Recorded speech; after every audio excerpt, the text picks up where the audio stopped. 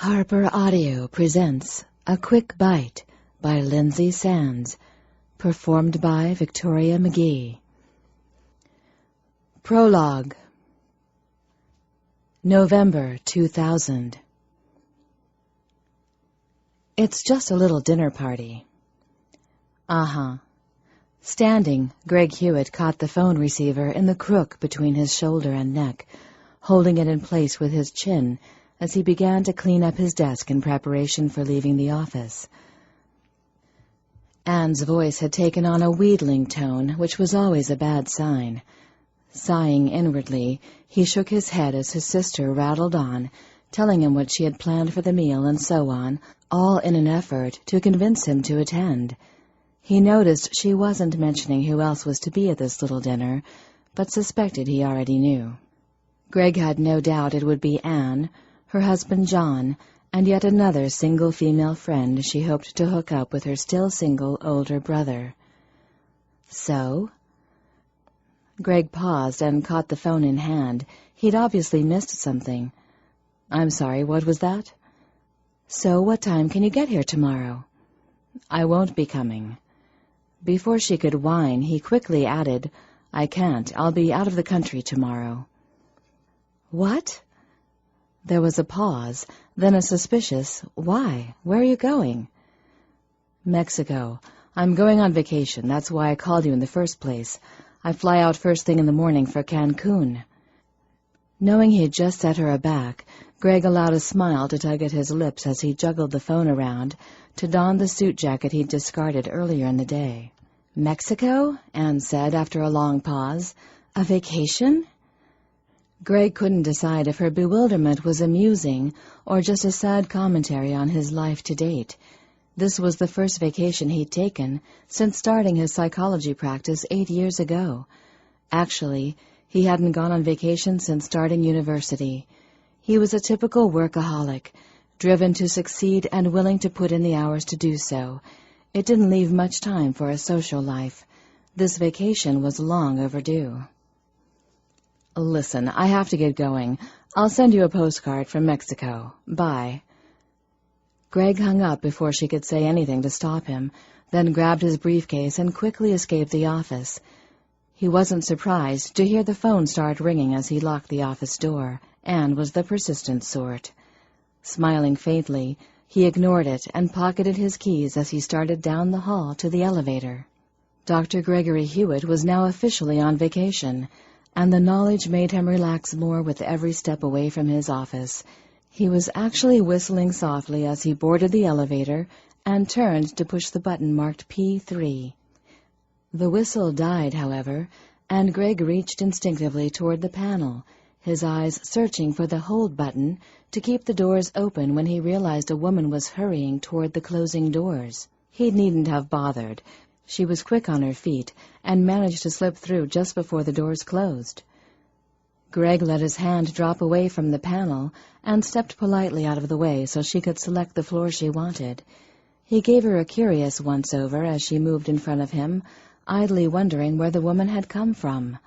The hall had been empty when he'd traversed it, and he hadn't heard a door open or close, but then he'd been distracted with thoughts of his coming vacation.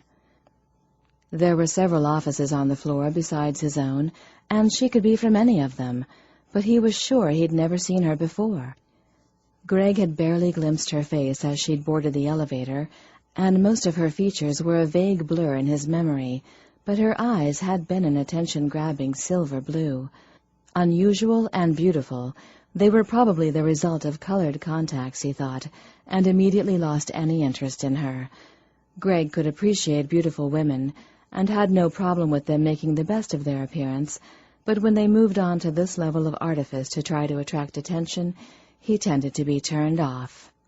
Shrugging her out of his thoughts, he relaxed back against the elevator wall, his mind immediately turning to his coming trip. Greg had planned a lot of outings. He'd never been anywhere like Mexico before, and wanted to enjoy all there was to do. Along with the usual lounging on the beach, he hoped to get in some parasailing, snorkeling, and maybe go on one of those boat rides where you got to feed the dolphins. He also hoped to fit in a trip to the Museum Casa Maya an ecological park with a reproduction of how the Mayans lived centuries ago, and walking paths where you could see the local animals. Then there was the nightlife. If he had the energy after his active days, Greg might just hit the dance bars, like the Coco Bongo or the Bulldog Cafe, where half-naked people gyrated to deafening music. The elevator's cheerful ding drew Greg's thoughts from half-naked dancing women to the panel above the doors. P3 was lit up, parking level 3, his floor. Nodding politely to his companion, he stepped off the elevator and started through the large, nearly empty parking garage. With half-naked women still dancing on the periphery of his mind, it took Greg a minute to notice the sound of footsteps behind him. He almost glanced over his shoulder to see who it was, then let the matter go. The sound was the hollow tap-tap of high heels on concrete, sharp and quick and echoing loudly in the nearly empty space. The brunette was obviously also parked on this floor. His gaze moved absently over the open space toward where his car should be, but got caught on one of the supporting beams as he passed. The large black P1 painted on the concrete beam made him slow in confusion. Parking levels 1 and 2 were reserved for visitors to the various offices and businesses in the building. He was parked on P3, and had been sure the elevator panel light had read P3 when he'd looked, but it appeared he'd been wrong. Stopping, he started to turn back the way he'd come. "This is the right floor. There's the car ahead." "Yes, of course," Greg murmured, and continued forward. He strode up to the lone vehicle. It wasn't until he opened the trunk that the thought broke through his mind that the little red sports car wasn't his. He drove a dark blue BMW. But as quickly as that thought, with its accompanying alarm, claimed him, it blew away like fog under the influence of a breeze. Relaxing, Greg set his briefcase inside the trunk, climbed in after it, arranged himself in the small space, then pulled the trunk closed. Chapter 1. Your hair smells good." Gee, thanks, Bob." Lysiana Argenot peered around the dark parking lot they were crossing, relieved to see that they were alone. "But do you think you could get your hand off my ass?" "Dwayne." "What?" She glanced up into his handsome face with confusion. "My name is Dwayne," he explained with a grin. "Oh," she sighed. "Well, Dwayne, can you get your hand off my ass?" "I thought you liked me." His hand stayed firmly planted on her left butt cheek, squeezing in an altogether too friendly manner. Resisting the urge to club him over the head and drag him into the bushes like the Neanderthal he was, she forced a smile. "I do, but let's wait till we get to your car to—" "Oh, yeah, my car," he interrupted. "About that." Lysiana stopped walking to peer up into his face, her eyes narrowing suspiciously on the discomfort that suddenly flickered across his expression. "What?" "I don't have a car," Dwayne admitted. Lysiana blinked, her brain slow to accept this news. Everyone over the age of 20 owned a car in Canada. Well, practically everyone. Okay, perhaps that was an exaggeration, but most single males of dating age had wheels. It was like an unwritten law or something. Before she could comment, Dwayne added, "I thought you'd have one." It sounded almost like an accusation, Lysiana noted, and scowled. In some ways, the women's movement really hadn't done them any favors. There had been a day when he, as the man, would have had the vehicle, or taken on the responsibility of finding them a place to be alone without a second thought. Now he was looking displeased, as if she'd let him down somehow by not having a car. "I have a car," she found herself saying defensively, "but I rode here tonight with my cousin." "The chick with pink hair?" "No, that's my friend, Mirabeau. Thomas drove." Lysiana answered absently as she considered the problem. He had no car, and Thomas had locked up the Jeep when they'd arrived. She supposed she could go back into the bar, find Thomas and borrow his keys, but really, Lysiana didn't want to use his jeep for... Well, that's all right. I don't mind the great outdoors. Lysiana blinked her thoughts away with a start as he grasped her by the hips and drew her against him. She instinctively leaned away, putting some space between their upper bodies, but that did nothing to stop their lower bodies from meshing. It was suddenly clear that the idea of the great outdoors really didn't bother Dwayne. If anything, the hardness pressing against her suggested that the idea excited him. He was obviously an excitable guy, Lysiana decided. She herself didn't see the attraction of the great outdoors, at least not during a Canadian winter. Come on. Releasing her hips, Dwayne grabbed her hand and hurried her to the back of the parking lot. It wasn't until he was dragging her behind the large metal garbage bins in the back corner of the lot that she realized his intentions. Lysiana bit back a sarcastic comment about his romantic nature and decided to just be grateful that it was early winter. While they hadn't had their first snow, it was cold enough that there was no odor from the rotting food in the large metal containers. This is good. Dwayne urged her back against the cold metal of a bin and crowded up against her. Lysiana sighed inwardly, wishing she had not left her coat inside. She was more immune to the cold than the average person, but not completely. The cold metal at her back was leaching heat out of her, forcing her body to work harder to stay warm. Hungry and dehydrated as she was, the last thing she needed at the moment was for her body to have to work harder. The sudden sloppy assault of his mouth on hers forced Lysiana's thoughts to the matter at hand and convinced her it was time to take control of the situation. Ignoring the probing poke of his tongue at her closed lips, she caught her fingers in the front of his jacket and turned, slamming him up against the bin a little harder than she'd meant to, as she traded places with him. Whoa, he chuckled, eyes brightening. A wild woman. Like that, do you? Lysiana asked dryly. Then you're going to love this. Releasing his coat, she raked one hand into the hair at the back of his skull and caught him by the short strands there. Jerking his head sideways, she moved her mouth to his neck. Dwayne murmured with pleasure as she ran her lips lightly along the line of his jugular vein. Once she'd found the best spot for her purposes, Lysiana opened her mouth, breathed in through her nose as her canines slid out to their full, sharp length, then sank them into his neck. Dwayne released a little gasp and went stiff, his arms tightening around her, but that only lasted for the briefest of moments. He soon began to relax against the cold bin as Lysiana sent him the sensations she was experiencing. The satisfaction as blood coursed up through her teeth and straight into her system. The dizzy rush as her system moved eagerly to absorb this offering.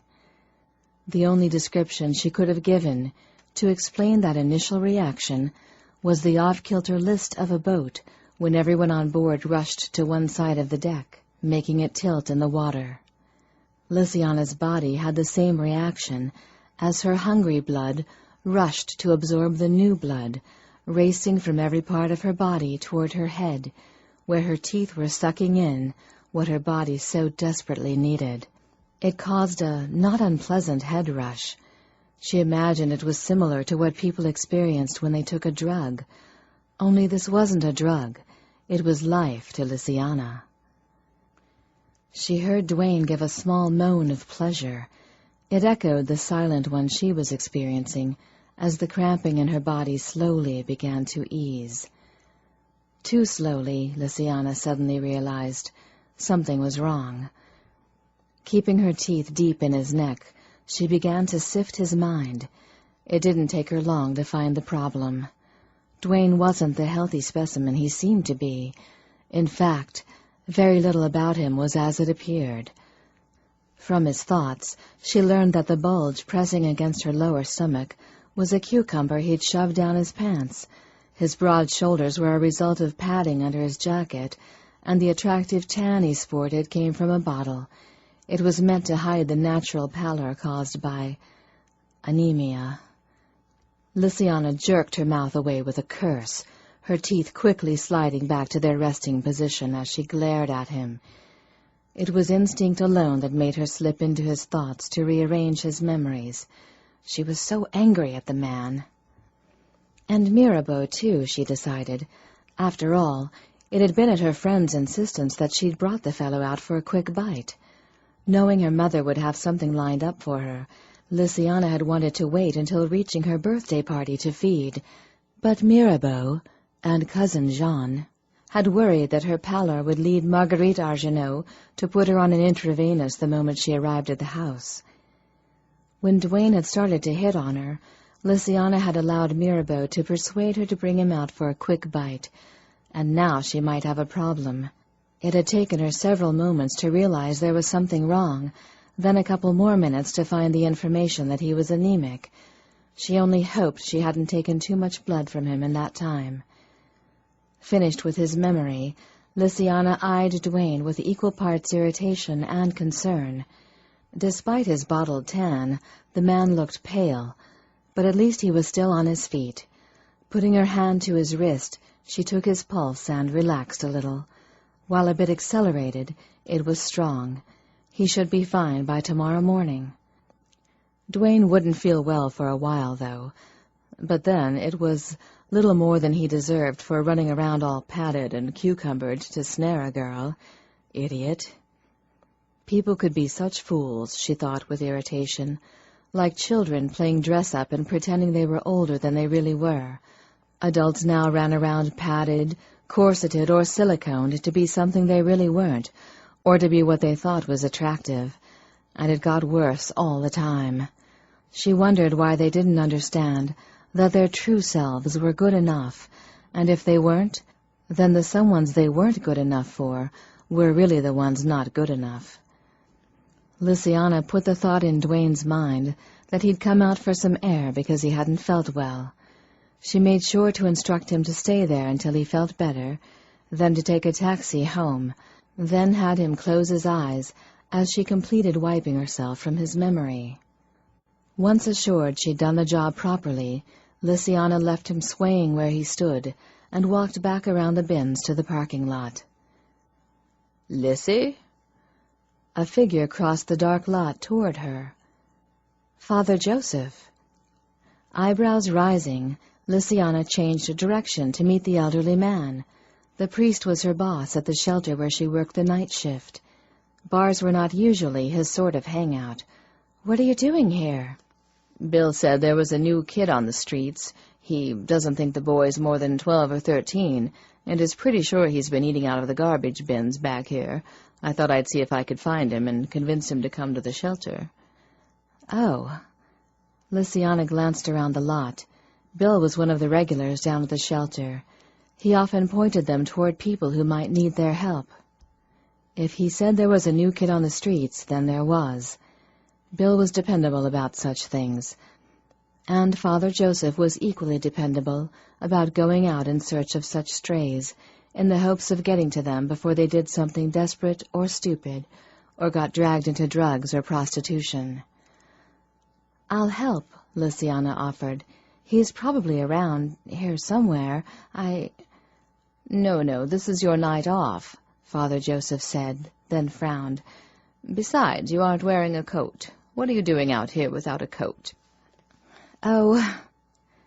Lysiana's gaze slid to the garbage bins as a thump sounded behind them. A quick probe of Duane's thoughts told her that he'd thumped his head against the bin as he leaned against it. Idiot. She turned back to find Father Joseph peering toward the containers and spoke quickly to distract him. "I forgot something in my cousin's car."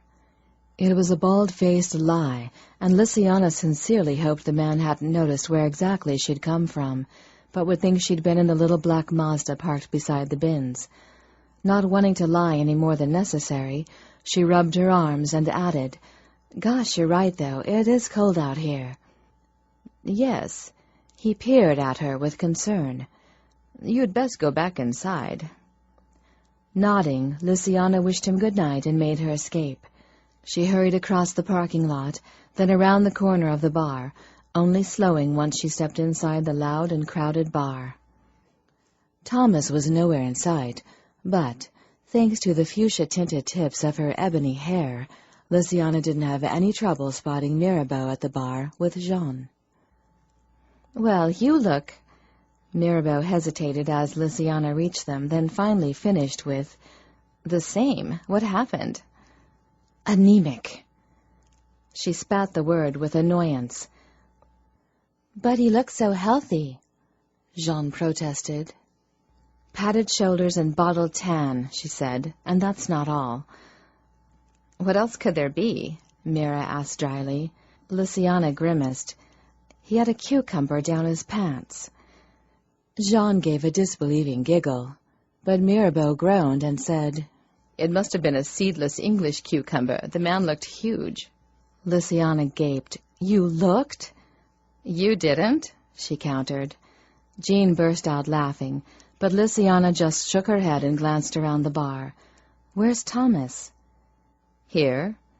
She spun around as his hand settled on her shoulder. "Did I hear you right? Was your Romeo sporting a cucumber down his pants?" he asked with amusement, giving her shoulder an affectionate squeeze. Lynsay nodded with disgust. "Can you imagine?" Thomas gave a laugh. "Actually, the sad fact is, I can. First women padded their bras, now men pad their boxers." He shook his head. "What a world." Lynsay found a reluctant smile tugging at her lips at his expression, then gave in and allowed her irritation to drop away.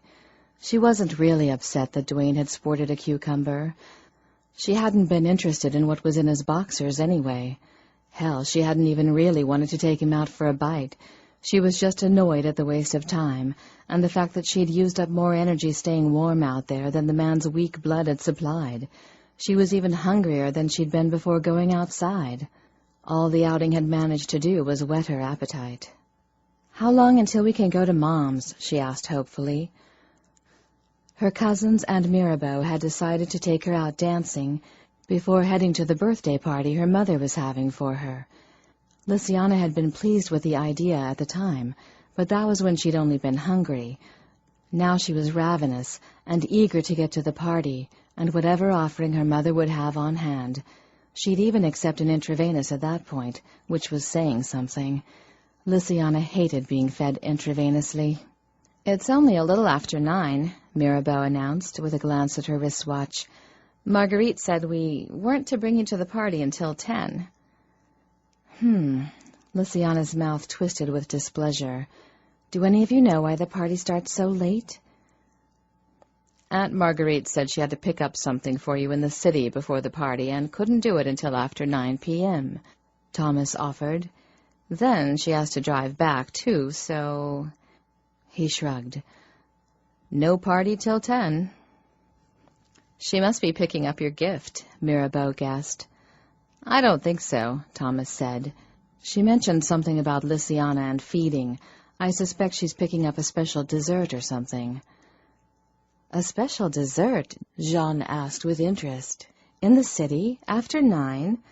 Her gaze slid to Lynsay, full of excitement as she suggested, "A sweet tooth?" "It must be," Lynsay agreed, grinning at the prospect. She'd inherited her mother's love of sweets, and nothing satisfied it like a sweet tooth, which was how they referred to undiagnosed diabetics who ran around with dangerously high blood sugar levels. It was a rare treat, made rarer by the fact that afterward they always put the thought in the person's mind to call his doctor and arrange to have a blood test, thus removing one more sweet tooth from the menu. "That could be it," Thomas commented. "It would explain Aunt Marguerite's willingness to drive around downtown Toronto. She hates city driving and generally avoids it like the plague." "If she drove," Mirabeau commented, "she could have had Bastien send one of the company cars out to chauffeur her around." Thomas shook his head at the mention of Lynsay's brother, the head of Argenau Enterprises. "No, she was driving herself, and not happy about it." Lynsay shifted impatiently and asked, "So how long till we can go?" Thomas hesitated. Well, it is Friday night, and the traffic might be bad with everyone trying to escape the city for the weekend, he said thoughtfully. I'm guessing we could go in another 15 minutes and not risk being too early. How about if we leave now and you drive slowly? Lynsay suggested. That boring, are we? He asked with amusement. Not you. This place. It's like a meat market. Lynsay wrinkled her nose. Okay, brat. Thomas ruffled her hair affectionately. He was 4 years older and more like an older brother than her own brothers were, but then they'd been raised together. Let's head out. I'll do my best to drive slowly. Yeah, right, Jean-Louise said with a snort. Like that will ever happen. Lynsay smiled as they collected their coats and headed for the exit. Thomas was a bit of a speed demon, and she knew Jean-Louise was right. She had no doubt they'd arrive early and annoy her mother. It was a chance she was willing to take. Lynsay had forgotten all about Father Joseph when she had suggested leaving, but there was no sign of him as they walked to Thomas's jeep. He'd either given up or taken his search elsewhere. Her next thought was for Duane, and Lynsay glanced toward the bins as Thomas drove by them, her gaze searching the shadows for his seated figure, but there was no sign of him either. He'd left too. She was a bit surprised at his quick recovery, but then shrugged the matter aside. He wasn't lying unconscious in the middle of the parking lot, so had obviously managed to find a taxi home. Traffic wasn't bad after all. It was late enough that they'd missed the worst of it, and made good time getting to her mother's home on the outskirts of Toronto. Too good. We're half an hour early, Jean-Louise said from the back seat as Thomas parked the jeep behind Marguerite's little red sports car. Yeah. He glanced at the house and shrugged. She'll be okay with it. Jean-Louise snorted. You mean she'll be okay with it as soon as you give her your charming grin. You always could get around Aunt Marguerite. Why do you think I liked hanging out with Thomas when we were younger? Lynsay asked with amusement. Oh, I see. Thomas laughed as they got out of the vehicle. So the truth is out. You only like me for my way with your mother. Well, you didn't actually think it was that I liked hanging out with you, did you? Lynsay teased as he walked around to her side. Brat. He gave her hair a tug as he joined her. Isn't that your brother Bastien's car? Mirabeau asked as she climbed out from behind the front passenger seat and slammed the jeep door closed. Lynsay glanced toward the dark Mercedes and nodded. Looks like it. I wonder if anyone else is here, Jean-Louise murmured. Lynsay shrugged. I don't see any other cars, but I suppose Bastien could have arranged for a couple of the company cars to pick up and drop off people. If he did, I doubt anyone has arrived yet, Mirabeau said as they started toward the front door. You know it isn't fashionable to show up to these things on time. Only unfashionable geeks arrive on time. I guess that makes us unfashionable geeks, Lynsay commented. Nah, we're just trendsetters, Thomas announced, and they all chuckled. Bastien opened the front door as they approached. I thought I heard a car. Bastien, dude! Thomas greeted loudly, then immediately stepped up to give him a hug that had the older man stiffening in surprise. How's it hanging, dude? Lynsay bit her lip to keep from laughing and glanced toward Jean-Louise and Mirabeau, then quickly away, as she saw that they were also having difficulty controlling their expressions at the sudden change in Thomas. He'd gone from being just your average guy to a space cadet in the passing of a heartbeat. Yes, well, Thomas, hello. Bastien managed to disengage himself from his exuberant younger cousin. As usual, he looked uncomfortable and not entirely sure how to handle the younger man. It was why Thomas acted that way. He knew that both her older brothers, at over 400 and 600, tended to look down on him as a young pup, and it never ceased to annoy him. Being thought of as little more than a child at over 200 years old could be terribly annoying, and so he acted like an ass around them. It never failed to make the older men uncomfortable and, Lynsay suspected, gave Thomas an advantage.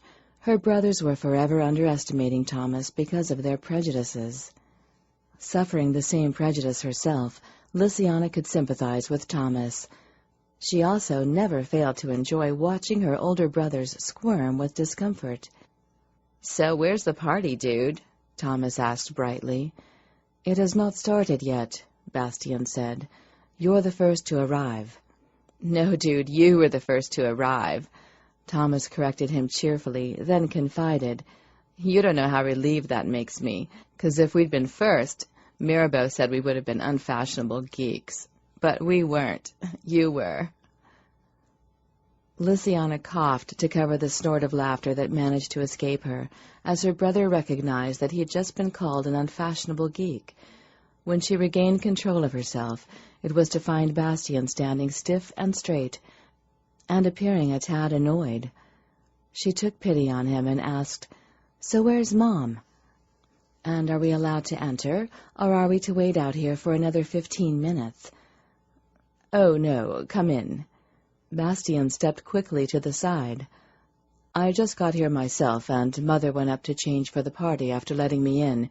She should be down in a few minutes. Maybe you should wait in the games room until she comes down. She might not want you to see the decorations until everyone's here."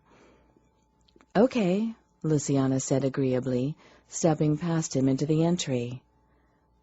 "Want to play a game of pool, dude?" Thomas asked cheerfully as he followed Lynsay into the house. No, thank you, Thomas. I have to watch for early arrivals until Mother is ready." Bastien backed away along the hall as he spoke. "I'll tell her you're here." "He loves me," Thomas said with amusement as Bastien disappeared from the hall. Then he opened his arms to shepherd them toward the closed door on the right of the hall. "Come on, let's go play. Anyone up for a game of pool?" "I'll play," Mirabeau said, then added, "Lynsay, you have a run in your stockings." "What?" Lynsay paused and peered down at her legs. "Back right," Mirabeau said, and she twisted to look at the back of her right leg. "I must have got it caught on something on the garbage bin," Lynsay muttered with disgust as she spotted the long white ladder up the back of her right calf. "Garbage bin?" Thomas echoed with interest. "Don't ask," she said dryly, then made an irritated tisk and straightened. "I'll have to go change my stockings before the party starts. Fortunately, Mom insisted I leave spare clothes here in my old room when I moved out. I should have a couple pairs of stockings. You guys go ahead and play." "Hurry back," Thomas called as she jogged lightly up the stairs. Lynsay merely waved over her shoulder as she reached the landing and started along the hall toward her bedroom, but she was thinking it was good advice.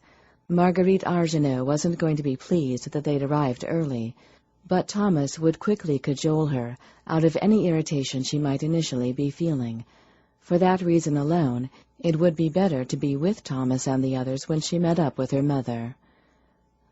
Coward, Lynsay berated herself. She was over 200 years old and well past the age where she should worry about upsetting her mother. "Yeah, right," Lynsay muttered, acknowledging that she would probably still worry about it when she was 600. All she had to do was look at her brothers to know that. They were independent, self-sufficient, and, well, just plain old and still worried about pleasing or displeasing Marguerite Argenaux. It must be a family thing, she decided as she opened the door to the room that had been hers until recently, and where she still occasionally slept when she stayed too late to make it home before sunrise. Lynsay started into the room, but her steps halted, her eyes widening in surprise at the sight of the man on the bed. "Oh, sorry, wrong room," she muttered, and drew the door closed again. Lynsay then simply stood in the hall, staring blankly around as she realized she hadn't accidentally entered the wrong room. This was her old bedroom. She'd spent several decades sleeping there and knew her own room when she saw it. She just didn't know why there was a man in it, or, more importantly, why he was tied spread-eagled on the bed. Lynsay considered the matter for a moment. Her mother would not have taken in a boarder, and if she had, She certainly wouldn't have done so without mentioning it to her children, nor would she have put him in Lysiana's old room, a room she still used on those rare occasions she stayed. Besides, the fact that he was tied down on the bed rather belied the possibility of his being a willing guest. As did the bow around his neck, Lysiana thought, as she recalled the cheery red splotch of color that had been half crushed by his chin as he'd struggled to look at her. It was the bow that finally had her relaxing, as she realized he must be the special surprise her mother had driven into the city for, the sweet tooth Jean-Louis had suggested. Though, Lysiana thought, the man in her bed had looked healthy enough, but then you couldn't always tell until you got close enough to smell the sweetness an untreated diabetic exuded. In effect, the fellow was a walking birthday cake, and a yummy-looking one at that, she decided, recalling his dark good looks.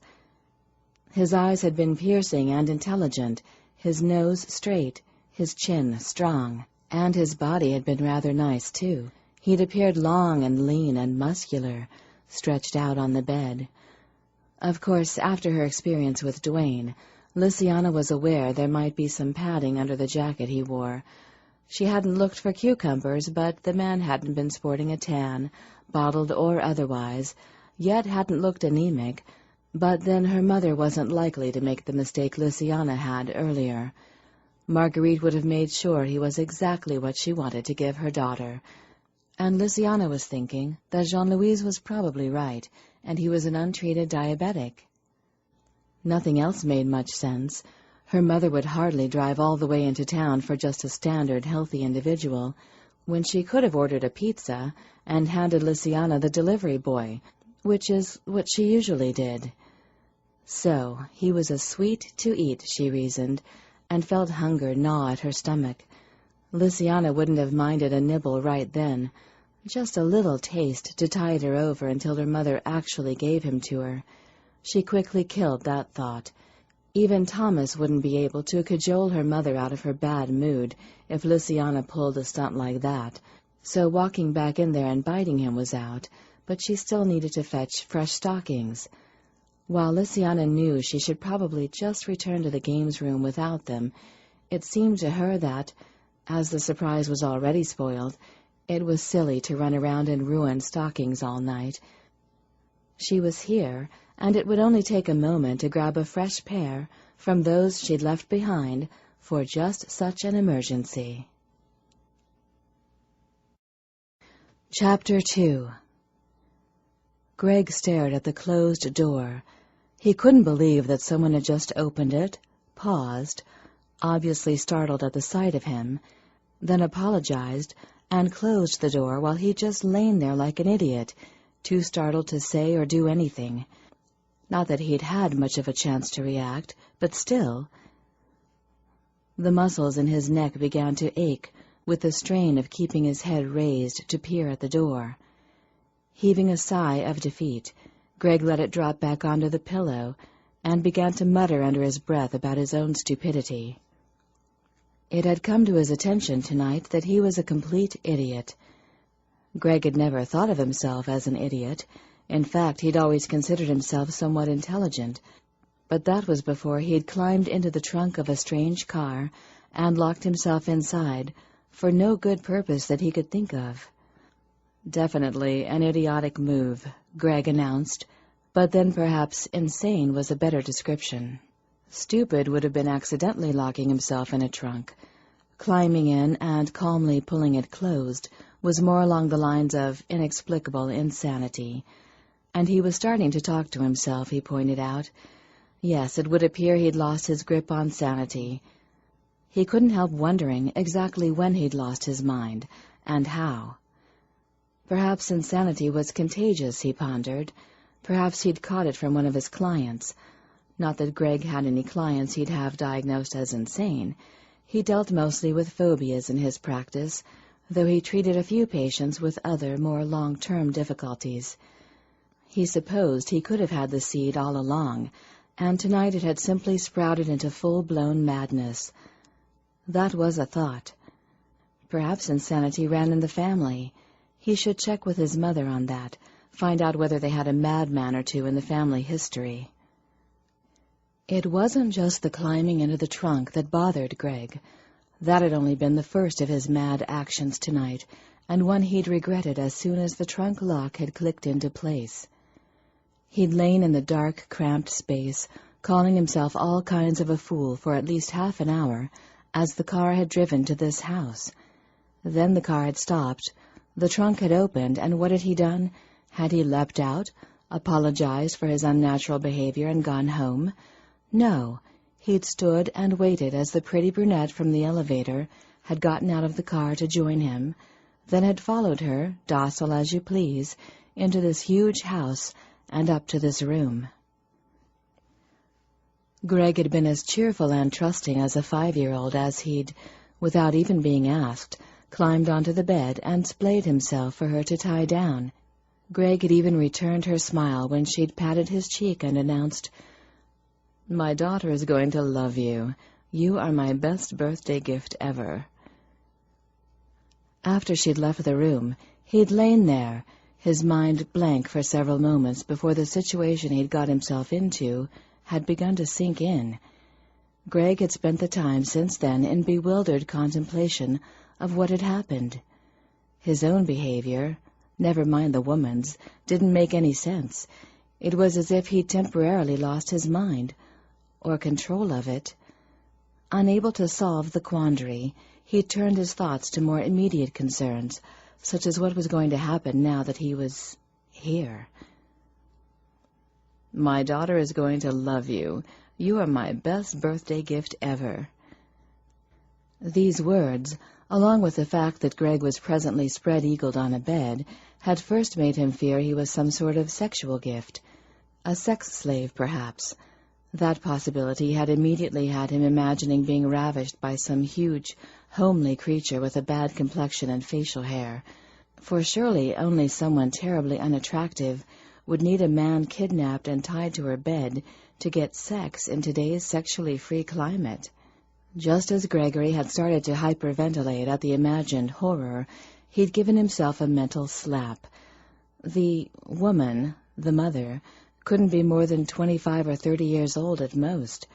Surely no daughter of hers would be old enough to want a sex slave, or even to know what to do with one. Besides, why would anyone want him for a sex slave anyway, he'd asked himself. Greg had a healthy self-esteem, and knew he was attractive, but he wasn't a rock star or GQ model gorgeous. He was a psychologist who dressed in conservative suits, had a conservative haircut, and lived a conservative life based around work, his family, and little else. Well, his work, his family, and attempting to escape all the blind dates his sisters, aunts, and mother would have set him up on, he corrected himself wryly. Greg's thoughts were disturbed when the bedroom door opened again.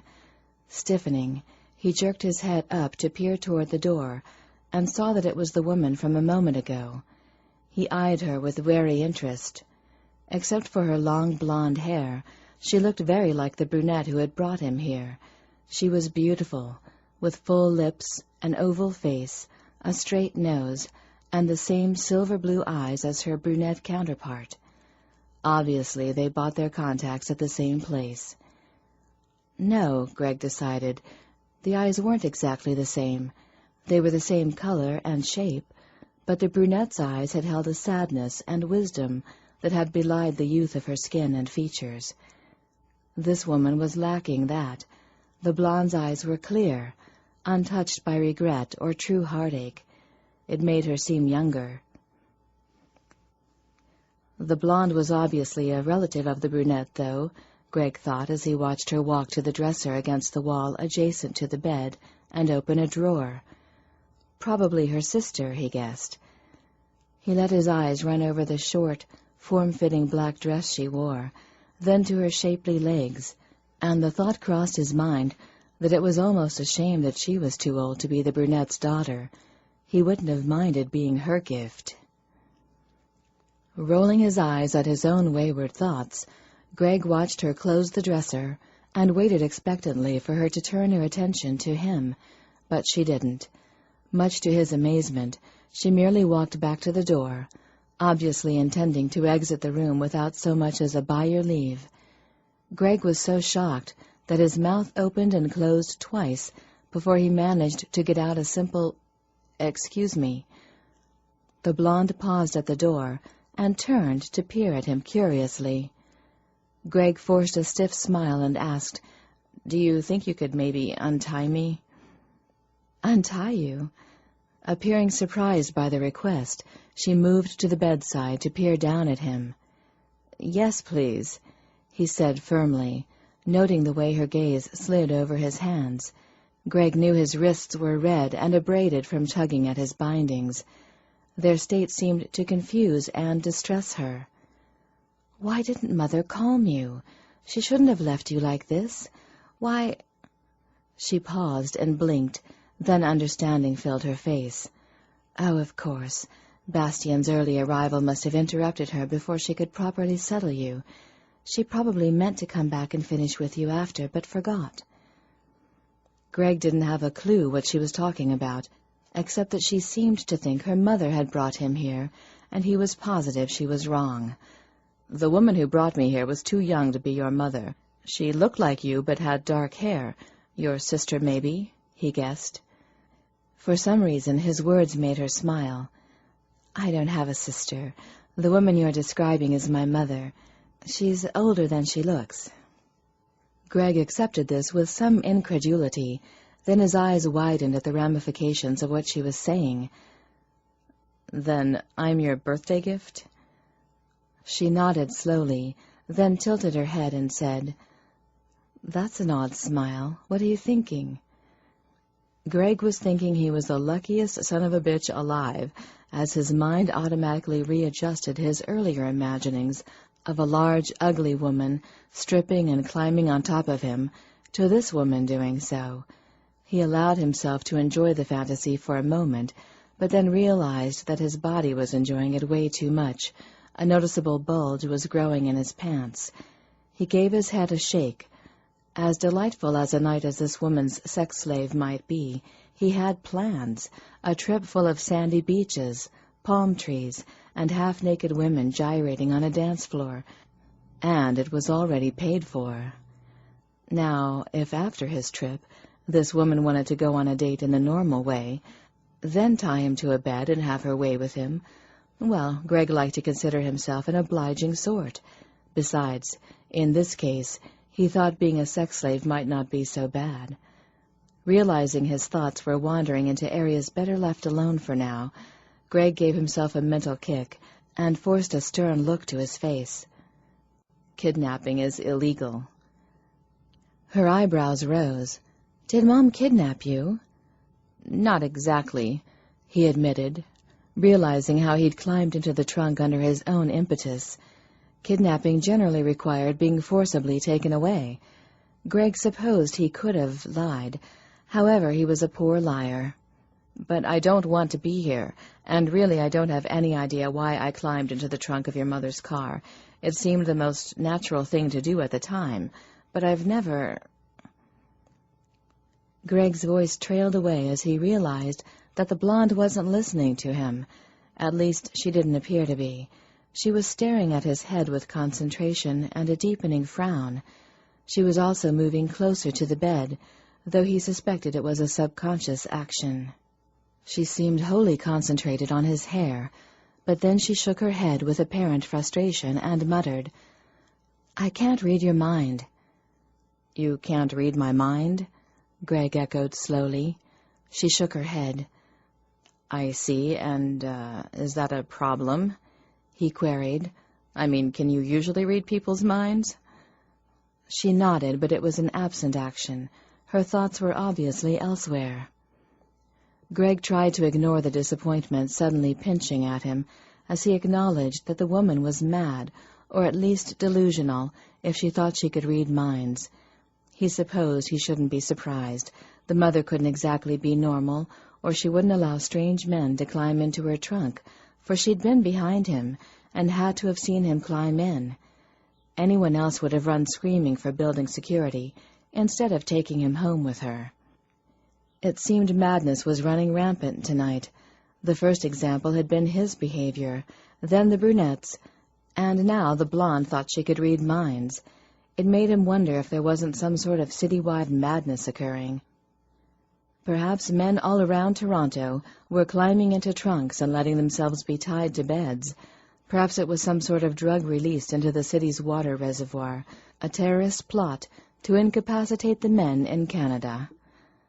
On the other hand, perhaps this was all just a weird dream, and he was really still at his desk at work, head down and sound asleep.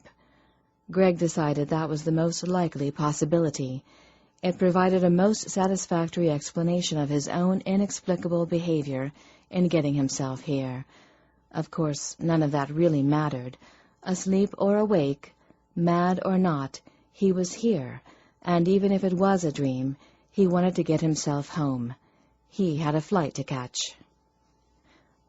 Listen, if you could just untie me, I promise I'll forget all about this. I won't bring in the authorities or anything. The authorities? The blonde echoed. You mean like the police? She seemed startled at the prospect, as if it hadn't occurred to her. Well, yeah, Greg said with a frown. Okay, so I came here apparently willingly enough, he admitted reluctantly. But now I want to go home, and if you don't untie me, it's forcible confinement, and that's a criminal offense. Lynsay began to gnaw on her lower lip. She'd tried to slip into the man's thoughts to soothe and control him, as she'd done earlier with Dwayne, as her mother should have done before leaving him, but she couldn't get into his thoughts. It was as if there were an impenetrable wall around his mind, and while she'd heard of this, she'd never run across it herself. Lynsay had never met a mortal she couldn't read and control. Though she had run across individuals she had found it difficult to read and control, usually that difficulty eased or disappeared altogether once she was feeding on them. She tilted her head and eyed her gift, debating whether to try feeding off him to make it easier to slip into his thoughts and soothe him. The only problem was that if she couldn't slip into his thoughts even a little, Lynsay wouldn't be able to keep him from experiencing the pain when her teeth first sank into his neck, unless... Mirabeau had once told her about coming up against a similar situation. She had said she had kissed and caressed the man, relaxing him, and had managed to slip into his thoughts the moment her teeth sank into him. Lynsay considered the matter briefly. She'd never seduced anyone before. Born and raised in Georgian England, her life had been rather sheltered, and while society had grown more promiscuous the last 50 years or so, Lynsay's life hadn't. Her parents were old, with old values and beliefs that were slow to change and modernize. While her mother might have allowed her more freedom, her father would never have bent to society. Still, she simply couldn't leave the man lying there distressed, Lynsay decided. Besides, she wouldn't mind a little preview of her birthday dinner, rather like a lick of the icing off a cake before it was served. Okay, she'd like a little more than the equivalent of a lick, but just a quick bite, just enough to ease her hunger, she assured herself. Yeah, right, Lynsay thought dryly.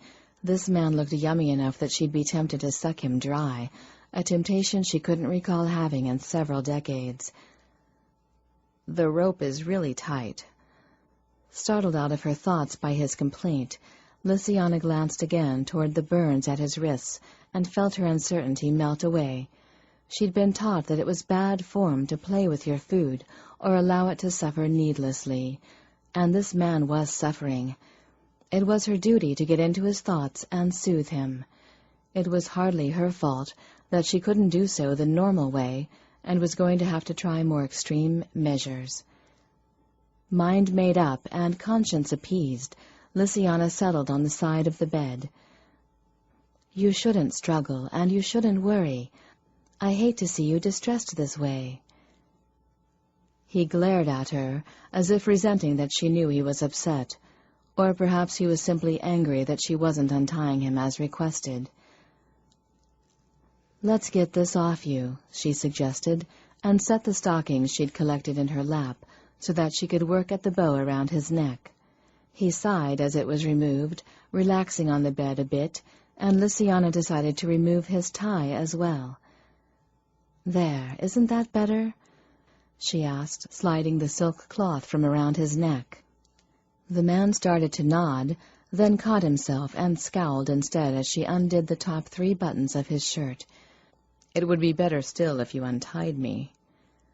Lysiana smiled with amusement at the way he was struggling with himself, then tried to distract him by running her fingers lightly over the bit of chest she'd revealed. Much to her satisfaction, a little shiver went through him as her long nails scraped gently across his naked skin. This seduction business was turning out to be easier than she'd feared, or perhaps she was just a natural, Lysiana thought, and wondered if she should be worried over the possibility. "Untie me." He was trying to be firm, but it was obvious his heart was no longer wholly behind the desire to be free. Smiling knowingly, Lysiana scraped her fingers lightly down to run along the cloth just above his belt. The provocative action sent his stomach muscles galloping, and his breath came out on a little hiss of air. "What the hell?" he breathed. "There are worse things than being a sex slave." Lysiana blinked in surprise at his comment, and decided she'd relaxed him enough. "What's your name?" "Greg." He cleared his throat and said more firmly, "Dr. Gregory Hewitt." "Doctor, huh?" She raised one hand to run it lightly up his chest again, noting the way his eyes immediately dropped from her face to follow the action. "Well, Doctor, you're a very handsome man." She moved her hand to his hair, running it lightly through the fine, dark strands, and marveling at how soft it was. Her gaze slid to his deep, dark brown eyes and the firm contours of his lips as she considered her next move. He was an attractive man. In her time, she'd seen men who were more handsome, but there was something about this one that appealed to her. Her gaze slid to the furrows on his forehead, and her fingers followed, running lightly over the lines to smooth them away. "Would you mind terribly if I kissed you?" she asked softly. Dr. Gregory Hewitt didn't answer. He simply stared at her, with eyes that had darkened with interest as she allowed her finger to drift to his lips and run lightly across the soft contours. When his mouth suddenly opened to suck her finger into his warm heat, she took that as permission. But Lysiana sat still, her eyes finding and holding his with fascination as she noted the fires smoldering to life there. Then he sucked her finger farther into his mouth, his tongue running along the side of her finger as he did, and Lysiana gave a startled little gasp of surprise.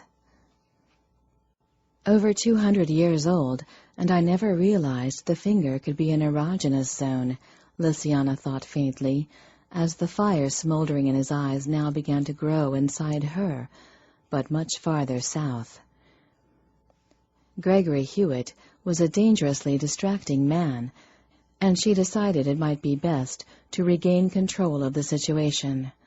With that intention, Lysiana slowly withdrew her finger from his mouth, then leaned forward to rub her cheek briefly against his, so that she could inhale the smell of him. The action had been an instinctive one, a predator testing her prey's scent. His was a spicy, dusky aroma that she quite liked. Lysiana smiled faintly, then brushed her lips against his cheek before trailing them across to his lips. She pressed them there a little more firmly and rubbed them gently back and forth. Gregory Hewitt's lips appeared firm and hard, but they felt soft. Lysiana continued simply to rub her lips gently over his, enjoying the erotic caress until he raised his own head in an effort to deepen the kiss. When she felt his tongue slip out, to run lightly along the crease where her lips met, she let them slip open. Her eyes widened with surprise at the sensations that assailed her as he slipped inside. Lysiana had certainly been kissed over the last 200 years, many times, countless times even if she were to be honest. Some kisses had been welcomed and some stolen, some enjoyed and some not, but this kiss... His tongue was warm, wet, and firm as it rasped across hers. He tasted of mint and coffee and something else she couldn't immediately identify. Then Lysiana simply couldn't be bothered to. She let her eyes drift closed and lost herself in the sensations overwhelming her. What had started on her part as an effort to seduce Gregory Hewitt ended with her being seduced. Lysiana found herself lost in the kiss as his tongue filled her, thrusting and sweeping through her mouth with a demand that made her shudder. For a moment her purpose was completely forgotten. She found herself shifting her position, sliding her legs onto the bed so that she lay against him, her legs tangling with his, even as her fingers tangled and caught in his hair. She sensed his tugging at his restraints, but was really only half aware of it until he turned his head away to break the kiss and growled, "Untie me. I want to touch you." Lysiana was tempted, but ignored the request and instead concentrated on kissing a trail down his cheek, her body moving down his. He was obviously taller than she. By the time her lips reached his throat, their pelvises were even, and he immediately rotated his hips, urging himself against her, increasing the excitement for both of them. His groan was both frustrated and excited as her lips moved along his throat, and he shifted restlessly beneath her until she found the jugular and let her teeth out to sink deep into his skin and the vein it covered. Greg went stiff with shock, then just as quickly relaxed with a prolonged groan as Lysiana began to feed, and the pleasure exploded inside her mind, then transmitted out to him. This was a wholly different experience than Dwayne had been. Normally, she didn't find feeding an erotic experience, but then normally Lysiana didn't have to seduce her host.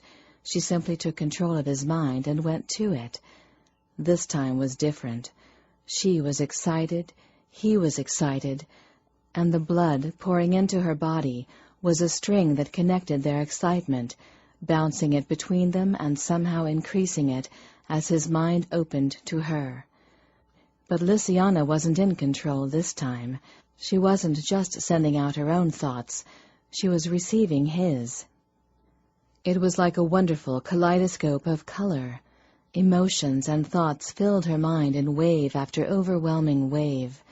Passion, desire, intelligence, kindness, honor, courage. Lysiana had a brief window into his soul, and in those few moments learned more about him than she could have in 100 conversations. There were no lies, half-truths, or prevarications to try to impress her. There was just him. Then all of that was pushed aside by an avalanche of desire. Lysiana forgot all about her intentions to soothe him. She forgot everything but the hunger that was raging in her body, both the old need for blood and the new need for the pleasure he was giving her. In that moment, with their bodies entwined, both of them moaning, arching and writhing against each other, only this man seemed able to satisfy her hunger, and Lysiana might very well have lost herself to the point of draining him dry had Thomas's voice not caught her ear and distracted her.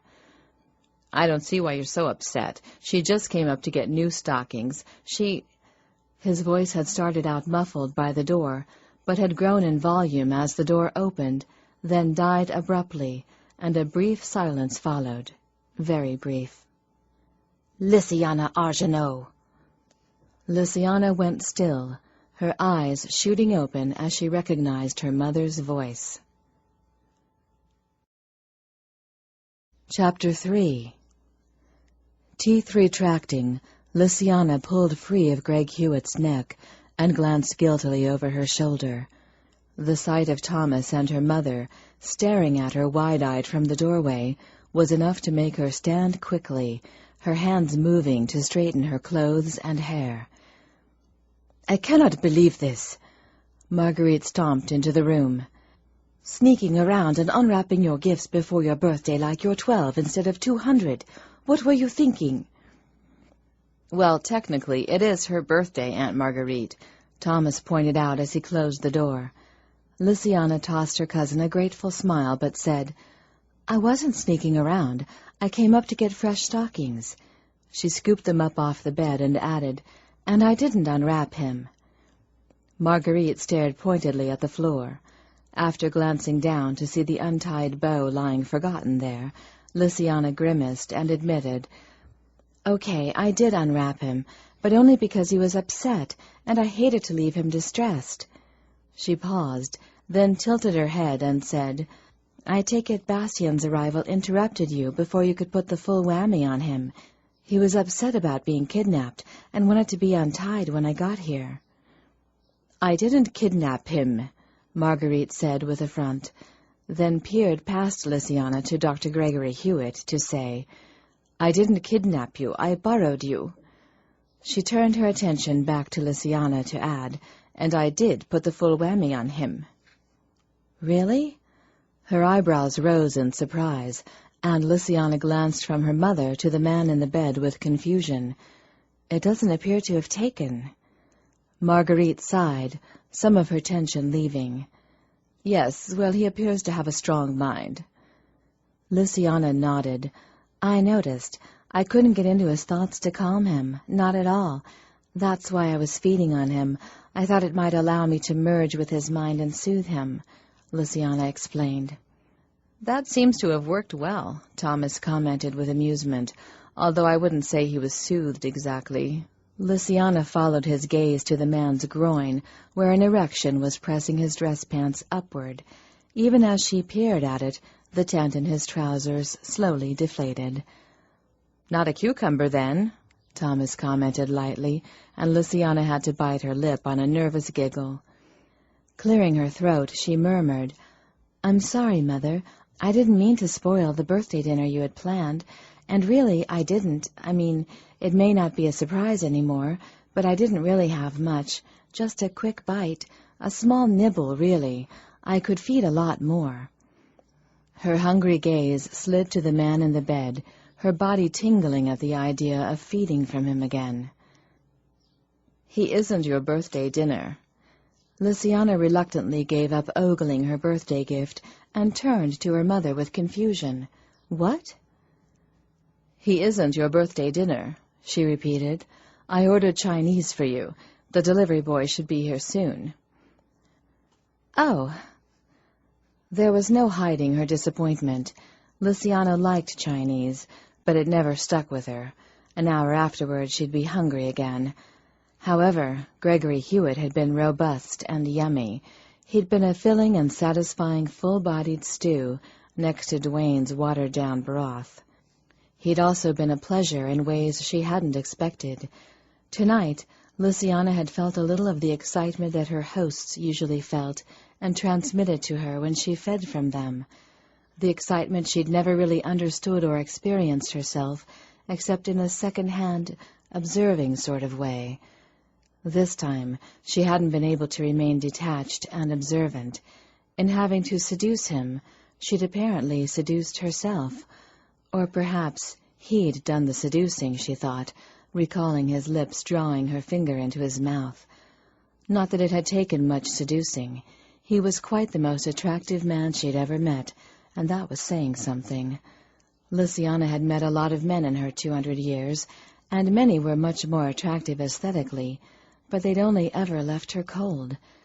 There was something about this one that appealed to her, though, and he smelled good, too, and those few moments where their minds had merged. Lysiana hadn't really tried to read or control his thoughts as intended.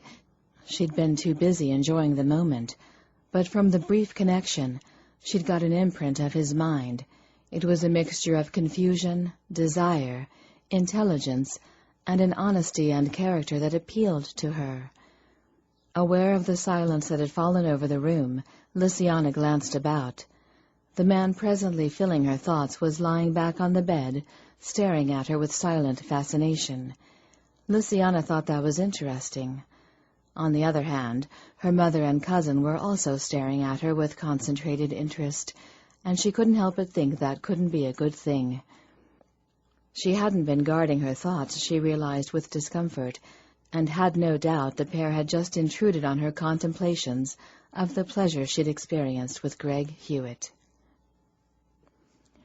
"So," Luciana said abruptly, eager to remove her mother's thoughts from those that had been floating through her own mind. Thomas helped out by asking, "If he isn't her birthday dinner, what is he?" "Excuse me, birthday dinner?" Greg squawked. He was gaping at them all, rather horrified. Apparently, he hadn't cottoned on to the conversation going on around him at first. Now he had, and was distressed all over again. She would have taken the time to soothe him, but her mother spoke, distracting her. "He is your birthday gift, but not dinner." When Luciana stared at her blankly, she sighed and crossed the room to take her hand. "It was supposed to be a surprise presented at the party, but as you've already unwrapped your gift, I may as well explain. Dear, this is Dr. Gregory Hewitt. He's a psychologist who specializes in phobias, and I brought him here to cure you. Happy birthday." Dr. Gregory Hewitt was a psychologist, Luciana thought slowly. She hadn't thought to ask what sort of doctor he was when she'd asked his name and he'd said Dr. Gregory Hewitt. Now she knew. He was a psychologist here to cure her phobia. "Oh," she murmured at last, then glanced in surprise at Greg as he echoed her "oh" in much the same disappointed tone. It made her curious.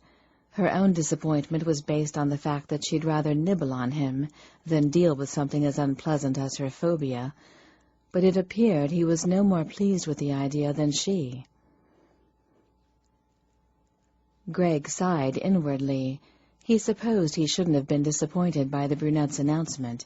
He should be glad he wasn't to be a sex slave or... dinner? He was still trying to sort that one out. Luciana, as the brunette kept addressing the blonde, had thought him her birthday dinner. Him? Birthday dinner? The idea was enough to knock every last distracting, lusty thought right out of his head. Birthday dinner? Were they cannibals? Good Lord, she'd nipped at his neck after kissing him, but just a little nip. Then she'd settled into sucking, no doubt giving him a huge hickey he'd spend a week trying to hide, or maybe more. Greg wasn't sure. He'd only ever had a hickey once before, and that was when he was a teenager. He couldn't recall how long it had taken to fade. He also didn't recall getting it to be quite as enjoyable as this experience had been either. Yet he'd have been happy to let the blonde suck on his neck all she wanted, or any other body part she took a liking to. Being birthday dinner, however, didn't sound quite as enjoyable. Dear God, leave it to him to climb into the trunk of a cannibal. He really would prefer the sex slave scenario. It definitely sounded more enjoyable. Greg rolled his eyes and had to mentally shake his head at his own thoughts. He sounded like a man desperate to get laid. Actually, that wasn't far from the truth. Despite his family's best matchmaking efforts, he hadn't had sex in almost a year. While the women his family tended to set him up with were all lovely, none of them had stirred much interest in him, at least not enough to drag his attention away from work for any length of time. It hadn't worried Greg much. He had a full and busy life. He always told himself that the day he found a woman as fascinating as his career was the day he'd know he'd found his Ms. Right. In the meantime, his family, ever hopeful, continued to set him up with every single female they knew, and Greg continued to avoid betting the women, to avoid messy entanglements with family friends that might cause hard feelings. That meant he was restricted to cavorting sexually with women he managed to meet on his own when he wasn't escorting family friends to various meals or functions. The last time Greg had managed to hook up with anyone, it had been with an ice-blonde psychiatrist from British Columbia. They'd met at the mental health conference last winter, gone for a drink after one of the lectures, then he'd walked her back to her room. She'd invited him in and very politely and clinically had sex with him. It had been cold and functional and terribly unexciting, rather like taking Metamucil. It got the job done, cleaned the pipes, but left a bad taste in the mouth. Greg was relatively certain this blonde would not leave a bad taste in his mouth. He was also sure she'd do a lot more than clean his pipes. "You brought him here to treat my phobia?" Greg glanced at the blonde as she asked the question, noting for the first time that she, too, seemed rather disappointed by the news. "Yes, dear." "He's not—" "No," the brunette interrupted firmly, then frowned at the blonde's obvious lack of enthusiasm for her gift. "Darling, this is a good thing. I thought you would be pleased. I thought it was perfect. He can cure your phobia, allowing you to live a normal life, one without the inconvenience of night care or the risk of your stumbling home drunk 2 or 3 times a week." Greg's eyebrows rose, and he tried to figure out in his mind what kind of phobia might lead to someone getting drunk. "So," the brunette turned a bright smile his way, "do it." Greg stared at her blankly. "Excuse me?" "Cure my Lysiana of her phobia," she said patiently. Greg turned from the expectant expression in those old, wise eyes to the brighter eyes of the daughter. They were as blue and clear as a cloudless sky, but with the same metallic silver shine as the mother's. Lovely, Greg thought, and just wished they weren't contacts. It bothered him that she felt she needed the artifice to add to her beauty. "They aren't contacts," the brunette suddenly announced, and Greg gave a start. Surely she hadn't just read his thoughts. "What aren't contacts?" the blonde said, glancing from him to her mother with confusion. "Your eyes, dear," the brunette explained, then told Greg, "Despite your earlier thoughts, our eye color is natural. I am not sure if they even have contacts the color of our eyes. Yet," she added dryly. "Natural," Greg murmured with fascination, staring at the shimmering color in the daughter's eyes. Then his mind slowly absorbed her words. Despite his earlier thoughts? She didn't mean on the elevator. The brunette nodded.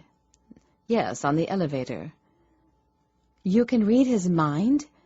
Lysiana sounded more annoyed than surprised, he noted, and recalled that he'd thought her mad when she'd complained that she couldn't read his mind, yet here the brunette appeared to be doing just that. Greg couldn't decide if he was sleeping and dreaming all this, losing his mind and imagining all this, or he was awake, sane, and the woman was really reading his mind. Worse yet, he couldn't decide which of those options he'd prefer. He didn't want to be sleeping because that would mean Lysiana was nothing more than a fantasy he'd dreamed up. And he wasn't pleased with the idea of never seeing her outside of his dreams. Losing his mind wasn't much better as an alternative, but the idea of the brunette being able to read his mind was a bit disconcerting, especially since his mind was full of lustful thoughts for her daughter. "So?" the brunette prompted. Dreaming or not, it appeared he'd have to deal with the matter. Greg shook his head. "Ma'am, curing a phobia isn't like taking a pill. It takes some time," he informed her, then asked a little less patiently, "Could you untie me, please?" "That's not what the article said," the brunette countered, ignoring his request to be untied. "In the paper, you were quoted as saying that new treatments can be extremely effective, and most phobias can be cured in just a few sessions. Some only need 1. Greg let his breath out on a slow sigh, understanding now how he'd come to be here. The brunette had obviously read the interview he'd done for the paper, a special article on phobias. It had come out last weekend. "That's true, some phobias are easily treated," he began, trying to remain calm and, well, patient, but this situation was so bizarre. He was tied to a bed, for God's sake, and the 3 of them were standing about acting as if it were perfectly normal. Greg simply couldn't refrain from getting a touch testy. "You know, most people make an appointment to see me," he snapped, then tried for reason again. and I'm flying down to Mexico tomorrow morning for a vacation. There are things I need to do before then. I'd appreciate it if you'd untie me and let me get out of here. I really don't have time for this." Silence had barely begun to close around his last word when there was a tap on the door.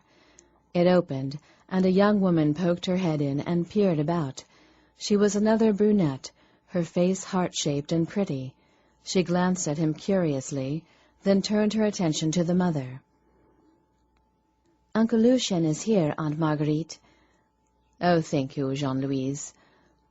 The mother, Marguerite, immediately began herding Lysiana and Thomas toward the door, saying, "We'll deal with this later. We mustn't keep everyone waiting. Jean, has Etienne showed up yet?" "Yes, he was just coming in as I started upstairs."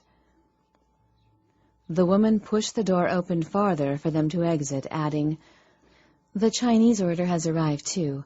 I put the delivery boy in the larder until you're ready for him. You probably shouldn't leave him too long, though." "No, we'll just go down to the party and I'll get everything started," Marguerite announced as she followed Lysiana and Thomas out into the hall. "Lysiana can open her other gifts later, and—" The door closed on the rest of the woman's sentence. Greg stared at the wooden surface with amazement, unable to believe they'd just left him lying there, tied to the bed as he was. It was madness.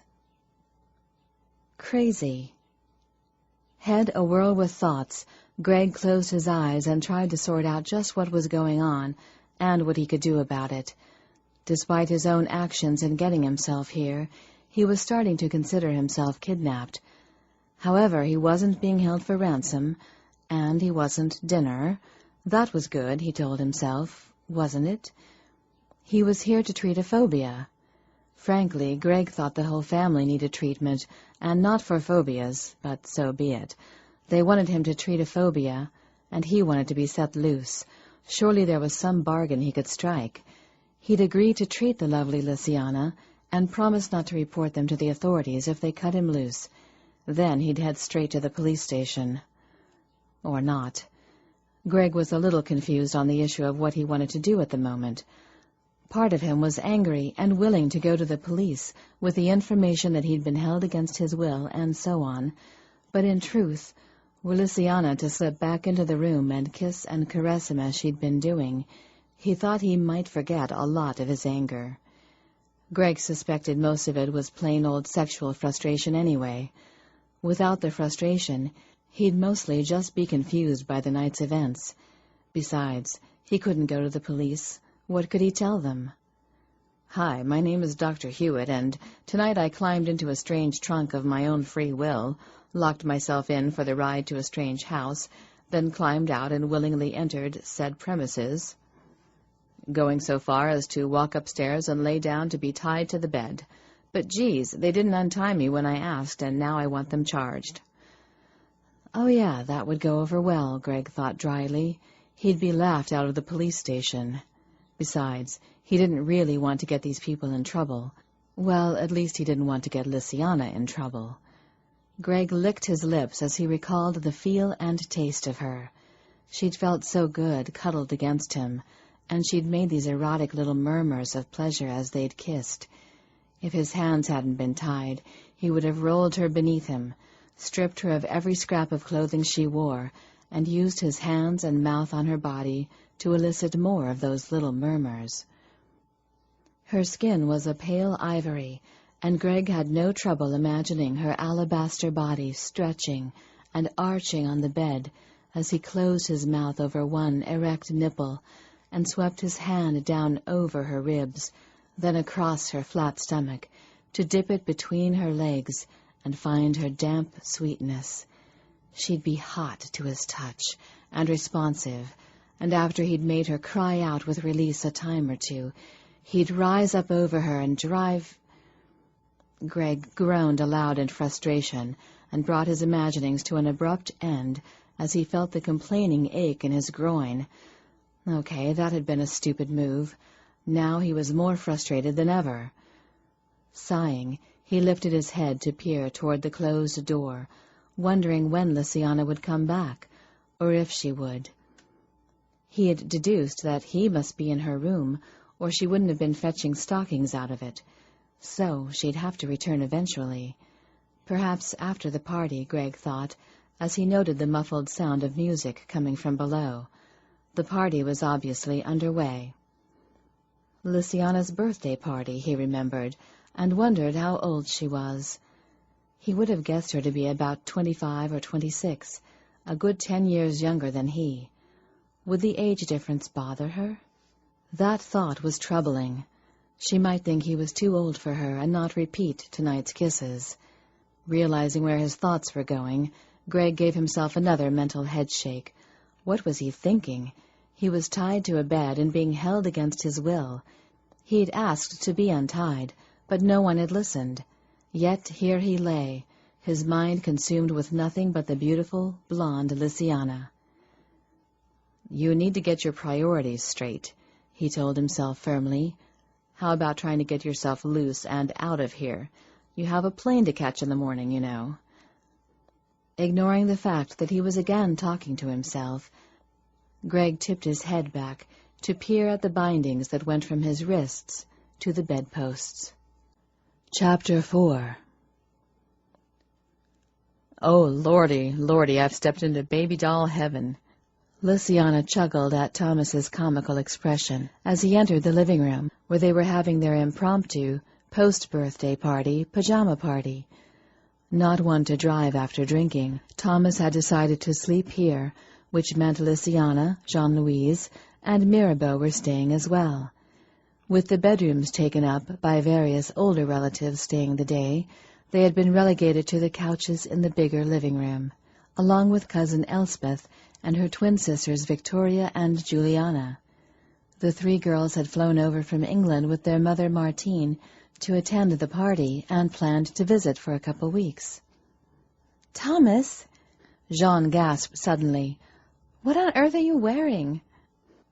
"What, this?" Thomas held out his arms and did a slow turn. He was covered from neck to ankles in a pair of form-fitting Spider-Man pajamas. "Bastien was good enough to supply this most cool sleepwear for me," he drawled. "Don't you like it? The guy has radical taste in sleepwear for a grumpy old dude."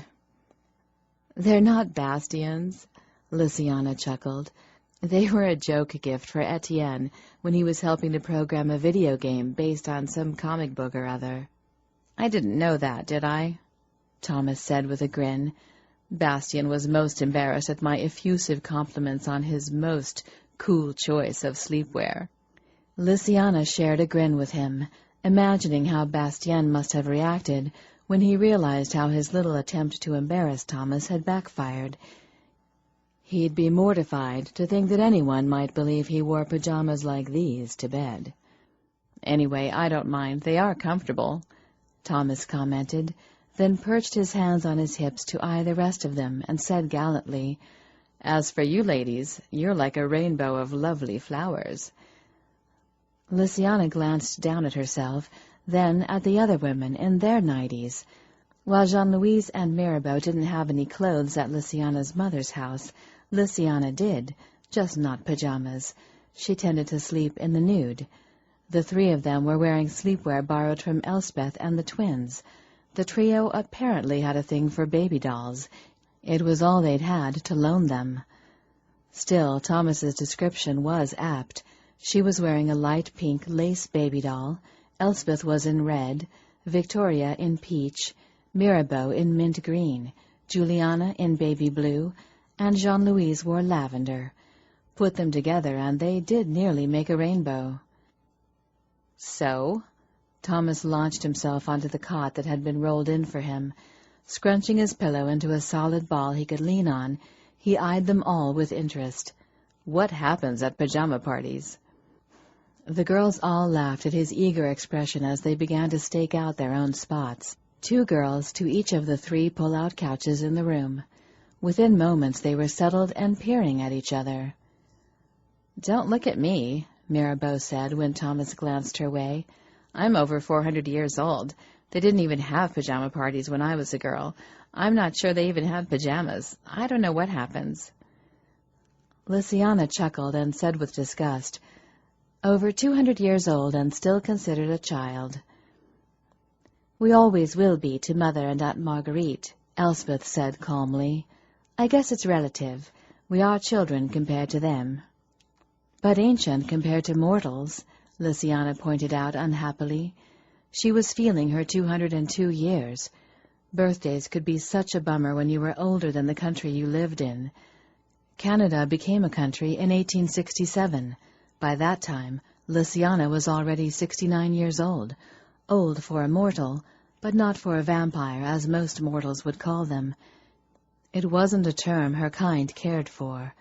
Vampires were thought to be soulless creatures, with an aversion to garlic, holy water, and sunlight.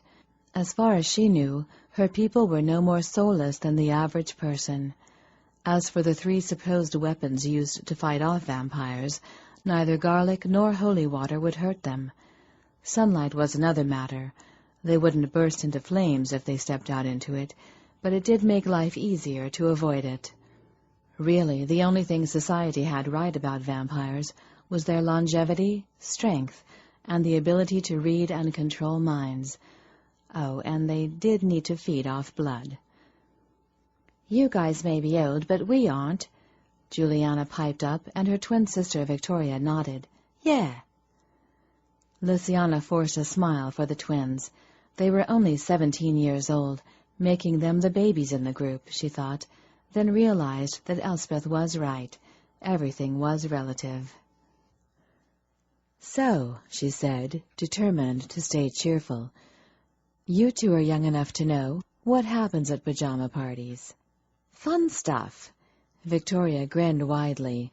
"You eat lots of good bad stuff, like pizza and chocolate and chips." Lysiana smiled indulgently.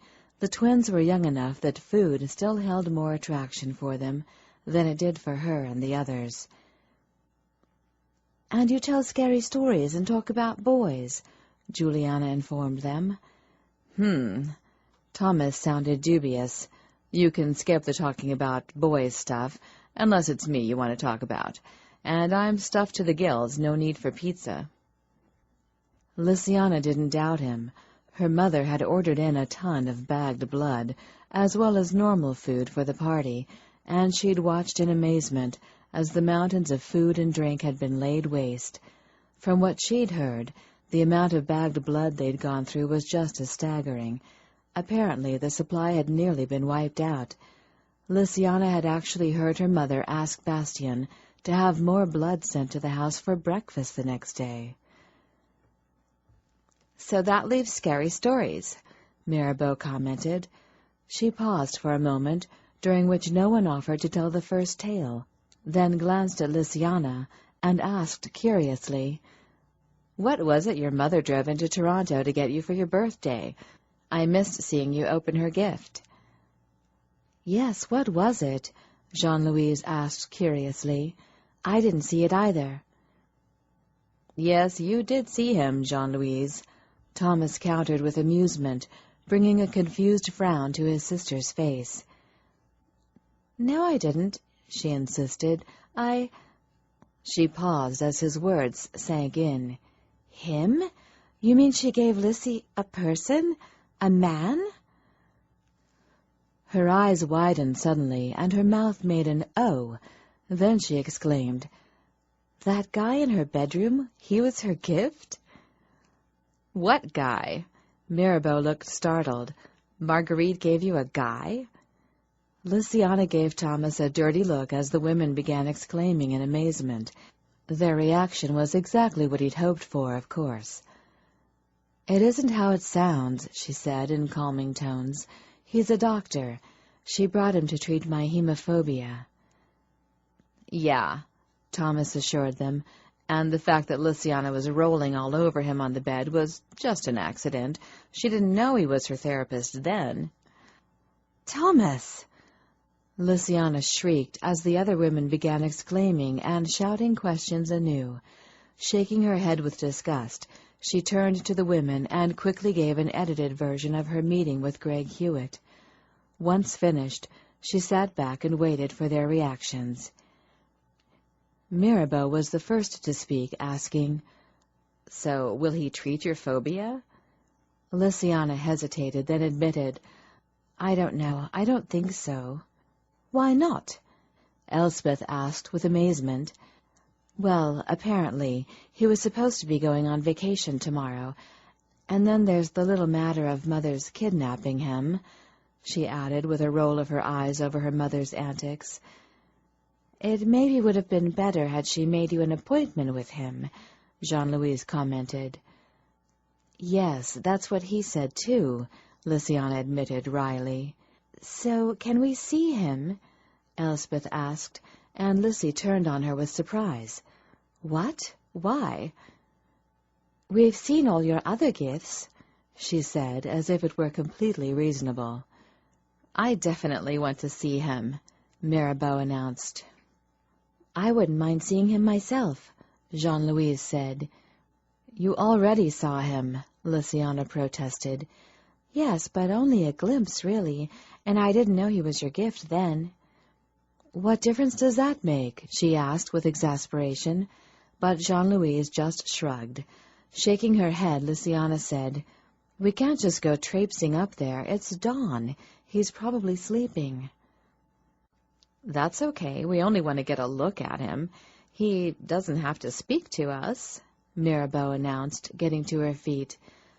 Lysiana gaped as her cousins all hurried to follow suit. When they started determinedly for the door, she scooted off the bed herself, saying, "Oh, all right, but we mustn't wake him up."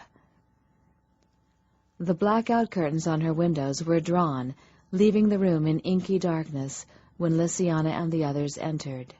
Still, she turned with a hiss of irritation when the light was flicked on. "We came up to see him, Lissy," Mirabeau pointed out. "It helps if there's light." Lysiana let her irritation drop away at the reasonable words and turned to move cautiously up to the bed. She was relieved to note that the light hadn't woken him, though it did make him stir sleepily, she saw, as the group spread out around the bed. "Wow!" Elspeth breathed, peering down on the sleeping man. "He's cute." Juliana sounded surprised. "Totally," Victoria agreed. "Yeah," Mirabeau said. "For some reason I thought all psychologists looked like Freud, but he's a babe." Juliana and Victoria both burst into giggles at this pronouncement, and Lysiana shushed the pair, then glanced back to Greg, in time to see Mirabeau lifting the edge of his suit jacket. Her eyes widened incredulously. "What are you doing?" "Well, he isn't wearing fake tan," the other woman said calmly. "I just thought I'd see if his jacket was padded." "It isn't," Lysiana informed her grimly. "Those are his shoulders." "How? Oh, right, you were kissing him and stuff."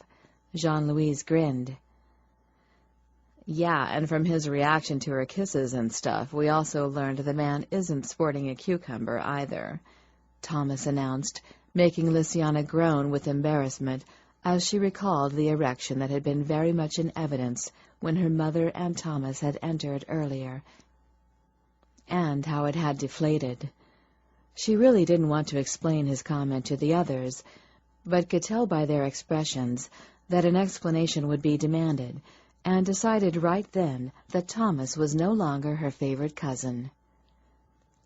Greg was generally a deep sleeper, but with light plucking at his eyes and whispering going on around him, he found it difficult to remain buried in the warm comfort of sleep's arms, and felt himself reluctantly dragged toward consciousness. When he finally gave in and allowed his eyes to drift open, he found himself staring blearily at 6 gorgeous women standing around his bed in the sexiest damn baby dolls he'd ever laid eyes on. His first thought was that he must still be dreaming, and a sweet dream it was, too, he decided, taking in the bountiful flesh revealed by the skimpy nightwear, until his gaze finally landed on the 7th person standing by his bedside. "Spider-Man?" he murmured with confusion. "Damn it, see, now you've woken him up."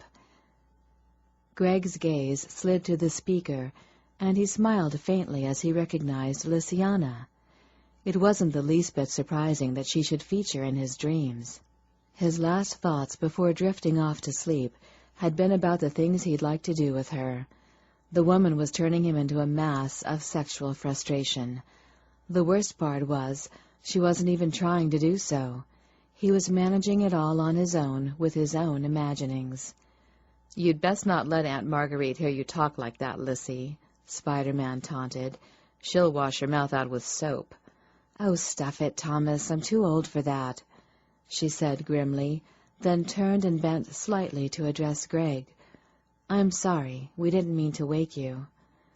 He smiled benignly and said, "It's okay. You can step into my dreams any time."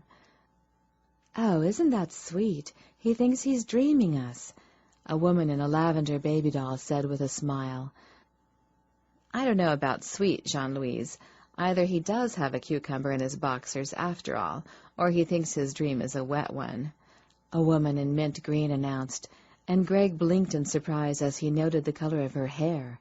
Short, spiky black hair with fuchsia tips wasn't something he would normally have thought was erotic, and he briefly wondered what she was doing in his dream.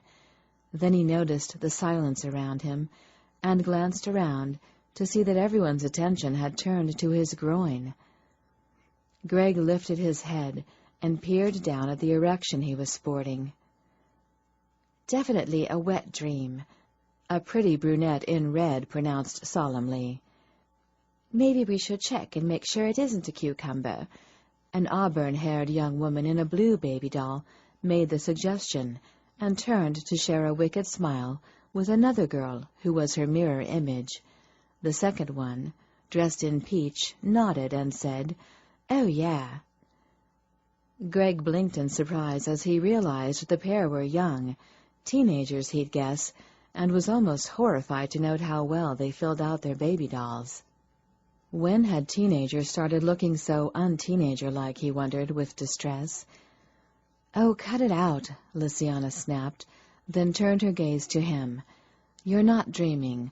We're really here, and I'm sorry we woke you, but the girls wanted—" "We wanted to see her birthday gifts," the woman with fuchsia-tipped hair finished when she hesitated, "which includes you." "Yes, we'd seen all her other gifts," the girl in blue explained, "so it was only fair we see you too, you understand?" "We're Lynsay's cousins," the brunette in red informed him. "Well, all of us but Mirabeau," the girl in lavender corrected, and Greg found himself staring at her. She looked vaguely familiar, but it took a moment for his mind to place her. Then he recalled her coming to the door earlier to inform Lynsay, her mother, and a man named Thomas that someone had arrived. Recalling that earlier scenario made Greg give Spider-Man a second look, and he realized that Spidey was Thomas. He wasn't dreaming. "I thought I heard voices coming from this room." Greg glanced toward the door as the crowd around his bed straightened and shifted guiltily to face the newcomer. Dressed in a lace-edged, red satin robe, the woman had long blonde hair the same color as Lynsay's, but that was the only similarity. Her features were sharper, her face longer, and her eyes were the coldest Greg had ever seen. "Aunt Martine," Lynsay sounded taken aback. I was showing the girls my birthday gift." The woman paused at the foot of the bed and eyed Greg with interest. "So this is the psychologist your mother brought to help with your phobia, is it?" "What on earth is going on here?" Another ripple went through the group around the bed as Lynsay's mother appeared in the door, dressed in a long silk robe. "I heard voices and came to investigate," Martine announced. "Lynsay was showing the girls her birthday gift. He's rather young, isn't he, Marguerite?" "Aren't they all?" Marguerite said almost wearily. "But apparently he's one of the best in his field." "Humph." Martine turned back to the door, apparently losing interest in Greg. "Back to bed, girls. It's well past dawn. You should all be sleeping." There were mutters and grumbles, but the girls all followed Martine and Marguerite out of the room. The door closed with a soft click, But Greg could hear the murmur of female voices moving away down the hall as the older women lectured the younger ones. It wasn't until a rustle of cloth drew his gaze to the side that Greg realized with a start that not everyone had left. Spider-Man still stood at his bedside, and the man was eyeing him with a determined expression. Chapter 5. I know you're probably mad as hell about being here, but this isn't Lysiana's fault, and she really needs your help. Greg let his breath out on a slow exhalation. He'd been holding it for several minutes as he waited for the man to speak, but this wasn't what he'd expected. He didn't have any clear idea of what he had expected, but this simply wasn't it. The man Lysiana had called Thomas looked to be in his late 20s to early 30s, a little younger than Greg himself. He was also as handsome as everyone else in this madhouse, with dark hair and the same piercing silver-blue eyes as Lysiana and her mother. But while Greg had seen the man twice, and Thomas had been smiling good-naturedly both times, he suspected Thomas wasn't the sort to resort to appeals too often. Yet he now appeared to be making one on Lysiana's behalf. Greg watched the younger man pace to the foot of the bed, then back to his side. "Look, Lysiana," he hesitated, then said, "we're pretty close. My mom died shortly after I was born, and, unfortunately, my dad didn't have a clue what to do with me, so Aunt Marguerite took me in. She did the same for my sister Jean-Louise." "You and your sister were raised with Lysiana?" "We played together, took school together. We're close," he finished helplessly. "Like siblings," Greg said with understanding. "Yes, exactly." Thomas smiled. "Lysiana's like a sister to me, and Aunt Marguerite is like a mother." "Okay." Greg nodded that he got that. "So I do understand why Aunt Marguerite brought you here. I know she's been terribly worried about Lysiana. Her phobia—" He shook his head unhappily. "It's bad. It would be like you fainting at the sight of food and unable to eat. It affects her whole life, and has for ages." Thomas frowned and paced to the foot of the bed and back again before saying, "It wasn't so bad when Jean-Claude was alive. Lysiana would let Aunt Marguerite put her on intravenous then, but—" "Who's Jean-Claude?" Greg interrupted. "Aunt Marguerite's husband, Lysiana's father." "Why is he Jean-Claude to you rather than uncle, while Marguerite merits the title aunt?" Greg asked curiously. Thomas's lips thinned. "Because he wasn't much of an uncle. He wasn't much of a husband or father either. He was controlling and really old-fashioned, and I'm talking seriously old-fashioned here. He was also mean as a rattlesnake and made Aunt Marguerite and Lissy miserable when he was around." "What about you?" "What about me?" Thomas asked with confusion. "Well, you said you were raised by your aunt alongside Lysiana. I presume you had to deal with your uncle, too. Didn't he make you miserable as well?" "Oh." Thomas waved that away as unimportant. "He wasn't so bad with me. Besides, I didn't have to put up with him for long. I moved out at 19. "Lysiana could have, too," Greg pointed out, but Thomas shook his head. "No, Jean-Claude expected her to live at home until she married." "She could have rebelled," he suggested, bringing an incredulous look from Thomas. "You didn't rebel against Jean-Claude," Thomas informed him solemnly. "Besides, Lissy would never have left Aunt Marguerite on her own to deal with him. Jean-Claude's mind was really twisted by the end. He was pretty scary." "He's dead, then," Greg murmured. "How did he die?" "A fire. He partook of too much, alcohol and fell asleep with a cigarette in his hand. It started a fire and he perished in it." Greg nodded. "Anyway, Thomas began to pace again. That was the best thing he ever did for Aunt Marguerite and Lynsay, but it put Lynsay in a panic. She suddenly started worrying about what if Marguerite died, who would feed her. So she decided she had to be more independent. She started working at the shelter, and now she's moved out and is trying to feed herself. But Aunt Marguerite is worried, and so are the rest of us. About what? Greg asked with interest. It sounded to him like her father's death had set Lysiana free to embark on adulthood. She was like a bird taking its first flight. That she'll turn out like Jean-Claude. Her father the alcoholic? Greg asked with confusion. Is she drinking? No, at least not on purpose, Thomas said slowly, but it's her phobia. Greg shook his head. Somewhere he'd lost the thread of the conversation. Before he could ask for clarification, Thomas stiffened, his head cocking toward the door. I have to go. Aunt Marguerite's coming. He walked to the door, then paused to say, I know you don't understand, but I haven't time now. Aunt Marguerite will no doubt explain everything in the morning. When she does, just try to remember that none of this is Lysiana's fault. She didn't bring you here, but she does need your help. On that note, he slipped silently out of the room. A moment later, Greg heard the murmur of voices in the hall, then silence, followed by the soft click of a door farther up the hall. It seemed everyone had gone back to bed.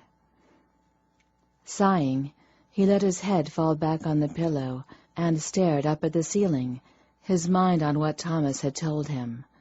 So the beautiful Lysiana hadn't had an easy life. Greg grimaced, thinking that few people did. Perhaps it was the natural pessimism that his profession tended to garner, but after years of counseling the broken and abused, it seemed to him that few escaped youth unscarred. He had a few scars himself. His mother had been warm and loving, and his sisters were great, as were his aunts and cousins and the rest of his extended family, but his own father hadn't been a winner. The man had been a philanderer with a violent temper. The best thing he'd done for his family was abandon it while Greg was still young, but it had left him to be the little man of the house. He'd grown up being told over and over that he was the only good man out there.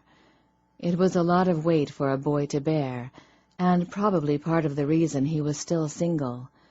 He didn't want to go from being the only good one out there in his mother's and sister's eyes to one of the bad ones, should he mess up. Greg's thoughts came to an abrupt halt as the bedroom door opened again. Lifting his head, he peered at the woman entering, the brunette in the red baby doll. She eased the door cautiously closed, then released a pent-up breath of apparent relief at arriving in the room undiscovered. Turning from the door, she approached the bed. "Oh, good, you're awake," she whispered, pasting a bright smile to her lips. Greg raised an eyebrow, wondering what was coming as she paused, and settled herself on the edge of the bed to eye him pensively. "Everyone thinks I've gone to the lavatory, but instead I snuck up here to see you," she explained, then added, "I'm Elspeth, and I wanted to talk to you about my cousin Lysiana." "Ah," Greg nodded, doing his best not to gape at all the pale ivory flesh exposed by her skimpy nightwear. It would seem rude if he were to ogle her, he was sure. "I gather Aunt Marguerite brought you here to treat Lysiana, but Lissy seems to think you'll be so annoyed at Aunt Marguerite's high-handed tactics that you'll refuse to help her, and she really, really needs your help." Elspeth paused expectantly. "I see," Greg murmured to fill the silence, but when she continued to simply stare at him with quiet expectation, he asked, "What exactly is Lysiana's phobia?" The brunette blinked in surprise. "You mean no one has told you?" He shook his head. "Oh," she bit her lip. "Well, perhaps I shouldn't tell you then.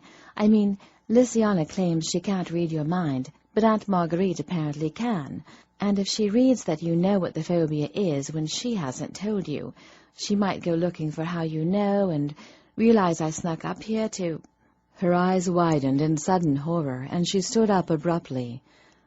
"Damn, she might be able to read that I came up here anyway." Greg simply stared. Lynsay had mentioned something about not being able to read his mind the first time she'd been in the room. Now this woman was going on about it. What was the matter with these people? Surely they didn't really think they could read minds. Of course they did, he realized, as he recalled that the mother had actually done so. Perhaps psychic abilities run in the family, he supposed. How fascinating. "Oh, look, I'd better go." The brunette was all in a tizzy now. "But please try to forget I was here. Just, won't you please help Lynsay? She's really sweet and nice and funny and smart, and this phobia has been such a burden. You really should help her. You'd like her, too, if you got to know her, and if you helped her, you'd get the chance to know her," she said, backing toward the door. "Now, just forget I was here and try not to think about it when Aunt Marguerite comes to see you in the morning, okay?" Elspeth didn't wait for an answer, but opened the door, stuck her head out to see if the coast was clear, then gave him a little wave, and slid out of the room. Greg gave his head a shake and let it drop back on the bed. He felt like he'd entered an episode of The Twilight Zone, and one he hadn't seen before. Treat Lynsay? They all needed treatment, he thought, then stiffened as he heard the door open again. This time he didn't raise his head to peer toward the sound, but waited, eyes closed, and listening to the hushed whispers as the door was eased closed, and there was the rustle of more than one someone approaching the bed. "Oh, darn, he's asleep," one of the someones whispered with disappointment. "Then we'll just have to wake him, Julie," another voice whispered back pragmatically. "This is important. He has to help Cousin Lynsay." "Yes, you're right, Vicky." There was a pause, then, "How do we wake him?" Deciding he didn't want to know what they might come up with, Greg opened his eyes and found himself peering at the teenage twins with auburn hair. They stood on either side of the bed, and he glanced from the one in peach to the girl in blue, wondering which one was Julie and which one was Vicky. "Oh, Vicky, he's awake. His eyes have opened," the girl in blue noted with relief. Greg guessed that made her Julie. "Good," Vicky said, then announced, "We were going to try to wake you.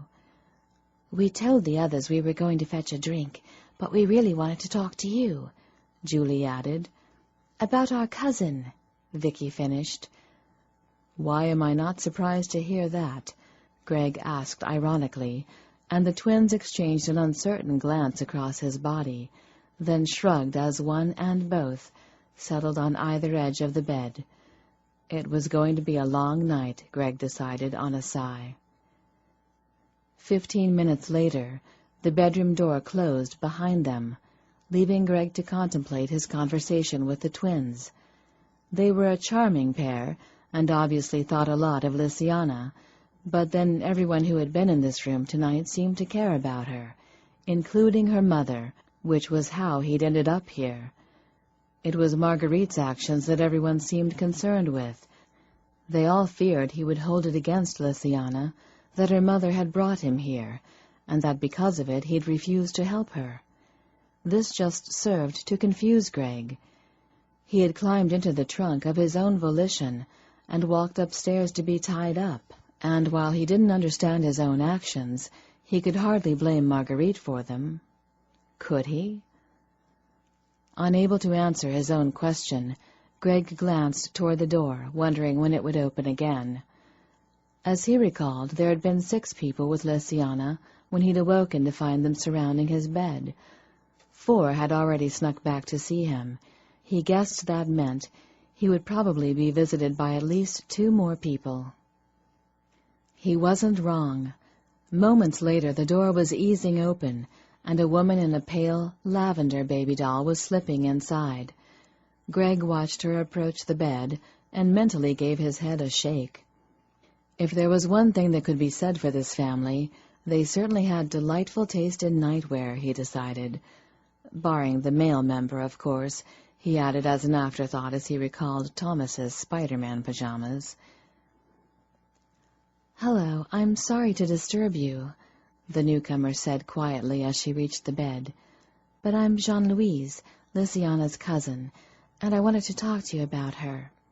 "Jean-Louise," Greg murmured, "you're Thomas's younger sister." When she nodded in surprise, he added, "And everyone thinks you're in the bathroom, when you really came here to ask me to try not to let my anger at how I came to be here affect my decision as to whether I help Lysiana or not." "Oh." Jean-Louise breathed with amazement. "And you want to appeal to me to please help her," Greg continued, "because she really needs my assistance and you're very worried about her." "Wow!" Jean-Louise sank onto the edge of the bed, her eyes wide. "You're really good. I didn't know psychologists could figure out stuff like this with so little."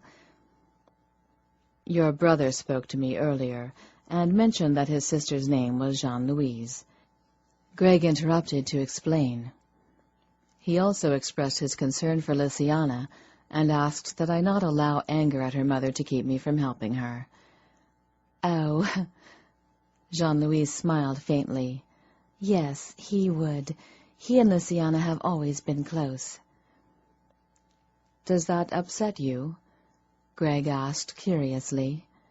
She seemed surprised at the question, but shook her head. "Oh, no, she and I are close, too. My mother died shortly after I was born, and Aunt Marguerite raised me, too, just as she did Thomas." "The same mother as Thomas, or—" "No, a different mother," Jean-Louise told him, then made a wry face and said, "Father hasn't had much luck with women. I was his daughter by his third wife. Thomas's mother was Father's second wife." "Is there a sibling from the first wife, too?" Greg asked curiously. Jean-Louise shook her head. "His first wife was pregnant when she died, but she hadn't had the baby yet." "Definitely bad luck with women," Greg agreed, then said, "But you were also raised with Lysiana and Thomas by Aunt Marguerite when your mother died?" "Thomas was already moved out and living on his own by then, but Lysiana was there," Jean-Louise said. "She was a lot older and helped to take care of me. I suppose when I was little she was like a second mother or an auntie. Now we're friends." Greg stared at her blankly, his brain rebelling at her claims. Thomas was old enough to have moved out on his own by the time this woman had been born, and Lysiana was old enough to take care of her like a second mother. There was no way any of that was true. The trio looked too close in age for him to believe it. He would accept that there might be a year or two age difference between Jean-Louise and the other two, but that was about it. Before he could voice his thoughts, the bedroom door opened again, and the woman with fuchsia tints and wearing the mint green baby doll entered. She hesitated on spotting Jean-Louise, then made a face and closed the door. "I just thought I'd come talk to him," she murmured as she approached the bed. "I know, Maribel. I came to ask him to help Lynsay, too," Jean-Louise confessed, then grinned and asked, "Do they think you're in a bathroom, too?" Maribel smiled faintly. "No, I said I was going to grab a drink." "And instead all of you were coming here," Greg said, drawing surprised glances from both women. "All of us?" Maribel asked. Greg nodded. "Thomas stayed behind when the rest of you left. Then a brunette in a red baby doll came in." "Elspeth," Jean-Louise informed him. Greg nodded again. "Then the twins, Julie and Vicky?" "Yes," Jean-Louise said. "And now you and—" His gaze slid to the woman with the black and fuchsia hair, and he queried, "Mirabeau?" She nodded. "Well," Jean-Louise sighed, "I guess if everyone else has been here, Mirabeau and I have rather wasted our time and bothered you for nothing." "Not for nothing," he assured her. "I've learned a lot."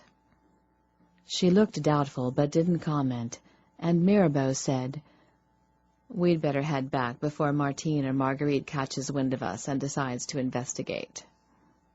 Nodding, Jean-Louis stood, then hesitated before saying, "Lysiana really needs your help. You could make her life so much better by curing her phobia." "Yes, you could, and we'd all be grateful," Mirabeau added solemnly. Then the two women left the room. Greg lay back in the bed again. He still had no clue what Lysiana's phobia was. After Elspeth's panicked reaction, he hadn't bothered to ask any of the others. Not that he'd had a chance to ask the twins much of anything. The two were like a tag team when it came to conversation. If one wasn't talking, the other was. They'd sat on either side of the bed, informing him that he simply had to help their cousin. It was vital to her future well-being, and she deserved a contented life. She was a good person, and it was simply heartbreaking that she had to suffer as she did because of the phobia. And she wasn't the only one affected, according to them. Their Aunt Marguerite was suffering along with her daughter, as well as all those who loved her, and it simply had to stop. They sincerely hoped that he would be able to cure her, and would be grateful until the end of time if he did. The short stint that had followed with Jean-Louis and Mirabeau had been restful in comparison, but still, Greg hadn't asked them what the phobia was either. By that time, he'd thought he knew. Thomas had said it would be like his fainting at the sight of food. At the time, Greg had thought Lysiana's cousin was just using the example to show how detrimental the phobia was. But then the man had mentioned her needing to be fed intravenously, and so on, and he'd concluded that she did faint at the sight of food, or that she couldn't bring herself to eat it, either of which was indeed a phobia that needed curing. Greg didn't understand what the alcohol had to do with her phobia, but it was possible that she was beginning to indulge in the stultifying liquid in an effort to forget the troubles in her life. No, he hadn't bothered to ask what her phobia was, but he'd been speaking the truth when he had told Jean-Louis that her coming up to see him hadn't been for nothing. He had learned a lot.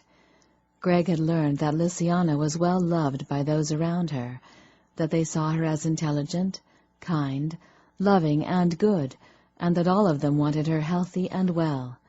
It seemed Lysiana wasn't just lovely on the outside, but possessed a loveliness of spirit as well.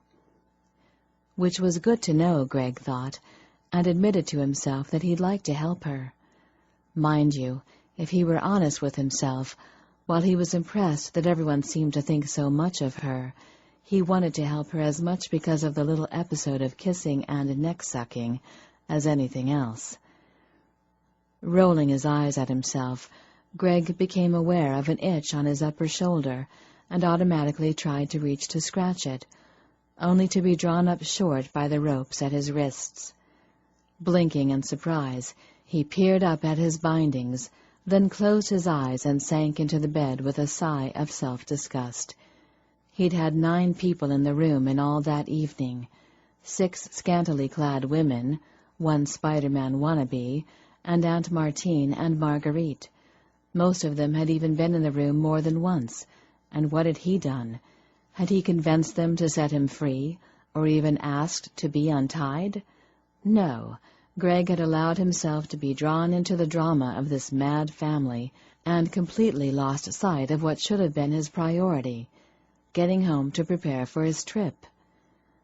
Mentally kicking himself, Greg glanced around the room, but there was no clock for him to check the time. He thought it must be early morning, however.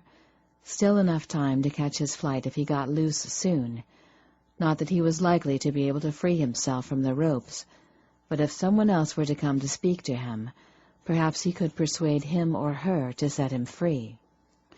He decided he'd promise to treat Lysiana on his return from Mexico if they untied him now, then promptly rethought the decision. Perhaps it would be better to have someone else treat her. Greg knew several good therapists who could help her as well as he himself could. Not that he minded the idea of treating her. It was just that, what with the earlier kissing and his most untherapist-like feelings for her, it might be more ethical to have someone else see to her. That would also leave him free to pursue a relationship, so he could explore those most untherapist-like feelings he had. Greg wouldn't tell them any of this, however.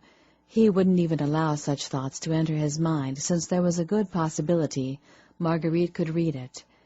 He'd simply agree to see to her treatment after he returned. When he came back was soon enough to approach the subject of an alternate therapist. Satisfied with his plan, Greg glanced toward the door expectantly. It had been like Grand Central Station for the last little bit, with everyone coming and going. He was sure he wouldn't have long to wait until someone came to speak to him. Perhaps this time it would be Lynsay herself. Chapter 6. It was barely noon when Lynsay woke up. She hadn't slept even 5 hours, but was immediately wide awake when she would normally have slept through the day. Her first thought on waking was of her birthday gift. Dr. Gregory Hewitt. She murmured the name aloud. Lynsay knew she should be grateful for the gift, but she'd really rather have had him for dinner. Her Chinese delivery boy hadn't been very satisfying, and she was sure Hewitt would have been.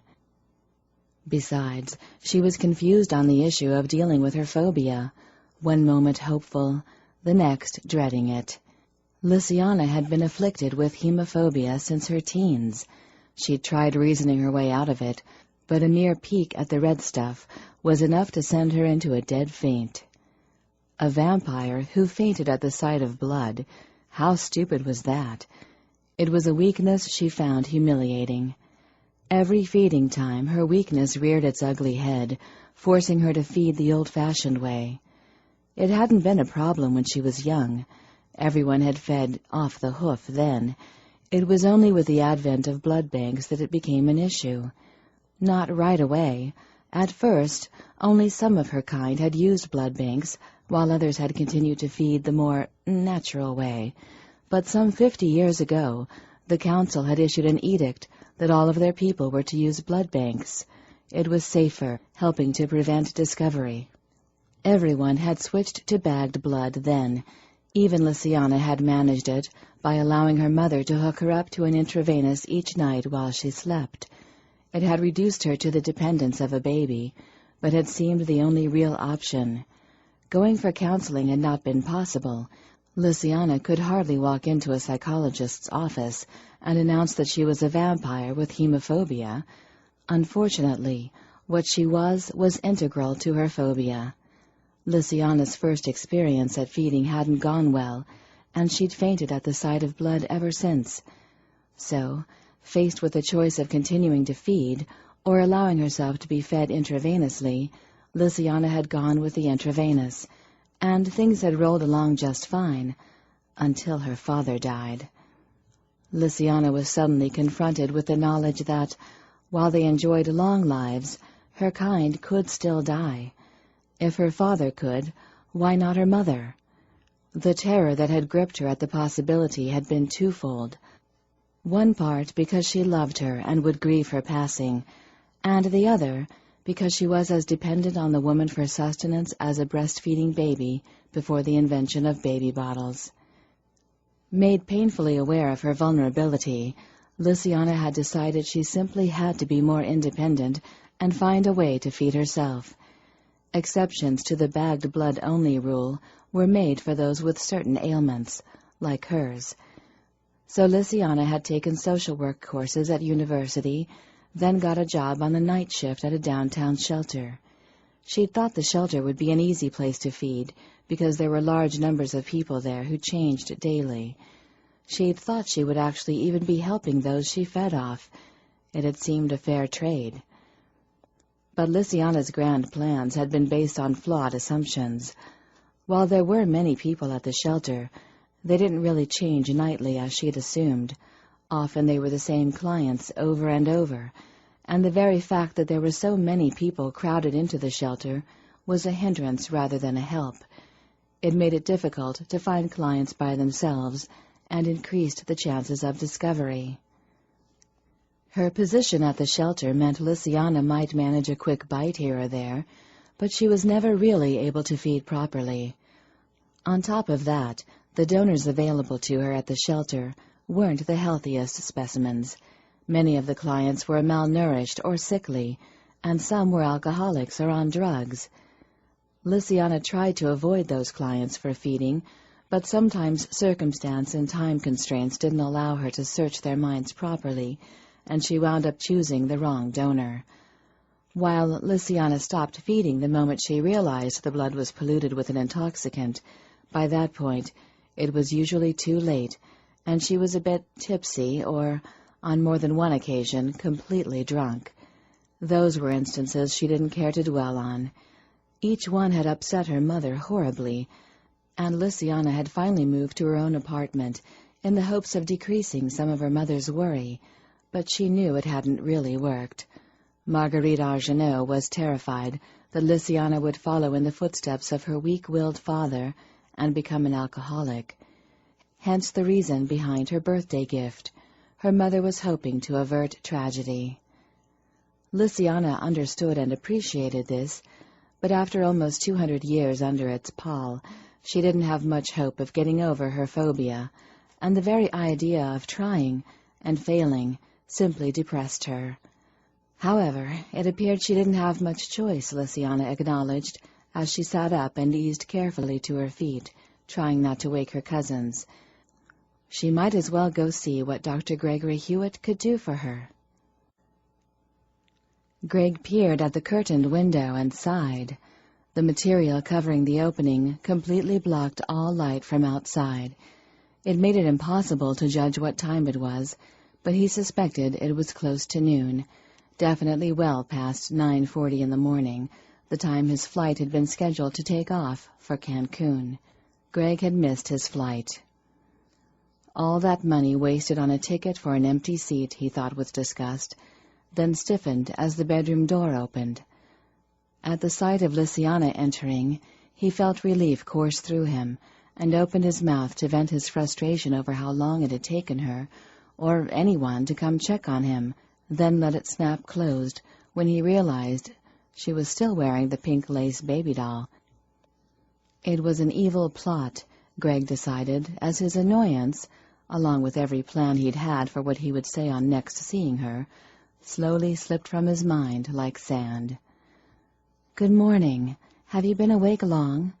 she asked as she closed the door. "No." His eyes followed her to the closet. Then Greg realized what he'd said and corrected himself. "I mean, yes, I didn't go back to sleep after you left this morning." Lysiana paused with the closet door open and cast a startled glance his way. "You've been awake all this time. You must be exhausted." He shrugged, or tried to, but it was difficult in his position. "Not really. I fell asleep pretty early last night, I think. After your mother rushed you down to the party, I lay awake listening to the music for a while, then dozed off. I probably managed 8 hours of sleep before you and your cousins visited this morning." "Oh, well, good." She turned to the closet, leaving Greg to slide his gaze over her. She looked adorable and sexy all at once in the pink nightie. The woman had the kind of figure he liked, with some meat on her and curves in all the right places. She also had killer legs, long and shapely. They'd wrap easily around his hips. "How was the party?" he asked abruptly, trying to drag his thoughts from her assets. "Okay." Lysiana gave a small shrug, then glanced over her shoulder to give him a wry smile, and added meaningfully, "It was a birthday party, lots of family." "Ah," he said sympathetically, then fell silent and simply watched her poke through the closet. Thomas had said Lysiana had moved out on her own since her father's death. He supposed that meant this was her old room from when she lived here, and that she kept some things here for those occasions when she stayed unexpectedly. Greg didn't have anything at his mother's home anymore, but knew his sisters did. He supposed it was a girl thing. Lynsay selected a pair of pants and a top, then moved to the dresser and opened the top drawer. He caught a flash of white silk. Then she closed the drawer and crossed the room to a door along the wall the bed backed onto. Greg glimpsed the interior of a bathroom done in pale blue and white hues as she stepped inside and closed the door. He supposed she was changing, and tried not to imagine the pink lace pooling on the floor, leaving her standing in nothing but all that ivory skin. Then he heard the sound of water, and guessed that she was taking a shower. It also reminded Greg that he really had to go to the bathroom. He'd had to go since early that morning, and had held it while he waited for anyone to come to the room. Occasionally the need had eased, and he'd briefly forgotten about it, but it always came back, as it did now. Lying back on the bed, Greg began counting backward from 1,000 by sevens in an effort to distract himself. Still, he was ready to burst by the time Lynsay stepped out of the now steam-filled bathroom, fully clothed but with damp hair. Greg smiled with relief at the sight of her. "Could you untie me, please?" When Lynsay stared at him blankly, Greg ignored the fact that he had to go to the bathroom, and took the opportunity to try to gain his freedom instead. He spoke quickly. "Look, I know your mother wants my help in treating your phobia, and I'm more than happy to see that taken care of. But right this moment it's kind of inconvenient. See, I was supposed to fly out to Cancun today. On vacation," he added, when her eyebrows rose in surprise. "I haven't been on vacation since I went with my family as a kid. First I was busy with university, then I was setting up my own practice." He took a breath, then told her, "It took weeks to rebook appointments and arrange everything for this trip. As I said, I'd be happy to help cure your phobia when I get back, but I really need this vacation." Greg finished by offering what he hoped was a charming smile, as he mentally congratulated himself on his careful wording. He hadn't said he'd treat her himself. He'd said he'd help cure her phobia. Greg still didn't think he should treat her himself. His feelings for her were too confused to make that a good idea. Seeing the indecision on her face, he added, "If you're worried about my going to the authorities, I can't. First off, I myself climbed into the trunk of your mother's car," he pointed out, then paused as he noted the way her eyes suddenly shifted away. Greg got the distinct impression that while he didn't have any idea why he'd done what he had, she did. He considered confronting her on the matter, but decided it was less important than convincing her to untie him, so instead continued his arguments. "I climbed into the trunk, and that will be on the security cameras from the parking garage. Even if I wanted to, there's no way I could claim I was kidnapped. The police would laugh me out of the station. I also, for reasons I don't understand, walked up here and lay on the bed for Marguerite to tie me up." He noted again that her eyes slid away from him almost guiltily. Frowning, Greg continued, "So the most I could claim is that no one would then untie me when I wanted to be set free. How could I go to the police with that? They'd think it was some kinky sex game that went on longer than I'd intended, that I'd missed my flight and was hoping to get a refund by pressing charges. And I couldn't even give them your full names or address." He shook his head. "I have no interest in going to the authorities. I understand that Marguerite, as well as the rest of your family, just want to see you cured, and I'm impressed that they all care so much for you. I'll be happy to arrange treatment when I get back from Cancun. Really, I just want to be set free now." He paused, then gave in to the complaining of his bladder, and added, "While you're thinking about it, I'd appreciate it if you'd untie me for a bathroom break. I've been here since yesterday evening, and I really need to use the facilities." "Oh!" Lynsay exclaimed with horror, and, much to his relief, rushed forward to set work on the ropes binding him. She started on his right ankle, and had just finished freeing it when the bedroom door suddenly opened. "Here you are." Greg nearly cursed aloud when her cousin Elspeth came into the room. If she'd just been a few minutes later. His gaze slid to Lysiana, and he sighed as he noted the guilty expression on her face as she straightened. "I woke up and you were gone," Elspeth said, a look of concern on her face. "When I couldn't find you downstairs, I thought to check up here. Couldn't you sleep?" "I slept fine," Lysiana assured her, then added, "Well, I did for most of the morning, but I woke up at noon. I knew right away that I wouldn't get back to sleep, so I got up and came up here to grab some clothes." "The cleaning crew probably woke you," Elspeth suggested. Lysiana's eyebrows rose in surprise. "Are they here? I didn't see anyone on my way through the house." "They'd probably stopped for lunch. I ran across a couple on my way up here. They were just starting back to work cleaning the mess from the party." Elspeth offered Greg a smile. "Good morning. How did you sleep?" "He couldn't get back to sleep after we woke him," Lysiana answered. But the other woman wasn't listening. She'd spotted the loose rope lying on the bed by his ankle. She turned on Lysiana with amazement. "What were you doing?" Lysiana hesitated, then merely said, "He needs to use the bathroom." "Well, you can't let him," Elspeth said at once. "What if he were to slip out the bathroom window and escape? Aunt Marguerite would have a fit."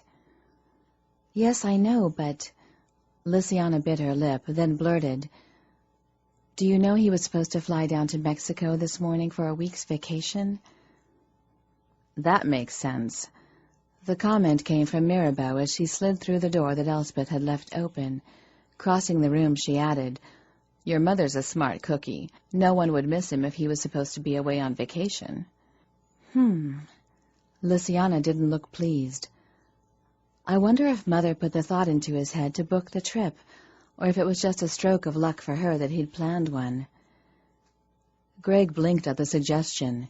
He'd been planning this trip for months, and was pretty sure it had just been a lucky break for Marguerite. Before he could say so, Jean-Louise led the twins into the room and asked, "What's everyone doing up here?" "I suppose Thomas is on his way up here, too," Lysiana said with exasperation, as the twins waved at Greg in greeting. "You suppose right." Thomas was yawning and stretching as he entered the room. "Who could sleep with all that racket downstairs?" "They've started vacuuming the hall outside the living room," Jean-Louise explained. "It's what woke us up." "So what are we all doing up here?"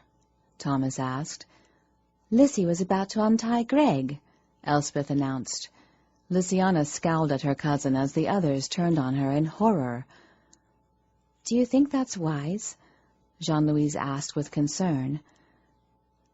"You can't," Julie gasped. "He's supposed to cure your phobia. He can't go until he's done that."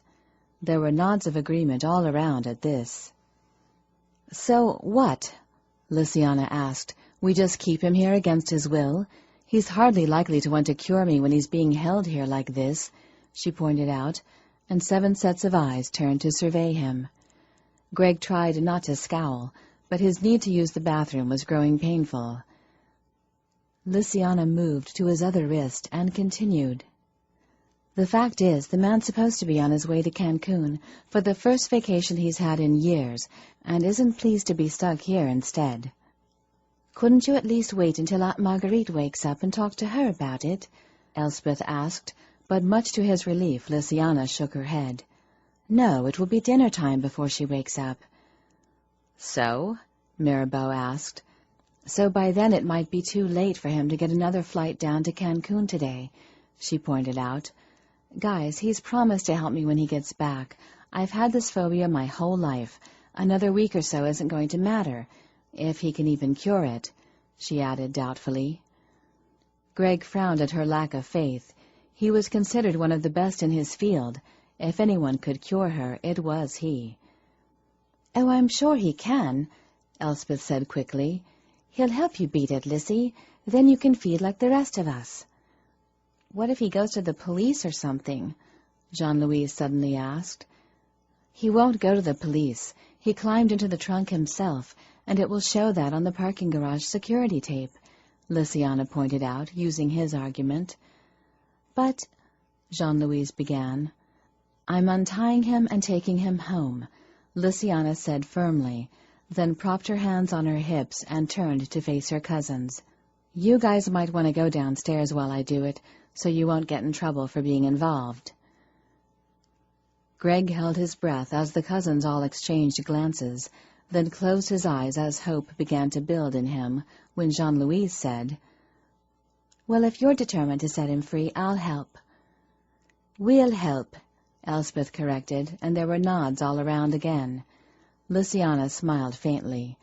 "I don't need any help." "Sure you do," Thomas countered. "First, you need a ride, and second, it will spread the blame around. The more of us involved, the less trouble you'll be in." "Honestly, Thomas, you are truly wicked when it comes to getting out of trouble." Jean-Louis looked impressed.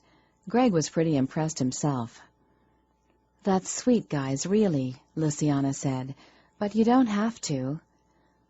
"Neither do you," Elspeth pointed out, "but if you're in, we're in." "One for all and all for one, huh?" Lysiana asked with gentle amusement, then much to Greg's relief gave in. "All right, but if you're coming, you'd best get dressed." Greg blinked in surprise, suddenly aware that everyone but Lysiana was still in pajamas. Funny, he hadn't noticed. He should have. There was a good deal of exposed flesh in the room, but while he'd noticed Lysiana's baby doll at once when she'd entered, he hadn't paid any attention to what the others wore as they straggled in. This was a bit alarming. "We'll go change, then come back for you," Mirabeau said. "You don't have to. We can meet you downstairs after I finish untying Greg," Lysiana said, but Mirabeau shook her head. "You're forgetting the cleaners. They could go tattle to Marguerite," she pointed out. "It's better if we come back to help sneak him out."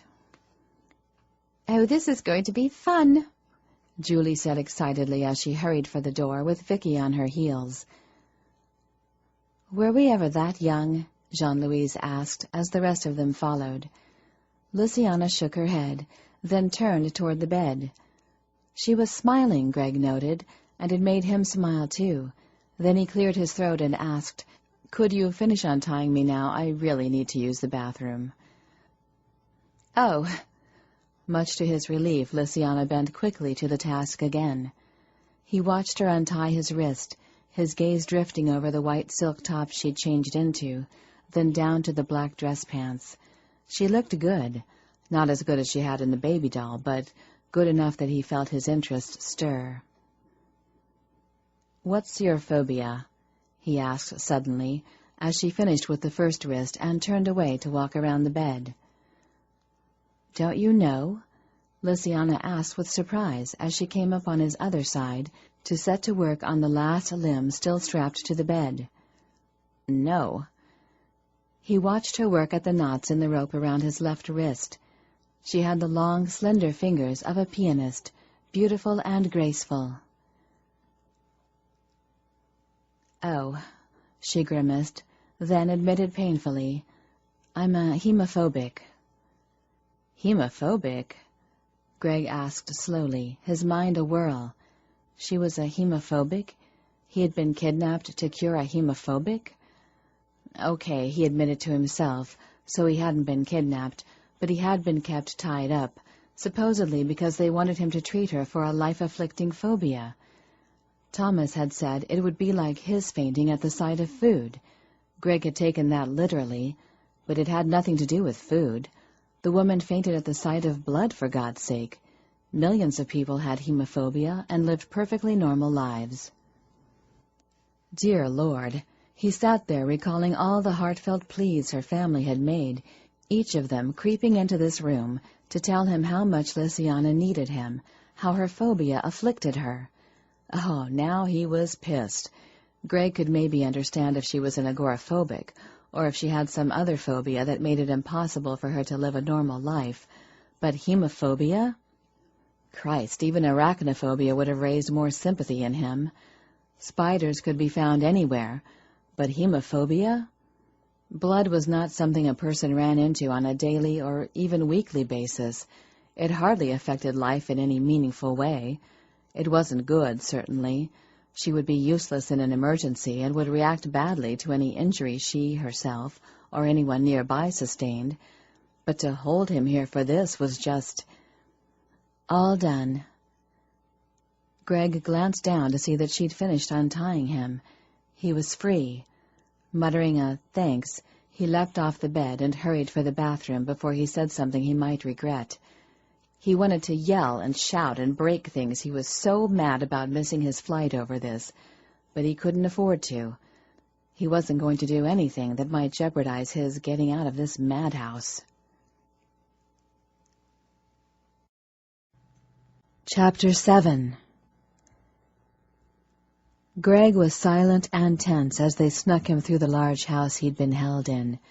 He remained that way as they all clambered into a large blue van in the garage, only half hearing Mirabeau explain to Lynsay that someone named Bastien had sent it for Marguerite to use while she had company, and they were borrowing it for this excursion, since they couldn't all fit into Thomas's Jeep.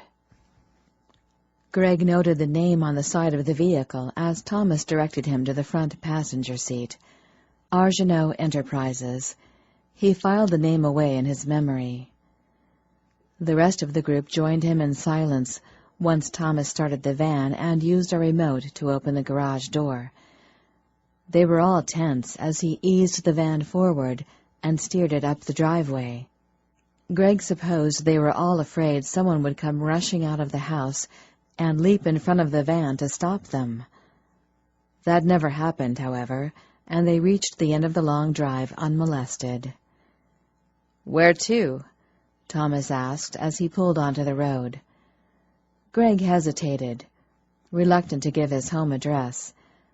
Just as he was about to give his office address, he realized his briefcase and his coat with his keys in the pocket were still in Lynsay's room. He'd had them with him last night and hadn't thought to grab them on the way out. There was no way he was risking going back for them, though. With his luck, Marguerite would catch them and stop his leaving. In the end, Greg reluctantly gave his apartment address.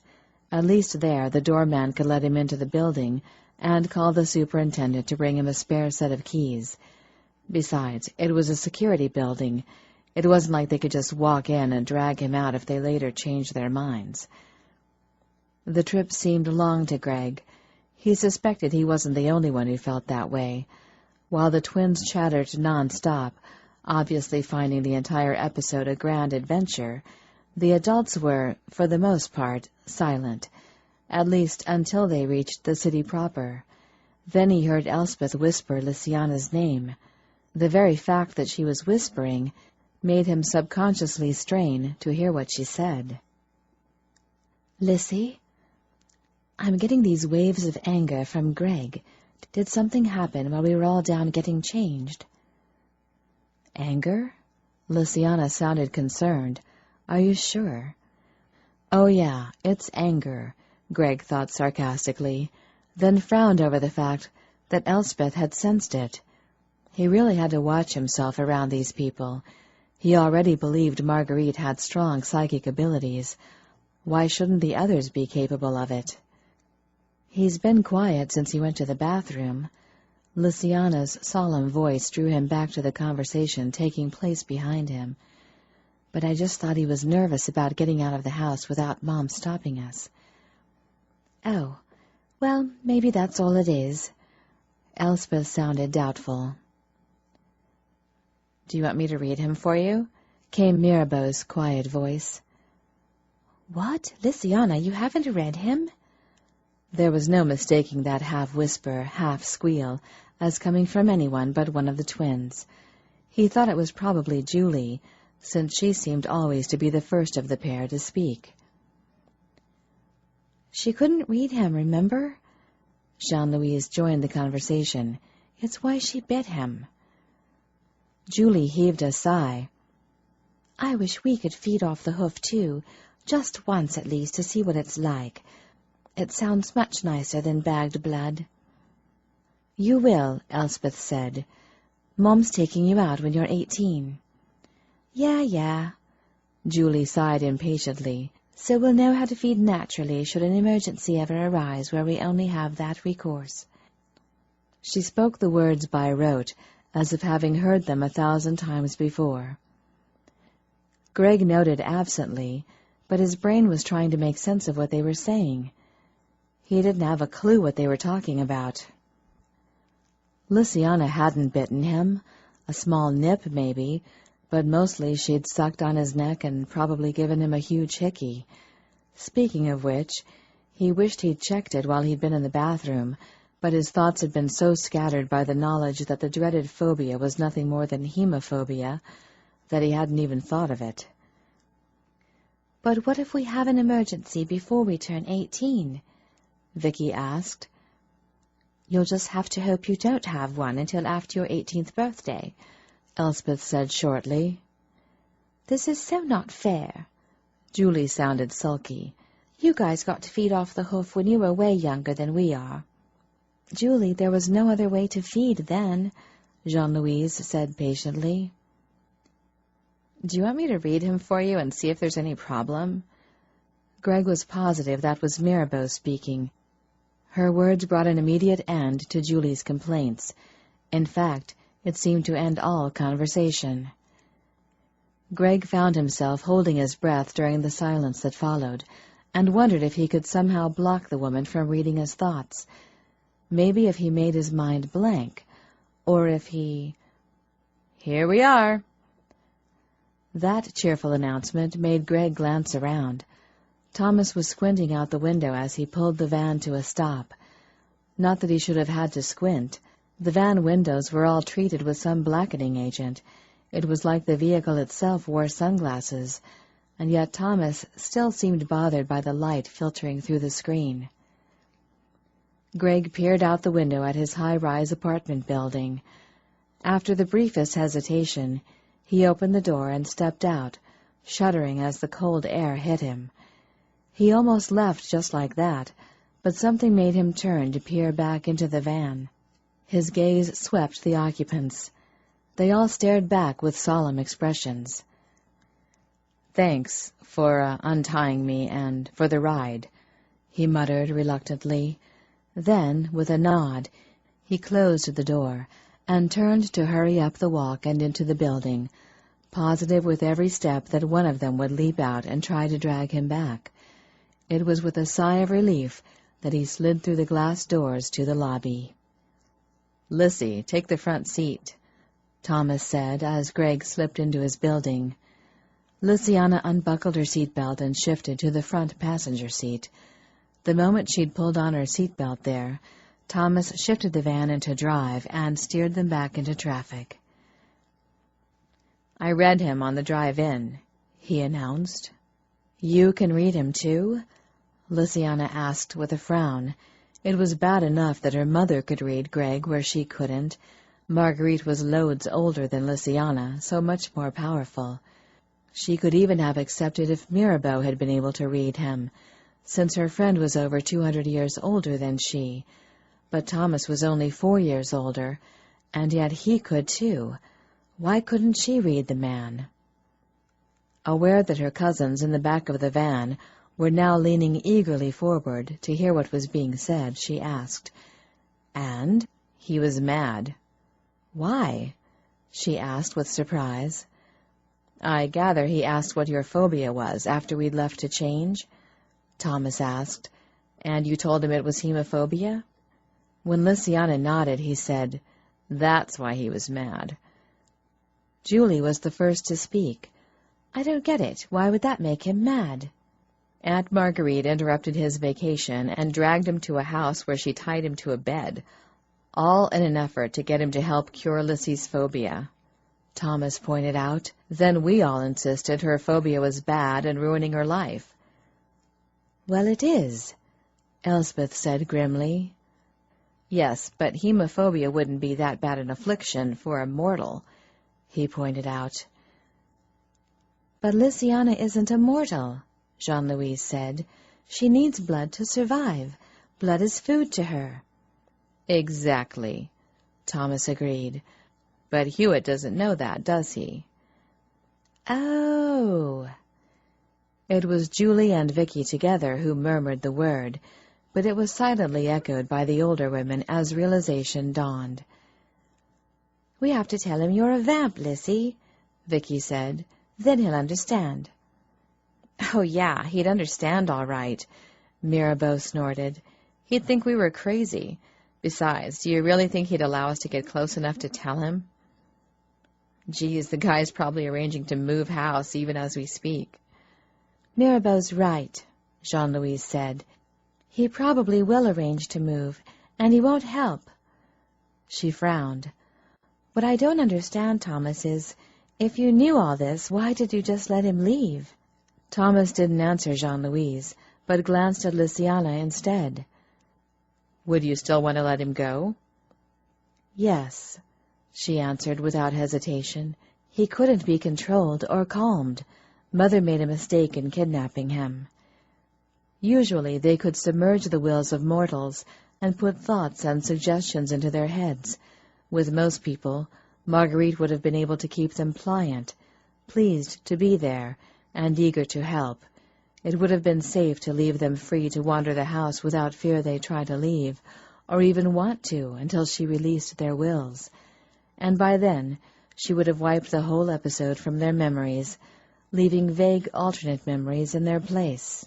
In effect, they'd have been stealing time from the person, but it was time the person wouldn't even know was missing. Lysiana could have accepted that as a necessary evil to cure her phobia. But Greg wasn't most people. He appeared strong-willed and resistant to control.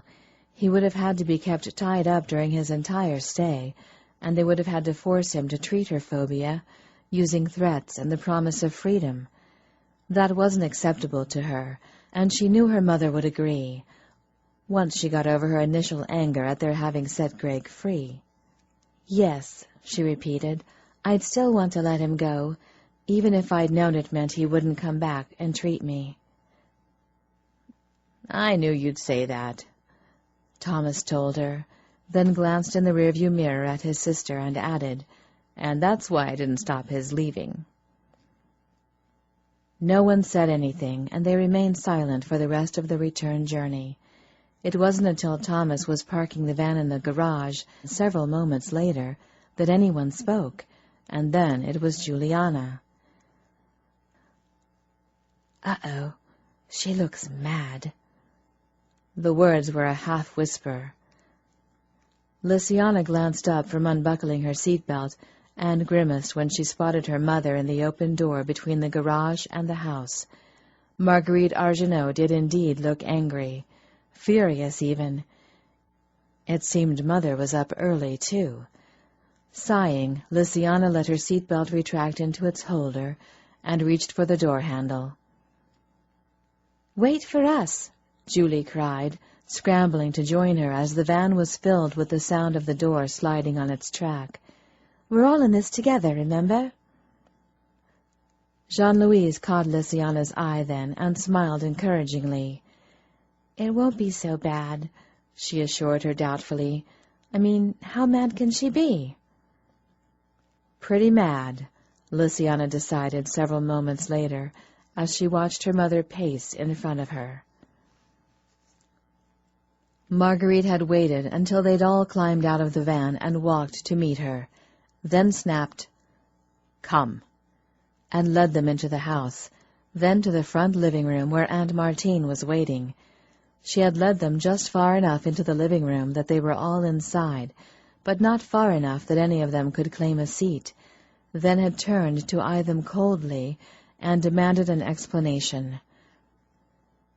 It was Lysiana who had blurted that they'd taken Greg home. What seemed like an hour later, but was probably only a couple of minutes, Marguerite was still pacing up and down in front of them, struggling to control her mounting fury. Finally, she turned to face them. Her mouth worked briefly, apparently at a loss as to what to say. Then she shook her head and asked, "You what?"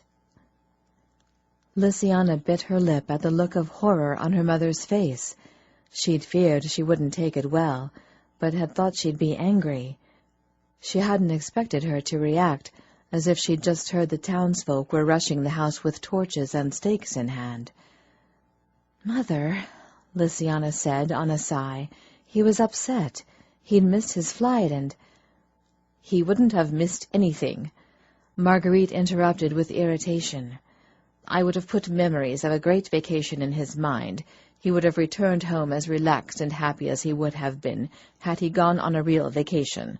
Perhaps more so because he would have avoided all the real-life stresses of a normal vacation, like delayed flights, security checks, sunburn, and food poisoning.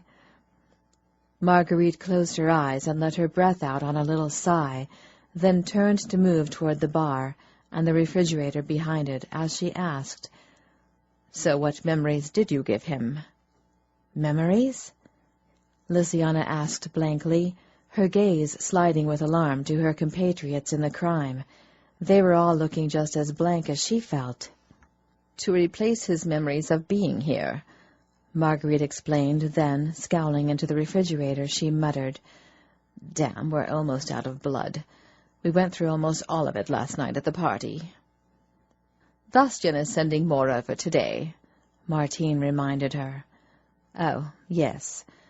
Marguerite relaxed a little, but continued to peer over the contents of the refrigerator with dissatisfaction, probably wishing she could grab one of the few remaining bags and slap it to her teeth, but knowing she couldn't if she wanted Lysiana to stay conscious.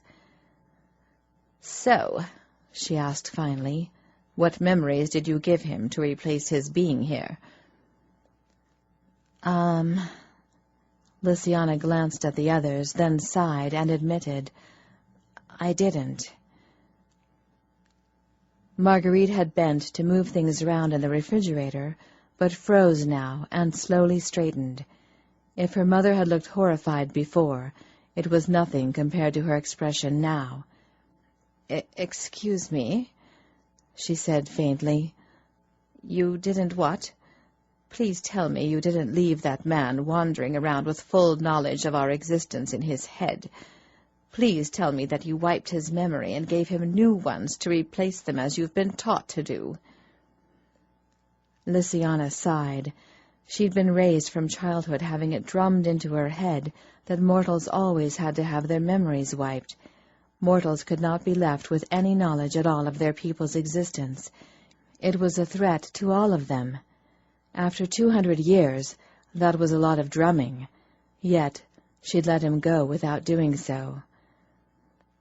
I couldn't have if I'd wanted to. I couldn't get into his thoughts, not even to read his mind, remember? She said. Aunt Martine looked startled. You could not read his mind? No. Aunt Martine glanced toward Marguerite. Lysiana's mother opened her mouth, probably to explode with vitriol, but Elspeth rushed to Lysiana's defense, saying, It's okay, Aunt Marguerite. Greg doesn't know anything about us or what we are. Right, as far as he's concerned, we're just crackpots, not vampires, Thomas put in, the comment making Lysiana frown. Besides, Elspeth said, if he did try to claim he was kidnapped or anything, no one would believe him. He climbed into the trunk under his own free will, and that shows on the security tapes in the parking garage. The only thing he could complain about is being kept overnight and missing his flight, Jean-Louise pointed out. And the authorities would just think it was some sex game that went overtime, and he wanted to get a refund on his ticket. Marguerite closed the refrigerator door with a snap. That would be his argument, of course. Lysiana silently cursed. The moment she'd heard Jean spout the bit about sex games, she'd known it was a mistake. Jean-Louise was the most conservative of the group, and the last one to normally go around spouting terms like sex games. Marguerite walked back around the bar to face them. What about his neck? His neck? Lysiana stared at her in confusion. You bit him, Thomas reminded her under his breath, his tone of voice making it obvious he, too, had forgotten that fact. Oh, yes. Lysiana felt her heart sink. She usually made sure to put it in a host's head that her bite mark was a shaving cut, and to keep it bandaged until it healed, or that it was the result of some fluke accident with a two-pronged barbecue fork. She hadn't been able to put that thought into Greg's mind, though. She'd forgotten all about the bite. This was bad. He would see it and wonder. He might even go to a hospital or the doctor's to have it checked out, allowing others to see it. Her expression became worried, and she admitted miserably, "I forgot all about biting him. I didn't—" "Never mind," Marguerite interrupted with a sigh. "I will take care of it." "How?"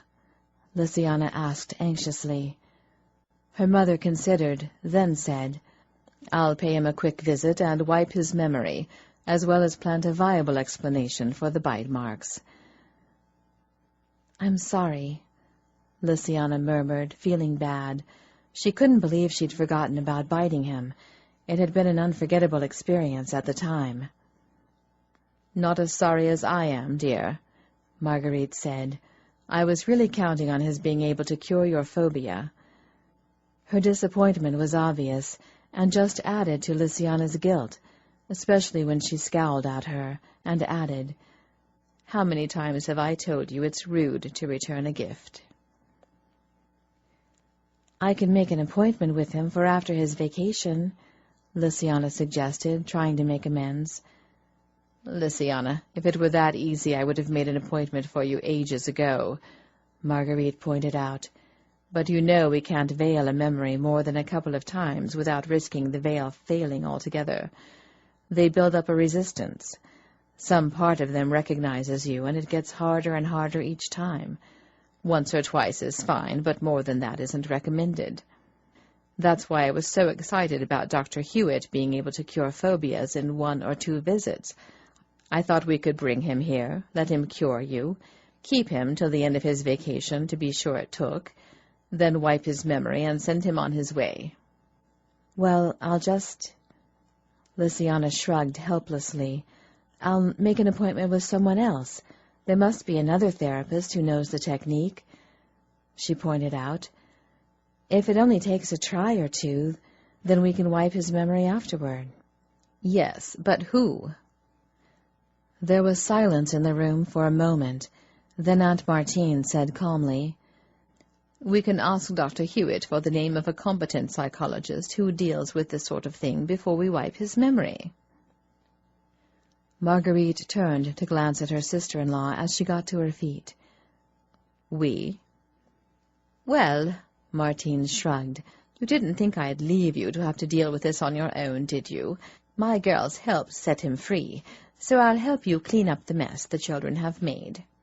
When Marguerite hesitated, Martine said, "It shouldn't take long. Perhaps on the way back we could stop for a manicure and do some shopping. Everything here is so much less expensive than in England." The tension eased from Marguerite's shoulders, and she nodded. "That would be nice. Then we can drop into the grocery store. I need to pick up food for the twins for your stay here." Lysiana began to relax as the women moved toward the door, then stiffened again when her mother glanced back, catching her with a piercing look. "I know you have to go to work soon, Lysiana, but you will come back here afterward, won't you? I think you should stay here this week so that you can visit with your cousins, don't you?" Despite the phrasing, these were not questions, and Lysiana, already in trouble over Greg, didn't want to ruffle any more feathers, so simply nodded a yes. "Good, I'll expect you after work," she said firmly before her gaze skated to Thomas and Jean-Louise. "It wouldn't hurt the 2 of you to spend some time with your cousins as well." "Yes, ma'am," Jean-Louise said promptly. Thomas merely grinned and said, "You know me, Aunt Marguerite. I'm always happy to spend time with lovely ladies." Smiling faintly, she glanced at Mirabeau. "You're welcome to stay too, dear." "Oh, Lysiana smiled with amusement, aware that Mirabeau was searching desperately for a polite excuse to refuse the offer. Before she could come up with anything, Marguerite said, "Good," then turned to follow Martine from the room. Thomas chuckled. "Welcome to the family, Mirabeau." Chapter 8. Greg hung up the phone and sat back on the couch, to stare around his living room with something like bewilderment. After all his fretting over his flight to Cancun, he actually hadn't missed anything. The flight had been canceled anyway because of technical difficulties, whatever that meant. Greg had tried to book a seat on the next available flight, only to find out the next open seat wasn't until Wednesday.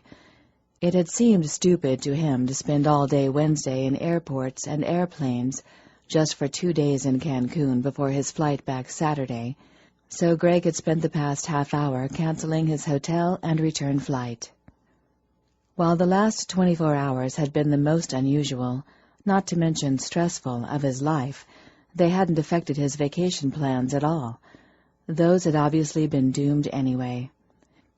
It seemed fate had something other than a week of sun, sand, and half-naked gyrating women planned for him, Greg thought, rubbing absently at his neck. His super was the first person who had noticed his neck. The man had stepped off the elevator with a wide smile, commenting, "Locked yourself out, huh?" Then he'd peered at him more closely and said, "What's that on your neck? A vampire bite?" The man had guffawed even as he asked the question, but, not in the mood for jokes, Greg had merely shrugged the question off as the super had unlocked his apartment door. He'd then thanked him for letting him in and arranged to get spare keys made for both his apartment and the building's outer door. The super had promised to see to it and deliver them as soon as possible as he got back onto the elevator. Greg had completely forgotten his joke about his neck by the time he'd closed his door. After locking it, he'd leaned against the solid wood door and heaved a sigh of relief at being home, only to grimace the next moment over the predicament he was in. His coat, keys, wallet, and briefcase were all back at that house. Losing his wallet was bad enough. It had all his ID and credit cards in it, but his briefcase held his appointment calendar and his most recent patient notes. Unable to do anything about it, Greg had reassured himself that it was all replaceable and headed for his bedroom. After spending the last 24 hours in his suit, even sleeping in it, he was intent on a shower and change of clothes. It was while shaving that Greg had noticed the marks on his neck. There was no purple bruising from a hickey, just 2 neat puncture holes about 1 inch apart. The super's words had floated through his mind as he'd examined them. "What's that on your neck? A vampire bite?" The words had sounded as ridiculous in Greg's head as they had when the man had spoken them, and he'd given an uncomfortable little laugh and turned away from the mirror to get dressed. Once finished, he'd called the airport, but once that task was done, Greg found his fingers moving repeatedly to his neck. Worse yet, different memories were flooding his mind and painting a picture in his head. Marguerite accusing Lynsay of biting him when she'd found them in the bedroom, then explaining that Greg wasn't dinner. Thomas telling him that Lynsay's phobia was like Greg's fainting at the sight of food, and Lynsay saying her phobia was hemophobia. Then there was the conversation between the women in the back of the van on the way into the city. They talked about Lynsay's not being able to read him, which was why she'd bitten him, and one of the twins had commented that she wished she could feed off the hoof, too, that it sounded much nicer than bagged blood. Greg continued to rub the little wounds, his mind spinning these facts over and over, and causing the oddest ideas to enter his head, ideas so crazy and impossible he was almost afraid even to think them. But they would explain a lot about his own behavior that he hadn't understood, and which had, frankly, alarmed him, like climbing into the trunk of a strange car, then letting himself be tied down.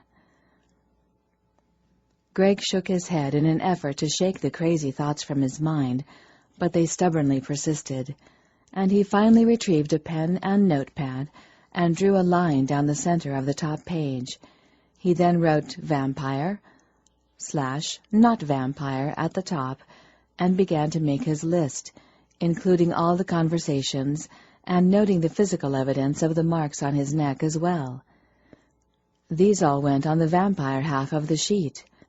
Then he turned his attention to the not-vampire side and hesitated. Finally, he wrote, "Crazy, impossible, and don't exist." Compared to the vampire side, the arguments against it were pretty weak, he noted with frustration, then gave a shaky laugh. It seemed that everything to do with Lysiana was frustrating in one way or another. A knock at the door interrupted his ruminations, and Greg glanced at it with irritation, then tossed the pad on the coffee table and stood to answer it. No one had buzzed, so it had to be the superintendent with the spare keys he'd promised. That was something at least. With those and the extra set of car keys in his desk drawer, he'd be free to catch a taxi to his office building to retrieve his car. Then maybe he'd go out and grab something to eat, he thought, as he unlocked and opened his apartment door. Greg's smile froze, and his plans died a quick death as he saw who waited in the hall. Marguerite and Martine. Greg slammed the door, or tried to, but Marguerite had slid a foot in the way, preventing it closing. The next moment he felt pressure, and was forced backward as the door began to open. He redoubled his efforts to force it closed, but had no effect. The woman was incredibly strong, alarmingly so. Cursing as the door was forced open, he began to back down the hall as the women stepped inside and closed the door behind them. Marguerite was the first to speak. Smiling brightly, she lifted the items she held and announced, "We brought your things." Greg stared at his briefcase and overcoat, his brain working furiously. They shouldn't be here. This was a security building. The doorman should have stopped them in the lobby and called him to see if they were allowed up. But he hadn't. He'd apparently sat idly by and let them saunter in. "Martine, I cannot control him. Can you?" Marguerite asked suddenly, and Greg realized he'd been simply standing there staring at them while he tried to sort out what to do. He started to dodge to the right, thinking to make a break for the bedroom and somehow barricade the door, but Martine suddenly lunged forward and touched his arm, and just like that, Greg went still and calm. In the next moment, he had the sudden compulsion to walk into the living room and seat himself on the couch. It came from nowhere and was impossible to resist. Turning on his heel, Greg walked slowly into the room, Martine holding his arm as if he were escorting her. They sank onto the couch as one, but she didn't release him. Not that he seemed to be able to care.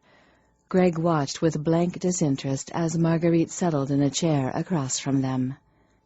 "Will we be able to wipe his memory?" Lysiana's mother asked with concern. Martine turned to peer at Greg, and he felt a brief ruffling in his mind. That was the only way he could think to describe it. It was like a creeping across his scalp. After a moment, she glanced to the notepad he'd left lying on the coffee table and said to Marguerite, "You'd better take a look at this."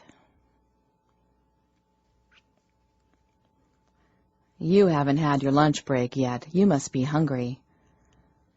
Lysiana glanced up with a smile as her coworker Debbie James walked into her office.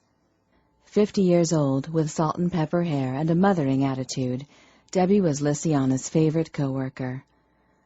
"No, I haven't, and I am hungry, but I think I'll wait till later to—" "Did I hear someone say they were hungry?" Lysiana glanced to the door as Father Joseph walked into the office.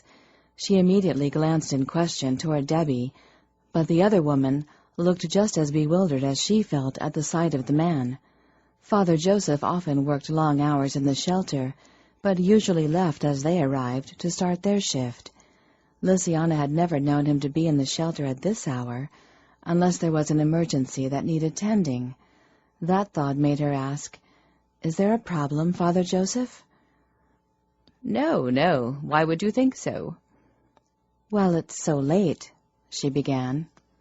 "Oh, I see," he interrupted, then looked away, his gaze shifting around the office before he blurted, "Insomnia. I occasionally suffer insomnia."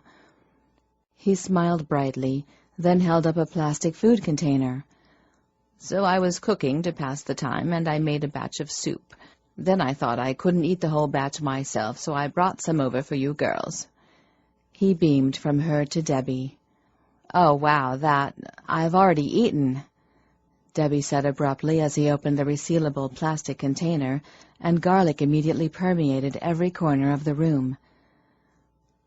"But Lysiana hasn't." Father Joseph smiled at her brightly. "Have you?" Lysiana peered at the soup dubiously.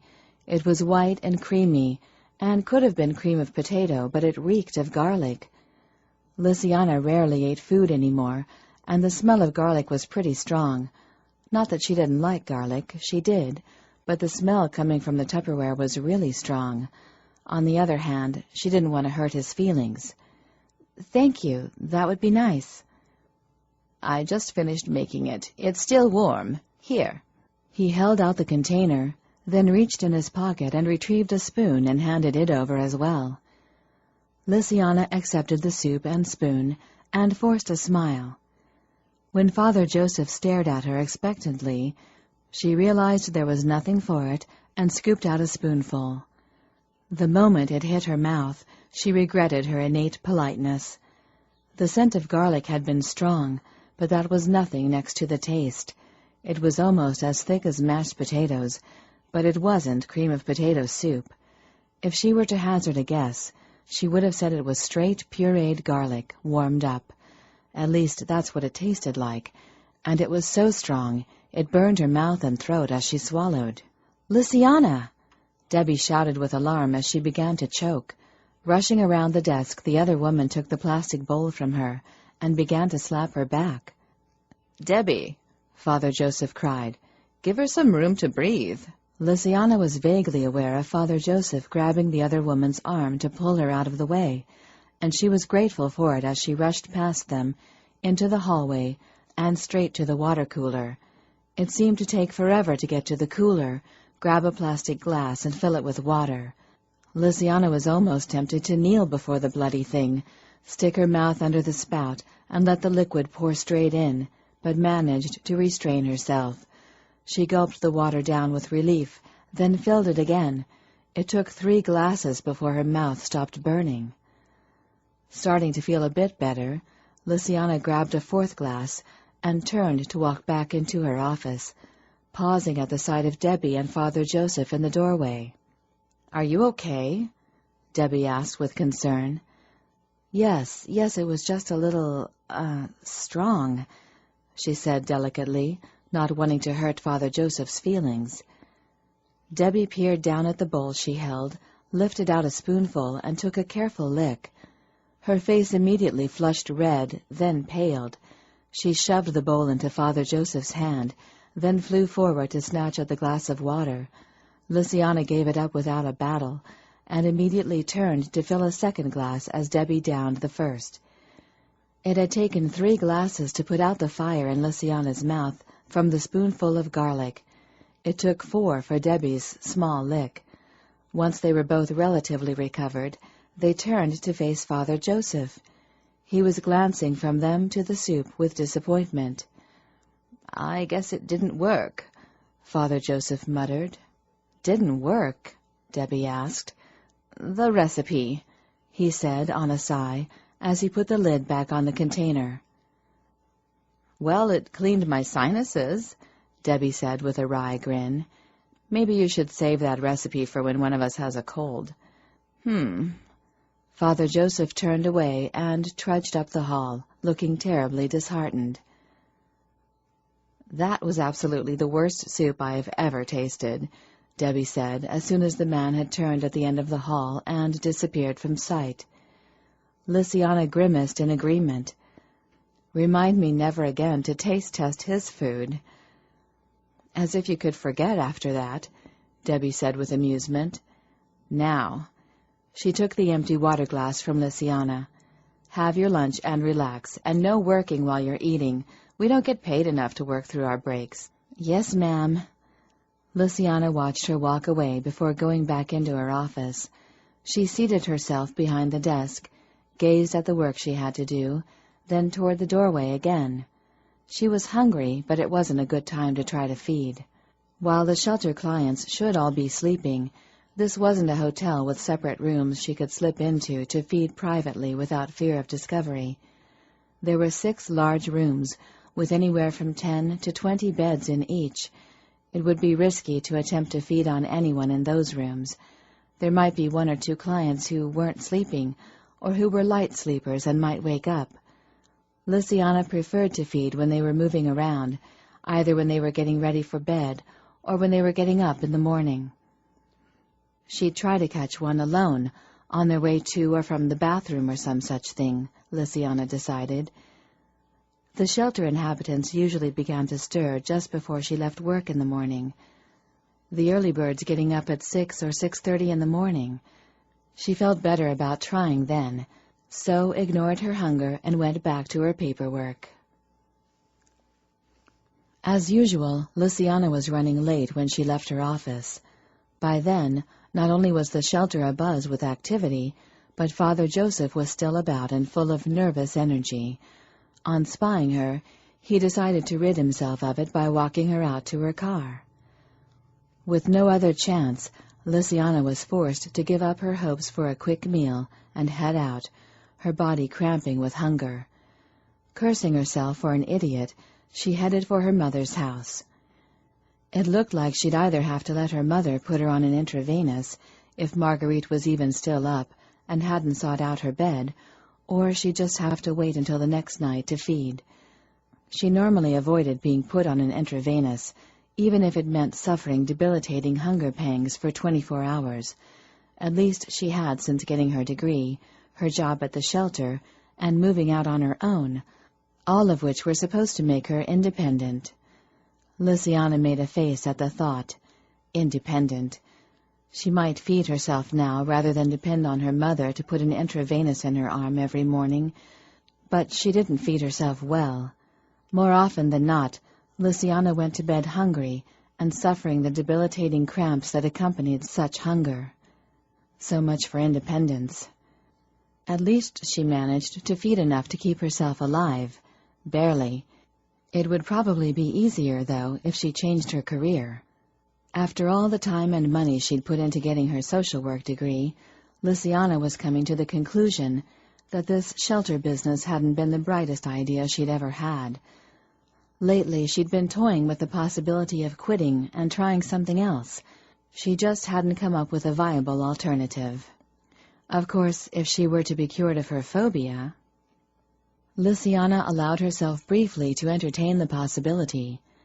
No longer to faint at the sight of blood, to be able to feed off bagged blood like everyone else, merely to walk to the refrigerator, pull out a bag, and slap it to her teeth, rather than to have to hunt up a meal either at the shelter or in the bars. It sounded heavenly. Lynsay hated having to hunt her food. She hated the inconvenience of it, and she hated being different than the rest of her family. Being cured would be bliss, but a large part of her feared she'd never be free of her phobia, and hesitated to hope, for fear of the disappointment that would follow if it didn't happen. Perhaps her mother would have good news for her, Lynsay told herself, as she pulled into the driveway. She had no doubt her mother had got the name of a good therapist from Greg before wiping away all memory of his encounter with them. It was necessary, Lynsay knew, but found she wasn't all that happy to think he would no longer even recall she existed, which was silly, really. She hardly knew the man, and hadn't spent much time with him, but couldn't seem to forget their shared kiss and the feel of him beneath her body. Well, that wasn't important, she told herself. What mattered was that her mother might have already booked an appointment with a psychologist whom Greg had suggested, and perhaps, in a week or so, Lynsay would be free of the phobia that upset her life so. Cheered by that thought, she parked her mother's sports car, which she'd borrowed to drive to work, and crossed the garage with a spring in her step. She hadn't quite reached the door when Thomas suddenly pulled it open. Lynsay paused in surprise. "What are you still doing up? It's almost dawn. I thought everyone would be asleep by now." "Everyone else is." He moved out of the way for her to enter, then closed the door and waited while she removed her coat and boots. "I made tea." Lysiana paused with one boot off and glanced at him warily. While few of them were very interested in food after a certain age, they all still drank normal beverages. However, tea for two at dawn seemed to suggest there was a problem. "There was a problem wiping Greg's memory," Thomas said in answer to her questioning look. "What kind of problem?" Lysiana asked with concern. "Take your other boot off and come into the living room. The tea is there," he announced, then left the room before she could say anything to stop him. Lysiana quickly shed her second boot and followed him to the living room. He handed her a cup as she joined him on the couch, then sat back with his own cup and took a sip, apparently in no hurry to explain things. Lysiana was a little less patient. "What happened?" she asked, ignoring the tea she held. "Greg," Thomas told her. "Dr. Hewitt. They brought him back. He's tied up in your bed again." "What?" Lysiana gaped at him with disbelief. Why did they bring him back? They were supposed to get the name of another therapist and wipe his memory, not bring him back here. "It seems they couldn't wipe his memory," Thomas said quietly. Lysiana stared at him, uncomprehending. "They couldn't?" He shook his head. "Not even Aunt Martine could do it?" she asked with disbelief. Martine was the younger sister of her father and Uncle Lucien. Younger than the two men she might have been, but she was still way older than Lysiana's mother, and one of the most powerful females of their kind. It was incomprehensible that she hadn't been able to wipe his memory. "Not even Aunt Martine," Thomas confirmed. "Oh, dear." Lysiana considered the implications for a moment, then asked, "What are they going to do?" He shrugged. "They wouldn't tell us. They brought him back, put him in your room, then closeted themselves in the study most of the night. Victoria and Juliana listened outside the door, but they could only catch a word here or there. They heard Uncle Lucien and the council mentioned, though." "Oh, no," Lysiana breathed. "What about Greg? How is he taking all this? He must be furious." "He was," Thomas acknowledged, then grinned. "He was bellowing at the top of his lungs about being kidnapped by a pair of soulless, blood-sucking vampire bitches. I presume he was referring to Aunt Marguerite and Aunt Martine," he added deadpan, but Lysiana wasn't laughing. "He knows what we are?" she asked with horror. "How?" "How do you think? It wouldn't have been that hard to figure out. Aunt Marguerite said right in front of him that he wasn't your dinner but your therapist. And you girls were talking about biting him and bagged blood in the back of the van on the way into the city." "He heard us?" she asked with dismay. Thomas nodded. "And no doubt he saw the bite marks." Lysiana groaned inwardly. Her bite marks. Damn it. She'd caused part of this problem herself. Now he'd figured out what they were, and her mother and Martine couldn't wipe his memory, and Uncle Lucien and the council might be pulled into it. "I should go check on him." Lysiana started to get up, but Thomas stopped her with a hand on her arm. "Wait, I want to talk to you first," he said, then waited for her to settle back in her seat to say, "Something occurred to me on the way back from dropping him off, and it's been bothering me ever since." Lysiana raised her eyebrows curiously. Thomas frowned slightly, as if unsure how to proceed, then asked, "What is the problem that makes it difficult for us to have a serious relationship with mortals?" "With our ability to read their minds and control their behavior, they become nothing more than puppets," Lysiana answered, without even having to think about it.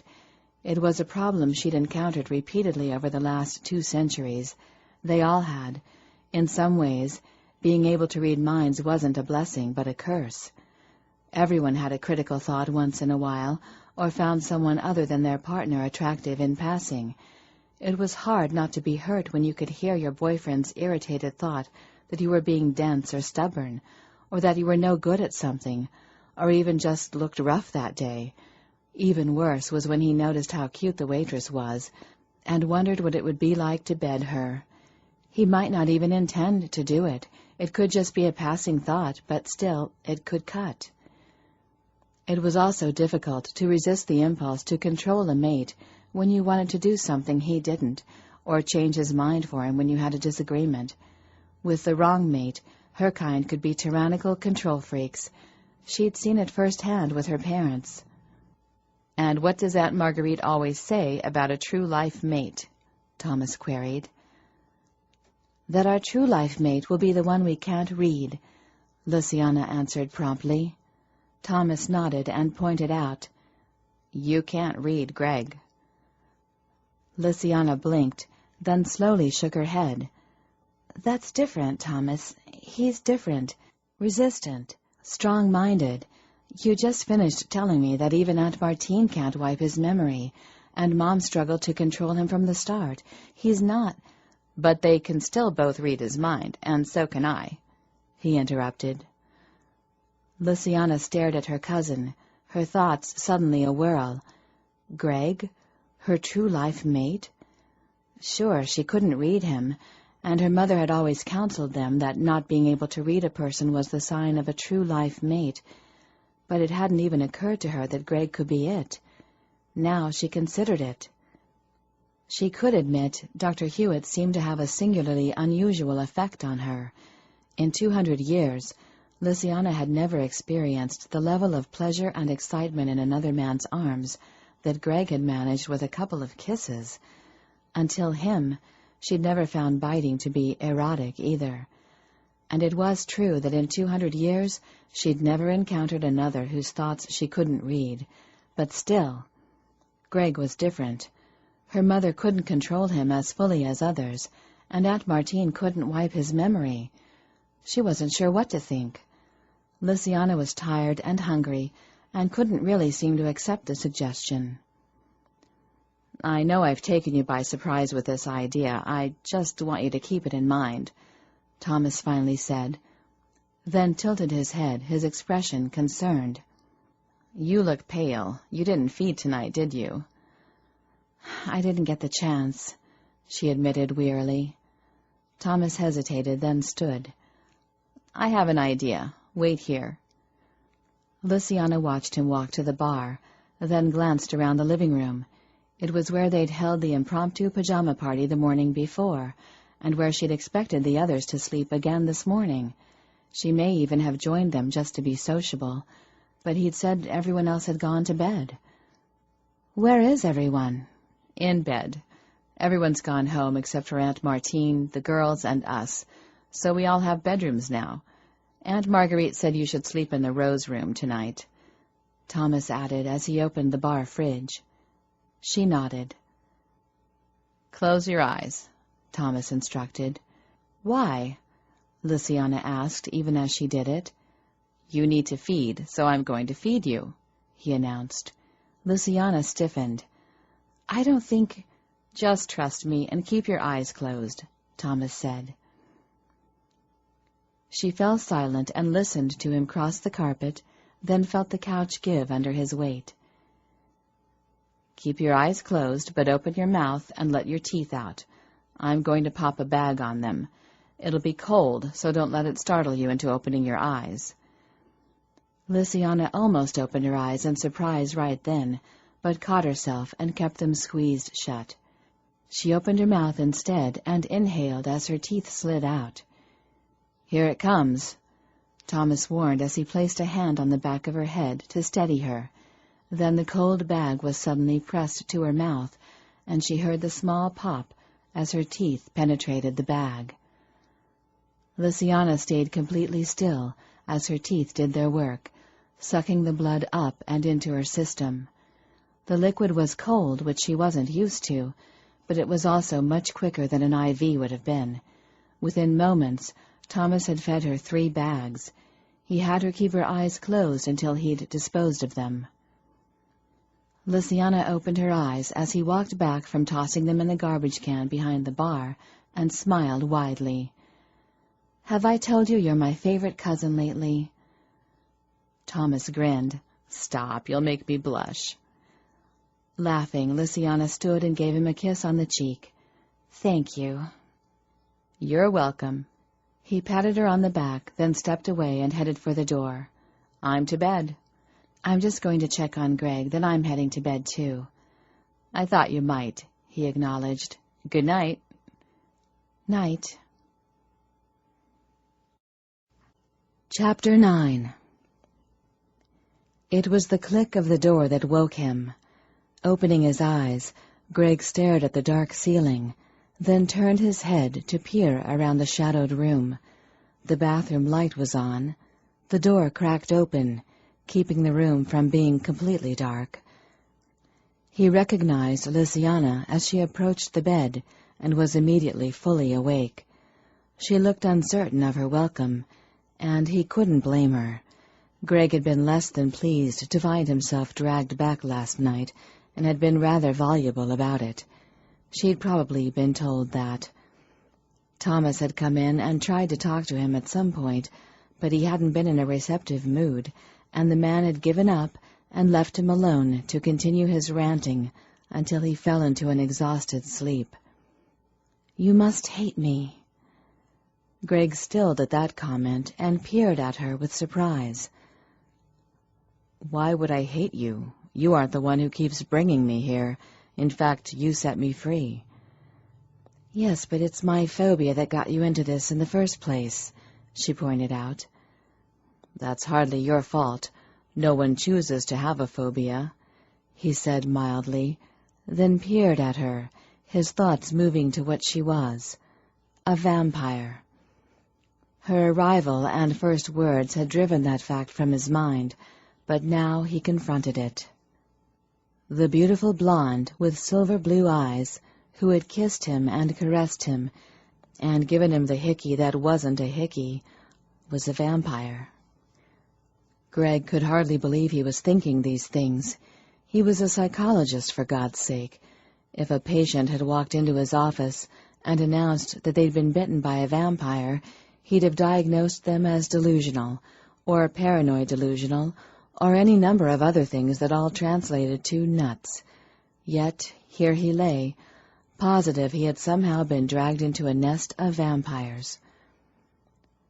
Despite his thoughts along those lines, Greg hadn't been sure that's what he was dealing with until Martine's and Marguerite's appearance at his door. No woman he knew should have been able to force his door open as Marguerite had. Then the way he'd suddenly found himself calm and walking into the living room was telling. But the real clincher was what Marguerite had said when Martine had spotted and drawn her attention to the vampire/not vampire list on the coffee table. Lynsay's mother had paled, looked unhappy, and said, "He knows what we are. That explains why it is even harder to control him. Now what do we do?" "Well," Martine had said slowly, "I took a look inside his brain, Marguerite, and he really—" Greg hadn't caught any more of their conversation. Martine had stood and urged Marguerite several feet away to speak in hushed tones. The interesting thing was that the moment Martine had stopped touching him and moved away, Greg had found himself free of the compulsion to remain seated on the couch. His mind was his own again, and had immediately filled with panicked thoughts of what he should do. Flee, call the police, or ask the 1,000,001 questions that were suddenly crowding his mind about these beings. Greg had found himself torn in two. Half of him was scared silly, the other half was curious as hell. Before he could decide which half to proceed with, the women had straightened, and Martine was back at his side, taking his arm once more. Greg had found himself claimed by a new compulsion. He'd walked out of the apartment with the two women, ridden down in the elevator, walked out of the building, and seated himself calmly in the very same van Lynsay and her cousins had used to transport him home. This time, he'd settled himself on the first of the two bench seats in the back of the van. Martine had sat beside him for the ride back to the house. Once here, he'd walked inside and straight up to the same bedroom, once again allowing himself to be tied down. Greg hadn't begun shouting and struggling until they'd finished tying him, and Martine had released his arm. His thoughts had been his own again at once, and he'd been frustrated and furious to find himself tied to that bed again. Greg had ranted and raved at them, but the women had simply ignored him and walked away. That hadn't stopped him, though. He'd continued bellowing at the top of his lungs until he was hoarse before falling silent. He was feeling much calmer this morning.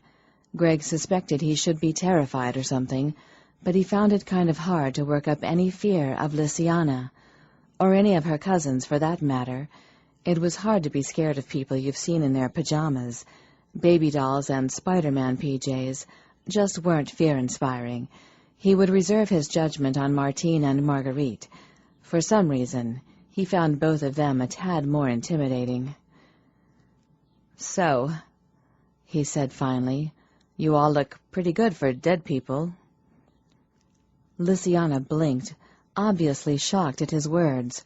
Not as shocked as he was. Greg couldn't believe he'd said that. God, he was such a smooth talker.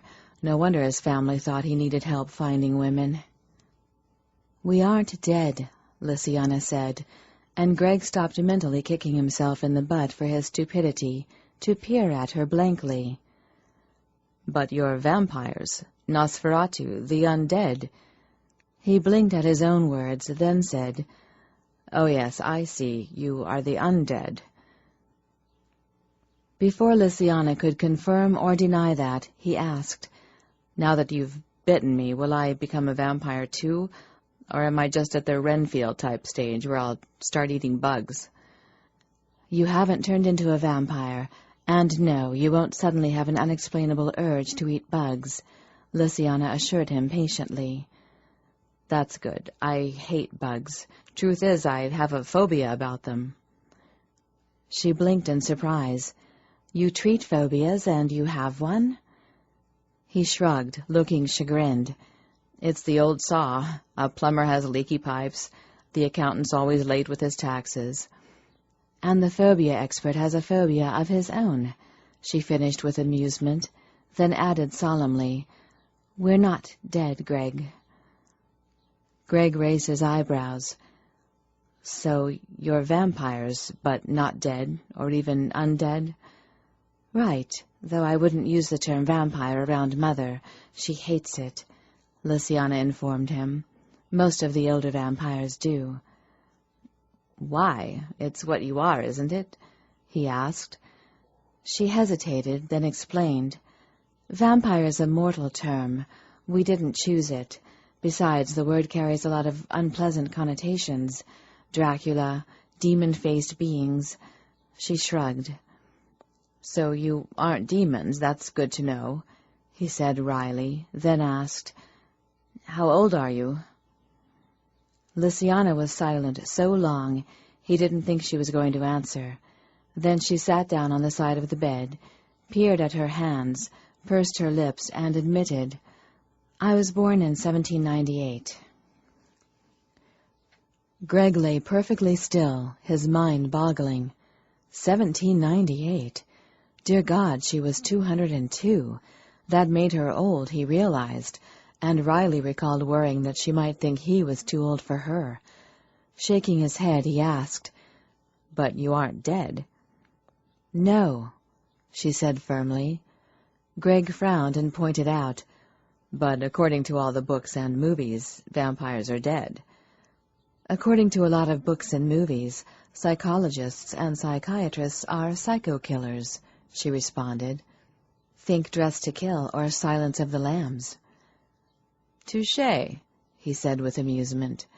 They were both silent for a minute. Then Lynsay said, "As with everything, the tales of our kind have been corrupted over the centuries." Greg considered that briefly, then asked, "How corrupted are the tales? Are you cursed and soulless?"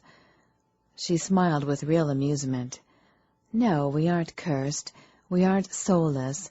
And garlic and religious symbols have no effect on us." "But you drink blood." "We need blood to survive," she admitted. "This is crazy," Greg said aloud, his mind rebelling at accepting the unacceptable. Vampires, living forever, feeding on blood. It's fiction, a myth, legend.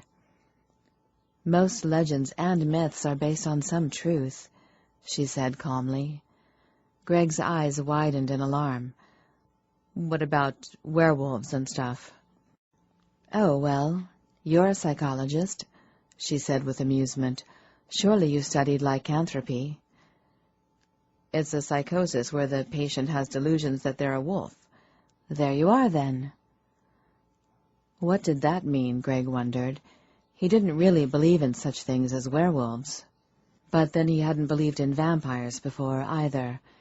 This whole business had really turned his belief system on its ear. He didn't know what to think. I'm sorry about biting you. Luciana's voice drew him back from his thoughts, which was probably a good thing. He could drive himself crazy with the ideas running through his head. Next he'd believe in fairies and pixies.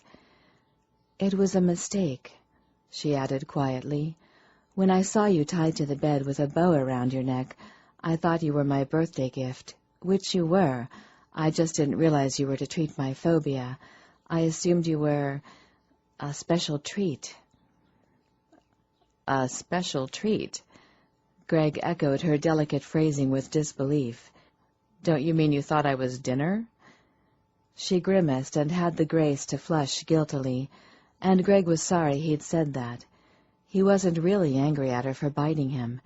It was difficult to be angry about something he'd enjoyed so much, and Greg had enjoyed it. Just recalling it was enough to make him harden. So you're a vampire with hemophobia, he said, to change the subject. Ridiculous, isn't it? She muttered with self-disgust. I know that I shouldn't fear blood, that there's nothing to fear, but... Phobias aren't rational. I have a client who's 6 feet tall and weighs 200 pounds, who's absolutely terrified of teeny-tiny spiders. Phobias are definitely not rational, he assured her. Then another thought occurred to him, and he asked, What about sunlight? Sunlight? She asked uncertainly. According to legend, sunlight destroys vampires, he pointed out. Oh, well... She hesitated, then told him, It does the same damage to our bodies as it does to you, but it's a little more dangerous to us, because our bodies use up blood at an accelerated rate to repair the damage, which, in turn, dehydrates us and means we have to feed more. In the old days, we avoided sunlight like the plague to prevent having to feed more often. Feeding was a dangerous business back then. It could lead to discovery. And now? Now most of us use blood banks for feeding, but many still avoid the sun out of habit or for convenience sake. Walking around carting coolers of blood to replenish with can be a pain. Greg nodded in understanding. If you aren't cursed or dead, what are you? Luciana considered the matter for a moment, then said, It would probably be easiest to understand if I explained from the start. Please.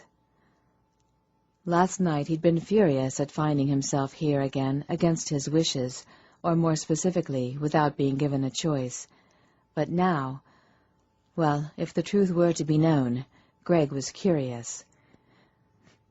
Intellectually speaking, this was all terribly fascinating. It was like discovering there was a Santa. Well, sort of. You've heard of Atlantis? It wasn't really a question, but Greg grunted a yes, despite being a tad confused by what the mythical land could have to do with vampires. The lost civilization, Plato, Poseidon, Crete, a paradise with wealthy people who displeased Zeus by becoming greedy, he recalled from his courses at university. Zeus punished them by gathering all the gods together and wiping them out. That's what the books say, Luciana agreed with a hint of amusement. What does the mythical Atlantis have to do with your being a vampire? Atlantis is no more a myth than vampires are, she announced. It was a very advanced race, and just before the fall, Scientists there developed a sort of nano. Those tiny little computer thingies? Greg asked. Yes, she said. I don't pretend to understand it all. I've never really found science that interesting. My brother Bastian could explain this all more clearly, but basically they combined the nanotechnology with some sort of bio-something or other. Bioengineering? He asked. Something like that, she allowed. They combined the two technologies to create microscopic nanos that could be shot into the bloodstream, where they would live and replicate.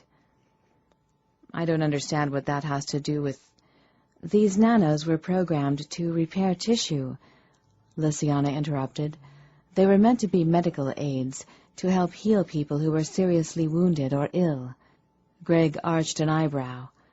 And they worked? Oh, yes. They worked better than anyone had expected. Once in the body, they not only repaired damaged tissue, they destroyed any sort of infection and even regenerated dead or dying tissue. Ah, Greg said, suddenly understanding why she was telling him about Atlantis. And these nanos are how you live so long and stay so young.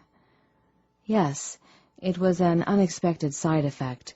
They were programmed to self-destruct once the damage in the body had been repaired, but the body is constantly under attack from sunlight, pollution, and simple aging, Greg finished for her. Yes. She smiled with pleasure at his understanding.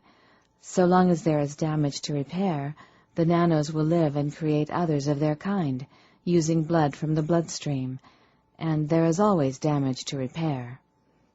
Greg closed his eyes, his mind whirling with the knowledge she had just given him.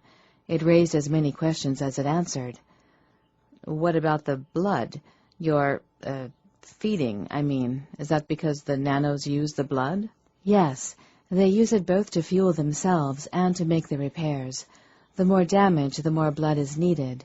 But even with just the damage from day-to-day living, the body can't supply enough blood to satisfy them. So you have to drink blood to feed the nanos, he reasoned. Yes, drink it or take transfusions. Transfusions, he echoed, pleased to hear such a common word in this conversation. So it's really rather like hemophilia, sort of a blood disorder. Then he paused and added wryly, except for the fact that you're all from an ancient but scientifically advanced race of people. He paused as a thought confused him. But you were born just a little more than 200 years ago. You aren't from Atlantis yourself. Is it passed from mother to child? It was passed to me through my mother, Lynsay admitted, but my mother wasn't born with it. Your father? He queried, and realized he hadn't asked how old Jean-Claude Argenot had been when he died just a couple years ago. How old was your father? He, his twin brother, and their parents were amongst those who fled Atlantis when it fell. Aunt Martine was born a couple 100 years later. Her father and his family had fled Atlantis when it fell, he considered silently. When had that been? He wasn't sure. Certainly before Roman times, before the birth of Christ. Dear God, it didn't bear thinking about. My father introduced the nanos to my mother when they were married, Lynsay added when his silence continued. Greg gave a start at this news. So anyone could... You don't have to be born one, she admitted softly when he paused. They were introduced to the blood intravenously to start with, and still can be. And the blood doesn't necessarily have to be consumed, he said, his mind going back to that point. He didn't know why. Maybe because it made them seem less alien when he thought of it as a blood disorder like hemophilia. Yes, but it's somewhat time-consuming in comparison to proper feeding, she explained. Think of the difference between downing a pint of water rather than waiting for a pint of saline to drip into a body using an IV.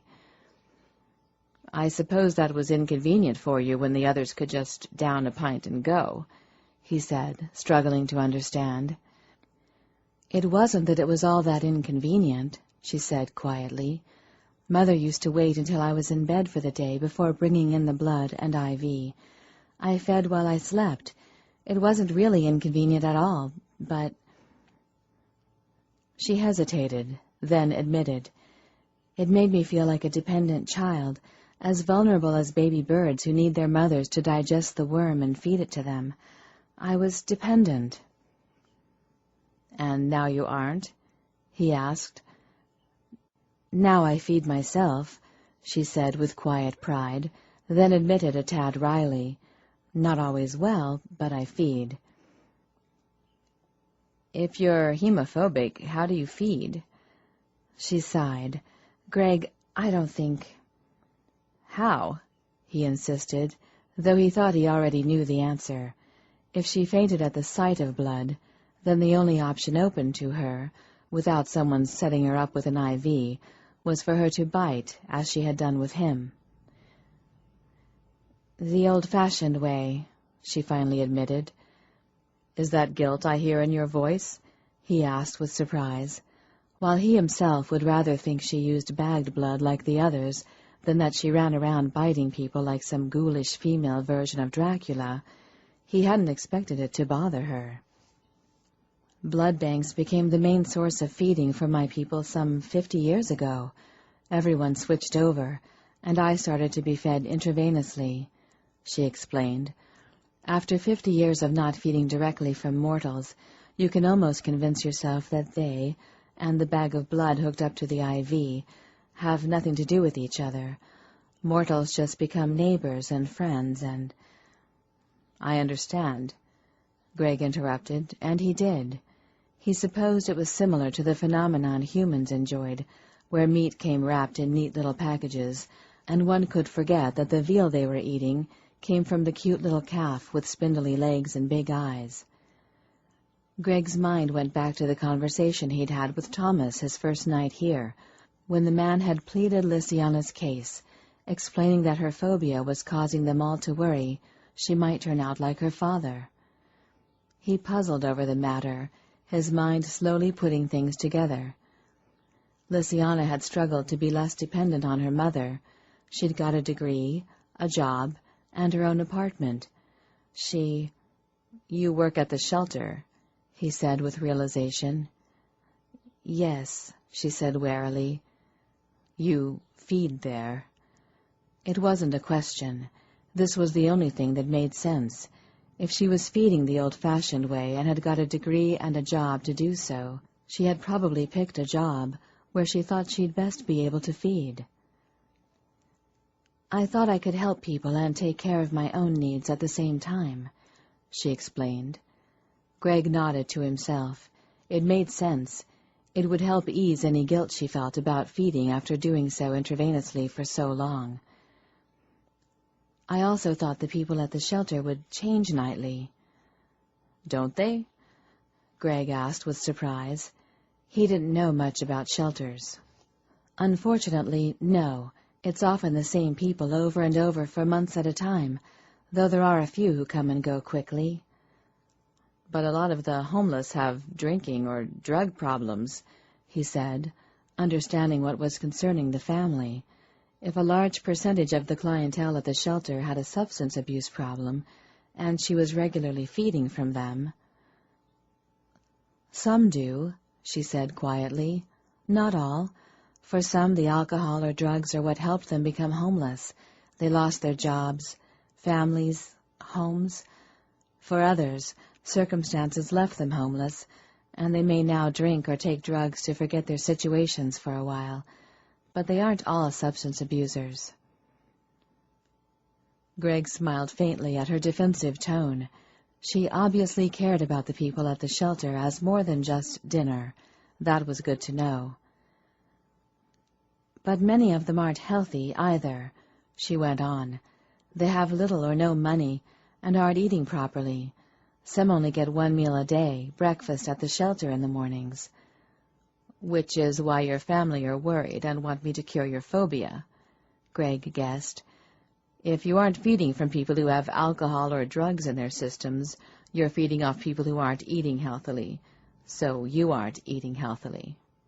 Yes, she grimaced. I exist on the equivalent of a fast food diet, filling but containing very little in the way of nutrients. But I really don't think that bothers Mother as much as the alcohol." Greg nodded, but he couldn't seem to take his gaze away from her mouth. He'd never paid much attention to her teeth. His attention until now had always been focused on her lips and what he'd like her to do with them. Still, he thought he should have noticed her fangs at some point. "Can I see your teeth?" Lysiana stilled, her eyes locking on his face. "Why?" "Well," Greg shifted his weight and frowned. "I mostly believe you people are what you say you are. I saw the bite marks. I know I've been being controlled, but—" "But you want more proof, physical proof," she guessed when he hesitated. "I'm sorry, but what we're talking about here is pretty incredible," he pointed out. "Vampires from Atlantis who aren't cursed or soulless, but live forever and stay young and healthy looking. It's rather like being asked to believe in the Easter Bunny." Lysiana nodded in understanding, but still hesitated another moment before opening her mouth, revealing her teeth. They were straight, pearly white, but— "No fangs," he said with disappointment. In response to his comment, Lysiana leaned a little closer. He saw her nostrils flare slightly as she inhaled, and her canines shifted, sliding smoothly out as if on tracks under the outer teeth. 2 long pointed fangs suddenly protruded from her mouth.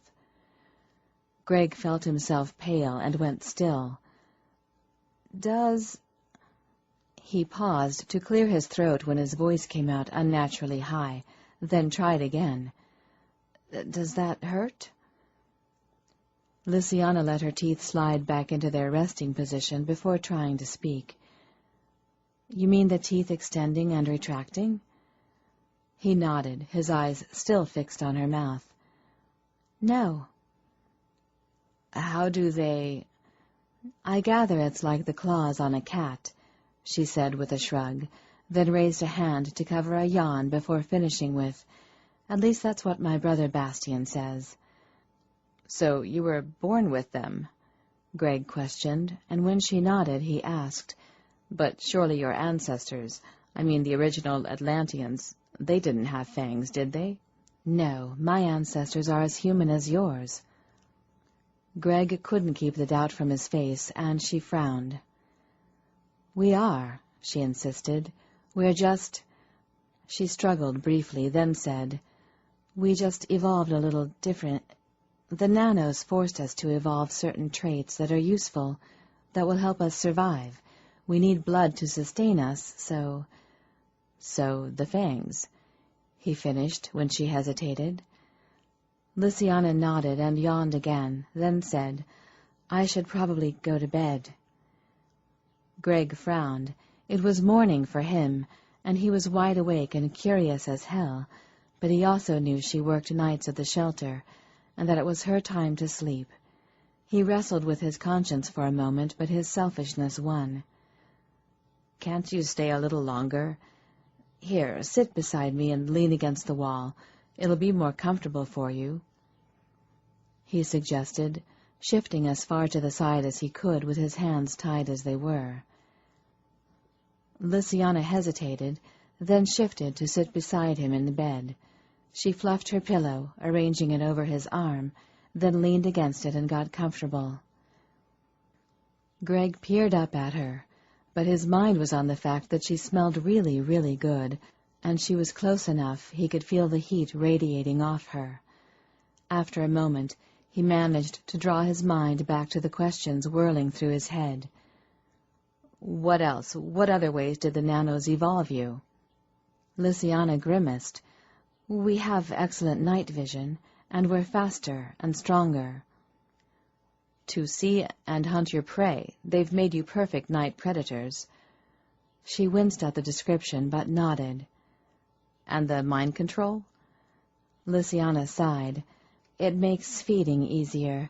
It allows us to control our hosts or donors, and to wipe their memories of the experience afterward.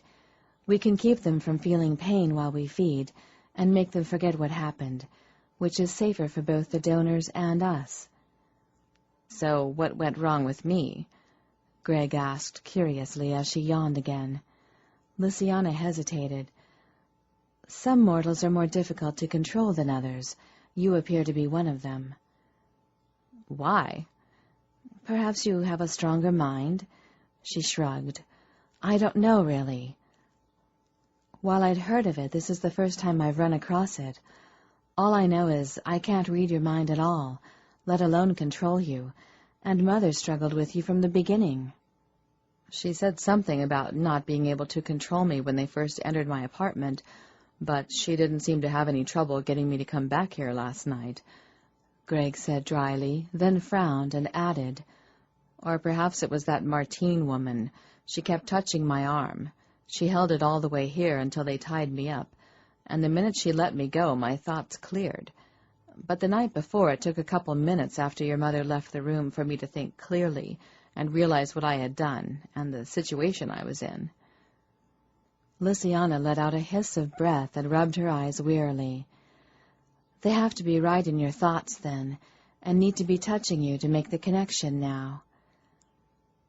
Greg got the feeling from her expression that for some reason she didn't think that was a good thing.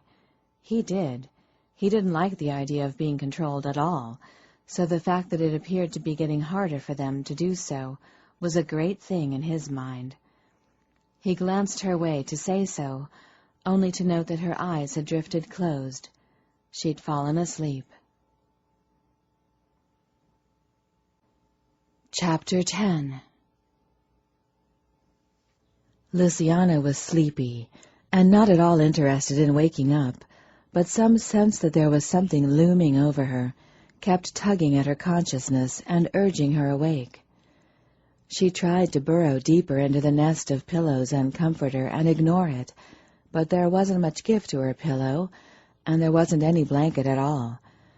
Frowning, she blinked her eyes open. It took Lysiana's half-asleep mind a moment to figure out that it wasn't a pillow her head was nestled on, but a chest. She'd fallen asleep while talking to Greg, she realized, and at some point during the day had apparently cuddled up next to him. Sucking in a breath, she stilled, then started to ease away from him, only to freeze at the sight of her cousins. The 6 of them were gathered around the bed, looming as they stared down at her and Greg with great interest. Lysiana opened her mouth to speak, then paused and glanced toward Greg to find his eyes open and on her. She quickly sat up and glanced toward her cousins, finding them easier to face than he was at that moment. "What's wrong?" "We are hungry," Julie announced. "We haven't eaten since your party." "The twins aren't used to a liquid diet, and hunger pangs woke them up," Elspeth said apologetically. "They checked the kitchen, but Aunt Marguerite didn't get to buy groceries as planned because they brought Greg back. So they woke me up to see if I thought it would be all right for them to order in something to eat."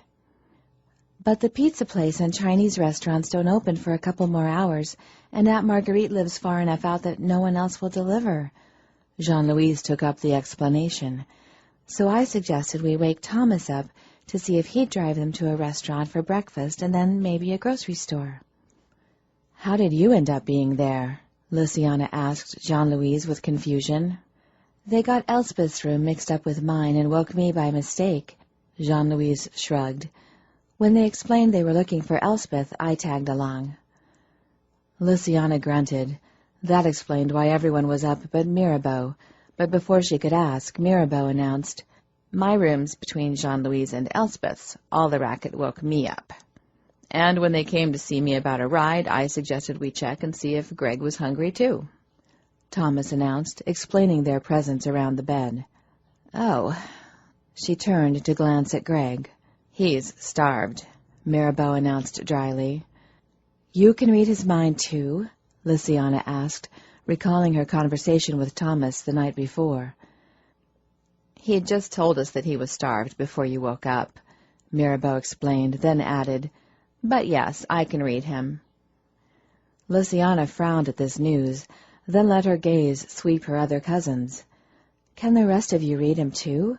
Surely I'm not the only one who—" "I can read him," Julie announced. "He thinks you're beautiful in the morning, even with bedhead."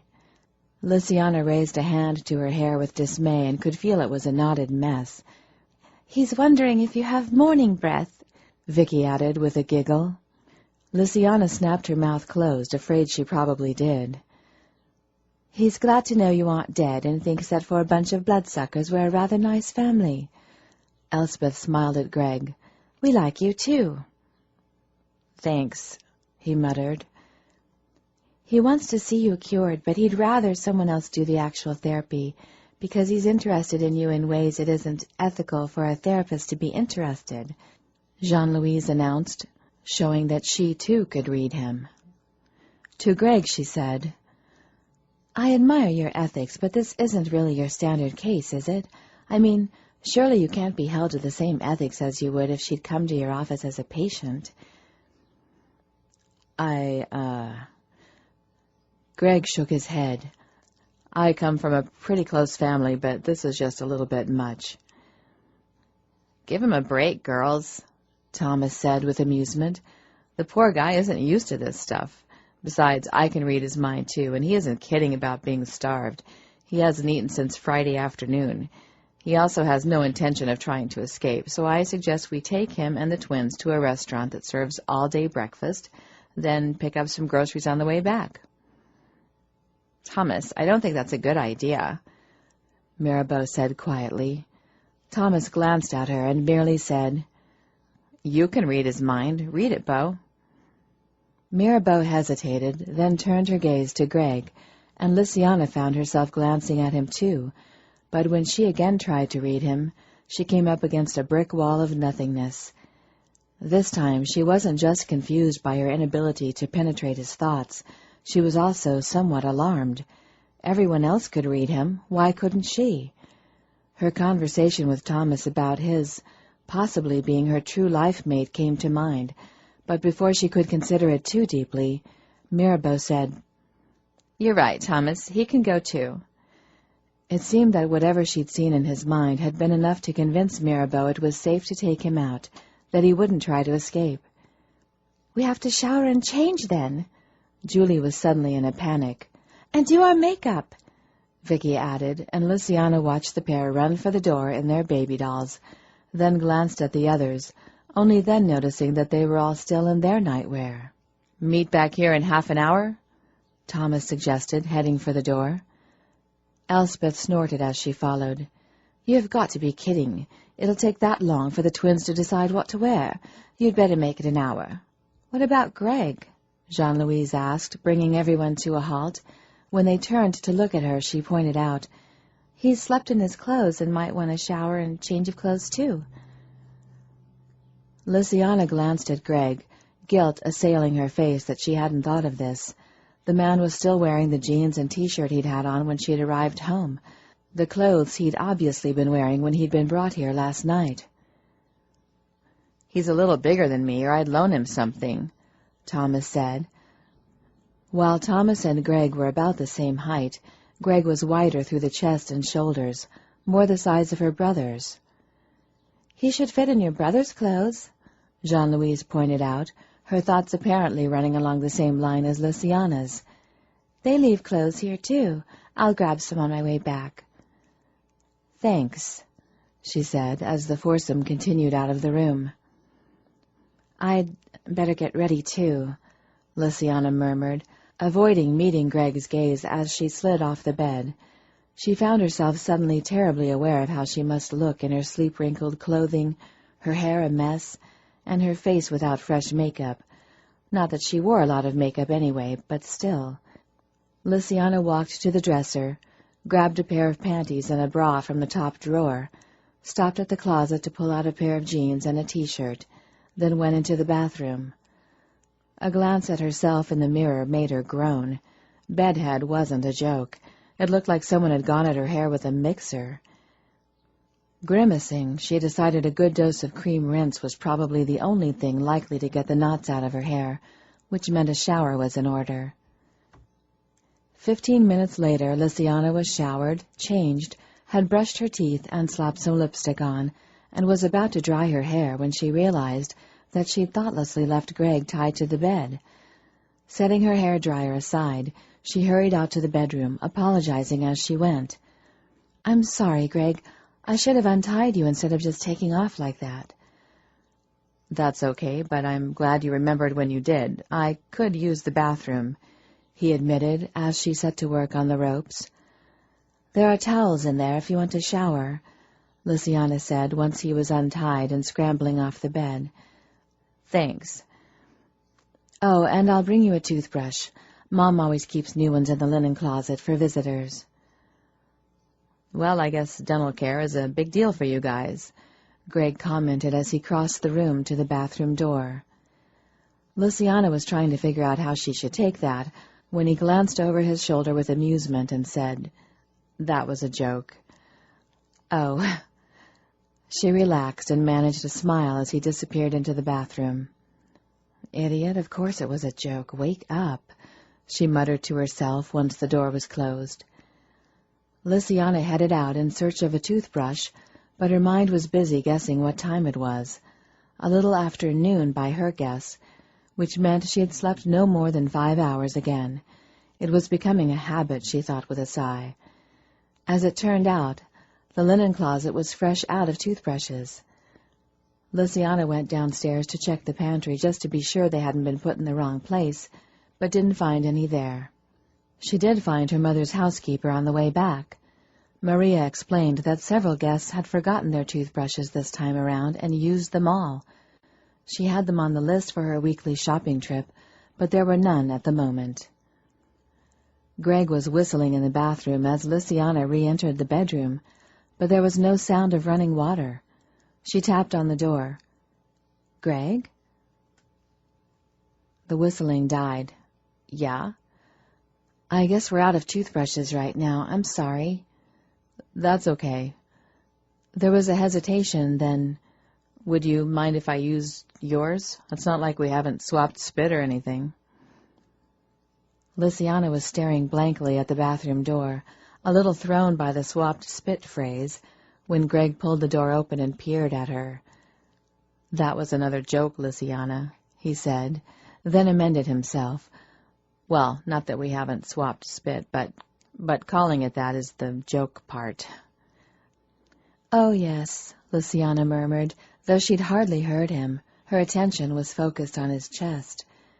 She'd thought the lack of running water had meant he hadn't showered yet, but he'd obviously done so while she was downstairs. His hair was damp, and he was standing there with nothing but a towel wrapped around his waist. Dear God, the man was gorgeous. "Is that, oh, yes, I can use your toothbrush, or, oh, yes, we swapped spit?" he asked. When Lynsay raised a blank gaze to him, he tilted his head and said, "You really aren't a morning person, are you?" Lynsay closed her eyes and turned away while she still had a brain cell left in her head. They all seemed to be traveling south, and she thought it was only men who had that problem. "You don't happen to have a razor I can use, too, do you?" Greg asked. "Yes." Pausing, Lynsay turned back and moved past him to get it out of the bathroom drawer. "Thanks," Greg said as he accepted it. "I'm afraid I don't have any shaving cream," she said apologetically. "I'll make do with soap lather," he said with a shrug, then caught her arm as she moved to leave the bathroom again. "You were going to dry your hair, weren't you?" He gestured to the hairdryer lying on the bathroom counter to explain how he knew. "Oh, yes." She had just gotten it out when she had realized that Greg was still tied up. "Well, I'm just shaving and stuff right now. You can share the mirror if you like. The vanity space is large enough for both of us." Lynsay hesitated, shy at the idea of sharing bathroom space with him, then realized she was being silly and nodded. "Good." Greg turned to the counter and staked out the sink on the right. Not half an hour ago, the bathroom had seemed a large and spacious room. There was plenty of floor space, a huge tub, a toilet, clothes hamper, and a counter that ran the length of one entire wall with 2 sinks in it and a mirror overhead. But once Lysiana was in there with Greg, it seemed incredibly small, and at first she was clumsy and uncomfortable as she found her hairbrush, took the hairdryer, unraveled the cord, and plugged it in, all while being extra careful not to bump Greg or get too close. For his part, Greg didn't seem to notice the shrinking size of the room. As far as she could tell, he hardly seemed aware of her presence as he concentrated on making lather from the bar of soap. Giving herself a mental shake for acting so juvenile, Lysiana turned on the dryer and went to work on her hair, doing her best not to stare at his chest in the mirror as she did. Lysiana didn't do much styling with her hair. It was naturally wavy and looked fine as it was. She only bothered to dry it when she was going out into the cold as she planned to do today, so it didn't take her long to blow the worst of the dampness out of it. Once it was mostly dry, she turned off the dryer and began to rewind the cord. "You have a reflection." Lysiana paused and met his gaze in the mirror. "Yes." "According to all the stories, vampires don't have reflections," he pointed out. "I guess that's something else they got wrong." "Oh, yes." She nodded and went back to winding the cord.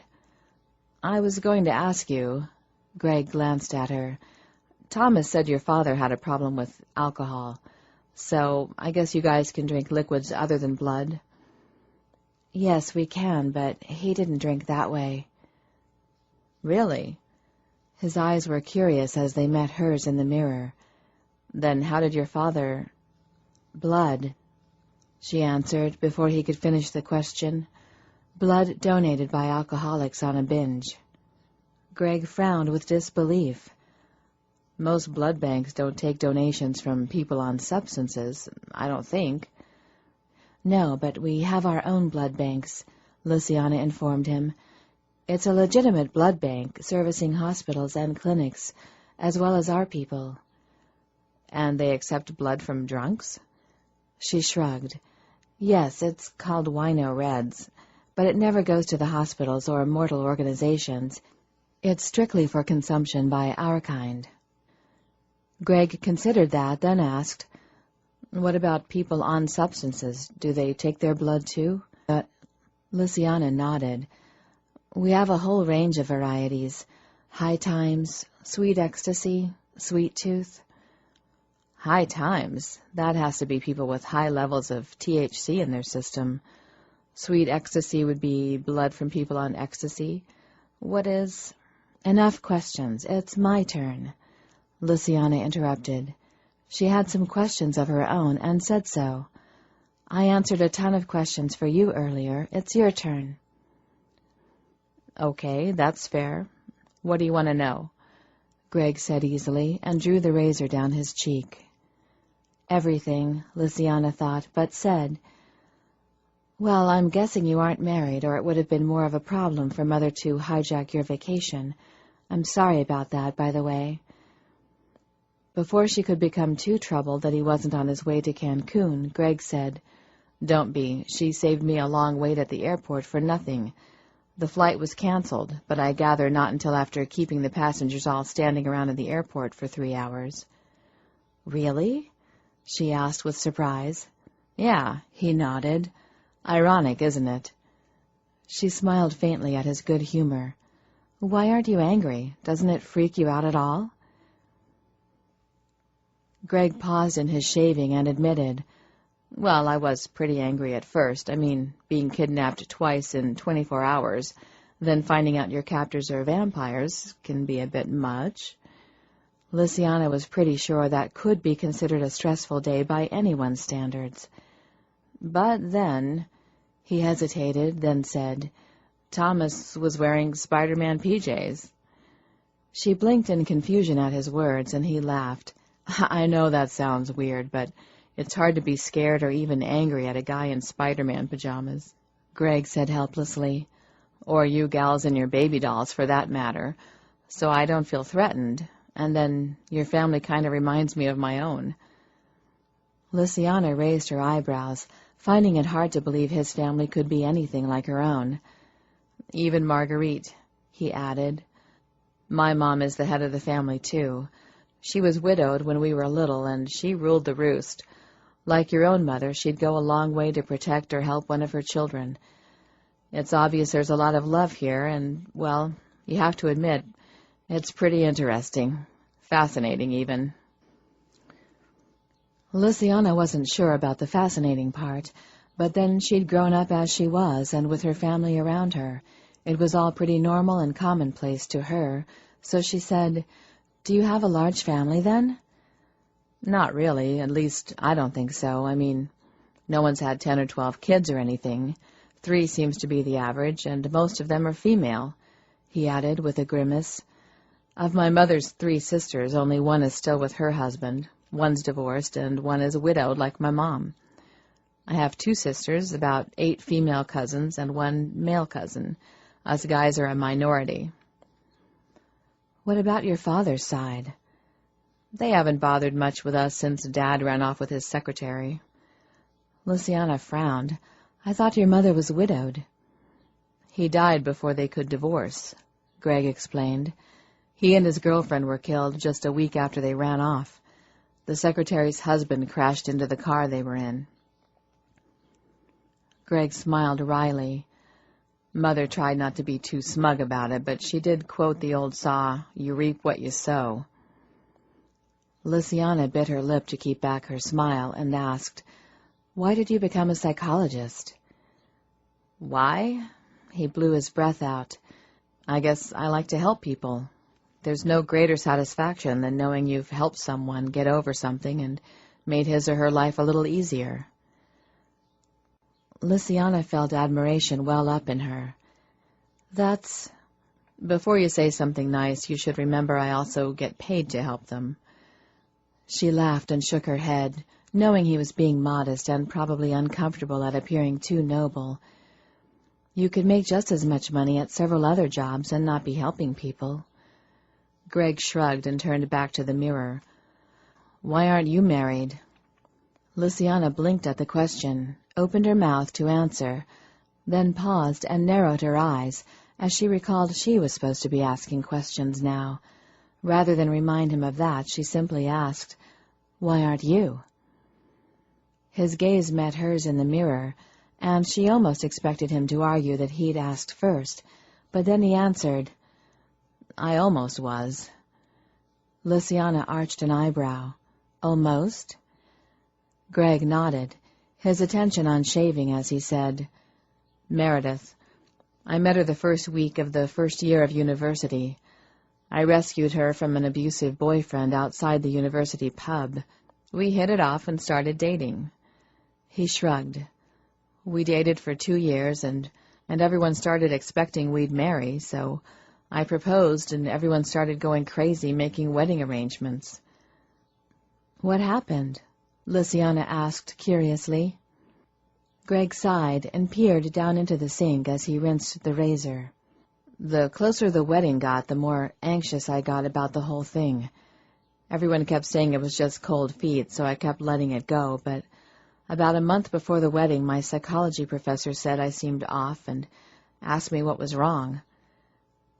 He paused to explain. "The wedding was set to take place the week after end of term. Anyway," Greg continued, "he asked, and I blurted everything out. I don't think I made much sense. He took me down to the break room, gave me a coffee, and got me talking. We were there forever, but by the time I left, I knew I couldn't marry Meredith. The next day I broke it to her, then changed my major to psychology." Luciana's eyes widened. "You weren't a psychology major at the time?" Greg grinned and shook his head. "Journalism, and while I liked it well enough, as far as I was concerned, that professor saved me a lot of grief. I wanted to do that for others." Luciana considered what he'd said, then considered what he hadn't said, and asked, "From one talk with him you were able to see that Meredith wasn't right for you?" "Not exactly. That one talk made me look at the things that had been bothering me for months, the reasons behind why I was getting anxious about the wedding." "Which was?"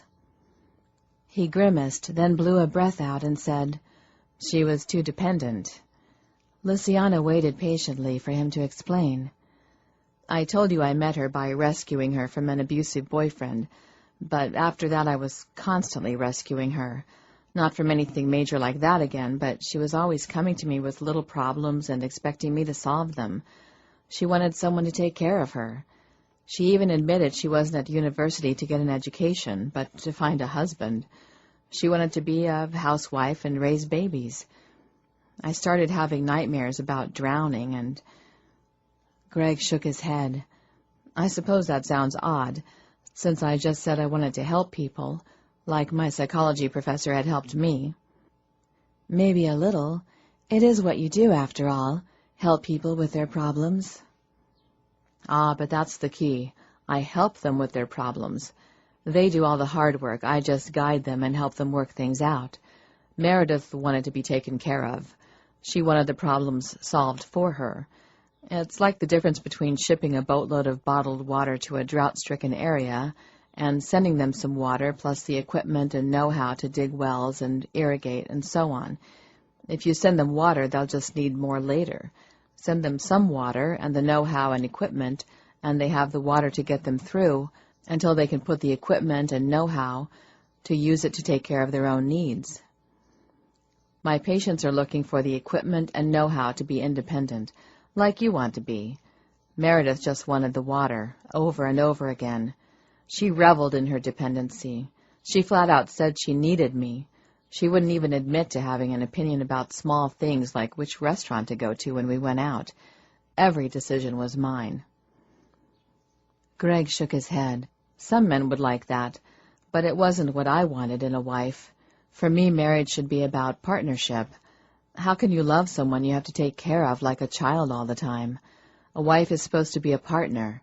And yes, partners help each other when they need it, but they're supposed to be together because they want to, in my book, not because one needs the other. With Meredith, I would always have had to be stronger and carry the burden. I wanted—" "An equal," Lysiana finished for him. "Yes." Greg met her gaze in the mirror, then shook his head and marveled. "This is all truly strange. I keep forgetting what you are." Lysiana stilled. "Does it matter?" "Yes and no," he admitted. "It doesn't seem to affect the way I see you, or I wouldn't keep forgetting it's what you are. On the other hand, it's like meeting a rock star or something. I mean, how many guys can say they know real live vampires?" "The question is, how many live to repeat it?" Lysiana and Greg turned sharply at that dry remark to find Mirabeau, dressed and ready to go, in the doorway. "Here you are." Jean-Louise appeared behind her and beamed a smile at them. "We brought clothes. Mirabeau and Elspeth helped. Come on out and have a look." "We weren't sure what you'd want to wear, Greg," Elspeth said, straightening from setting a stack of clothes on the bed beside two others. "So we brought a whole selection." Lysiana led Greg to the bed to look at the clothes. They had brought quite a selection. Greg had his choice of jeans and T-shirts, suits, or dress pants and sweaters. There was also a bundle of undershirts, boxers, and jockey shorts. He looked over the collection, then chose a pair of jeans and a T-shirt and turned away. "Thank you, ladies," he said as he disappeared back into the bathroom to dress. Elspeth glanced at Jean-Louise and shrugged. "I guess we both lose the bet." "What bet?" Thomas asked, entering the room. "Boxers or briefs," Jean-Louise answered. "I was betting boxers. Elspeth thought briefs. Instead, he went commando." "Perhaps he just didn't want to use someone else's underwear," Lysiana suggested, but her mind was now fixed on the fact that Greg was going commando. "It's cold out," Elspeth commented. "I hope he doesn't get a chill." They fell silent as the bathroom door opened and Greg stepped out. "The jeans are a bit tight, but should do." Lysiana's gaze slid over the jeans and T-shirt he'd selected from the pile on the bed. The clothes fit him like a glove, and the man looked as sexy as hell. "You look fine," Elspeth assured him. "Good, then we can go. I'm absolutely starved." I'm feeling a little peckish myself," Mirabeau murmured, and Lysiana stopped ogling Greg to turn on her friend with shock. Mirabeau only grinned and moved toward the door, murmuring, My, someone's protective of the little mortal, aren't they?" The words had been a bare whisper, and Greg couldn't possibly have heard, but Lysiana felt herself blush as her cousins turned to eye her with amusement. Their hearing was as good as hers, and they had, of course, heard the teasing comment. "Are you sure we should do this? I don't think Mother and Aunt Marguerite are going to be too happy about our taking him out," Elspeth suggested. "Then they should have thought to pick up some food for him," Lysiana said grimly. "Besides, they'll never know we went. We'll be back long before they're awake." Chapter 11. "She's up!" Everyone in the van jumped as Vicky screeched those words, including Thomas, who was startled into slamming on the brakes, sending them all jerking in their seats.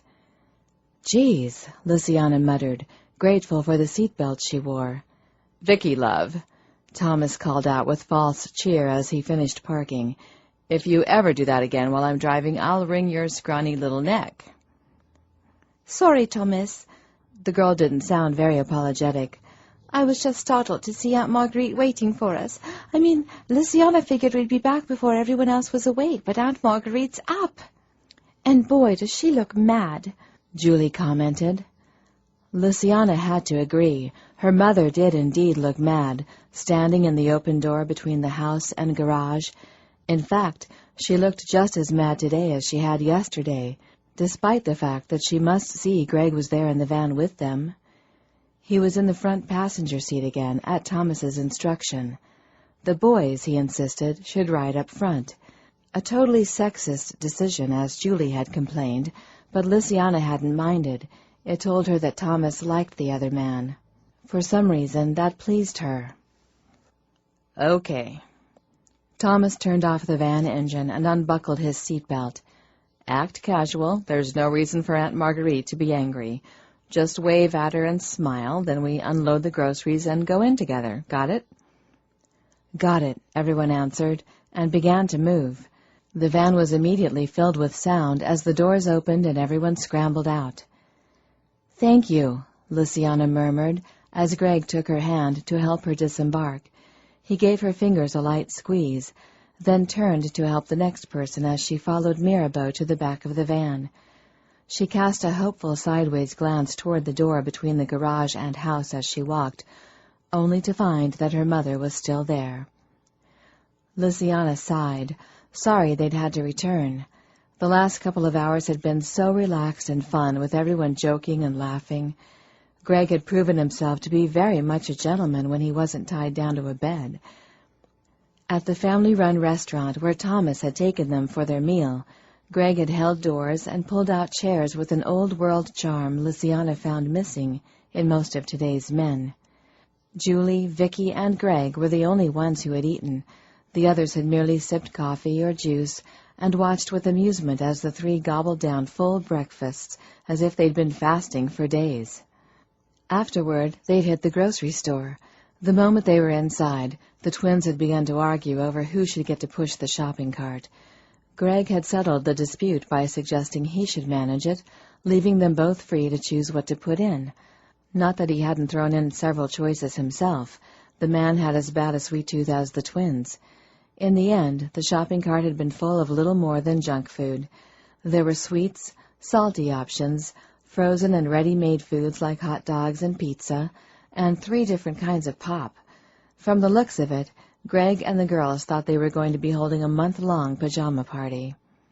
"Geez," Lysiana murmured, as she and Mirabeau reached the back of the van just as Thomas opened the double doors to reveal the groceries inside. "I can't believe we bought so many groceries. Who's going to eat all this?"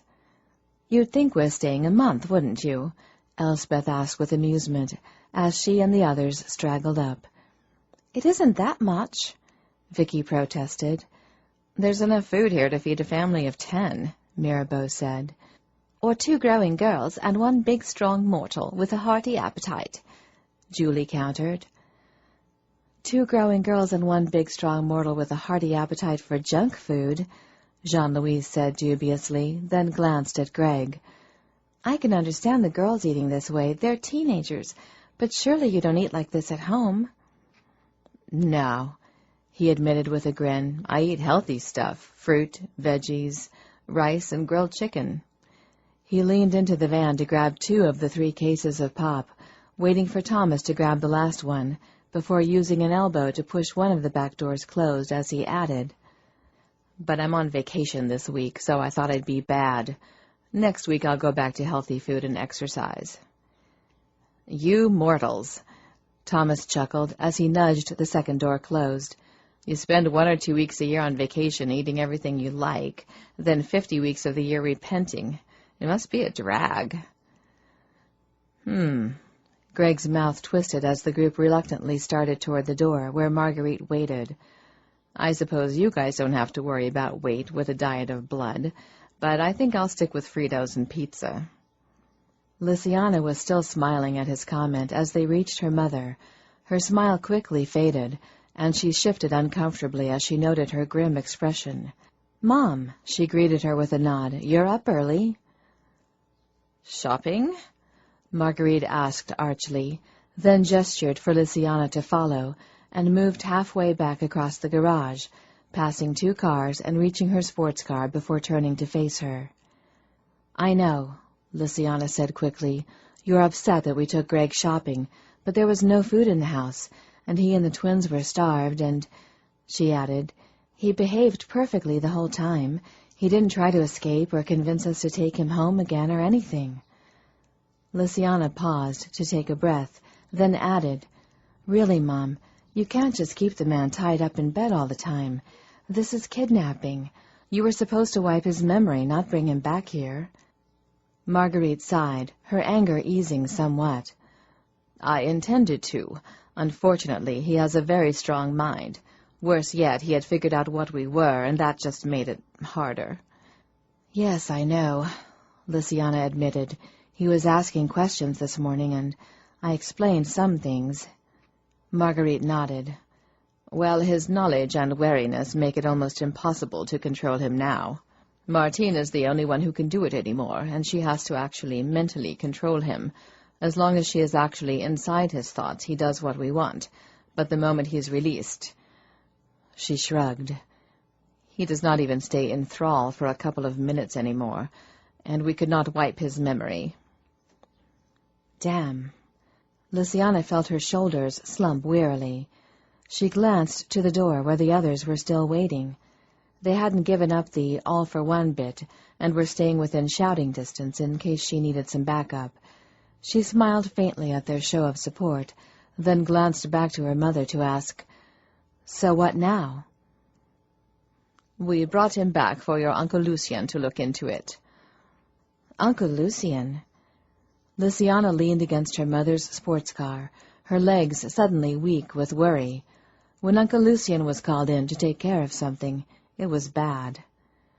Do not panic, Marguerite said quickly. Lucien is older, much older, and much more skilled and powerful. I am hoping he can fix it, that he can wipe his memory where we cannot. Lysiana hoped so, too. She knew very well that if Uncle Lucien couldn't erase his memory, her uncle wouldn't hesitate to erase Greg to protect their people. When is he coming? She asked anxiously, and felt her eyes narrow when her mother bit her lip and hesitated. Well, that is a problem, she admitted. We are having trouble contacting him. What? Lysiana asked. Bastien promised to track him down for me. In the meantime, she said with forced cheer, there's no reason Dr. Hewitt cannot treat your phobia while he is here. Lysiana rolled her eyes at her persistence. The woman just never gave up on anything she'd set her mind to. Shaking her head, she said, I just can't see him feeling much like treating me when he's being held here against his will. I am sure he will come around, Marguerite assured her. He seems a reasonable enough man, and as you said, he went out shopping with a bunch of you this morning and behaved beautifully, returning without a problem." Her gaze slid to the man in question, and she added, "He may be coming around already." Lysiana followed her gaze to Greg. He was watching them with solemn eyes, obviously aware they were discussing him. Forcing a smile for his sake, she turned back to her mother and pointed out, "You haven't any idea how long it will take for Bastien to track down Uncle Lucien. It could take a while." "Yes," Marguerite acknowledged. Uncle Lucien had a tendency to disappear for extended periods. No one knew where he went, and he always turned up when there was an emergency needing his attention. But who knew if he'd think this is an emergency that needed his immediate attention? After all, Greg was contained and no immediate threat so long as he was here. "You can't keep him tied up," Lysiana said. "Lysiana." "Mother, you can't," she argued. "He's not an animal, and you can't keep him in thrall in any way that it won't bother him." "Yes, but—" "I'll talk to him," she said quickly, "if he promises not to try to get away." "I shall talk to him," Marguerite interrupted firmly, "and then I will decide." Lysiana hesitated, but it wasn't like she had much say in the matter. She gave a reluctant nod, but didn't know what she'd do if her mother decided he needed to stay tied up. Lysiana didn't think she could stand idly by for that. If they tied him up again, she'd probably help him leave. "Here they come." Greg nodded grimly when Thomas murmured those words. "Aunt Marguerite doesn't look angry any more," Julie said hopefully. "No, but Lizzie doesn't look pleased," Vicky pointed out. "She looks worried." Jean-Louise sounded concerned herself, and Greg was aware of the suddenly anxious glances cast his way by the group. He supposed they were worried about what this might mean for him. He was rather worried himself. "Well, why are you all standing around?" Marguerite smiled as she led Lysiana up to the group. "Your groceries will go bad. You had best get them inside." Greg blinked in surprise when she suddenly took the 2 cases of pop he carried. She lifted them away as if they were light as feathers, and turned to hand them to Vicky, who happened to be standing nearest. He was even more startled when the teenager took the cases in one hand, holding them up like a waitress carrying a tray of drinks as she started into the house. Greg shook his head slowly. He'd have to ask Lysiana just how much added strength the nanos gave them. Those cases had felt heavy to him. "Come along, Dr. Hewitt." Marguerite Argeneau caught his elbow in a firm hand and turned him toward the door. "The children will put the groceries away. In the meantime, I would like a word, if you do not mind." Despite her polite phrasing, Greg felt like prey being culled from the herd by a predator as she steered him away from the others. "I'll be along as soon as the groceries are put away," Lysiana called, and Greg glanced over his shoulder to see an encouraging smile force her stiff lips upward. He managed a half-smile of his own. "There is nothing to be anxious about, Dr. Hewitt," Marguerite said soothingly as she led him through the kitchen and into the hall. "We are just going to have a chat." Greg didn't bother to respond.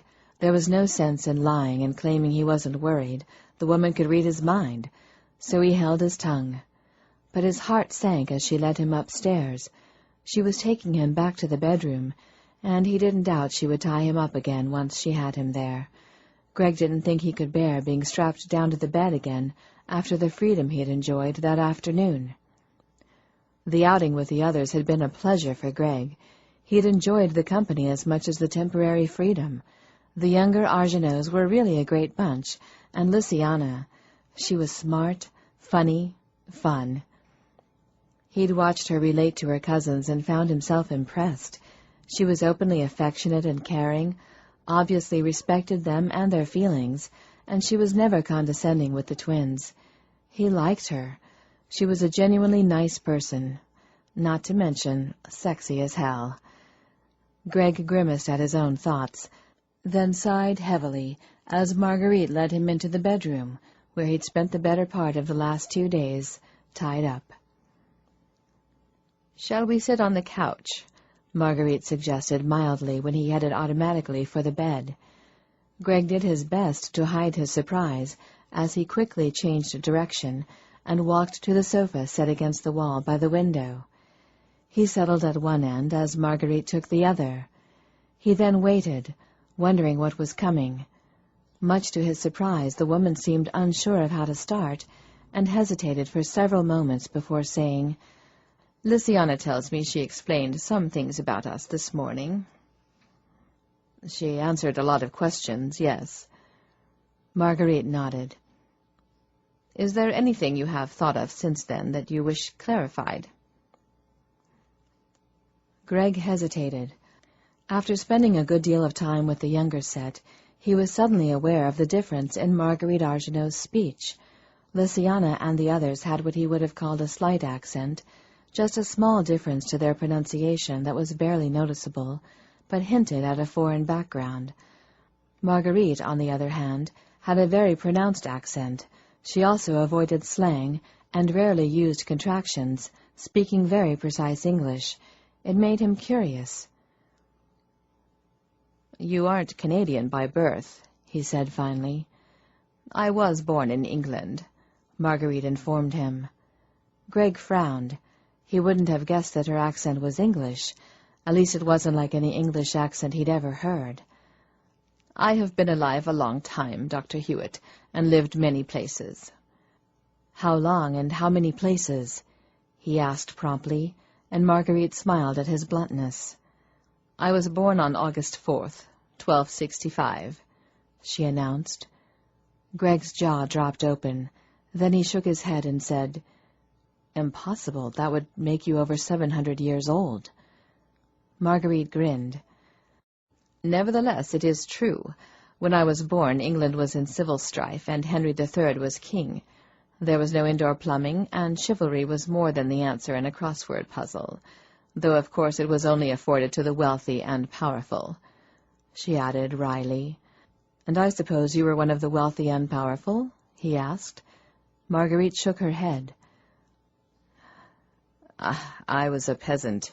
I was the unwanted byblow of one of many lords who visited the castle where my mother was a servant." "Unwanted?" Greg asked sympathetically. "Sadly, yes. I fear the only reason she remembered my birth date was because it was during the Battle of Evesham." Marguerite shrugged.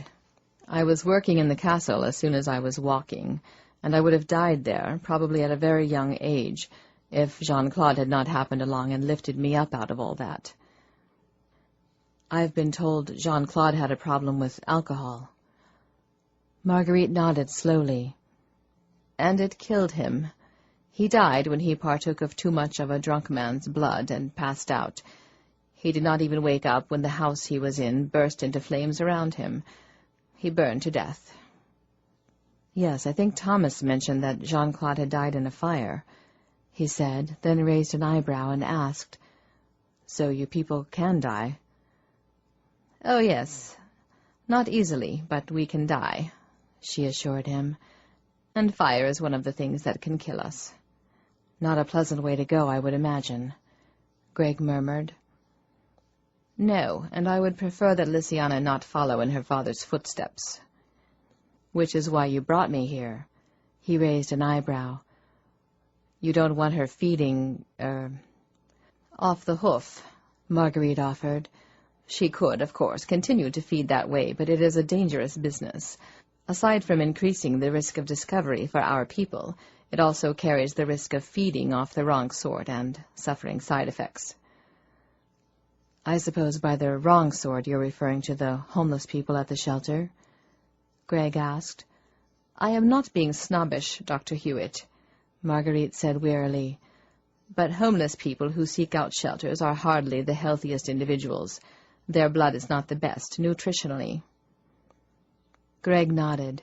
Lynsay had mentioned the same thing earlier, but he now thought there were probably a lot of people with homes who ate junk food-filled diets and would be just as unnutritious for a meal.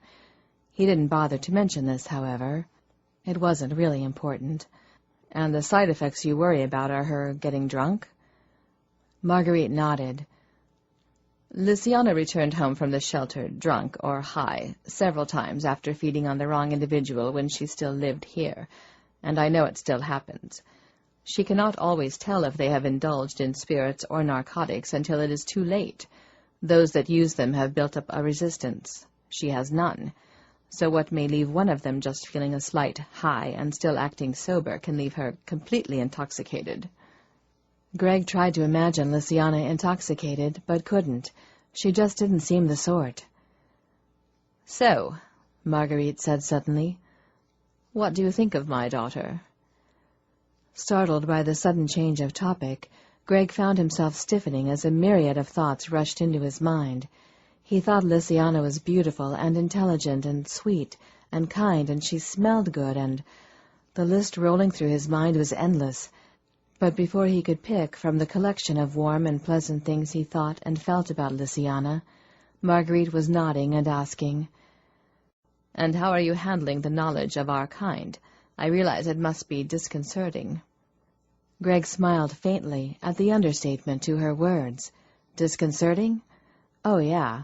Having your belief system and view of the world turned upside down could be a bit disconcerting, but it was also incredibly interesting, especially after talking with Lysiana and having some things explained. He supposed his interest would seem odd to others, but, well, after all, these were incredible people, with skills and abilities he could only guess at, and who had been around a long time. Marguerite claimed to be over 700 years old.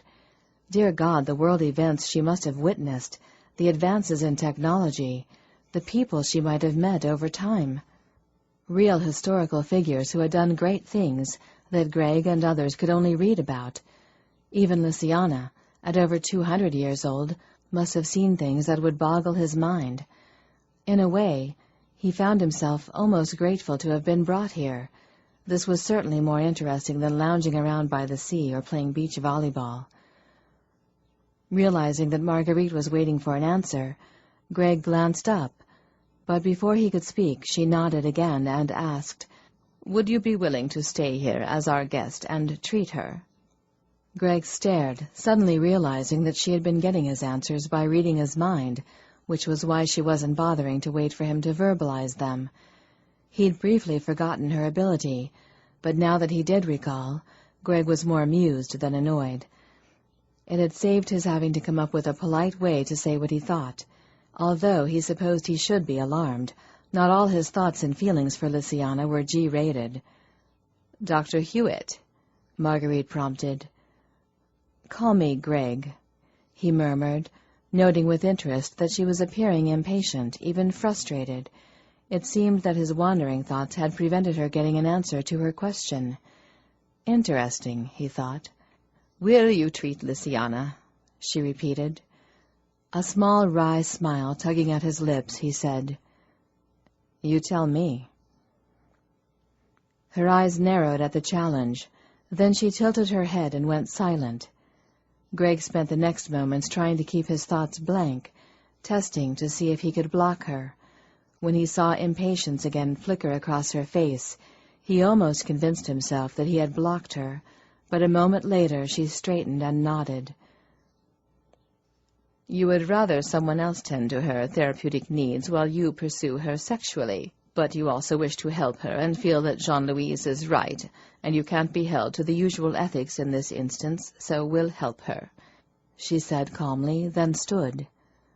"Now, I got very little sleep this morning. I think I shall return to my bed until the sun sets." "Bed?" Greg echoed absently, his mind consumed with horror at how precisely she had read what he was feeling. The woman was every guy's nightmare, a mother who knew exactly what the fellow wanted and couldn't be fooled by good manners and polite lies. "We do not sleep in coffins any more, Greg. There was a time when coffins and crypts were the safest place for us to sleep, protecting us from both the sunlight and anyone who might hunt us. But that time is past. We sleep in beds, in bedrooms with windows treated to keep out the sun's harmful rays, and dark curtains over them as added protection." Marguerite tilted her head and asked, "Did you not realize you were in Lysiana's room?" Yes," he said, feeling a bit of an idiot. "And I didn't really believe you slept in coffins, but you were not sure." Greg nodded apologetically. "Well, rest easy. There is no coffin," Marguerite assured him, and moved toward the door. "Lynsay has been standing out in the hall for several moments, not wishing to interrupt. She will be relieved to find you still untied. Enjoy the rest of your afternoon. I hope it is productive." Chapter 12. "Is this Marguerite?" Lynsay paused and glanced back up the hall to see that Greg had stopped by a portrait on the wall. Moving back, she peered at her mother in medieval dress. "Yes, my father had it commissioned as a wedding gift." "She looks young." Greg ran a finger lightly over the ancient frame. "Mother was 15 when they married." 15? He shook his head. "Just a child." "They married quite young back then," she pointed out. "Are there any paintings of you when you were young?" Lynsay nodded. "In the portrait room." His eyes lit up with interest. "There's a portrait room?" It didn't take the ability to read his mind to know that he'd like to see it, just as it hadn't taken the ability to read his mind for Lynsay to know that Greg's conversation with her mother had left him a little flabbergasted. When she'd entered the room, the man had been shaking his head and muttering to himself about something being a nightmare. Lynsay had no idea what had caused such a reaction, but had been so pleased her mother had decided to leave him free to roam the house. She'd merely asked if everything was all right. When he'd said yes, she had suggested they join the others in the entertainment room for a movie. They'd rented the movie from a rental shop next to the grocery store. It had been Thomas's idea, a way to keep the twins entertained. While they were unpacking groceries downstairs, he had suggested they watch it once Marguerite had finished with Greg. Lynsay had thought it a good idea at the time. Now, however, she decided they could give the movie a miss and detour to the portrait room instead. She was sure, though, that he'd regret asking it when he realized how many portraits there were. It was the equivalent of a family photo album, and since it started with the portrait of her mother before their marriage in 1280, and continued on until cameras came into existence in the 1800s, the number of portraits was staggering. "Come on." Lynsay headed for the stairs. "I'll give you a quick tour before we join the others." The portrait room had originally been the ballroom. When balls had gone out of fashion, they'd moved the portraits there rather than leave them in storage. There were a lot of them, and Greg seemed determined to examine every single one. He was openly fascinated by the bits of history revealed in the clothing and surroundings. "You have a handsome family," he commented as they moved amongst the pictures of her brothers. Her mother had arranged the portraits in a timeline, starting with one of herself and Jean-Claude, painted the year they were married. It was followed by several more paintings of them, some of the couple together, some of each alone. Then her brother Luc was born and joined the paintings, first as a baby, then as a boy, then as a man alone.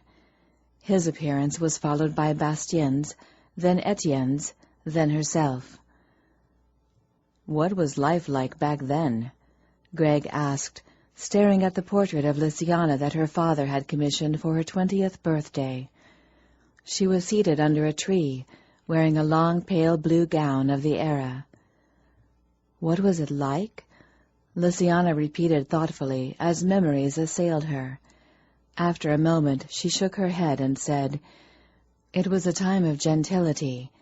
Gala balls, rides in the park, purely to be seen, mind you," she added wryly, then said, "but there were no televisions, computers, or microwaves, and women were as good as slaves." "How do you mean?" Greg asked with a frown. Lynsay shrugged. "We were allowed to possess no property or wealth, and lived under the rule of our fathers until married. Females from the upper class were expected to marry well and have babies. Then everything we inherited or possessed, including our very own bodies and any children we produced, would become a possession of our husbands to do with as they wished. Greg looked unimpressed with this news. Lysiana smiled at his expression, then went on. Females of every other class began working between the ages of 8 and 12. They, too, then married, and everything they possessed, including their bodies and any children they produced, became their husbands, too. It's better today. She noted his disappointment and smiled wryly. You have the romantic view they show in movies and books. I'm afraid my view is colored by my memories and the fact that I'm a woman. It's easier to be a woman now. We needn't marry if we don't wish, and can't be forced to have children. We can get an education, have a career, own property, and possess wealth. When I was born, all we were expected or even allowed to do was be dutiful daughters, marry, and become dutiful wives and mothers. You didn't marry and have children, he pointed out, then tilted his head, frowned, and asked, Did you? No. Why? You're over 200. Lysiana smiled faintly. You make it sound like I'm an old maid. Everything is relative. When there is every likelihood you'll live a couple thousand years or longer, there's no need to rush into marriage. Yes, but 200 years. In that time you've never fallen in love? Lysiana shrugged. It's difficult to fall in love when everyone you meet is nothing more than a pretty puppet. Greg blinked. I don't understand. Why a pretty puppet? Lysiana hesitated, then asked, Could you love my mother?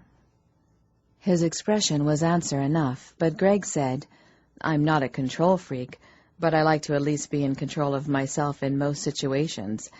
She makes me feel inferior, like a child, nothing more than a walking, talking puppet, she suggested, and Greg nodded with sudden understanding. I see. The relationship couldn't be balanced. Like with Meredith and me, you would always be in control. Lysiana nodded. And, like you, I need an equal. They shared a smile. Then Greg peered back along the pictures to the ones that included Jean-Claude Argenot.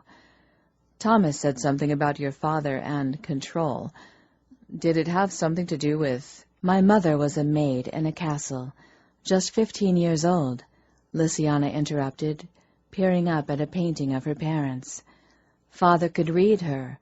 He rode in on his steed, strong, handsome, and shiny as a new penny, and she was infatuated. He was like a god in her eyes, and she was easily swept off her feet. Mother adored him and thought him perfect, all of which was no doubt flattering, Lysiana pointed out dryly. He turned her and married her relatively quickly, and things were good for a short while. But once the infatuation fell away, she saw that he wasn't perfect, and her thoughts weren't as flattering anymore. Lysiana glanced at him. He, of course, could read the small critical thoughts as easily as he'd read the awe before it, and became hurt and frustrated. He started drinking and philandering, no doubt in an attempt to bolster his flagging self-esteem.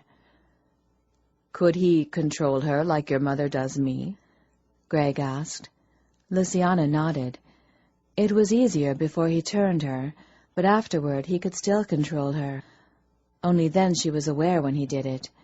She also could then read his thoughts. At least, she could when he wasn't guarding them. Father couldn't or didn't guard them when inebriated. She knew about his drinking and womanizing, Greg realized with horror, and she'd know and resent it every time he controlled her. Lysiana nodded. Worse yet, Mother learned he'd married her because she looked like his dead wife from Atlantis, but that he was disappointed because, of course, she wasn't his dead wife and so wasn't the same. He'd made a mistake he bitterly regretted and, I think, punished her for it by deliberately not guarding his thoughts. It sounds like a nightmare, he said grimly. Why didn't your mother leave? It was a difficult situation. He had sired her. Sired? They say the turning is as painful as birth, and someone who is turned is born into a new existence.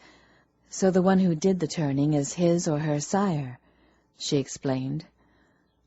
Oh, I see. Greg considered that for a moment, then asked, "Painful, huh?" Lynsay nodded solemnly. "I have never witnessed one myself, but it is said to be very painful." He pursed his lips, then said, "So she stayed because he sired her?" Lynsay grimaced. "Well, partly. I guess you could say she felt beholden to him for it. He'd given her new life, as well as her children and all the comforts and wealth she enjoyed.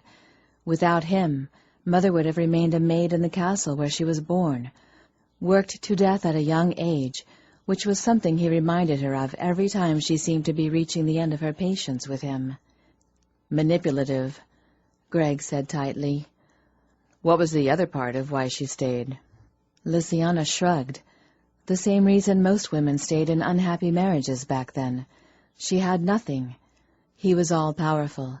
Everything was his so long as he lived, and he could have punished her severely, and with the blessing of the law and society had she left him."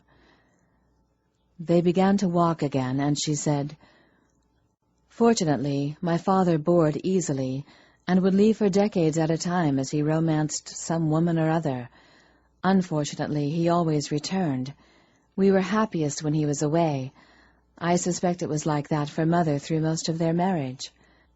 "And having witnessed this for 200 years, I suppose you would be reluctant to subject yourself to marriage and the possibility of suffering the same way." Lynsay stared blindly up at the next painting, his words running through her mind. She had never considered how her parents' marriage had affected her, but in truth she was terrified of making a mistake and being miserable for nearly 700 years like her mother. "I understand her not divorcing in medieval or Victorian times. It simply wasn't done. But nowadays it's common," Greg said, distracting her. "Do you think if he'd survived, either he or Marguerite would have—" "No," she interrupted with certainty. "Why?" "Divorce is not something we take lightly." "Why?" he repeated. Lynsay hesitated, then said, "We're allowed to sire only one individual in our lives. For most, it is their mate. That being the case, it's better to take your time and be sure it's the right one." "You're allowed to turn only one person ever?" Greg asked with amazement. "But what if you've chosen the wrong one?" She shrugged. "Most stay together anyway. Those few who part are either alone or find mates among our kind and need not turn anyone. Others part and are either alone or spend their lives drifting from one mortal lover to the next, never able to remain more than 10 years or so before the fact that they do not age begins to show." "What about if you sire your life mate and he dies? Can you sire another one?" "Good God, no!" Lynsay laughed at the suggestion. "Mates would suddenly be suffering accidental beheadings all over the place if that were allowed." "I suppose." Greg nodded. "But why can you only sire one person anyway?" "Population control," she answered promptly, then pointed out, "It wouldn't be good if the feeders outpopulated the hosts. It's also for that reason we're allowed to have only one child every 100 years. Greg blew a silent whistle through his teeth. "That would make a heck of an age difference between you and each of your siblings." He paused and glanced back over the pictures they'd already looked at, then said, "So Etienne is 300 and something?" "Etienne is 311, Bastien 409, I think," she added, then said, "My oldest brother is 610 or thereabout." Greg's eyebrows rose in surprise. 610? Why the large gap?" Lynsay shrugged. "Just because you can't have more than one every 100 years doesn't mean you have to have one every 100 years, she pointed out. "True, I suppose," Greg agreed. "Here you are!" They both glanced at the door as the twins rushed in. "You've missed the first movie, and it was great," Julie gushed. "So we thought we'd better come see if you want to see the next one before we started," Vicky said. "We're going to make popcorn," Julie added, trying to tempt them. Relieved to be able to drop the unpleasant subject of her father, Luciana smiled and said, "That sounds good. We were pretty much done here anyway, weren't we?" She glanced questioningly at Greg. He smiled with amusement but nodded, and she let out a relieved breath. "Popcorn sounds good," he said. "What's the movie? Does it have a vampire?" "Oh, please, like we'd watch vampire movies," Vicky snorted. "They always get it wrong," Julie complained. "And they're so stupid. I mean, look at Stoker's Dracula. He wrote that Drac had a harem of female vamps in his castle and was still chasing after Lucy and Mina. Hello, you can turn only one. And that business of morphing into a bat, rats, or a wolf," Vicky asked with disgust. "Please, but what do you expect when he got his info from a drunk vamp? And then there's Renfield," Julie added with a shudder. "The only way you can end up with a whacked-out bug-eater like Renfield is if the council has at them." "The council?" Greg asked with interest. "And what do you mean Stoker got his information from a drunk vampire?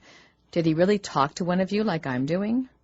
"No, not like you're doing. We're all sober," Julie pointed out. "There you are. We were about to start the second movie without you." Greg glanced around with surprise at Thomas's words and saw that they'd reached the entertainment room. It was basically a large living room with a huge screen on one wall and all the furniture arranged to face it. "Oh, hey!" Julie cried. "You made the popcorn." Conversation forgotten, she rushed forward to take the large bowl of buttered popcorn Elspeth was holding out. "Jean-Louise and I made it," Elspeth informed them, giving one of the 2 remaining bowls to Vicky and the other to Greg. "We thought it would save time. Now, sit down so we can start the movie." Greg thanked Elspeth for the popcorn, then followed Luciana to one of the 2 couches in front of the screen.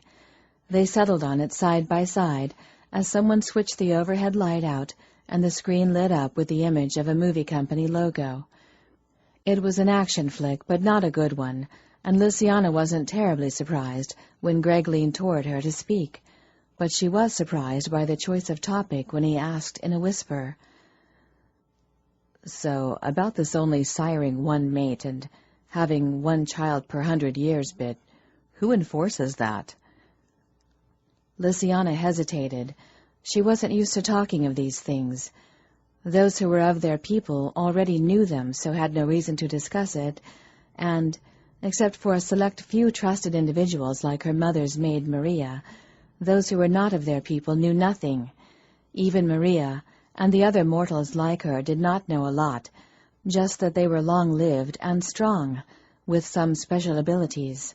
She supposed they guessed about their vampirism owing to the blood in the refrigerator, but it was never spoken of that she knew of, and there was no need for them to know about the council. "Is it a secret?" Greg asked. Luciana shook herself from her thoughts and decided there was no reason not to tell him.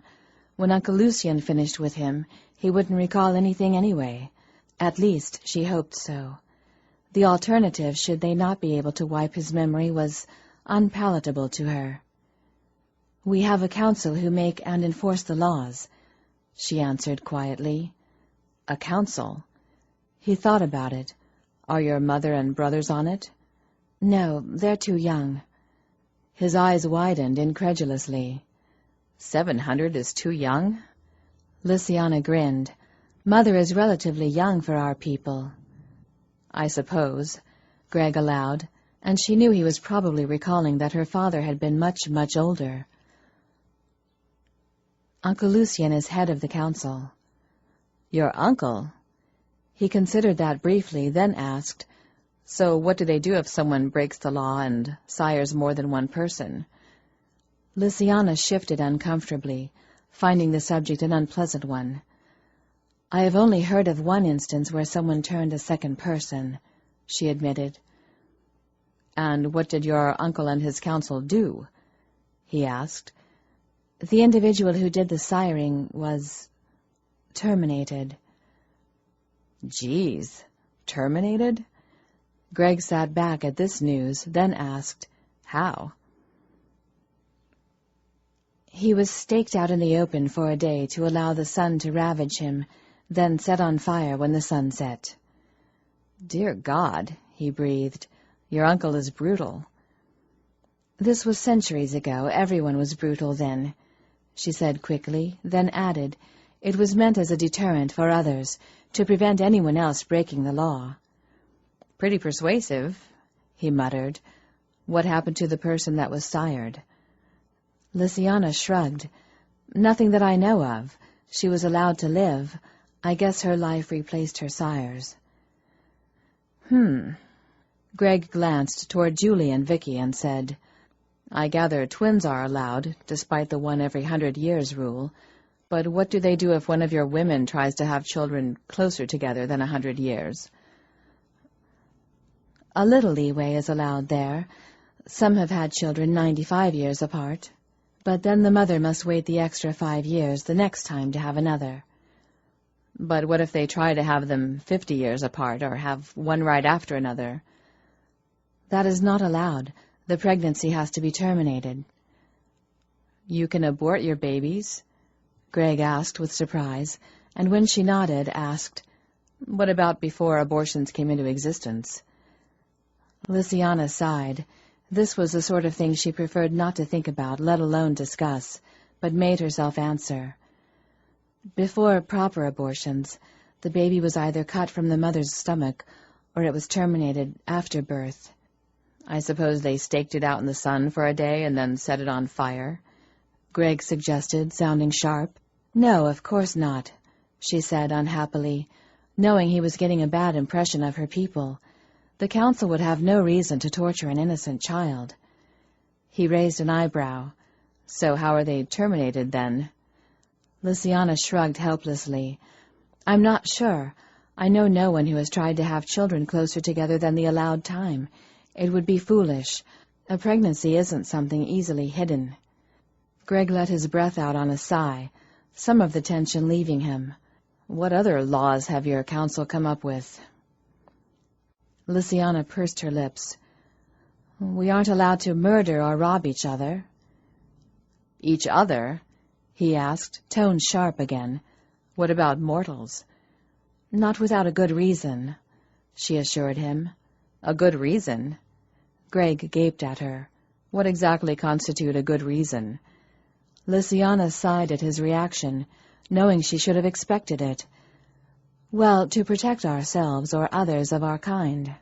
Greg grunted and gave a nod, presumably saying that he could understand that, and Lynsay relaxed a little. But then he asked, What else? She bit her lip, then admitted, to feed in the case of an emergency. What kind of emergency would allow one of you to murder or rob a mortal? It has happened in the past that on their travels, one of our kind, through an accident or a simple mistake, has found himself injured and without a blood supply. In that case, he may rob a local blood bank, or should he be deep in the jungle or somewhere else, where his only recourse is the source, he may take what he needs, she said delicately. Greg wasn't fooled by her phrasing. You mean if they're flying somewhere and the plane crashes and they're injured out in the middle of nowhere with only 1 or 2 co-survivors, they can drain them dry, right? Yes, that sort of thing, Lynsay admitted on a sigh, but only if absolutely necessary. Greg nodded. Otherwise, they're only allowed to feed from the source for health reasons, like your phobia. Yes. Are there any other health reasons that would allow it? Lynsay nodded. Actually, there are a few. I have a cousin and an uncle who cannot survive on bagged blood. Their bodies need a specific enzyme that dies the moment the blood leaves the body. They can consume bag after bag of the bagged blood and still starve to death. Greg whistled through his teeth. I wouldn't think the nanos would allow such a condition to continue. The nanos repair damage and attack illness. They don't correct a genetic or natural state. And whatever enzyme it is that my uncle and cousin need, that the rest of us don't, is a genetic anomaly and natural to them. Ah, I see. Well, that was a waste of film, Thomas said with disgust. Lysiana blinked as the lights were switched on. The movie had ended, and, judging by her cousin's comment, she hadn't missed much while talking to Greg. Yeah, it was pretty bad, Julie agreed. And I'm glad it's over. I'm starved. How can you be starved? You just ate a huge bowl of popcorn, Elspeth said with amazement. Popcorn isn't food, it's popcorn, Vicky told her with a laugh, then turned to Greg. What do you feel like for supper? We could boil some hot dogs or heat up one of the pizzas. Greg suggested, Why don't you guys grab a snack to tide you over for a bit, and I'll make chili. Chili, huh? Julie considered the matter, then asked, Over fries? And with cheese? Vicky added, looking excited. Whatever floats your boat, Greg laughed, getting to his feet and reaching back to offer Lysiana a hand up. If I asked you to take me home, would you? Lysiana glanced up from the magazine she'd been leafing through and stared at Greg. He was stirring his chili and not looking her way, which was probably good, because if her expression reflected her feelings, it would be a mass of confusion. Her mind was awhirl with the thoughts Greg's question provoked. She had set him free the first time out of guilt. She still felt that guilt. More so now that Uncle Lucien was being brought into the situation, making Greg's position precarious. Were he to argue his case convincingly enough, Lysiana very much feared that, despite her mother's anger and the threat he might represent to them, she could again be convinced to return him to his apartment. It would get me in a lot of trouble, was all she said, but the grin that immediately curved his lips suggested Greg knew she could be convinced to set him free. Well, don't worry. I won't ask, he said reassuringly. His comment startled a "Why?" out of Lysiana. Greg considered the question as he peered into the oven to check the fries. He was proving to be something of a domestic wizard. The man even knew what a whisk was for, which was fortunate, Lysiana supposed, because she was lost in the kitchen. He'd have starved if he'd had to wait for her to cook for him. Luckily for Greg and the twins, while the Argenau kitchen was usually bare of food, it was outfitted with all the dishes, cookware, and appliances of the usual kitchen. They did occasionally have parties that were catered, and Marguerite liked to be prepared for any eventuality. It's hard to explain, Greg said finally. Finding out about your people is rather like running across friendly aliens. Who wouldn't want to find out more about you? Lysiana nodded slowly. She understood his reasoning and supposed she should have expected his curiosity. She didn't have the heart to tell him anything he learned would be short-lived knowledge, and her mother was hoping Uncle Lucien could wipe all memory of them from his mind. Why do the twins eat while the rest of you don't? The question was such a hop in subject it took a moment for Lysiana's mind to make the switch. Then she said, "The twins are young yet. When we're children it's necessary to eat to mature properly, but once you're mature it isn't." So you can eat, you just, stop? Greg asked. Basically, she said with a nod. After a while food gets to be boring, and having to both eat as well as feed gets to be something of a nuisance. So yes, most of us just stop bothering with it. Food? A boring nuisance? Greg looked shocked.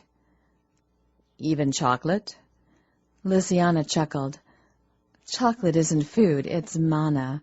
Chocolate never gets boring. Well, thank God for that, he muttered, giving his chili another stir. Still, I find it difficult to imagine food as boring. There's so much variety. French, Italian, Mexican, Indian.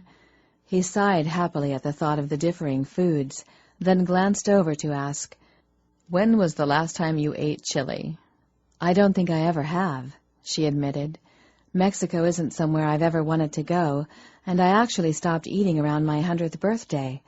Mexican food hadn't made it up here to Canada by then. Why isn't Mexico somewhere you've ever wanted to go? Greg sounded almost affronted, and it wasn't until then that Lysiana recalled he was supposed to be on vacation in Mexico right that moment.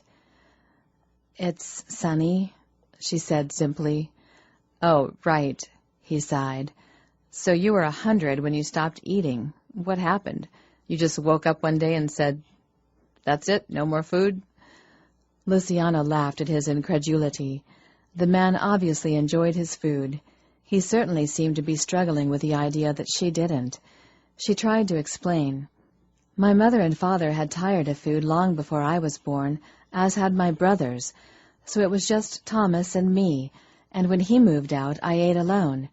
It started to seem a long, boring business," she said with a shrug, "so I just slowly stopped. As I said earlier, once we reach adulthood, there's no real reason to continue to eat food daily. We get most of the nutrients we need from blood anyway. Now I just eat at celebrations like the rest of my family." Greg stopped stirring to look at her. "You eat at celebrations?" "It's the sociable thing to do." Greg chuckled. "So you're like social drinkers, only you're social eaters." Lysiana cast a smile his way, then turned back to her magazine. "Well, if you've never had chili, it might not be boring to you," Greg pointed out. "Why don't you give it a try? I need someone to taste test it anyway." Glancing up, she saw that he'd scooped out a spoonful of chili and was carrying it carefully over to her, his free hand cupped under it in case of drips. Lysiana had helped him make the chili, chopping the onions and mushrooms while he fried the meat. She'd also kept him company while he hovered over the pot, lovingly stirring and spicing it. The aromas that had been pouring from the pot for the last hour were delicious. But then the food her coworker Debbie brought in to work often smelled good too, but didn't raise any hunger in her. "I don't," she began uncertainly. "Come on," he coaxed. "One bite." Lysiana gave in and reached for the spoon, but Greg tugged it out of range and shook his head. "Open up." She let her hand drop and dutifully opened her mouth, terribly aware of his eyes on her as he slid the spoon between her lips. She closed her mouth, taking the food in as he drew the spoon out again. Lysiana let it sit on her tongue for a moment, enjoying the explosion of flavors before chewing and swallowing. "What do you think?" Greg asked.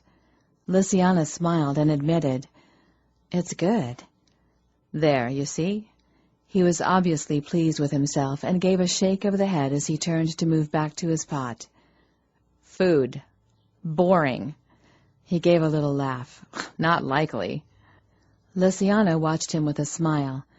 "You wouldn't say that if you'd eaten everything at least 100 times. It becomes a chore rather than a pleasure."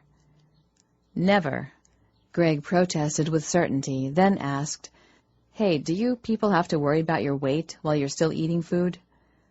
"No, the nanos would destroy any extra fat. They keep you at your ultimate fitness level." "Damn." Greg shook his head again. "Live forever, stay young, and never worry about your weight?" He marveled. "Damn." "Here you are." Marguerite Argenot breezed into the room on a wave of energy, startling them both. She looked rested from her sleep, and had obviously just fed. She was flush with color and beaming brightly as she glanced from one to the other. "So, how is the first therapy session going? Are you cured yet?"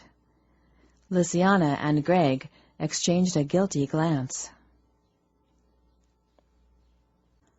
Chapter 13.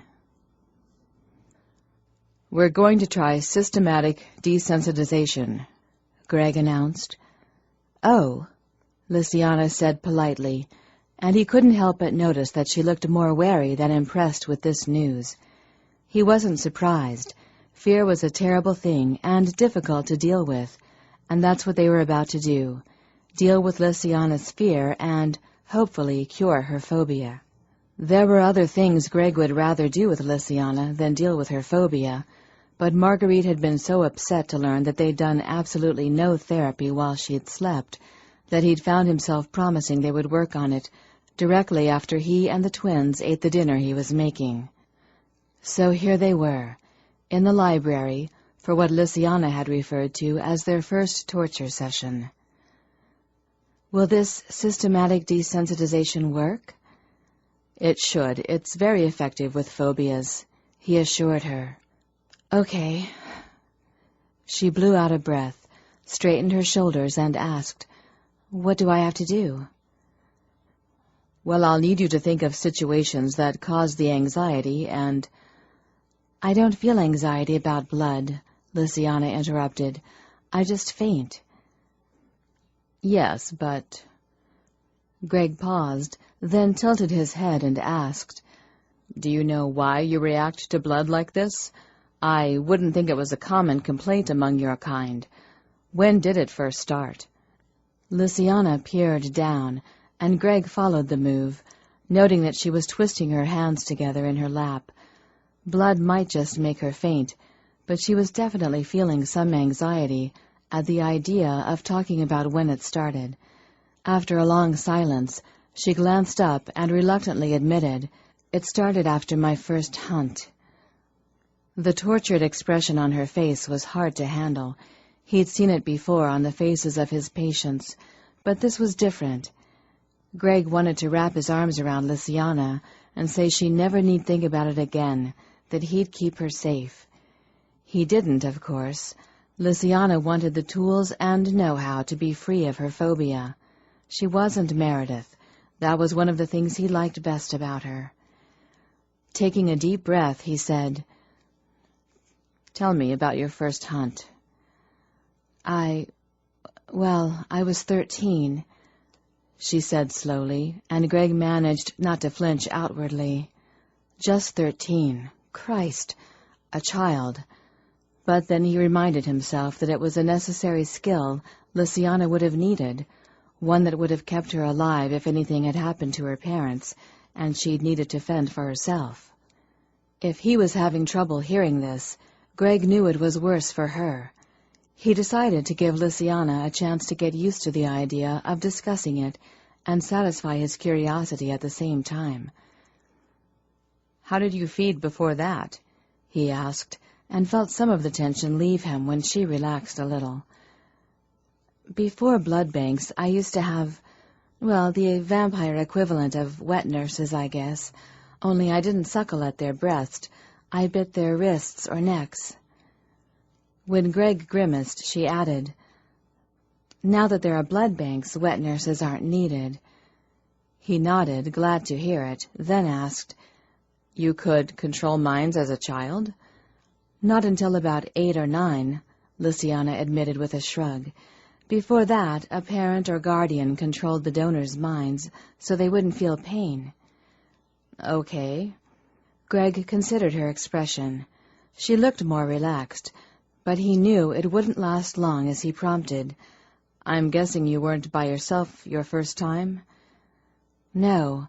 A guardian always goes along the first couple of times. It's necessary. There's so much to keep track of," she explained, and it was obvious she wasn't quite ready to approach her own first time, so was generalizing. "No matter how many times you practice mind control on your wet nurses, it's in the safety and privacy of your home. When you go out hunting, you have to control the person's mind and keep track of your surroundings in case someone comes along.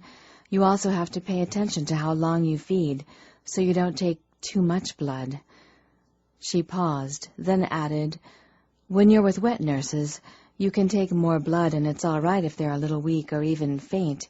They can rest if they need to, but when you hunt, you have to take less." Lysiana met his gaze and seemed more relaxed as she admitted, "We used to feed on more than one donor or host a night, spreading it between 2 or 3 so that no one was left physically affected. It wouldn't be good to leave donors staggering weakly down the street. They had to be able to walk away feeling just fine, so when our kind first go out, they have to learn how long it is safe to feed. That's what the person accompanying them is there for, to be sure they don't lose track of time. She grimaced. There's so much to pay attention to. Trying to do all three things can be overwhelming at first. I see. Greg nodded. I imagine you would be nervous the first time or two as well, which would just add to the stressors. Yes, Lysiana nodded. So, was it your father who took you out? Her head jerked up with surprise. How did you know? Because I don't think your mother would have allowed anything to go wrong, Greg said simply, and it was true. He was sure Marguerite would have done all she could to ensure it went smoothly for Lysiana. Whatever else he thought about the woman, she obviously loved her daughter. No, Lysiana let her breath out on a slow sigh.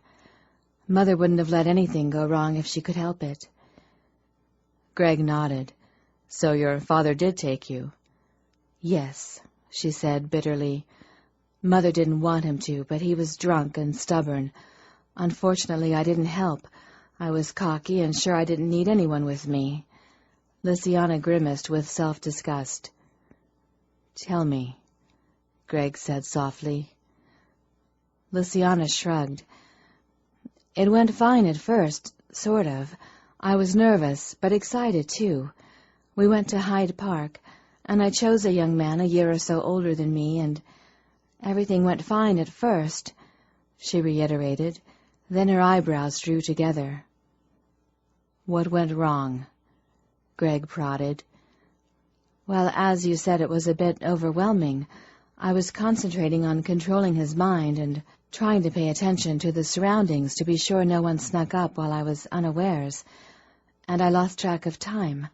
Normally, the parent would simply let you know that it's time to stop, but... But your father was drunk.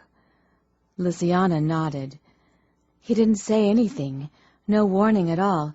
He just grabbed me by the shoulder and pulled me away. She raised a pale face and added, My teeth were still in the boy's neck. Greg winced. Before he could begin to imagine the horrible scene, Lysiana rushed on. Fortunately, Mother had followed. She hadn't trusted Father. She managed to save the boy, but it was so close. He almost died, and he lost so much blood. She scrubbed her face wearily. I've never been able to stand the sight of blood since then. She peered at her limp hands, then raised a stricken face to him and said, I almost killed that boy. But you didn't, Lysiana. You didn't kill him. Shifting closer, he gave in to the temptation he'd had earlier and drew her into his arms. Holding her close, he ran his hands up and down her back, attempting to comfort her. He wished Jean-Claude were still alive so he could pummel the creep. In one thoughtless, drunken moment, the idiot had caused almost 2 centuries of torment for his daughter. Greg caressed her back, then pulled away slightly. Lysiana? Her face was pale when she raised it. Greg was tempted to kiss her, but had to know the answer to the question that had just occurred to him. I'm guessing that this means you've never killed anyone you fed from. You don't go around bleeding them dry. No, of course not. Lysiana sounded startled, as if the very question surprised her, and Greg smiled, releasing the breath he hadn't known he'd been holding. He was so happy at the news that he could have kissed her. That thought drew his gaze to her lips, and he suddenly found his mouth lowering to do just that. Lysiana didn't pull away or try to stop him. Her eyes fluttered briefly, then dropped closed just before his lips brushed hers. They both released a small sigh, and it was like opening a floodgate. Greg felt desire rush up inside him, like a boiling pot bubbling over. He urged her lips apart and thrust his tongue between them, then froze as Thomas's voice infiltrated his thoughts. I can't believe you would think we'd suck a mortal dry. It's just stupid, like killing the dairy cow. You can't get milk from a dead dairy cow. Greg and Lysiana broke apart and turned to stare at the man as he stepped out from behind the curtains that covered the French doors all along the outer wall. Thomas, what are you doing? Lysiana's voice died as her other cousins stepped out from behind the curtains, too. We wanted to see how the first therapy session went. Mirabeau explained their presence with a shrug. We didn't expect it to turn into a necking session. Lysiana looked at a loss and obviously didn't know what to say. Greg did. Hugely affronted, he glared at Thomas and asked, "Did you just equate humans to cows?" "Not humans. Mortals. We're human, too," Thomas said with amusement, then glanced at his cousin and teased, "Shame on you, Lysiana. You know better than to play with your food." "Behave, Thomas," Jean-Louise said sharply, then explained to Greg, "He's just teasing, mostly." She shrugged, then added, "We're sorry we were spying, and we would have just slipped away and not interrupted when things got, She waved vaguely toward them, and Greg glanced at Lysiana to find she was blushing. 202 years old, and she could still blush over getting caught kissing. He didn't get to marvel over that long before Jean-Louise continued, "But it's getting late, and we knew Lysiana had to work tonight." "Oh!" Greg glanced toward Lysiana to find she'd leapt to her feet. "Oh, geez, I didn't realize it was so late. I'd better get going." Greg frowned as she hurried for the door. He didn't like to leave it like this, but... "What are you waiting for? Go after her. Give your girlfriend a kiss to remember you by at work." Greg turned sharply toward Thomas as Lysiana slid from the room, knowing he was where the thought had come from. Of all the things he could have said, what popped out of his mouth was, "She isn't my girlfriend." Thomas snorted at the denial. "You're sleeping in her bed, where she joined you last night. You two were constantly mooning over each other today and slipping off to be alone, and this is the second time I've walked in while you were kissing her. The first time it looked like a lot more than kissing, too. How much does it take to be a girlfriend?" Greg blinked at the words, then shook his head and got up to go after her. He didn't have time to argue the point if he was going to catch Lysiana before she disappeared into her room. If there was even anything to argue. Greg found he didn't mind the idea that everyone was thinking of her as his girlfriend. In fact, if he were honest, he rather liked the idea himself. After you kiss her, have her explain about true-life mates to you. Greg didn't stop at the mental suggestion, but hurried out of the library. While he was curious, he could ask Lysiana about it, after he kissed her. He really wanted a proper, not tied down, no one interrupting them, kiss. Despite moving fast himself, Greg didn't catch up to Lysiana until she reached his room, or her room, he supposed, then guessed at the moment it was kind of their room since he'd been sleeping in it, but her clothes were there. Which gave him an excuse for having followed, he realized, as she glanced back with her hand on the door and paused at the sight of him. "I was just thinking," Greg said as he walked up to her. "All your clothes are in here, and maybe I should move to another room. It might be more convenient for you than sleeping somewhere else than having to come here to get your clothes." "Oh." She looked surprised, then nodded. "Yes, I guess we could switch rooms. I was supposed to stay in the Rose room, but..." It was as far as Greg let her get. He couldn't help himself. He had to kiss her. It was what he'd come after her for, after all. Catching Lysiana's face between his palms, he drew her forward and lowered his head to cover her lips with his, then sighed with relief when she immediately melted into him, her mouth opening to allow him entry. Greg supposed he shouldn't be surprised that after 200 years, Lysiana was a good kisser, but she knocked his socks off. He'd only intended for it to be a quick kiss, well, a semi-quick kiss, really, but somehow it got out of control, and he was pressing her back against the door, his hands moving over her body. Lysiana didn't protest. She arched into him, her own hands creeping up to catch in his hair, and her own lips becoming more demanding as he ground himself against her. Teasing her with his tongue, Greg let his hand slide under her top, searching for naked flesh. His fingers skimmed up her flat belly, then encountered the silk of her bra, and he cupped her breast through the soft material, then squeezed more aggressively. If a door hadn't closed farther down the hall, bringing him back to his senses, Greg suspected he might have tried to make love to her right there against the door. But the sound was like a dousing by a pail of cold water, and he broke the kiss and stepped back. "I should let you get ready for work." "Yes," she whispered. Greg nodded and waited for her to go into the room, but she simply stood staring at him. He was just starting to wonder why when she cleared her throat and murmured, "Do you think you could let go of my—" "Oh!" Gasping, Greg released her breast and slid his hand back out from under her shirt. Embarrassed, he started to back away. "I'm going to bed soon." Lynsay nodded, a small smile pulling at her lips. "I'll be up when you get back, though." She nodded again. "Maybe I'll make you a surprise treat." "Okay," she whispered. "I'll look forward to it."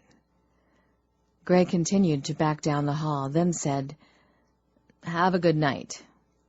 "You too." Reaching behind her back, she opened her door. Nodding, he smiled, then turned away with a sigh as she finally disappeared into the room. "Well, aren't you a sight for sore eyes?" Lynsay smiled at Debbie's greeting as she walked into the shelter at the beginning of her shift. "That's a nice hello. What's up?" "Nothing, really." Debbie followed her down the hall toward her office. "The usual. Old Bill was cranky as an old mule tonight and just finally took himself off to bed. 2 of the young ones got into a tussle and banged each other up a bit before we could break them up. And Father Joseph is still suffering his insomnia." Lynsay raised her eyebrows. "Still?" "Yeah, and he's starting to talk to himself. Either that or he's taken to blessing the water coolers." She shrugged. "I think the insomnia is getting to him." "Probably it is." Lynsay agreed, shrugging out of her coat as she walked into her office. "It seems rather weird to have you here on a Sunday," Debbie commented as she followed. "Weird, but nice. That Claudia who takes your shift on your nights off is a whiny piece of work. I'm not sorry to give her a miss tonight when everyone is acting up." Lynsay gave the other woman a sympathetic glance as she hung her jacket on the coat rack in the corner and moved around her desk. In truth, she found the girl rather annoying herself. Claudia took Debbie's shift 2 nights of the week, and Lynsay's shift during her 2 nights off as well. So she and Debbie got to work together 3 nights a week, but both of them worked 2 nights a week with Claudia. Lynsay preferred her nights while Debbie was working. Claudia grated on her nerves a bit. "So is Father Joseph still here, or has he gone home?" Lynsay's question ended on a surprised squawk as she sat in her chair and something poked her in the bottom. "What is it?" Debbie moved forward as Lynsay leapt back to her feet and turned to look down at what she'd sat on. They both stared, dumbstruck, at the cross on her seat. "What the—" "A cross sale?" Debbie suggested, and Lynsay glanced at her with confusion to find the other woman was no longer staring at the cross on the chair. Her gaze was shifting over the office with bewilderment. Following her gaze, Lynsay stared at the plethora of crosses filling her office. Big ones, small ones, wooden ones, metal ones, every size and sort. They lay all over her office, covering her desk surface, her chair, the bookshelves, the top of her filing cabinet. They were just everywhere. "What on earth?" she murmured with bewilderment. Movement out of the corner of her eye drew her attention to the door, where Father Joseph hovered, biting his lip. "Father Joseph, what—" She waved her hand around the room vaguely to indicate the crosses. "I was sorting crosses," he explained apologetically. "Sorting crosses?" Lynsay echoed with bewilderment. "In my office?" "Yes," Father Joseph nodded. "It was the only empty room today." He moved a little farther into the office. "I expected to be done before you arrived. Sorry." He glanced around the room, then held out his hand. "If you could just hand me the one on your chair, I'll start removing them." Lysiana picked up the cross and handed it over. Father Joseph accepted the item, stared down at it silently as he rotated it in his hands, then turned to the door. "I'll go fetch a box for the rest. Could you get them all together while I do?" Once he was out of sight, Debbie turned an arched eyebrow her way. "He looks like hell, doesn't he?" "Yes, he does. I hope he gets over this insomnia soon. Something must really be bothering him to be keeping him up like this." Debbie nodded, her face pensive as they began to gather the crosses. It wasn't long before Father Joseph returned with a box, and Luciana's office was once again cross-free. She watched him carry out the box, noting his stooped shoulders and heavy tread. The man was obviously exhausted, she thought, and shook her head. He needs to sleep. Yes, Debbie agreed with a sigh. I'll talk to him about getting some sleeping pills or something. This bout of insomnia has to end. It was a sentiment Luciana echoed at the end of her shift when she went in search of a candidate to feed from before heading home, and again found Father Joseph prowling the halls. She could have slipped into his thoughts and sent him on his way, but Luciana tried to avoid mucking about in the minds of the people she worked with. She had to see them on a daily basis, and had no desire to learn anything that might make it uncomfortable to deal with them. Deciding it wouldn't kill her to go a day without feeding, especially since she'd fed so well the night before thanks to Thomas, Luciana merely allowed him to walk her out to the car, wished him a good day, and started the engine. Once she was on the road, Luciana's mind turned to Greg. He'd promised to be up by the time she got back. He was going to sleep through her shift, then have coffee and a special treat ready for her when she got in. Luciana hadn't a clue what the treat was. She suspected it was probably some food or other he was fond of, though Greg seemed fond of all food. Luciana didn't really care what it was. She was just excited at the prospect of seeing him again. She liked him, enjoyed talking to him, and the man could kiss like no one's business, as she'd found out before leaving for work last night. Of course, they'd kissed before, but this time there had been no interruptions, no ties restraining him, and the man had knocked her socks off. She was looking forward to more sock-knocking kisses. Luciana smiled at the thought as she parked in the garage. It wasn't until she got out of the vehicle and was heading for the kitchen door that she noticed the black Porsche parked beside her mother's little red sports car. The sight made her steps slow, and her heart do a little skip of alarm in her chest. Uncle Lucien was here. Swallowing hard, she hurried, racing into the house and straight upstairs, fear for Greg clutching at her chest. In her upset, Luciana forgot Greg saying he would move to the Rose guest room that night so she could have her own room back. She burst into her bedroom, expecting to find her mother, Lucien, and Greg there, only to find it empty. Tossing her purse on the bed, she turned back to the door, catching it as it swung shut.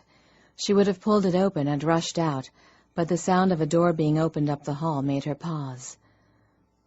"I will need to call the council, Marguerite," she heard Uncle Lucien's deep voice. "You can use the phone in the den," her mother answered in subdued tones. Luciana stayed stock still as the footsteps receded toward the stairs. Her mind was swimming with chaos. He had to call the council? Why? It didn't sound good. Stepping into the hall, she hurried to the door of the Rose room. Luciana walked in, almost afraid of what she might find. If Lucien hadn't been able to wipe Greg's memory, he might already have... Her breath came out on a whoosh as she spied Greg peering at her from the bed. They had tied him down to the bed again, and her uncle was calling the council. The two things together didn't paint a pretty picture. "I knew it was you." Thomas's words made Luciana whirl toward the door as he and the rest of the younger set entered. "I heard your car," he explained. It was Mirabeau who frowned and said, "Lissy, you're broadcasting fear and panic. You'd better control yourself before you have Marguerite and Lucien up here." Lysiana clamped down on the panic that had erupted inside her at the sight of Greg tied to the bed, then forced herself to breathe steadily and concentrate on guarding her thoughts. Strong emotions were always easier to read. They seemed to broadcast themselves, so that one of her kind needn't even be trying to read thoughts to receive them. The last thing she needed was to have her mother, Martine, or Uncle Lucien pick up the waves of emotion and come to investigate. And somehow she had to be sure that Greg didn't broadcast his thoughts either, if she was to get him out of this mess. Chapter 14. Greg was relieved to see Lysiana, until he noted the way she blanched at the sight of his again being tied down. He'd feared it wasn't good, but her reaction seemed to verify it. His gaze slid over the others, who were now eyeing his situation with much the same reaction. He gave his ties a tug and said wearily, "This is a bad thing, huh?" No one answered, but after a hesitation, Lysiana moved to the bed and set to work untying his wrists, saying, "I need you to not think." "Not think?" he asked with disbelief. "How am I supposed to not think?" "Recite something." Greg's mind immediately went blank. "What do I recite?" "I don't care." She sounded impatient, but paused and said more calmly, "A poem, or nursery rhyme, or anything. It doesn't matter. Just recite something and concentrate wholly on what you're reciting.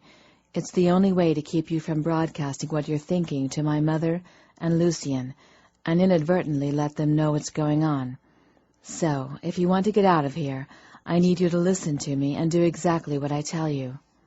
But without thinking, I need you to concentrate wholly on whatever you recite. Do you understand?" "Yes," Greg nodded, then admitted, "but I don't know if I can."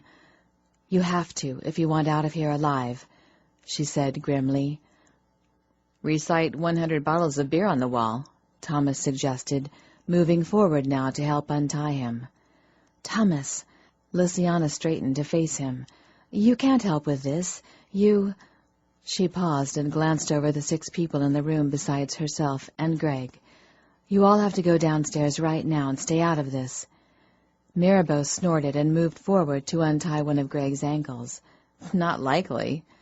"Mirabeau, this is serious." She tried reasoning. "Really, really serious. This isn't just about defying my mother now. Uncle Lucien—" "Oh, shut up, Lissy," Elspeth snapped, moving forward to work on Greg's other ankle. "Why should you have all the fun?" "Besides—" Julie shifted her aside and set to work at finishing untying the wrist Lysiana had started on. "One for all and all for one, remember?" "We like Greg," Vicky told her, patting her shoulder as if to soothe her. "None of us want to see him suffer a council of 3 either." The tension was suddenly thick in the air, and the grim expressions on those around him were frightening, but it was Lysiana's expression that distressed him the most. She was scared, and he suspected there wasn't a lot that scared her. He also very much feared she was scared for him, not herself. "What's a council of 3? He asked, suspecting he wouldn't like the answer. 3 council members merging with one mortal's mind at the same time, Vicky answered. Some mortals can resist or block one of our kind, but no one can block or resist 3 working together. What does it do? It destroys the psyche. The person becomes a Renfeld. Greg supposed a Renfeld was their way to refer to someone driven mad by their messing with the mind. He couldn't be positive, however, because when he opened his mouth to ask, Mirabeau snapped, "Recite." 100 bottles of beer on the wall. Greg began and continued to recite as they worked at getting him free, but found it difficult. He wasn't used to not thinking, and there were all kinds of thoughts and questions swarming in his head. Most of them had to do with the fact that he had no desire to be a Renfeld. Greg was at 92 bottles of beer when the last tie was removed. "Someone has to go down and find out what's going on and be sure they aren't aware Lysiana's back," Thomas said, as Greg sat up on the bed. "I'll do it," Mirabeau offered. I'm the oldest and might be able to read more than the rest of you." "Okay," Thomas agreed, "but be as quick as you can." Nodding, the woman ran her hands through her spiky fuchsia-tipped hair and moved to the door. "Recite," Thomas ordered Greg as Mirabeau left the room. Realizing he'd stopped, Greg went back to reciting, his voice filling the silence as they awaited Mirabeau's return. She didn't take long, and her expression was grim when she returned. "They know she's home and that we're all up here. Lucien sent Martine out to the garage to watch the cars, and Marguerite has sent for Vittorio, Maria, and Julius." Greg couldn't help pausing in his reciting to ask, "Who are they?" "Maria is Mother's housekeeper, and Vittorio is her husband. He tends the yard. They have weekends off, which is why you haven't met them," Luciana answered, sounding distracted. "They live in a cottage at the back of the property." "Julius is Aunt Marguerite's dog," Julie added in a small voice. "Julie's afraid of dogs," Vicky explained, patting her sister's shoulder. "So Aunt Marguerite has Maria keep him while we're visiting." "I'm guessing he's not a lapdog, huh?" Greg asked grimly. "Recite," Mirabeau said firmly. Greg recited. "Okay." Luciana rubbed her forehead and paced a couple of steps away from the bed, then returned and faced the others. "You can't help this time." Thomas opened his mouth to argue, but Luciana held up her hand. "You can help me more by staying here and finding out what's going on. I'll call tonight to see what you've learned." "Maybe you should talk to them and find out what's going on first, Luciana," Jean-Louis suggested. "Maybe you don't have to get him out of here." "If I take him now, I'm just disobeying Mom. If I talk to them first and learn they do plan a merger of 3 or something, and then I take him, then I'll knowingly be going against the council." Luciana shook her head. "How are you going to get him out?" Thomas asked. "They're watching the cars." Luciana drummed her fingers on her thigh briefly, then stilled. "The bike." Greg blinked in surprise. He hadn't noticed a motorcycle in the garage, but then it couldn't be in the garage, which was being watched. "What about us?" Elspeth asked. "You'll have to stay here this time. Find out what's going on for me, and I'll call later. Thomas, do you have your cell phone?" "Yes." "Good. I'll call." Luciana took Greg's hand. The moment she did, his recitation faltered, garnering a sharp look from her. He immediately redoubled his efforts to concentrate solely on what he was saying, as she led him across the room. Greg glanced back as they reached the door and wished he hadn't. The concern and outright fear on the faces of those they were leaving behind shook him horribly. "Recite in your head," Luciana instructed as she opened the door. "We can't make any sound." Greg promptly snapped his mouth shut and switched to silent recitation, but found it harder not to think that way as she led him out into the hall and to a set of stairs at the opposite end from the main stairwell. He started to mouth the words, hoping that would help, but the edges of his mind were seething with thoughts. He worried about what they all feared so much. He worried about where they were going, and he worried about getting there undetected. Most of all, he worried about what would happen if they didn't get wherever she was leading him without being detected. The stairs ended in a dark hallway. Greg had trouble seeing anything, but trusted in Luciana and tiptoed along behind her until she paused outside a door. When she eased it open a crack, he realized they were at the kitchens. At first he thought the room was empty and wondered why Luciana wasn't moving forward, but then a short, stocky older man walked into view, headed for the door to the garage. "Where are you going?" A woman's voice, laced with a slight Italian accent, floated from the other end of the room. "Lucien wants me to watch the cars with Martine," the man answered, pausing to put on a pair of boots and draw on a coat that hung on a rack by the door. Greg presumed the man was Vittorio, the housekeeper's husband.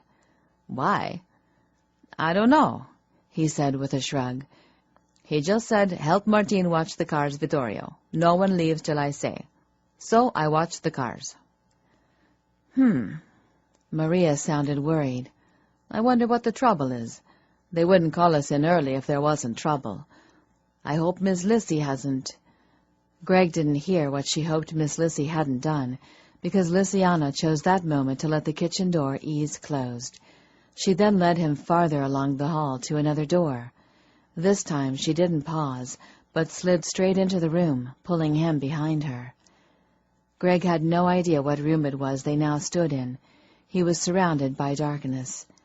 It made him hesitate and pull on Lysiana's hand when she suddenly started forward, but she merely held on firmly and tugged him along. It wasn't until she hissed the question, "Are you reciting?" that he realized he'd stopped. Gritting his teeth, Greg immediately continued reciting 100 bottles of beer on the wall, starting at 100, since he wasn't sure where he'd left off. It seemed like they walked forever before she finally paused. In the next moment, there was a hiss as she tugged a set of curtains open. It was still gray dawn outside, but there was enough light for him to make out the French doors she'd revealed. Greg saw Lysiana reach for the door handle, then they both stiffened at the sudden growl that came muffled from the other side. It took a moment for him to make out the huge black dog on the lawn outside. Julius, he guessed. The animal was huge, definitely not a lapdog. Greg heard Lysiana curse, then she went quiet. Her silent stillness lasted so long, he gave a start when she suddenly turned to him. "I want you to wait here. I'm going to the other end of the room and open a door there. When Julius comes through that door, I want you to slip out this one, okay?" Greg nodded. "Keep reciting." Lysiana slipped away, disappearing briefly into the shadows before she was revealed when the curtains at the other end of the room opened. Greg supposed the French doors ran the length of the room, which meant they were in the library. He'd been here yesterday. It was 3 walls of floor-to-ceiling books, with the outer wall being fronted with glass French doors. As he recalled, it had seemed a warm and welcoming room in the afternoon. Funny how a little darkness changed things. "Get ready."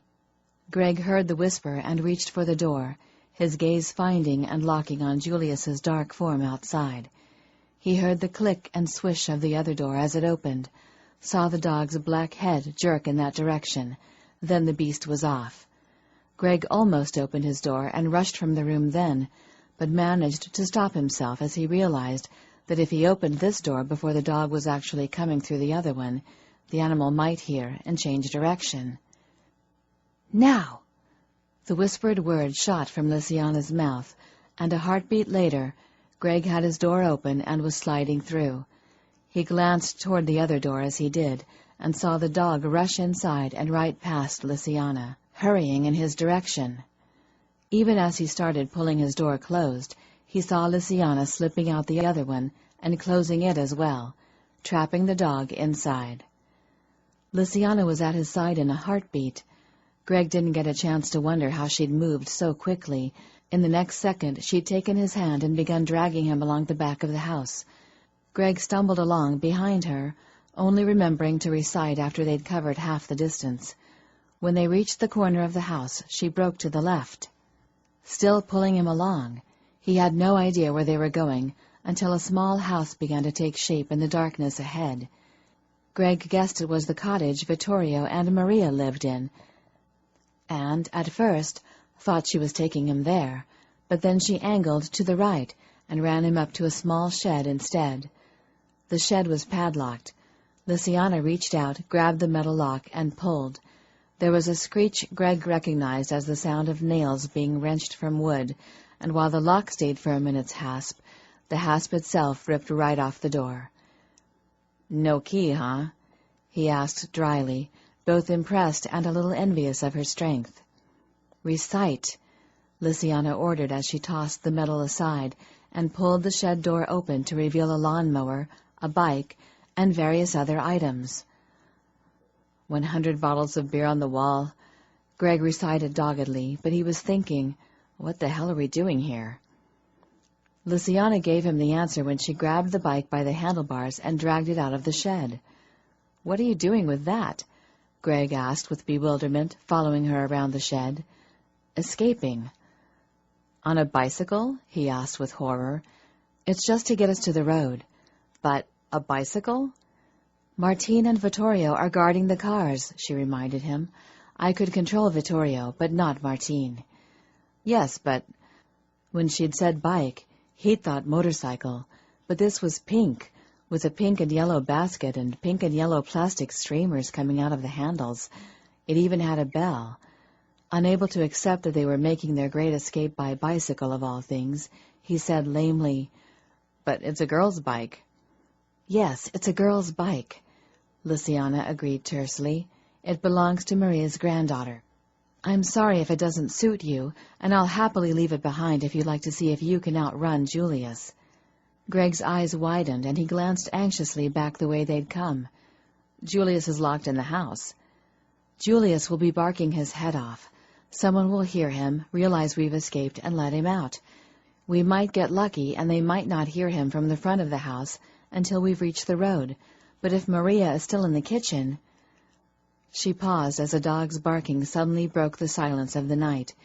It was coming from the direction of the library, but it was definitely outside. "You can stop reciting," Lysiana said grimly. "Get on the bike." Escaping on a bicycle suddenly didn't seem such a bad idea. It was certainly better than getting your butt bitten by a dog you were trying to outrun, he decided, as he tried to mount it. Greg threw his leg over the bike with more enthusiasm than caution, and was reminded quite forcefully that it was a girl's bike. He was busy cursing about whoever had designed girls' bikes, and why they felt they needed that bar across the top, as Lysiana mounted the bike before him. "I'll pedal," she announced. "Wrap your arms around my waist." Greg had barely managed to do so before she went to work and set the bike careening up the driveway. "When was the last time you rode a bike?" he asked suspiciously as they wobbled forward, weaving one way, then the other. Lysiana didn't deign to answer. Greg glanced anxiously toward the big house they'd fled. All he could see were the lit squares of a couple of windows, and an ocean of darkness between them and the house. But he didn't have to see to know the dog was drawing nearer. The barking was getting louder by the minute. He turned back to face front, relieved to note that while he'd been distracted, Lysiana had picked up speed. The bike was no longer wobbling, and they were racing up the driveway. They just might escape Julius yet, he thought, but they had more than the dog to worry about. "Won't they come after us in a car?" "Yes." "Yes," Greg muttered. Yes, like it wasn't a big deal. They were puttering along on a bloody bike, and she wasn't concerned about being chased by a bunch of more powerful vampires in a car. Okay, so they weren't exactly puttering, he admitted to himself. Lysiana's legs were obviously as strong as her hands. She was really making the bike move, and he no longer worried too much about Julius catching them. In fact, the dog's barking was growing distant again. But geez, she didn't really think she could outdistance a car, did she? "We just have to make it to the road," Lysiana said, and Greg had a vague recollection of her saying that earlier. "What happens at the road?" Greg asked, but she didn't answer, and he left her to concentrate on pedaling. His anxious gaze returned to the house, just in time to see the garage doors opening. "They're coming!" he yelled in warning. Lysiana didn't even glance back. She was pedaling for all she was worth, and he saw that they were nearly to the road. Greg started rubbernecking, his head swiveling between Marguerite's little red sports car easing out of the garage and the nearing road again and again. The car was halfway up the drive behind them and picking up speed when Lysiana finally steered the bike through the gates. Before Greg could ask what next, she'd sent them speeding onto the road, directly into the path of an oncoming car. He shouted a warning. Lysiana apparently applied the brakes. Greg heard the squeal of the brakes of the oncoming car as it swerved to avoid them, and amazingly, they all managed to stop without anyone being thrown, crushed, or run down. "Come on!" Lysiana was off the bike and rushing toward the car. Greg didn't hesitate. With the sound of Marguerite's car gunning after them, he leapt off the bicycle, sent it flying back into the driveway with a shove, and ran after Lysiana, following her into the back seat of the car that had nearly run them down. "Hey, you can't—" The pimply-faced teenager driving the vehicle stopped yelling abruptly and turned in his seat, calmly shifting the car into gear. "What are you doing, man?" his buddy asked in amazement from the passenger seat. Then he shouted in shock as his friend slammed his foot down on the gas and sent the car shooting up the road. "He's helping us escape some bad guys," Greg told the second kid soothingly, his gaze moving to Lynsay. She was staring at the road ahead, concentrating as hard as if she were doing the driving herself, and he suspected she was. Greg had no doubt she was controlling the teenage driver, just as her mother had controlled his own actions. Greg turned to glance up the driveway as the car flew past it. Tossing the bike up the drive had been a smart move. The red sports car was stopped at the foot of the driveway, the bicycle racked up under its front end. Marguerite and Lucien were just getting out to stare after them, two dark shapes in the gray pre-dawn. Lynsay walked out of the ladies' bathroom and peered around the food court, but Greg was nowhere in sight. They'd fled the house without either her purse or his wallet, though Lynsay hadn't thought of that until after she'd had the boys drop them off at the Eaton Center. Her main concern had been that they hadn't thought to grab coats and it was cold out. Eaton Center was right downtown. Large and always busy, it was also on the route of the path, an underground walkway that linked almost 30 kilometers of stores and services in metropolitan Toronto. Coats weren't necessary, and sunlight could be easily avoided if you stayed to the lower levels. It was the perfect place for a coatless man and a vampire to hang out during the day, while they figured out what to do next. Actually, the Eaton Center and the underground path were the perfect places for a vampire to hang out, period. That was a small problem. Lynsay knew quite a few of her kind who worked down here, able to move about during daylight, with little need to risk too much exposure to sunlight. Still, it had seemed the best bet, a safe haven until she figured out what to do. After discussing their next move, Lynsay and Greg had spent all morning wandering the walkways, stopping in various stores to look around, then moving on, until Greg had commented with concern that she looked exhausted. 5 minutes later he'd steered her to the food court and urged her to sit, but Lynsay had mentioned a wish to visit the ladies' room, and had slipped away to splash water on her face in the hopes of reviving herself. The water treatment hadn't made her feel any better or more alert. Lynsay was exhausted, and that was all there was to it. It was afternoon, and she hadn't slept at all today. After several days of only 4 or 5 hours of sleep a day, not getting any at all, but instead spending those 5 hours wandering around the Eaton Center trying to kill time, was wearing. And she hadn't eaten since the morning before. While Thomas had fed her 3 bags then, it was well used up, and she was starting to suffer from the lack. She needed blood and sleep, and wasn't likely to get either for quite a while. Lynsay wasn't the only one doing without, of course. Greg hadn't eaten yet today either, but hadn't complained. A sharp whistle drew her eyes to the center of the food court, and she felt relief flow through her as she spotted Greg waving at her from a table. "I was afraid I'd lost you," Lynsay admitted as she dropped into the seat across from him, then paused and stared at the tray of food between them. "Where did you get this? I thought you didn't have your wallet." "I didn't, but my office isn't far from here, and I'm a regular at that little deli over there." He gestured toward a small restaurant, then continued. "The owners are a little old married couple, real nice, and because they know me, they let me get it on credit. They're mailing the bill to my office. I told them to add a delivery charge for their trouble. They're a decent couple." "Oh." Lynsay watched him unload soup and a sandwich as well as a drink before her. "Eat," Greg ordered as he pulled the tray with his own soup, sandwich, and drink toward himself. "I don't eat," she said blankly. "Lynsay, I can't get you blood, but food will help you build blood. It might help." Grimacing, she accepted the spoon he offered and dipped it into the liquid to take an experimental mouthful. With the memory of Father Joseph's soup in her mind, she took a rather small spoonful, but was pleasantly surprised. It was good. "What is it?" she asked. "Cream of cauliflower and cheese." Greg raised an eyebrow. "What do you think?" "It's good," she admitted.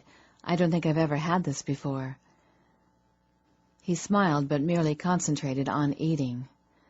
After a couple of spoonfuls of soup, Lysiana tried the sandwich and found that rather good as well. Smoked Montreal beef and mustard on rye, Greg informed her before she could ask what the sandwich was. It's good, too, she admitted, and they both fell silent as they ate. Lysiana finished long before he did. After years on a liquid diet, she simply didn't have the capacity for a lot of food in her stomach. She barely managed half her soup and less than half of her sandwich. What she didn't eat, Greg finished for her. Surprisingly enough, the food did make her feel a little better. More awake, at least, as they emptied the garbage from the tray into one of the bins, then set it on the stack of trays on top. They wandered the path for a while after that, ending in the furniture section of a department store. This is just about the ugliest couch I have ever seen. Lysiana started to chuckle at Greg's horrified expression, which just made his eyebrows rise. You don't agree? Oh, yes, it is ugly, she assured him. I'm just finding it amusing that our tastes match so well. He smiled wryly. I know. At first I thought you were just agreeing to be agreeable. Lysiana's eyebrows rose, and she said, I'm not Meredith. I know, Greg said apologetically. I stopped commenting for a while to try and catch you out, but you still liked and disliked the same things I did. I guess we just have the same taste.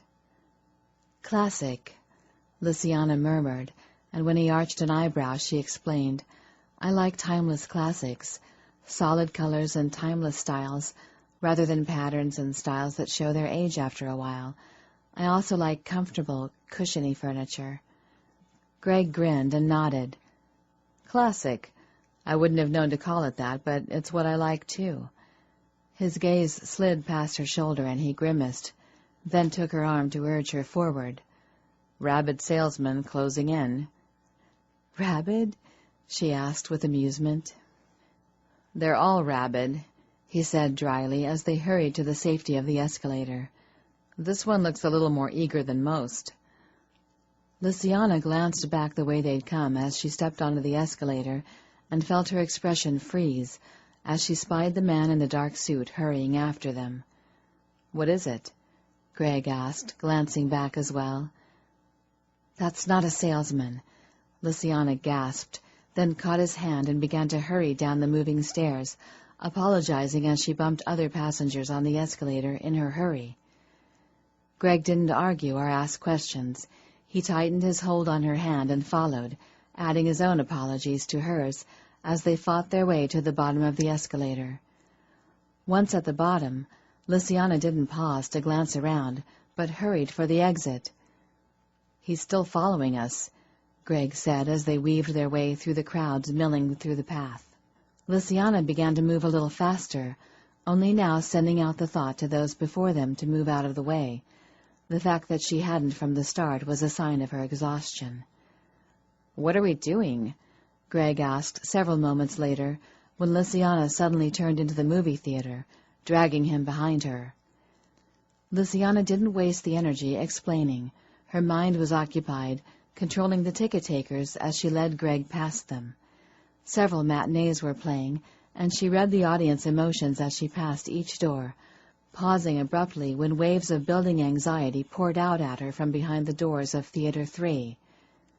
Greg followed without comment when she started inside, waiting until they were seated to speak. "A movie?" he asked with disbelief as they sank down in their seats. "A scary movie," Lysiana corrected, glancing back toward the door. "Their anxiety will cover ours. I told you fear broadcasts, and he can just follow our anxiety. But with everyone in here reacting to the movie, I hope he'll just bypass us." Greg glanced back toward the door as well, then asked, "Who is he?" "Valerian, an immortal." "Cousin? Brother? What relation is he?" Greg asked. Lysiana glanced at him with surprise. "None of the above. We aren't all related, Greg." "Oh," he shrugged. "Well, I just assumed anyone in Toronto who was a vampire would be related." Lysiana shook her head. "Toronto is popular among our kind." Greg was silent as he digested that, then said, "I suppose it's the path. It would make Toronto attractive to vampires. They could move around during daylight and—" "Who do you think encouraged the paths being made?" she asked. "They have something similar in Montreal. They call it the Underground City. You'll find lots of our kind there, too." "Oh." Greg sat back in his seat, appearing nonplussed. "Just how many of you are there?" Lysiana shrugged and gave up watching the door, pretty sure that they'd lost Valerian. "I don't know exactly." "More than 1,000? Greg asked. Lysiana opened her mouth to answer, then started and glanced sharply toward the movie screen as everyone in the audience jumped and several people screamed. "It's a vampire movie," Greg said with amusement. The twins would be annoyed at the very idea. "Yes," Lysiana agreed, then frowned when he settled more comfortably in his seat. "Don't you want to leave?" "And go where?" Greg asked. "We can't go to that friend of yours." "Debbie," Lysiana supplied. Debbie, her co-worker from the shelter, had been the only person she'd been able to think of to go to for help, and while she'd been reluctant to involve her, there had been nowhere else she could think to go. Greg had suggested going to his sister's home, but she'd rejected the possibility at once. Anyone in his family was out of the question. It would be the first place her mother and uncle would look, as were all her family and friends, at least her vampire friends. Debbie had seemed the only answer. She was a co-worker, and they were friendly, but they weren't so close they went places together, or turned to each other when they needed a place to stay. So far, anyway. However, Debbie worked the night shift as she did, and Lysiana knew she slept through the day. Lysiana was hoping that she'd be up by 4 p.m. "We can't go to Debbie's for another couple of hours," he shrugged. "We may as well stay here and relax. It'll kill an hour or so at least, and you can catch a nap." It would also keep them out of the way of any other vamps they might otherwise run into, Lysiana realized, and relaxed back in her seat. She didn't really think she'd sleep, but just being able to relax for a bit would do her some good. Chapter 15. Greg had brought his knee up and shifted sideways in his seat to watch Lysiana sleep, when her eyes suddenly opened. She blinked at him sleepily, then peered around to see that the movie was over, the credits rolling on screen, and the movie theater half empty. Her head turned slowly back to Greg, and she asked, "Why didn't you wake me?" "You needed your sleep," he said simply. Her eyebrows rose. "So what? You were just going to leave me sleeping?" Greg shrugged, until one of those guys with a flashlight threw us out.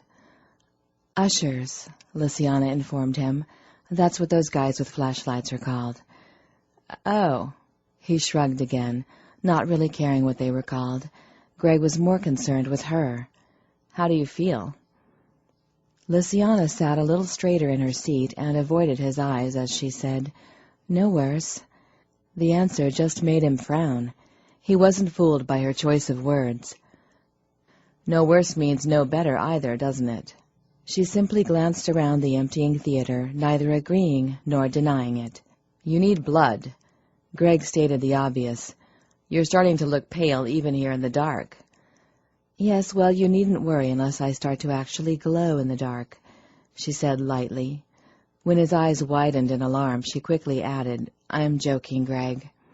"Oh," he murmured, then stood to follow when she got up and began to lead the way out of the row of seats, then up the aisle.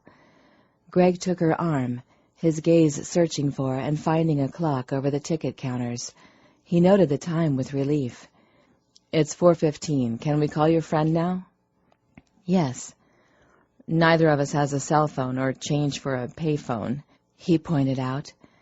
"Can you put the whammy on someone and make them loan us their cell phone?" "Yes, but I think I'll ask first," Lysiana murmured, and started across the theater lobby. Greg trailed after her, unsure where she was going, until Lysiana stopped by a man just disconnecting and putting his cell phone away. He found his shoulders straightening and his chest puffing a bit as he noted the guy could have been a GQ model. He had short blonde hair, blue eyes, and was built like someone who worked out, but not so much he would become muscle-bound. He's probably gay, Greg thought to himself, and scowled when the guy smiled with interest at Lynsay as she stopped before him. Greg was still far enough away that he didn't hear what she said as she asked to use his phone, but he saw the hesitant look that crossed Mr. GQ's face. Cheap bastard, Greg thought with satisfaction. "It's a local call, and I'll be quick," he heard Lynsay assure Mr. GQ as he drew closer. "I just need to call a friend to pick me up." "Yeah, okay." Mr. GQ didn't sound too enthusiastic, but he did dig the phone out of his pocket. He even managed to smile as he handed it over. "Thank you very much." Lynsay took the phone. "I really appreciate this." "Always happy to help a beautiful lady," the guy said lightly, apparently deciding to make the most of it now that he'd agreed. "Oh, please," Greg thought irritably. He paused behind Lynsay and put his hand on her shoulder in a possessive move that even he was surprised at. His shame at this sign of jealousy was replaced by satisfaction when he saw the disappointment on GQ Boy's face as he realized Lynsay wasn't alone. Ignoring the man, Greg turned to peer at Lynsay as she punched in a number and lifted the phone to her ear. She waited and waited. She then bit her lip, her eyebrows drawing together as she appeared to listen to something on the other end. Greg guessed it was probably the answering machine when she said, "Debbie, if you're there, please pick up." She waited again, then said, "I guess you aren't there. I'll call back later." "No luck, huh?" Mr. GQ asked as Lynsay disconnected and handed back the phone. "No, but thanks," Lynsay murmured. "Thank you," Greg added, and took Lynsay's arm to lead her out of the theater. He waited until they'd joined the shoppers on the path before asking, "Do you think she's still sleeping and has the phone's ringer turned off, or has she gone out?" "I don't know," Lynsay admitted. She sounded distracted. Her attention was focused on examining the faces in the crowd around them. It reminded him of their earlier near-miss with the vampire Valerian. She was obviously concerned about being spotted again. "We have to come up with somewhere safer to wait until we can reach your friend Debbie," he said. "Yes." She sounded tired, and he frowned with worry. Now that they were out of the dim theater, he could see just how pale she was.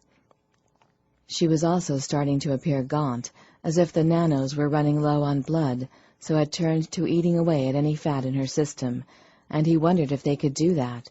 He forgot all about the question when he took a closer look at her face.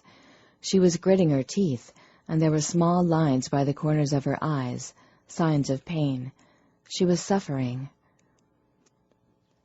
"You have to feed," he murmured, moving closer to her as she spoke so that he wouldn't be overheard. "What do you suggest?" Lynsay's voice was expressionless. She was asking what he was willing for her to do, and that was when Greg realized that if he hadn't been with her she would have fed hours ago. Actually, if it weren't for him, she wouldn't be in this position at all, he acknowledged, but it seemed rather obvious to him now that she had refrained from munching on a passing shopper to keep from upsetting him. "Feed," Greg said firmly. She paused to peer up at him uncertainly. "Really?" Greg nodded as he urged her to the side, out of the way of passers-by. "You already told me you don't take more than a little per person. They won't miss it, and you need it. So go to the ladies' room and find a donor, or 3, he added, thinking she probably needed more like 6 or 7 people, but she would know better herself. "I'll wait in the food court." "Thank you." "For what?" "For understanding," she said simply. He shrugged. "I'm starting to think of it like hemophilia, Lynsay. You just use a different type of intravenous and bypass the blood bank." Lynsay smiled, and Greg found himself going still as she leaned up on tiptoe to press a kiss full of gratitude to his lips. At least Greg suspected it was a kiss of gratitude for her. For him, just that light brushing of lips had him wanting more, and he wrapped his arms around her as she started to withdraw, then deepened the kiss. "Greg?"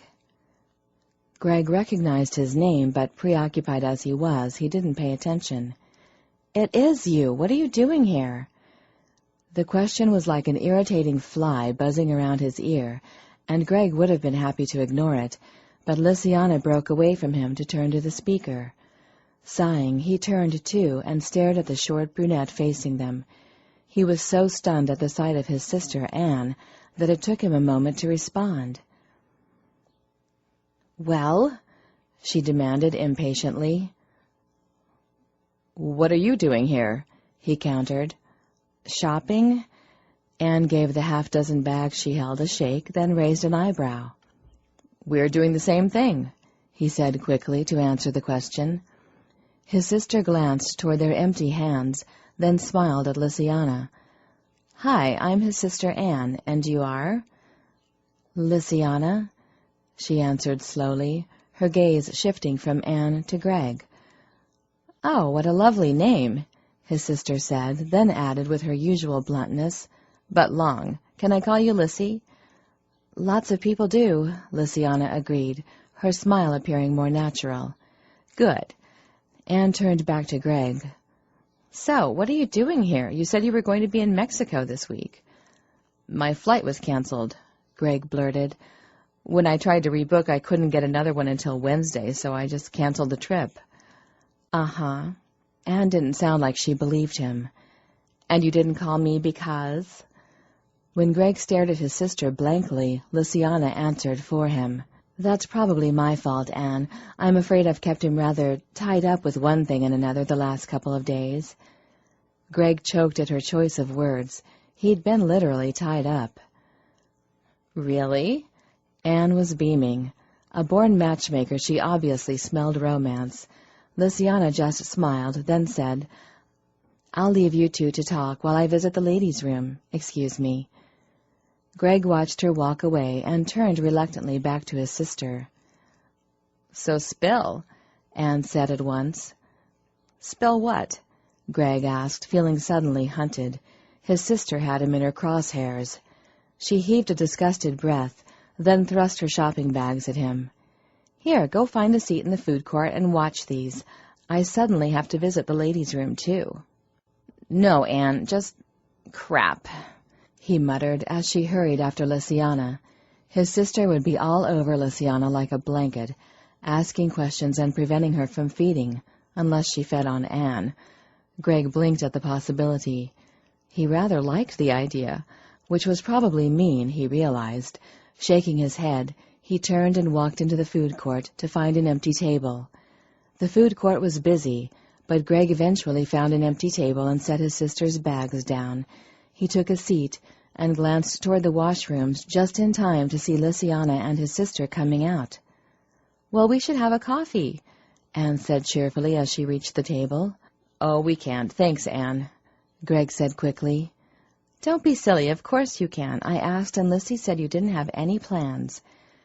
He glanced at Lysiana to see her offering him an apologetic grimace, but was more concerned by her pallor. Obviously, as he'd feared, she hadn't managed to feed with his sister trailing her. Greg turned back to his sister. "Yes, but I won't take no for an answer.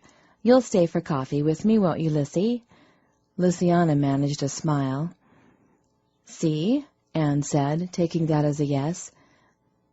"Come on, Greg. You can help me get the coffee while Lissy watches the bags and rests. The poor girl looks ready to drop." Greg glanced from one woman to the other. When Lysiana gave him a sympathetic glance and waved him off, he sighed and stood to follow Anne. "She's pretty," Anne said as she led him to a coffee booth. "Yes," Greg muttered. "Pale, though. Has she been sick recently?" Flu," Greg lied. "I could tell." Anne nodded solemnly as the person in front of them got their order and moved off. She stepped up to the counter and ordered a cappuccino and a chocolate croissant, then glanced at him. "What does Lysiana drink? Does she like cappuccino?" Greg stared at her blankly, then admitted, "I don't have any money on me." Anne stared. "What?" I forgot my wallet." It was the truth, but it gave him an idea, and he brightened. "Actually, maybe it's good I ran into you. Do you think I could borrow some money from you for a day or two?"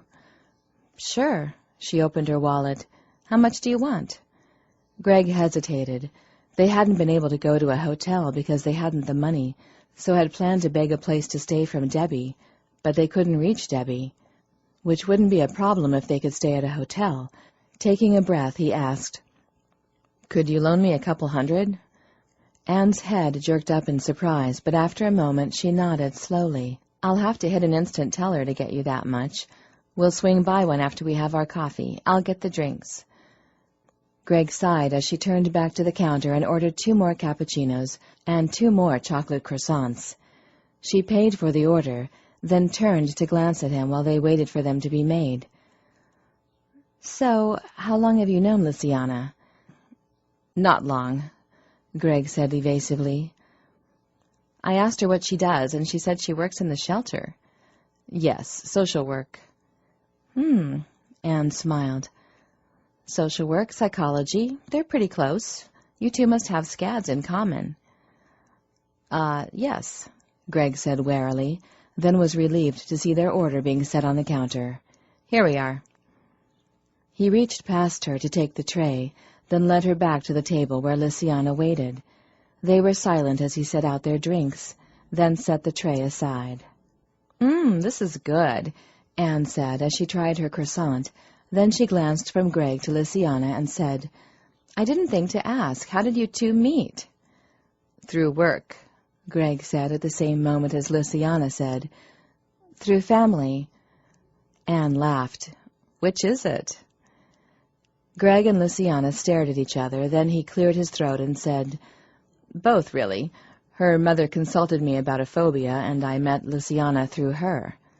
"Oh, so you've already met her mother," Anne said, as if it were significant. Greg sighed inwardly, knowing they were toast. He had no doubt she would grill them unmercifully, and she did. He spent the next half hour trying to fend off questions and evasively answering those he couldn't stop. It was a great relief when she finally looked at her watch and said, "Oh, geez, look at the time. We have to get moving." "We?" Lynsay blinked. "Yes," Anne smiled. "I have to pick up Mom. We're meeting my husband at Casey's for dinner. But first I have to stop at an instant teller to get Greg, that money I owe him." "Oh." Lynsay glanced at Greg, and he managed a smile that froze when Anne went on. "Actually, Greg, if I stop at an instant teller, it will make me late picking up Mom. You guys don't have any plans, so why not join us for supper?" Greg opened his mouth to try to bow gracefully out of the dinner, but Anne added, "It's been so long since you had dinner with Mom, and I'm sure she'd love to meet Lynsay. Of course John and I will buy dinner, then I can get you the money after that. It would make things much easier for me." "Wachoo," he thought, harpooned through the guilt bone. He cast an apologetic glance Lynsay's way, and nodded a yes to his sister. "I'm sorry," he murmured several minutes later, once they were seated in the back seat of his sister's car. He had joined Lynsay in the back, claiming it would save moving when they reached his mother's, but really he wanted to talk to her. "It's all right," Lynsay assured him. "I suppose you didn't get to feed, with Anne chasing after you into the ladies' room." She sighed and shook her head. "It was too busy anyway, full of teenagers. I couldn't possibly control them all while I fed on one." "Well, when we get to the restaurant, go to the bathroom and give it another try. And if Anne follows you this time, bite her." Lynsay's eyebrows went up at the suggestion, but before she could speak, Anne called out, "Here we are." Greg glanced around to notice they were slowing, and Lynsay hissed by his ear, "What if they're watching your mother's for us?" Greg's eyes widened in alarm. He hadn't thought of that. For a moment he panicked and didn't know what to do. Then Lynsay unsnapped his seatbelt and her own and pulled him down to duck in the back seat even as she did. He felt the car turn right. Then Anne brought the vehicle to a stop in what he knew must be his mother's driveway. "What are you two doing?" Greg and Lynsay glanced up to find her leaning over the front seat, staring down at them with bewilderment. Surprising Mom?" he suggested, and saw his sister blink. Then she smiled widely. "What a great idea. She'll love it. You guys stay hidden. I'll go get her." Greg released a relieved breath as she disappeared from overhead, and he heard the car door close. His gaze slid to Lysiana, who was kneeling in the floor space between the front and back seats, with her head on the back seat. As he watched, she began to chuckle. Greg smiled uncertainly. "What's so funny?" She raised her eyebrows. "Look at us. Did you imagine this situation before all this madness started last Friday?" He smiled faintly. No, he certainly hadn't imagined a situation like this. His life had been incredibly predictable and boring. Now he didn't know what it was. Greg stared at her tired face and still found her beautiful. Easing forward on the floor, he kissed her softly, sighing against her lips, as Lysiana turned her head on the back seat to make it easier. "Here we are." Greg heard the word and the sound of 2 doors closing, but was learning he had a great capacity for shutting things out. He did so now, shutting out his sister's voice and concentrating on kissing Lysiana. "I have a surprise in the... Oh, maybe I'll show you when we get to the restaurant," he heard his sister say over their heads, and knew she was peering over the front seat at them. He couldn't care less. Greg stopped kissing Lysiana long before they reached the restaurant, partially because kissing her and not being able to do anything else was terribly frustrating, and partly because he was starting to get a cramp from their confined positions. That was also the reason he rose up to sit on the back seat and said, "Hi, Mom." There were several moments of surprised exclamation as Greg explained his presence there and introduced Lysiana. Then they were arriving at the restaurant. As he'd expected, his mother seemed to like Lysiana on sight and chattered away to her happily, welcoming her as if she were family. John arrived shortly after they did, and Greg introduced Lysiana again. They had placed their orders, and their drinks had been delivered when Lysiana excused herself to go visit the ladies' room. Much to Greg's relief, Anne didn't chase after her this time, and he began to relax, thinking she would be able to feed, when his mother turned a concerned expression his way and said, "She seems a lovely girl, son, but she's awfully pale. Are you sure she isn't sickening?" "She'll be fine once she eats," Greg assured her honestly, then added the lie. "She's a touch hypoglycemic." It was probably the wrong thing to do. Lysiana's steps were clipped and hurried as she pushed through the door to the bathroom, but they stopped abruptly when she was confronted with a row of empty stalls and a counter full of sinks that weren't being used. The bathroom was empty. "I don't believe it," she muttered, then turned and walked back out, only to pause in the small hallway leading to the bathrooms.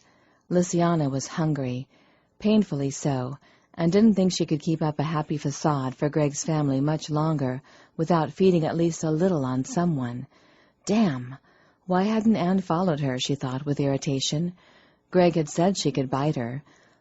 Not that it was probably a good idea to bite your boyfriend's sister the first time you met her, but... Lysiana blinked at her own thoughts and leaned weakly against the wall. Her boyfriend's sister? Greg wasn't her boyfriend. She wished he was, but he wasn't. And wasn't that interesting? She wished he was her boyfriend. But it was true. She did wish he was her boyfriend, that she could lay that claim to him. She really liked him. And she liked kissing him, too, and had found herself wondering what it would be like for him to do much more than kiss her. "Oh, yeah, you're in trouble, girl," she muttered to herself, and knew that it was true. She was a goner, had it bad for the doctor, and knew it. On the other hand, he seemed to like her, too. Lysiana had noticed the possessive way he'd put his hand on her shoulder while she'd been talking to the guy with the phone. He'd definitely been staking a claim. She smiled to herself, thinking that maybe it would be all right. Maybe he was her true life mate. She could imagine living out the rest of her days with him. They did have a lot in common, liked the same things, and... "Hello there, beautiful." Lysiana straightened away from the wall, her thoughts scattering at that seductively spoken greeting. A tall, dark-haired man in jeans and a leather jacket was standing before her in the small hallway. He was good-looking and obviously knew it, and he was eyeing her up and down like she was a tasty treat. "Are you waiting for someone, pretty girl? 'Cause if you are, I'm available." She stared at him with disbelief, wondering if he often approached women outside bathrooms, and if so, if his lines actually worked. She was about to tell him to take a hike when she recalled her hunger and the empty ladies' room. "You'll do," Lynsay decided, and took his hand to lead him into the empty bathroom. The man was grinning like an idiot as she led him straight into the farthest stall and closed and bolted the door behind them. "Oh, yeah, I knew you were a hot one the minute I saw you," he said, reaching for her the minute she'd closed and bolted the bathroom door and turned to face him. Lynsay smiled and slid her hand to his head, catching him by the hair even as she probed his mind, then took control of his thoughts. The stupid "I'm a sexy dude about to rock your world" smile died abruptly, leaving a very good-looking man, and she thought it was a shame that his personality wasn't as attractive as he was. Then she sank her teeth in his neck. She'd barely started to feed when she heard the bathroom door open. Turning quickly, she shifted her dinner in her grip and lifted him in her arms as she perched on the edge of the toilet, settling him in her lap, with his legs slightly raised so that his feet wouldn't show should anyone look under the stall door. She was glad she had when she heard Mrs. Hewitt call out, "Lynsay!" Heart jumping, she quickly withdrew her teeth, pausing to lick the wounds to be sure there would be no blood to hamper her when she went back to feeding before she said, "Yes?" "Are you all right, dear? You were looking so peaky and taking so long, and Greg said you were hypoglycemic. I started to worry and came to check on you." Lynsay rolled her eyes. It just was not her day. "I'm fine," she assured her. "The bathroom was full when I came in, and I had to wait." "It was?" Mrs. Hewitt asked, and Lynsay couldn't blame her for the doubt in her voice, since it was completely empty now. "Yes, they all left at once," she lied. "Oh, I see. Well, as long as you're all right." Lynsay waited for the sound of the outer door opening and closing, but instead heard a stall door open and close next to hers and nearly groaned aloud. She couldn't possibly feed, with the thin barrier of the stall, all that separated her from Greg's mother. But there he was, right in her arms. He would ease the pain she was suffering, give her more energy. Besides, it wasn't like she was a loud feeder. Lynsay sank her teeth back into her donor. "This is a nice restaurant, isn't it?" Lynsay retracted her teeth. "Yes." Her voice was slightly strained. When silence followed, she went back to feeding again, sighing as the pain she was suffering began to ease. "Are you hungry?" Mrs. Hewitt asked suddenly. Oh, God, yes, Lynsay thought, but merely mumbled, "Mm-hmm," against her donor's neck. "So am I. I hope our orders are there when we go out." Lynsay didn't bother responding, and a moment later retracted her teeth, having fed as much as she dare from the man. She could have easily taken 3 or 4 more donors, but he would do for now. After they got away from Greg's family, she could find another donor or 2. Maybe they could go to a club or something. Sighing, Lynsay put the possibility away and concentrated on wiping her donor's memory and planting suggestions in his mind for how he'd come to be in the women's bathroom. Eager to get out of her stall before Greg's mother got out of hers, Lynsay then stood and turned to set the donor to stand on the toilet seat. She flushed the toilet, mentally instructed the guy to stay crouched until he heard the bathroom door close as they left. Then she slid out of the booth and sent him the order to bolt the door behind her. "Do you know, I think you have a little more color in your cheeks, dear," Mrs. Hewitt said as she joined Lynsay at the sink a moment later. They chatted as they washed their hands and used the air-dryer. They then left the room together, moving to one side of the hall to make way for an older lady coming the opposite way. Aware that her donor was probably coming out of the stall even now, Lynsay grimaced but kept walking. There wasn't anything she could do about it. Well, she could, but she wasn't willing to waste the energy and make up the excuses necessary to hurry back and prevent the woman from finding a man in the women's washroom. It served her donor right for picking up strange women outside of bathrooms. Really, a little embarrassment was nothing. She could have been a serial killer. The meal had arrived by the time they reached the table, but Greg was missing. Before she could ask, Anne explained that he'd gone to the men's room. She'd barely finished saying so when Greg arrived at the table and took his seat. "Sorry I took so long," he excused himself. "There was a bit of a disturbance as I came out of the bathroom. Some guy had gone into the ladies' room by mistake, and a woman was hitting him over the head with her purse, yelling rape. It took 2 waiters and 4 waitresses to calm her down and get the poor confused guy away from her." "Oh?" Lynsay asked weakly. She ate without thinking, enjoying the flavors and textures in her mouth after so long on a liquid diet. However, she still couldn't eat as much as the others, and the amount of food she left behind drew attention and comment from the others, along the lines of it was no wonder she was so pale, and so on. The ring of a phone brought an end to the concerned murmurs, and everyone fell silent as John pulled a cell phone from his pocket and answered it. He listened for a moment, then began to talk, discussing what was obviously work. Lynsay knew he was an accountant, and that it was tax time for a lot of businesses he dealt with. When a child at the next table began to scream, he frowned and said, "Hang on, Jack. I can't hear you. I'm taking you outside." He stood, paused to kiss his wife on the way by, then moved toward the entrance of the restaurant. They were all silent for a minute, then Anne suddenly said, "John and I were talking while you were all gone, and he suggested we just drive you home when we leave here. Then you don't have to borrow money, Greg." Lynsay was aware of Greg stiffening beside her and understood his problem at once. They couldn't go to his apartment. It would certainly be watched, and he couldn't explain to his sister why he couldn't go to his place. She reached out under the table to pat his leg soothingly. "Actually, Greg's car is at my place," Lynsay lied smoothly. She'd had 200 years to perfect the skill, and though she tried not to use it unless absolutely necessary, it had been necessary more often than she cared to think about, thanks to who and what she was. "We took the tram downtown." "Oh, well, where do you live, Lynsay? We could drop you both there so Greg can collect his car." Lynsay gave Debbie's address without even hesitating. If Greg couldn't borrow money, they had nowhere else to go. Chapter 16. "Thank you, Debbie. I really appreciate this," Lynsay said sincerely as she followed her to the front door. "Not a problem, Lynsay. I was young once, too." Lynsay blinked.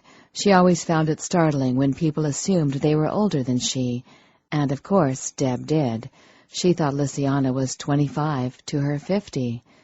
Little did the woman know she was talking to someone who was more than a century and a half older than herself. Debbie gave a little laugh. "I do understand. My mother didn't approve of anyone I dated either, up to and including my husband, who was a prince among men until the day he died."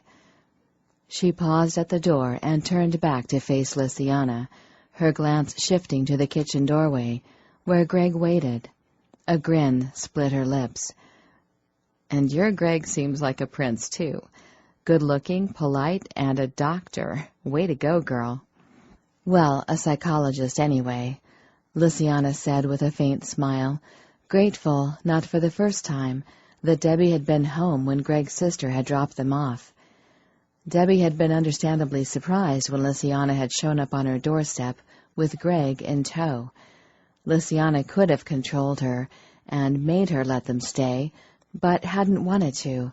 Instead, she'd taken a chance and asked for her help. She hadn't explained much, just telling Debbie she'd been staying at her mother's house while her apartment was painted, but they'd had a falling out, and she needed a place to stay for the night. Debbie had taken one look at her tense expression, and Greg's grim one, and come to her own conclusions, apparently assuming the falling out had been over him. Sympathetic, sweet, and a sucker for romance, she'd welcomed them into her home. "You're a dark horse, aren't you?" Debbie said now. You never mentioned your apartment was being painted, let alone that you were in love." "I'm not in love," Lysiana protested automatically, startled by the woman's words, but Debbie just chuckled softly. "Lissy, dear, I recognize the way you two look at each other. It's how my Jim and I used to look at each other." Her expression turned sad at the thought of her deceased husband. Then she shook off the melancholy and smiled. "There's no way you'll convince me you don't love the man." Lysiana hesitated. She wasn't prepared to use the love word yet, but did confess, "I do really like him, Deb." "But?" Debbie asked. "I hear a but in there." "But how do you know if a guy is the right one?" Lysiana asked. "I mean, my mother thought my father was the right one when she married him, and ended up miserable for a long time." Debbie considered the question, then said, "You once said your mother was very young when your parents were married." 15, she said with a nod. 15? Debbie squawked. "That's not young, that's a crime." "My grandmother had to give special permission," Lysiana lied, silently reminding herself to be more careful in her conversations.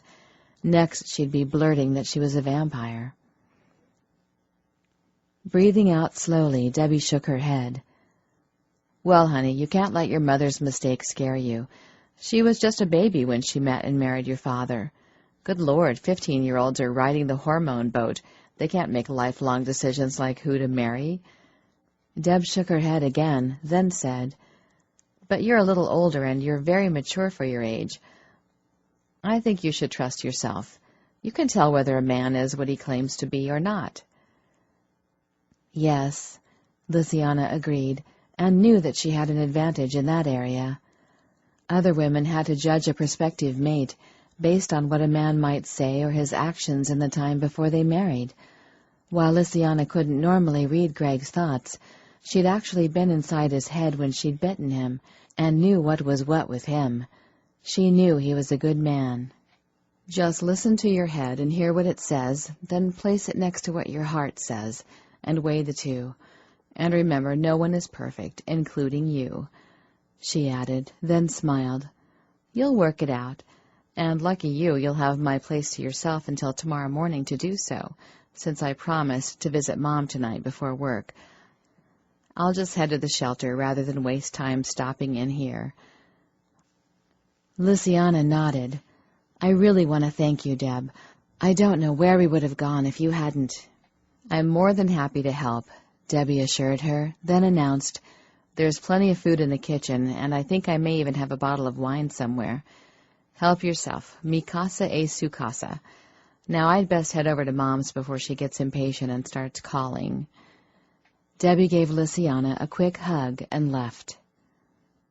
"She seems nice. I like her," Greg commented, coming up the hall from the kitchen now that their hostess was gone. "She is nice." Lysiana locked the door and watched Debbie get into her car. The older woman started the engine, then glanced toward the house, spotted her, and waved.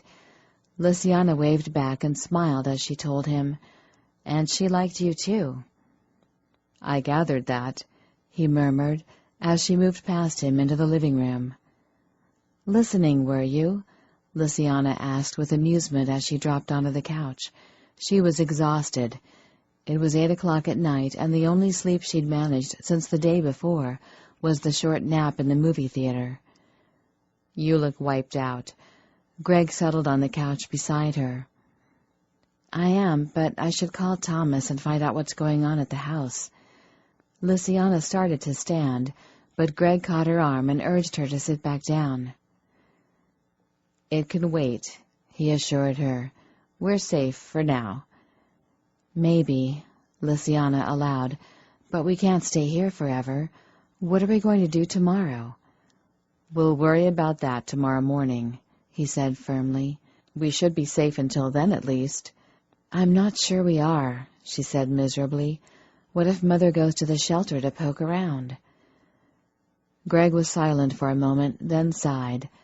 "You're afraid she'll read Debbie's mind and know we're here?" Lysiana nodded.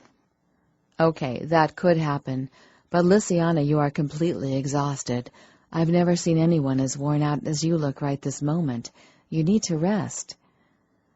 "But—" Greg raised a hand to silence her, then said, "Debbie won't be at the shelter for them to read for a couple more hours, so you can stop worrying and sleep for that long at least." Lysiana bit her lip. "Nothing I've said is easing your worries, is it?" he asked. "No," she admitted apologetically. "Okay, so just relax for 10 minutes then. It's been a stressful day between the mall and my family." "I like your family," Lysiana said with a smile. Greg grimaced but said, "They liked you too. While you were in the bathroom, both Mother and Anne said you seemed like a good one and to snap you up." Lysiana's smile faded. "They wouldn't say that if they knew what I was, would they?" It wasn't a question, but Greg treated it as such, his expression turning thoughtful. She waited curiously for the answer. "I think they would," he said finally. "If they believed you could make me happy, they would. And I think you could make me happy." Lysiana sucked in a breath at those words so solemnly spoken. She was still trying to absorb them and sort out what they might mean, when he frowned and said, "You're still terribly pale. One donor wasn't enough, was it?" "It doesn't matter." Lysiana shrugged, uncomfortable with the topic. "There isn't much I can do about it at the moment, anyway," she pointed out. Greg caught her chin with one finger and drew her face back to meet his gaze. "Yes, there is," he said solemnly. "There's me." Lysiana swallowed. He was offering himself to her, and she was tempted by the offer, but— "No, I shouldn't. I can't. Just—" She paused and shook her head with confusion. "Yes, you can," he said firmly. Then he pointed out, "It's not like you haven't done it before." "Yes, but that was different. I didn't know you then." One eyebrow jerked upward on his forehead, and Greg asked with disbelief, "So it's okay to go around kissing and biting strangers, but not friends?" Lysiana frowned. "I don't usually need to kiss to feed. You were different. I couldn't get into your thoughts." "Fine, I'll change my question. Why is it you could feed from me when you didn't know me, but now feel you can't?" She shrugged uncomfortably and tried to sort her thoughts out in her own mind so that she could explain them to him. It wasn't that she didn't want to bite him. Lysiana had wanted to bite him every minute she'd been near him since that first bite, but he wasn't just some stranger with a bow around his neck anymore. He was Greg, a man she liked and enjoyed spending time with, and wanted desperately to keep safe from her mother and uncle. "Would it help if I told you that I enjoyed it the last time?" Lysiana glanced up sharply, then swallowed and licked her lips, stilling as Greg reached out to rub one finger lightly across the dampness she'd left behind. "So?" he asked, his voice deepening and growing husky. "Dare I hope that you're going to satisfy us both and feed on me?" Almost afraid to speak, Lysiana answered him by allowing her lips to part and drawing the tip of his finger into her mouth, as he had done to her that first night. Her tongue slid forward to rub across the rounded flesh as she suckled him lightly. The sudden glow in his eyes told her it had been a good answer. He tugged his finger free and replaced it with his tongue as his mouth covered hers. Lysiana welcomed the invasion, her body bursting into flame, as if all the hours between their first kiss and this had never happened. Oh, yes, she thought faintly, as his arms wrapped around her. She wanted to satisfy them both. Then she lost the capacity to think as she became aware of his hand sliding up her stomach, toward her breast.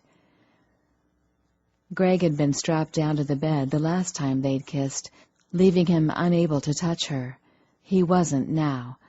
Lysiana gasped as he cupped her breast, then moaned and arched into his touch as he squeezed gently.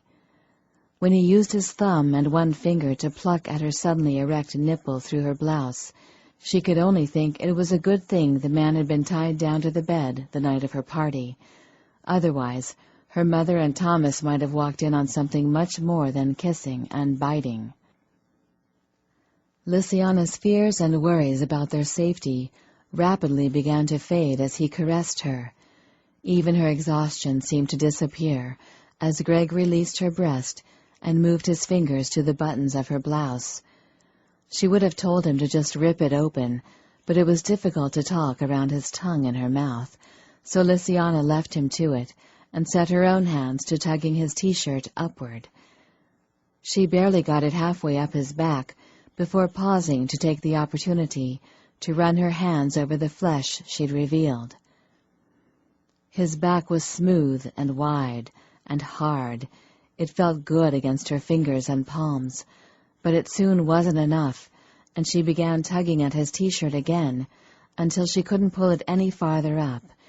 Before she could become frustrated at her efforts being hampered, Greg broke their kiss and leaned back.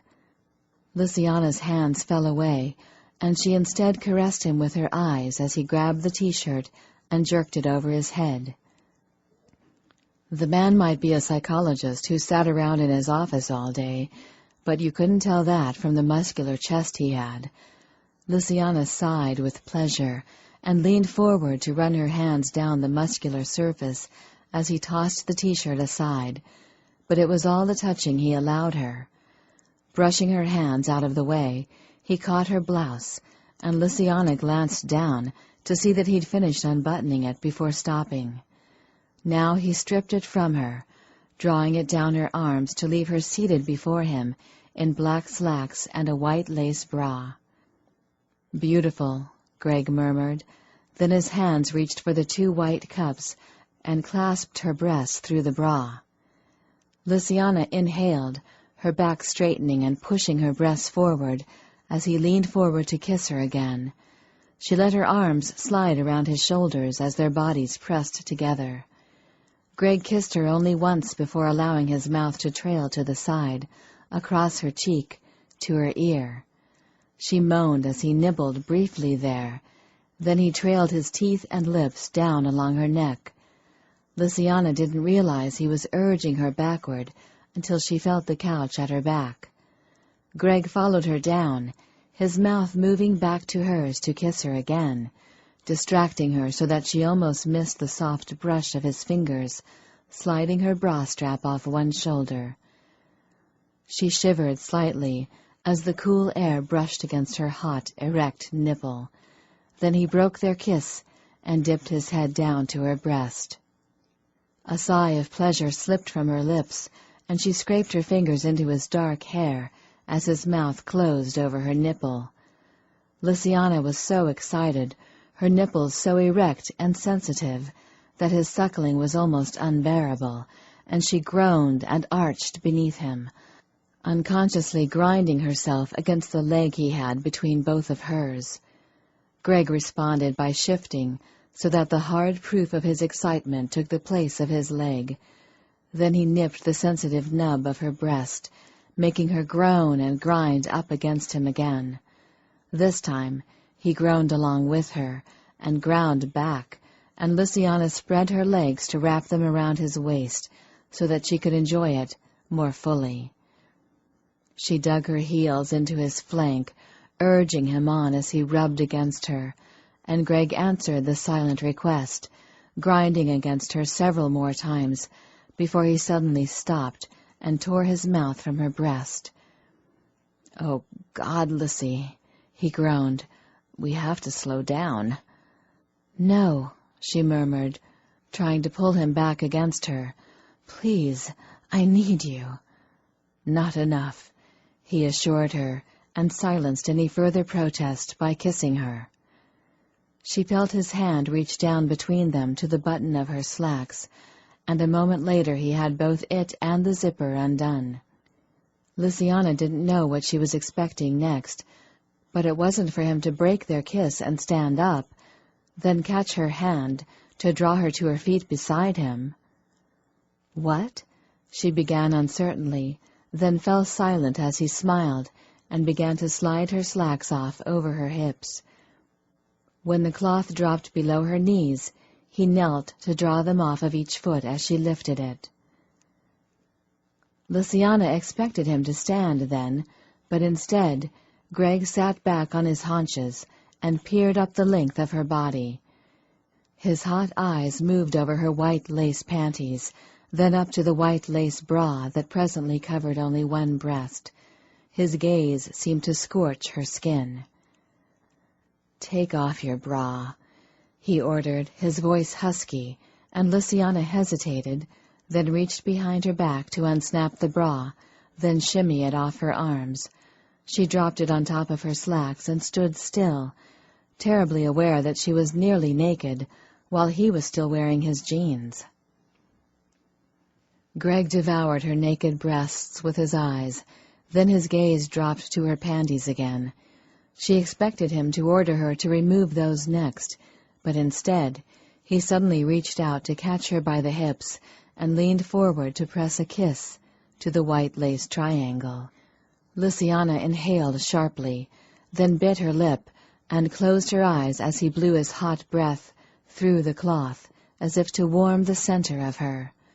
She felt his hands move and blinked her eyes open, glancing down to see him catch his fingers in the waistband of her panties. He slowly eased them down until she could step out of those, too.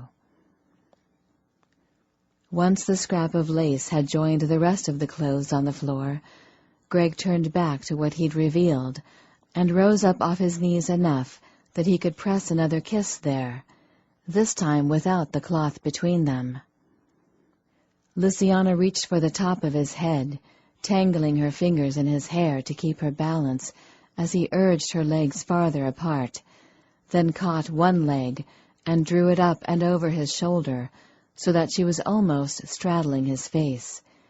He then caught her firmly by the behind to hold her in place, and she gasped and actually pulled at his hair in surprise at the shock of immediate pleasure that went through her when he found the center of her with his mouth and began to lave her with long, loving strokes.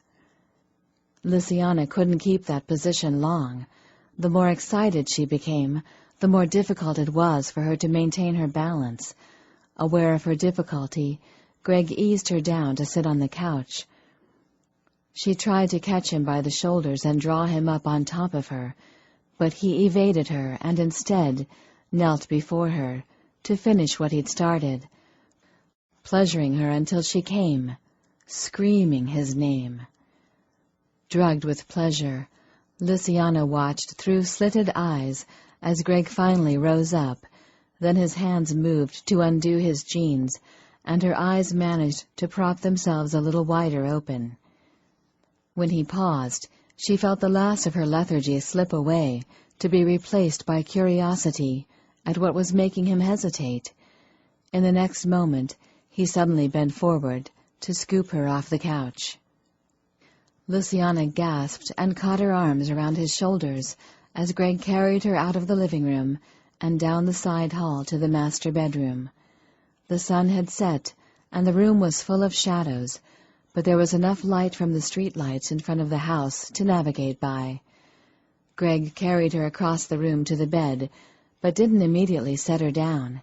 Instead, he caught her lips with his and kissed her gently, only then releasing her legs, allowing them to slide to the floor as he kissed her again. Lysiana found her feet and turned until they were face to face as he deepened the kiss. Her hands slid around his shoulders, then up into his hair.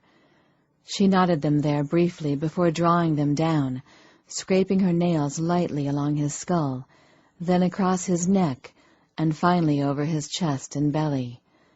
At the top of his jeans she stopped, and caught her fingers in the waistband, then broke the kiss as she drew his pants down, dropping to her haunches to remove them completely. As he had done, she paused on her knees to examine what she'd revealed. Lysiana was no expert on the male anatomy, but was sure that Greg was probably one of the finest specimens around.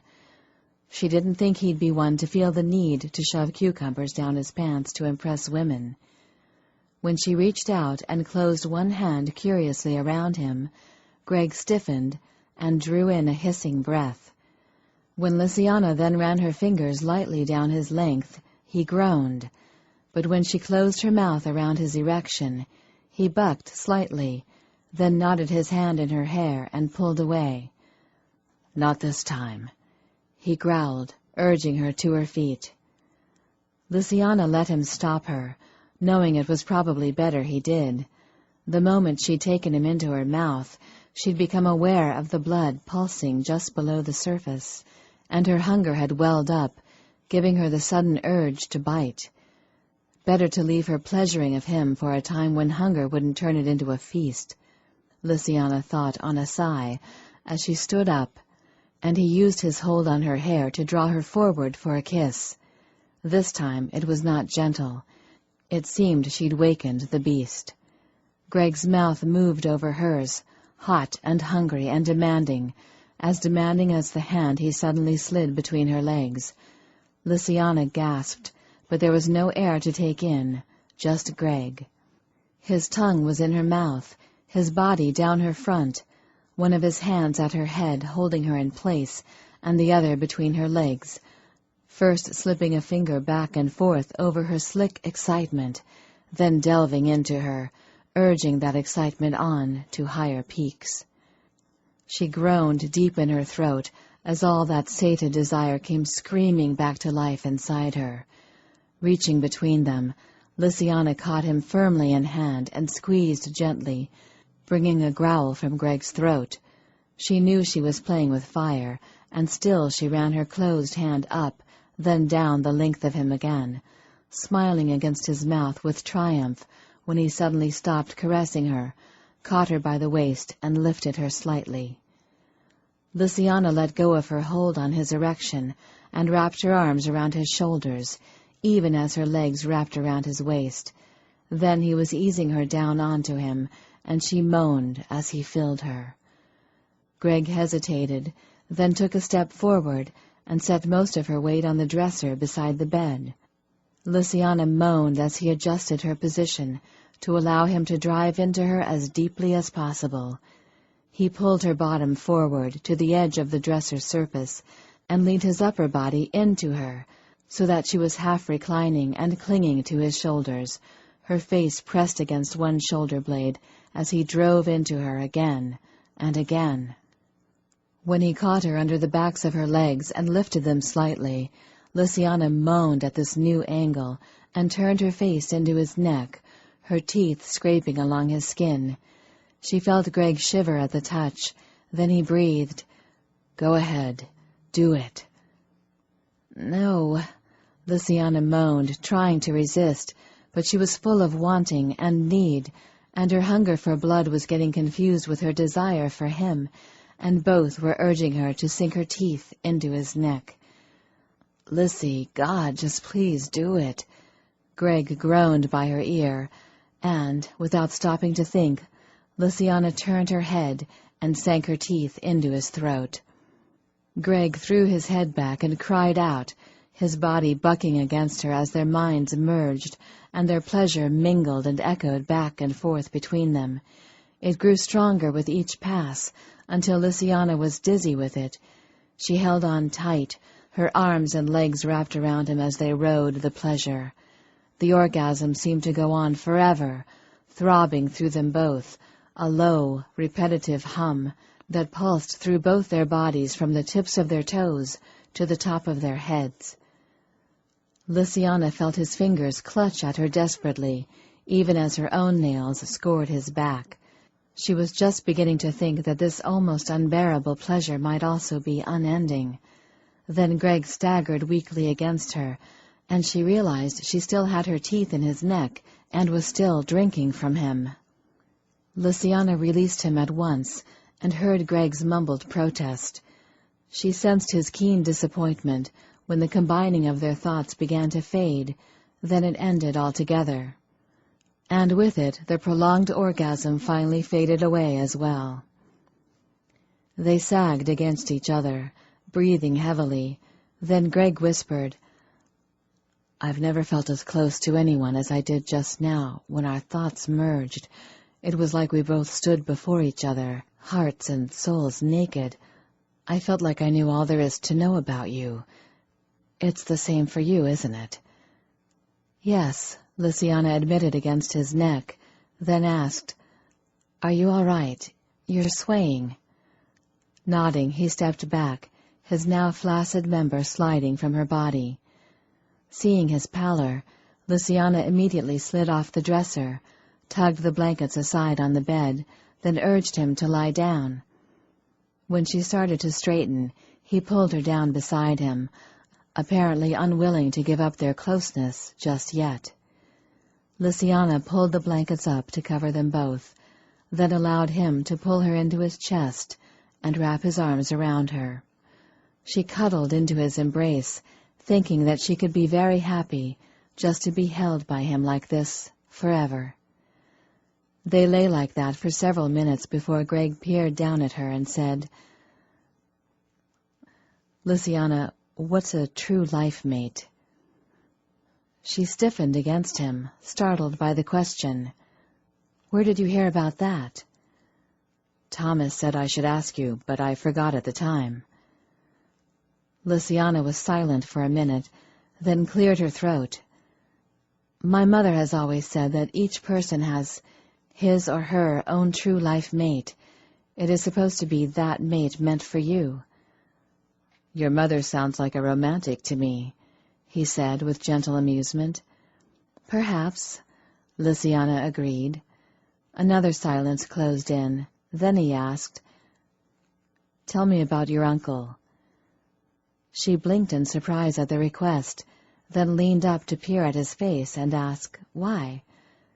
"Because you and every one of your cousins seem scared of him, and I want to know why." Regretting the return to reality, Lysiana sighed and laid her head back down. She thought for a minute, then said, "He's old and cold, as Thomas puts it." "Old and cold," Greg echoed dryly. She nodded.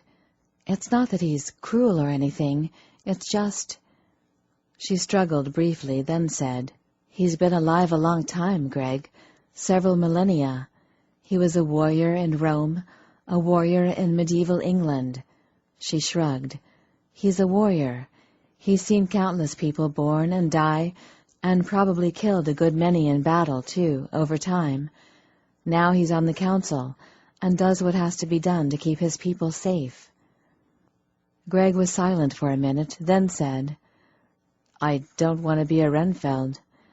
Lysiana ran her hand soothingly over his chest and promised, "I won't let that happen." "I know you'll try to make sure it doesn't happen," he said, "but if your uncle did try to wipe my memory at your mother's house this morning, and couldn't do it as you all suspect, he'll want to do that Council of Three thing to me, won't he?" Lysiana was silent, but she didn't have to answer. She'd already explained enough to him that he would know it was the case. And she didn't want it to happen either. The idea of their breaking Greg's mind was too painful even to contemplate. His mind was one of the things she liked best about him, although, she acknowledged, his body wasn't bad either. "What are my chances of getting away without them turning my brain to mush?" "Don't think about it, Greg," she said. "I won't let it happen." "How can you stop it? The council rules your people, right? They're like the police for your people." "Yes," she acknowledged. "And I'm guessing, since you avoided answering, that my chances are pretty slim of avoiding the council." He shifted under her slightly, almost impatiently. "I mean, if they can control anyone, they can probably walk into any office or bank and find out what information they need to track me down." "Yes," she sighed. They were both silent for a moment. Then he asked, "What will they do to you for sneaking me out?" Lysiana shrugged. "There's nothing they can do.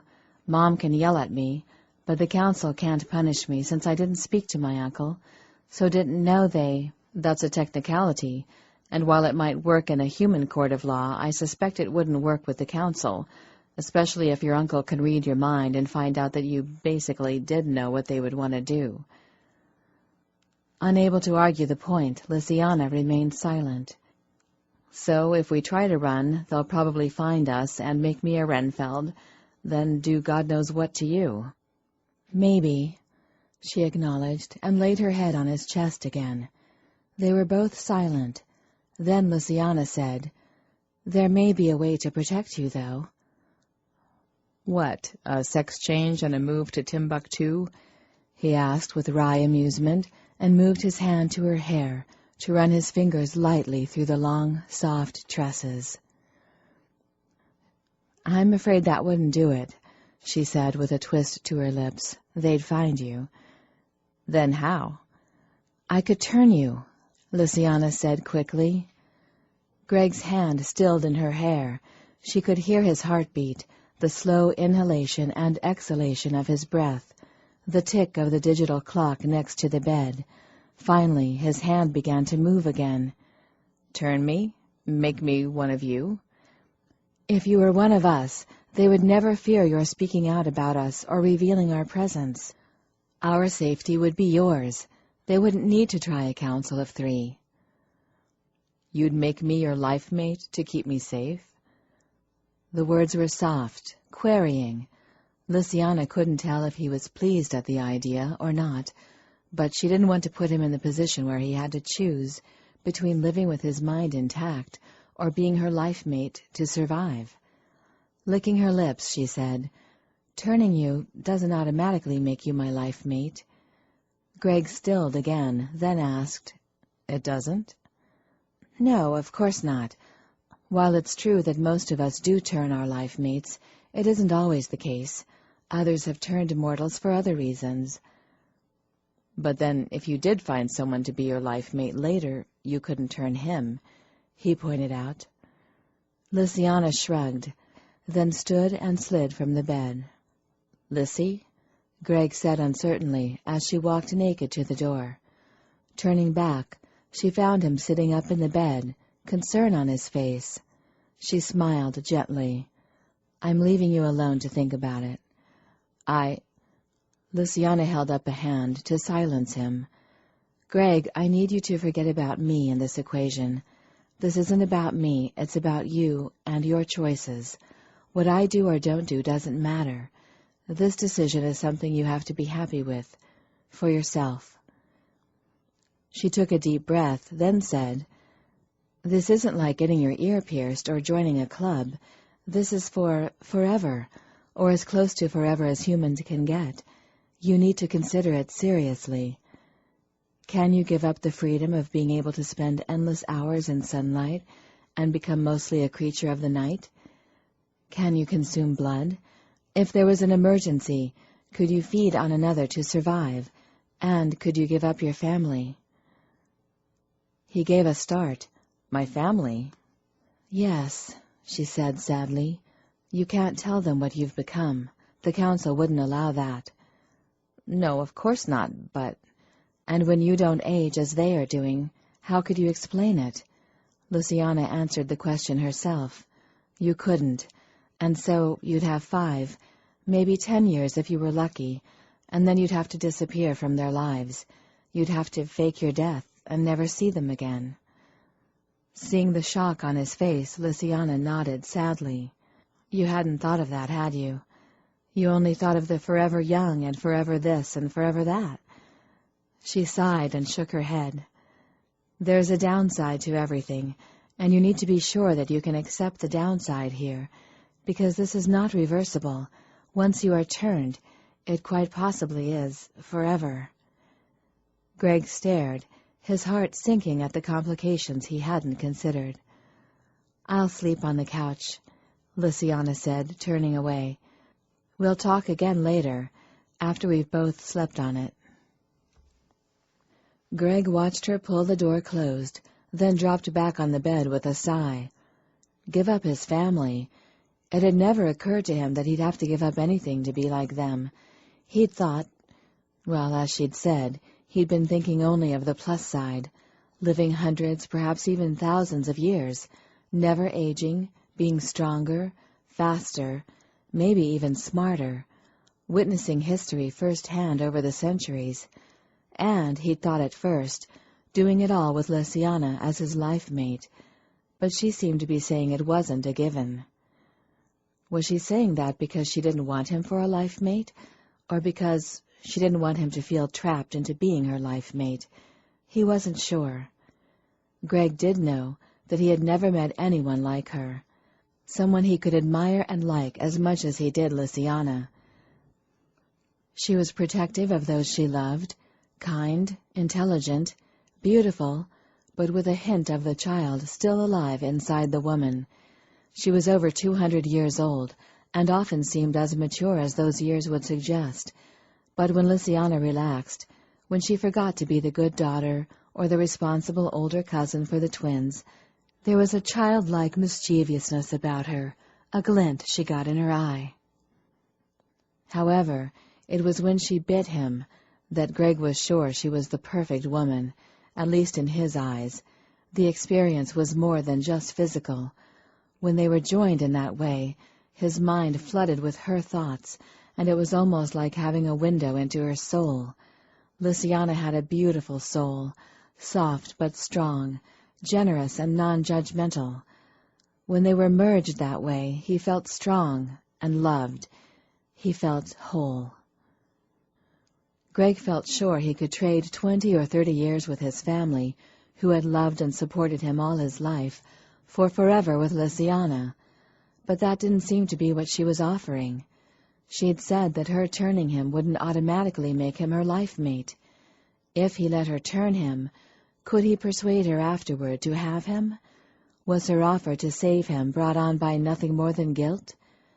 Greg didn't think so. He'd seen into her soul, and nothing like that had been reflected there. Sighing, Greg ran his hands through his hair with agitation. He had a lot to think about. It was the cold that woke her up. Lysiana murmured a sleepy complaint at the chill in the air, tugged the afghan tighter up around her neck, and rolled herself into a fetal position in an effort to get warm, but still the cold persisted. Sighing at the realization that she would have to get up and turn up the heat, or at least find another blanket before she would be able to drift back to sleep, Lysiana opened her eyes and rolled onto her back, then froze in shock as she spotted the dark shape looming over her. For one moment she froze, her body shooting adrenaline out for her to deal with the matter, but then she realized that it must be Greg come to talk to her, and she relaxed. Lysiana waited for him to speak, only realizing she'd made a mistake when the arm she hadn't noticed was raised, suddenly plunged downward, and she felt the stake pierce her chest. Chapter 17. It was midnight, and Greg was still awake, agonizing over the choice he had to make. He was lying flat on his back in bed, ankles crossed and hands resting under his head, when the sound of breaking glass interrupted his torturous consideration of his future. Eyes popping open, he turned his head toward the bedroom door and listened for a minute, but no other noise followed. Deciding Lysiana must have dropped something, Greg almost ignored the sound and went back to debating his future. But then he thought better of it. He should at least go see if she had cut herself, or needed any help, Greg decided, and sat up on the bed. Pushing the blankets aside, he swung his feet to the floor and stood to cross the room. The silent darkness that met him as he stepped out of the bedroom made him pause, but it was the faint, chill breeze running up the hall to whisper against his naked flesh that set the hair at the back of his neck on end. Something was wrong. Greg almost turned back to pull on his jeans, but a sudden fear for Lysiana stopped him. Instead, he moved silently up the hall, ears straining and eyes struggling to see more than the shadowy shapes in the gloom of the living room ahead. He'd only taken a couple of steps when Greg heard the soft shush of the sliding doors in the dining room. The sound made him pause warily. Then the cessation of the breeze that had alarmed him just moments before made his heart start to pound as he realized that someone had just left the house. "Lysiana?" he called, hurrying forward. "Lissy?" Fear gripped him when there was no response. Greg paused in the entrance to the living room and ran his hand over the wall in search of the switch he knew was there. He found and hit it, and blinding light immediately flooded the room. It left Greg blinking furiously in an effort to adjust to the sudden change from dark to light. "Lysiana?" Despite suspecting they were already gone, he peered around the room, his eyes searching for an intruder. When his gaze landed on Lysiana's still form on the couch, Greg's heart skipped a beat, but it seemed to stop altogether when he spotted the stake sticking out of her chest. "Oh, Jesus!" he breathed, then rushed forward. Sharp pain shot through his foot as he reached the coffee table, reminding him it had been the sound of breaking glass that had drawn him out here. Apparently, the sound hadn't been caused by the intruder breaking a window to get in.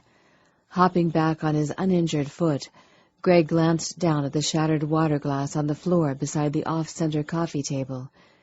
Whoever had done this must have knocked the table as they went to leave, sending the glass to the floor. Greg plucked the piece of glass from his foot, then tossed it aside and continued to the couch, only to pause there, unsure what to do. Lysiana lay as still as death, her face completely devoid of color above the afghan covering her body. His gaze shifted reluctantly from her face to her chest. The afghan had been made in pale greens and blues, but was now sporting a large patch of red where the stake went through it, a patch that seemed to be growing by the second. "Oh, God!" Greg hesitated, then, not knowing what else to do, he finally grabbed the stake and tugged it from her body. He winced at the resistance he received and the wet, sucking sound it made as it finally slipped free. Greg tossed the stake aside in a move that did little to release the rage that was building inside him, alongside his fear and grief. Lysiana lay so still and looked so pale, Greg feared she was dead, but his heart wouldn't accept the possibility. She couldn't die when he had just found her. He'd waited 35 years for a woman like her. He'd never find another. He had to get her some help. He had to. He had to save her. But first he had to get dressed. Bending, Greg scooped up his T-shirt, the only item of clothing still left lying about. His jeans were in the bedroom, and Lysiana had obviously donned her clothes again before lying down earlier. After jerking the shirt on, Greg lifted her up into his arms, afghan and all, and turned back the way he'd come. He hurried up the hall, unwilling to leave her alone and vulnerable again. Greg laid her gently on the bed in the bedroom, his gaze hardly leaving her face as he tugged on his jeans. He'd take her to his place and make some calls, he decided. Greg knew a lot of people in the health industry. He had connections at the hospital. Somehow, he'd get an IV and some blood for her, and the nanos would heal her, and everything would be fine, he assured himself. Lysiana had insisted they should avoid their apartments because it would be the first place her family would look, but they couldn't stay at Debbie's. Her family had found her here, and surely, if her family had already checked his apartment, it would be safe to go there. Greg wasn't altogether sure about that, but he didn't feel he had a choice at the moment. His personal address book was there, with the numbers of everyone he knew, people he needed to contact if he was going to save her. He had to go there, and he wasn't leaving Lysiana here by herself, so she was going as well. Finished dressing, he moved back to her side and peered down at her. They were going to have to take a taxi to his apartment, but he couldn't take her as she was. Any cabbie would freak out at the sight of her and immediately call the police and an ambulance. He had to clean her up and try to bandage the wound. Then he could claim she was merely drunk and passed out or something. Leaving her on the bed, Greg hurried into the en-suite bathroom and retrieved several of Debbie's snow-white towels. He dropped them on the bed beside Lysiana, then moved to the closet to select a clean shirt to replace her blood-soaked one. He hesitated over his choice, finally choosing a black blouse that would help hide the blood if she should bleed through. Then he returned to the bed and knelt beside it.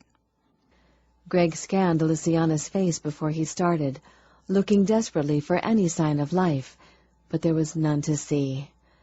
Taking a deep breath, he tugged the Afghan aside, then quickly undid her blouse, trying not to look at the blood soaking through the pure white silk. His first sight of the jagged hole in her chest and the slow, thick blood oozing from it made Greg gag. Trying not to acknowledge the thought that no one could possibly survive such a serious injury, he swallowed back the bile in his throat and quickly cleaned away as much of the blood as he could. The wound was nearly in the center of her chest, and just above where the top of her bra started. Greg pressed a small hand towel over it, tucking half of the cloth under her bra to keep it in place. Then he sat Lynsay up. He supported her with one hand while he stripped away her blood-stained blouse with the other. He then threw the ruined shirt onto the floor, grabbed the clean one he'd collected from the closet, and struggled to get her into it. Once Greg had the fresh top on Lynsay and buttoned, he laid her back on the mattress.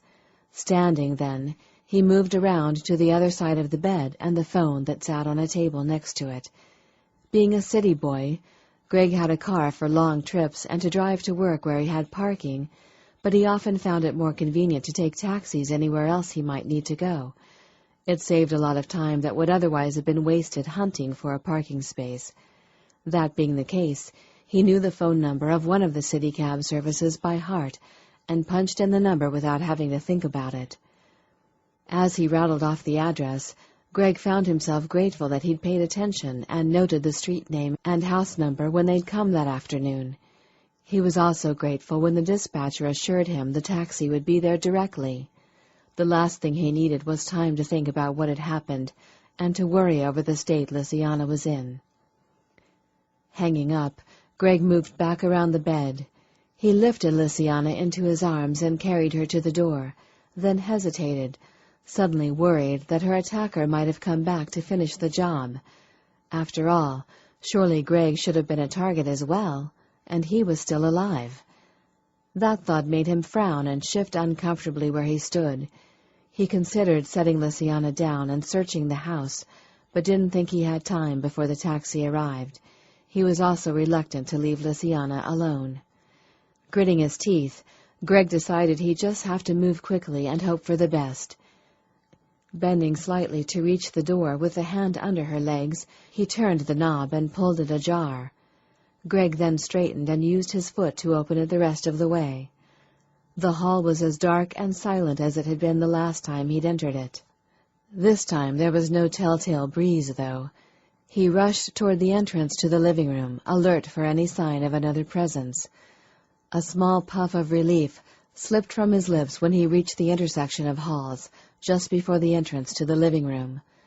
The hall to the right led to the dining room and ended at the kitchen. Greg turned left and moved to the front door instead.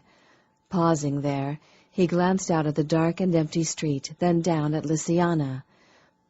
A frown curved his lips as he noted that the white towel stood out sharply where it stuck up above the neckline of the black blouse. The contrasting colors, along with its bulk, made its presence obvious. Not wanting anything to draw the cabbie's attention to her wounded state, Greg started back the way he'd come, then paused when he spotted the coat closet. He set Lynsay on a small bench that sat in a corner by the front door, positioning her so that she wouldn't slide off, then opened the closet. "Thank you, Debbie," he murmured as he pulled a thick, quilted winter coat out of the closet. "I'll pay you back for this." Greg managed to get the coat on Lynsay and carry her out to the road before the taxi arrived.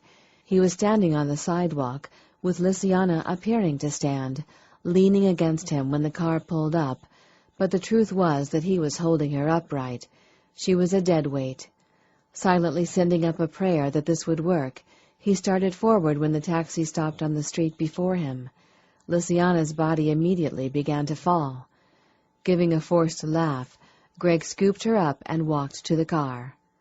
"I think you've had just a little too much to drink, honey," he laughed as he managed to get the door open and maneuver both himself and her into the back seat. "Is she all right?" the driver asked, swiveling in his seat to eye them suspiciously. Greg shifted Lynsay in his lap, so that her head fell against his neck, and lied. Yeah, she just had a little too much to drink at her birthday party. Yeah? The driver glanced toward the house, and Greg followed his gaze, relieved to note that the living room and bedroom lights were still on, so that it didn't look as empty as it was. We were supposed to sleep over after the party, but her sister has the most god-awful uncomfortable bed in the spare room, Greg went on nervously. And I have to get some sleep before work tomorrow. You understand, don't you, honey? He asked, and glanced down at the top of Lysiana's head where it lay against his chest before adding, I think she's passed right out. Birthday party, huh? The driver said, and there was definitely suspicion in his voice. Understandable, Greg supposed, since it was Monday night, and most people avoided holding parties on a weeknight, saving it for the weekend. Yeah, her 30th, he lied. She isn't taking it well. Still, I don't know why they couldn't have the party on the weekend rather than a weeknight, but she and her sister insisted it had to be on the actual date. Women, Greg added with mild disgust, then fell silent and held his breath as he waited to see if he had managed to allay the man's suspicions enough that he'd take them to his apartment, or if the fellow was going to grab his radio and call for the police to be sent out. The driver was silent for a good long time. Then he turned in his seat and arched an eyebrow at Greg. So, you going to tell me where you want to go, mister? Letting his breath out on a slow exhalation of relief, Greg managed a smile and gave the address for his apartment building, then settled back in the seat and peered down at Lysiana.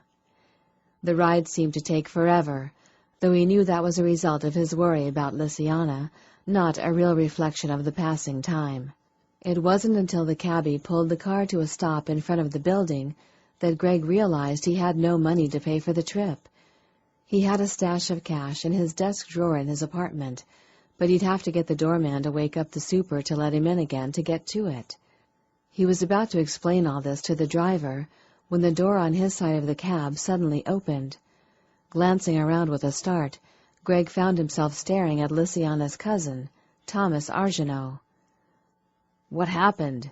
Thomas asked, his concerned gaze moving over Lysiana. "I'll explain inside," Greg muttered as he struggled out of the back seat. Thomas held his arms out to take Lysiana from him to make it easier, but he shook his head, unwilling to let her go. "Pay the driver for me, will you?" Thomas opened the front door of the cab to ask how much the fare was, as Greg found his feet and straightened with his burden. Lysiana's cousin paid the driver, closed both doors, then caught Greg's arm as he started for the front door of his apartment building.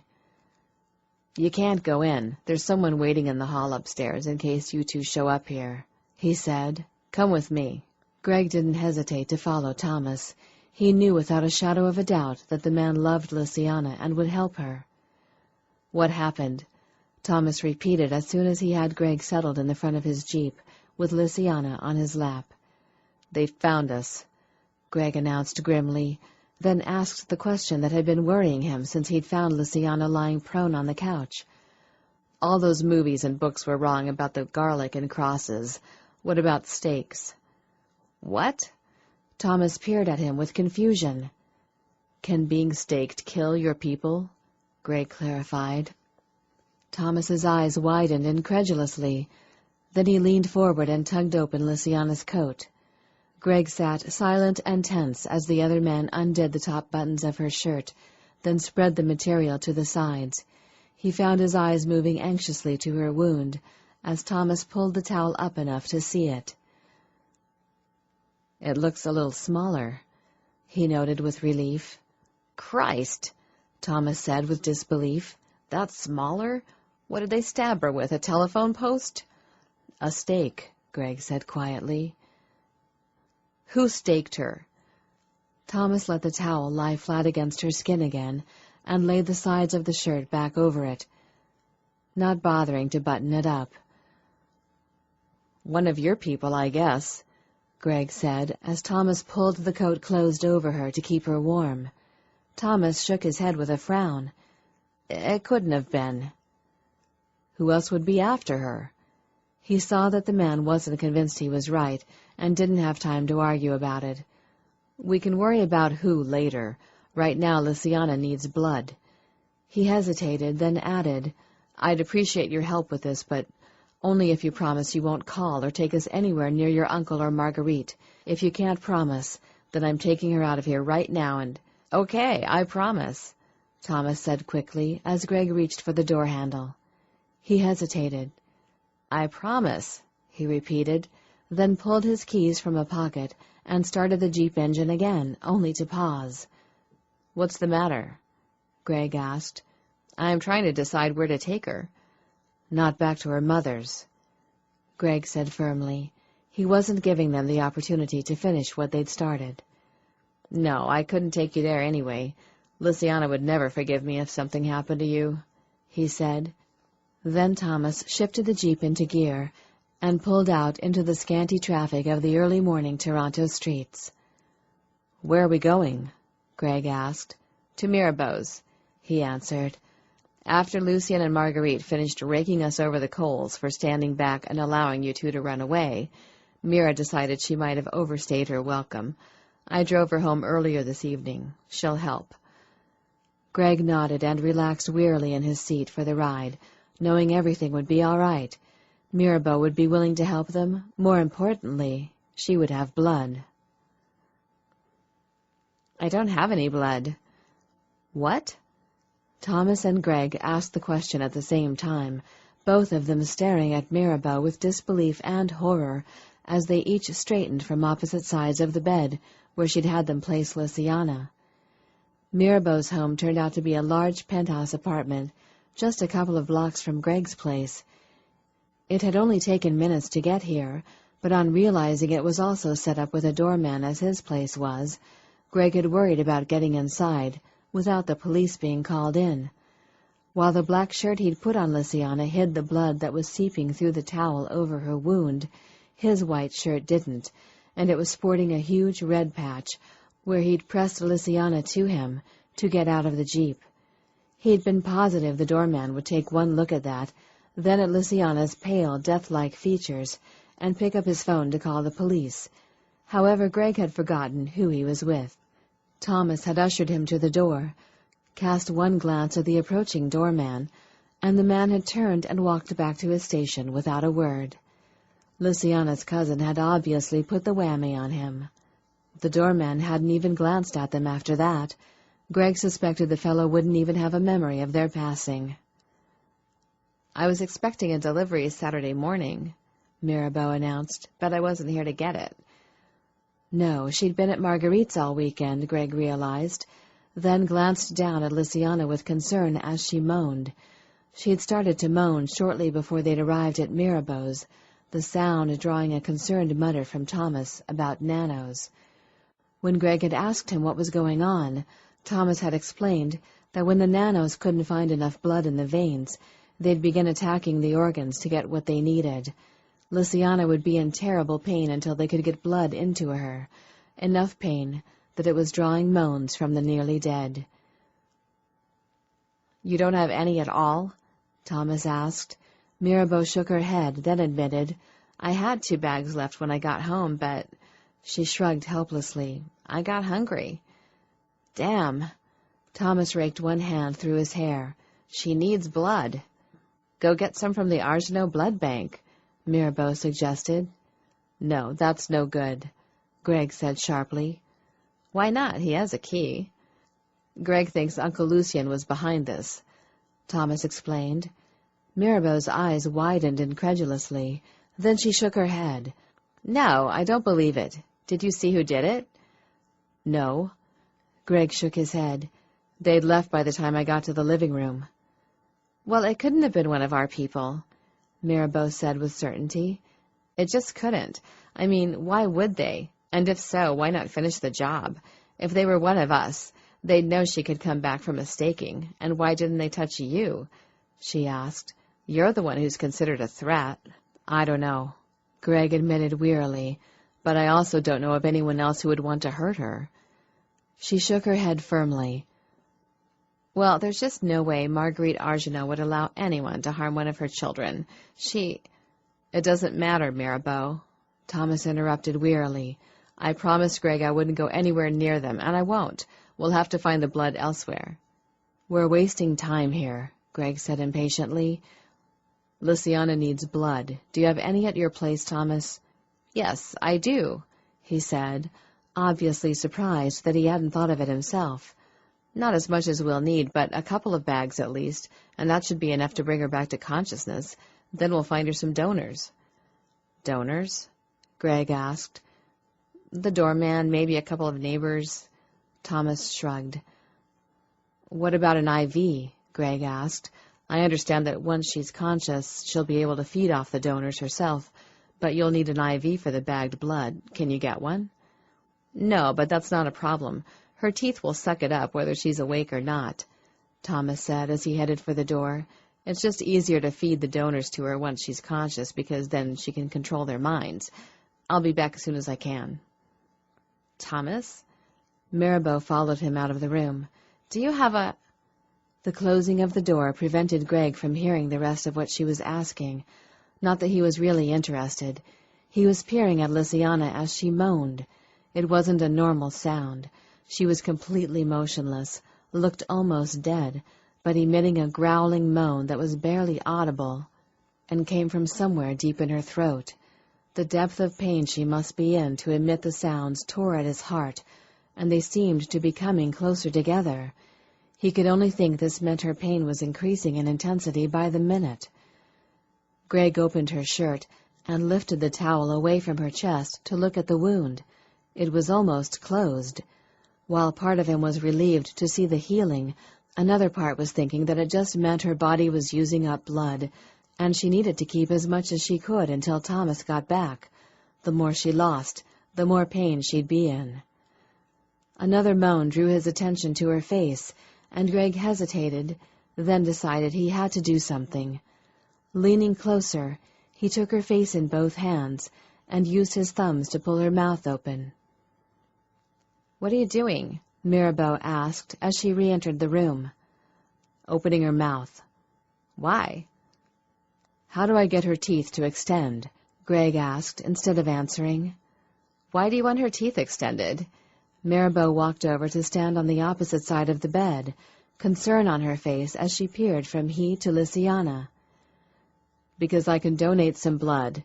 Then we could bring up the doorman and whoever else we can find, and she can finish off with the bagged blood when Thomas gets back, rather than suffer pain all this time and just start when he gets here." "You don't want to do that, Greg," Mirabeau said solemnly. "She's in pain," he hissed. "Yes, she is, but she isn't conscious." "But she still feels it. She just can't thrash about and scream because she's so weak. But she does feel it, doesn't she? That's why she's moaning, right?" he asked grimly. "Yes." She sighed and sat on the edge of the bed, then hesitated. "It will be painful." "It wasn't the last time she bit me." "Yes, but she kissed you last time and got you to relax your guard. Then when she bit you, she was able to send the pleasure she was experiencing. Lissy can't do any of that this time, Greg, and it will hurt. Trust me." "Then I guess it will hurt," he said simply. Mirabeau peered at him, and he felt a familiar ruffling in his mind. He knew without a doubt that she was trying to dig into his thoughts. Greg did his best to open his mind to her. He needed her help to help Lysiana, and if this was what it took to get it, so be it. "Very well," she said finally, and gestured him out of the way. Greg watched anxiously as she leaned forward to lift the blood-soaked towel away from the chest wound, then held it close to Lysiana's face. Her mouth had fallen closed once he'd let go of her face, but when Mirabeau held the towel near her nose, Lysiana jerked and took a quivering, indrawn breath, her mouth opening on its own as her canine teeth slid out to biting position. Greg immediately moved his wrist up to her mouth. "You need to be sure her teeth hit the vein," Mirabeau instructed, then offered, "Shall I help?" "Please." Leaning forward, she took his hand to reposition his wrist under Lysiana's teeth, then hesitated and glanced up. You sure about this? He nodded without hesitation, and the moment he did, Mirabeau snapped his arm upward, slamming his wrist into Lysiana's teeth. Greg sucked in a sharp, shocked breath as pain shot up his arm. This definitely was nothing like the 2 times she'd bitten his neck. It was nothing like giving blood, either. Her teeth were much bigger than the needles medical staff used. As the first shock of pain receded, Greg became aware of another, deeper pain, as her teeth began to draw blood at a rate faster than his veins were used to supplying. It was a drawing sensation, a deep ache, and he gritted his teeth against it, but remained still. "I did warn you," Mirabeau said softly. "Do you want to stop?" Greg shook his head grimly. Mirabeau shifted in her seat, then said abruptly, "Tell me what happened." Greg knew it was an effort to distract him from the pain, and was grateful for it. He quickly related the events that had taken place since he'd heard the sound of shattering glass that evening. "I guess I left a bit of a mess there," he added at the end. "Lysiana's friend will be in a state when she walks into her home and finds the blood and broken glass. She'll probably call the police." "Don't worry, we'll take care of it," Mirabeau reassured him. They were both silent after that for an extremely long time, it seemed to Greg, but that might only have been because he was in pain. He was starting to feel woozy when Mirabeau said, "She's coming around, I think. Greg!" She pulled his wrist from Lysiana's teeth and hurried around the bed to his side, catching him when he would have tumbled off the bed. "Lysiana already bit you once tonight, didn't she?" Mirabeau asked sharply. Greg nodded, then wished he hadn't, as the action made his head spin worse. "Damn it, why didn't you tell me?" she snapped. "You never should have. Here, lie down." Mirabeau eased him onto the bed beside Lysiana. "Just lie there. I'll go find you some juice or something, like I'd have any," she added in a mutter. "I'll have to go see if my neighbor has any. I may as well bring her back for Lysiana while I'm at it. She's coming around and will be in horrible pain and desperate for more blood." Greg glanced toward Lysiana as Mirabeau left the room, relieved to see that her eyes were open. "Greg." His name was a breathless gasp on her lips as he levered himself up on one elbow to peer at her. "I'm here, Lysiana. How are you?" A stupid question, Greg supposed. He could see she was in terrible pain. "Mirabeau's bringing you someone to feed from, love. It won't be long now." "Mirabeau?" she asked with a frown of confusion. "Yes, we're at Mirabeau's. Thomas brought us here." "Oh." She closed her eyes, and he saw her teeth grind together. She was in terrible pain. "Who was it?" Greg was confused until he realized she was asking who had staked her. "Didn't you see them?" She shook her head jerkily. "It was dark. It was a man. I thought you had come to talk to me. Then I saw the stake." "Did it look like your uncle?" Greg asked. She appeared confused. "My uncle? No. He—" She stopped, a moan slipping from her lips, and rolled onto her side, half curling into a ball. "Mirabeau should be back soon," Greg told her encouragingly, then fell silent, feeling helpless as he watched her struggle with the pain. Her eyes were squeezed shut, her fists and teeth clenched, her breathing short, almost a pant, and this was his fault as far as he could tell. If she hadn't taken him away, tried to save him from whatever it was she feared they'd do to him. He could tell Lysiana didn't think her uncle was behind the attack, and Mirabeau didn't either, but Lucien Argenot was on the council, the same council that had staked out and then set one of their kind on fire for turning more than one person. The council had also killed babies before abortions were legal. It wasn't much of a leap for him to imagine the man might have his niece punished for daring to defy him by taking Greg away, and since the staking itself couldn't kill her, all the attack could have been was a punishment of sorts. Greg had no idea why they hadn't then taken him and Lysiana back to her mother's house to face her uncle, and he could understand why that would make everyone doubt it was Lucien, but he also couldn't imagine anyone else having a reason to stake her. From what he'd heard, she didn't seem to socialize with mortals much. The only thing she did was work at the shelter. "Greg?" He leaned closer. "Yes?" "What did you decide?" He didn't bother to ask what she meant. Lysiana was asking if he wanted to be turned or not. Greg reached out a hand and softly caressed her arm. What had he decided? He decided she was beautiful, intelligent, and courageous. She was a woman who had risked everything to get him away and keep him safe. Including her family, he knew, for even if they didn't yet side with Lucien and the council, he suspected that when it came right down to it, they would have to as a matter of survival. He was equally sure that to protect them, Lysiana would somehow see to it that they did. So far, she had paid for her courageous efforts with blood and pain, and if he refused to turn, he knew she would willingly pay with more. He had decided that she was a woman worth giving up his family to spend eternity with. All he had to do was convince her she should spend it with him, and he hoped, once he was turned, he might be able to do that. Greg glanced toward Lysiana as she began to speak again. "The way things stand, I can't protect you if they're determined to hold a council of 3. I proved tonight that I can't even protect myself. I didn't even wake up until he was plunging the stake into me," she said with self-disgust.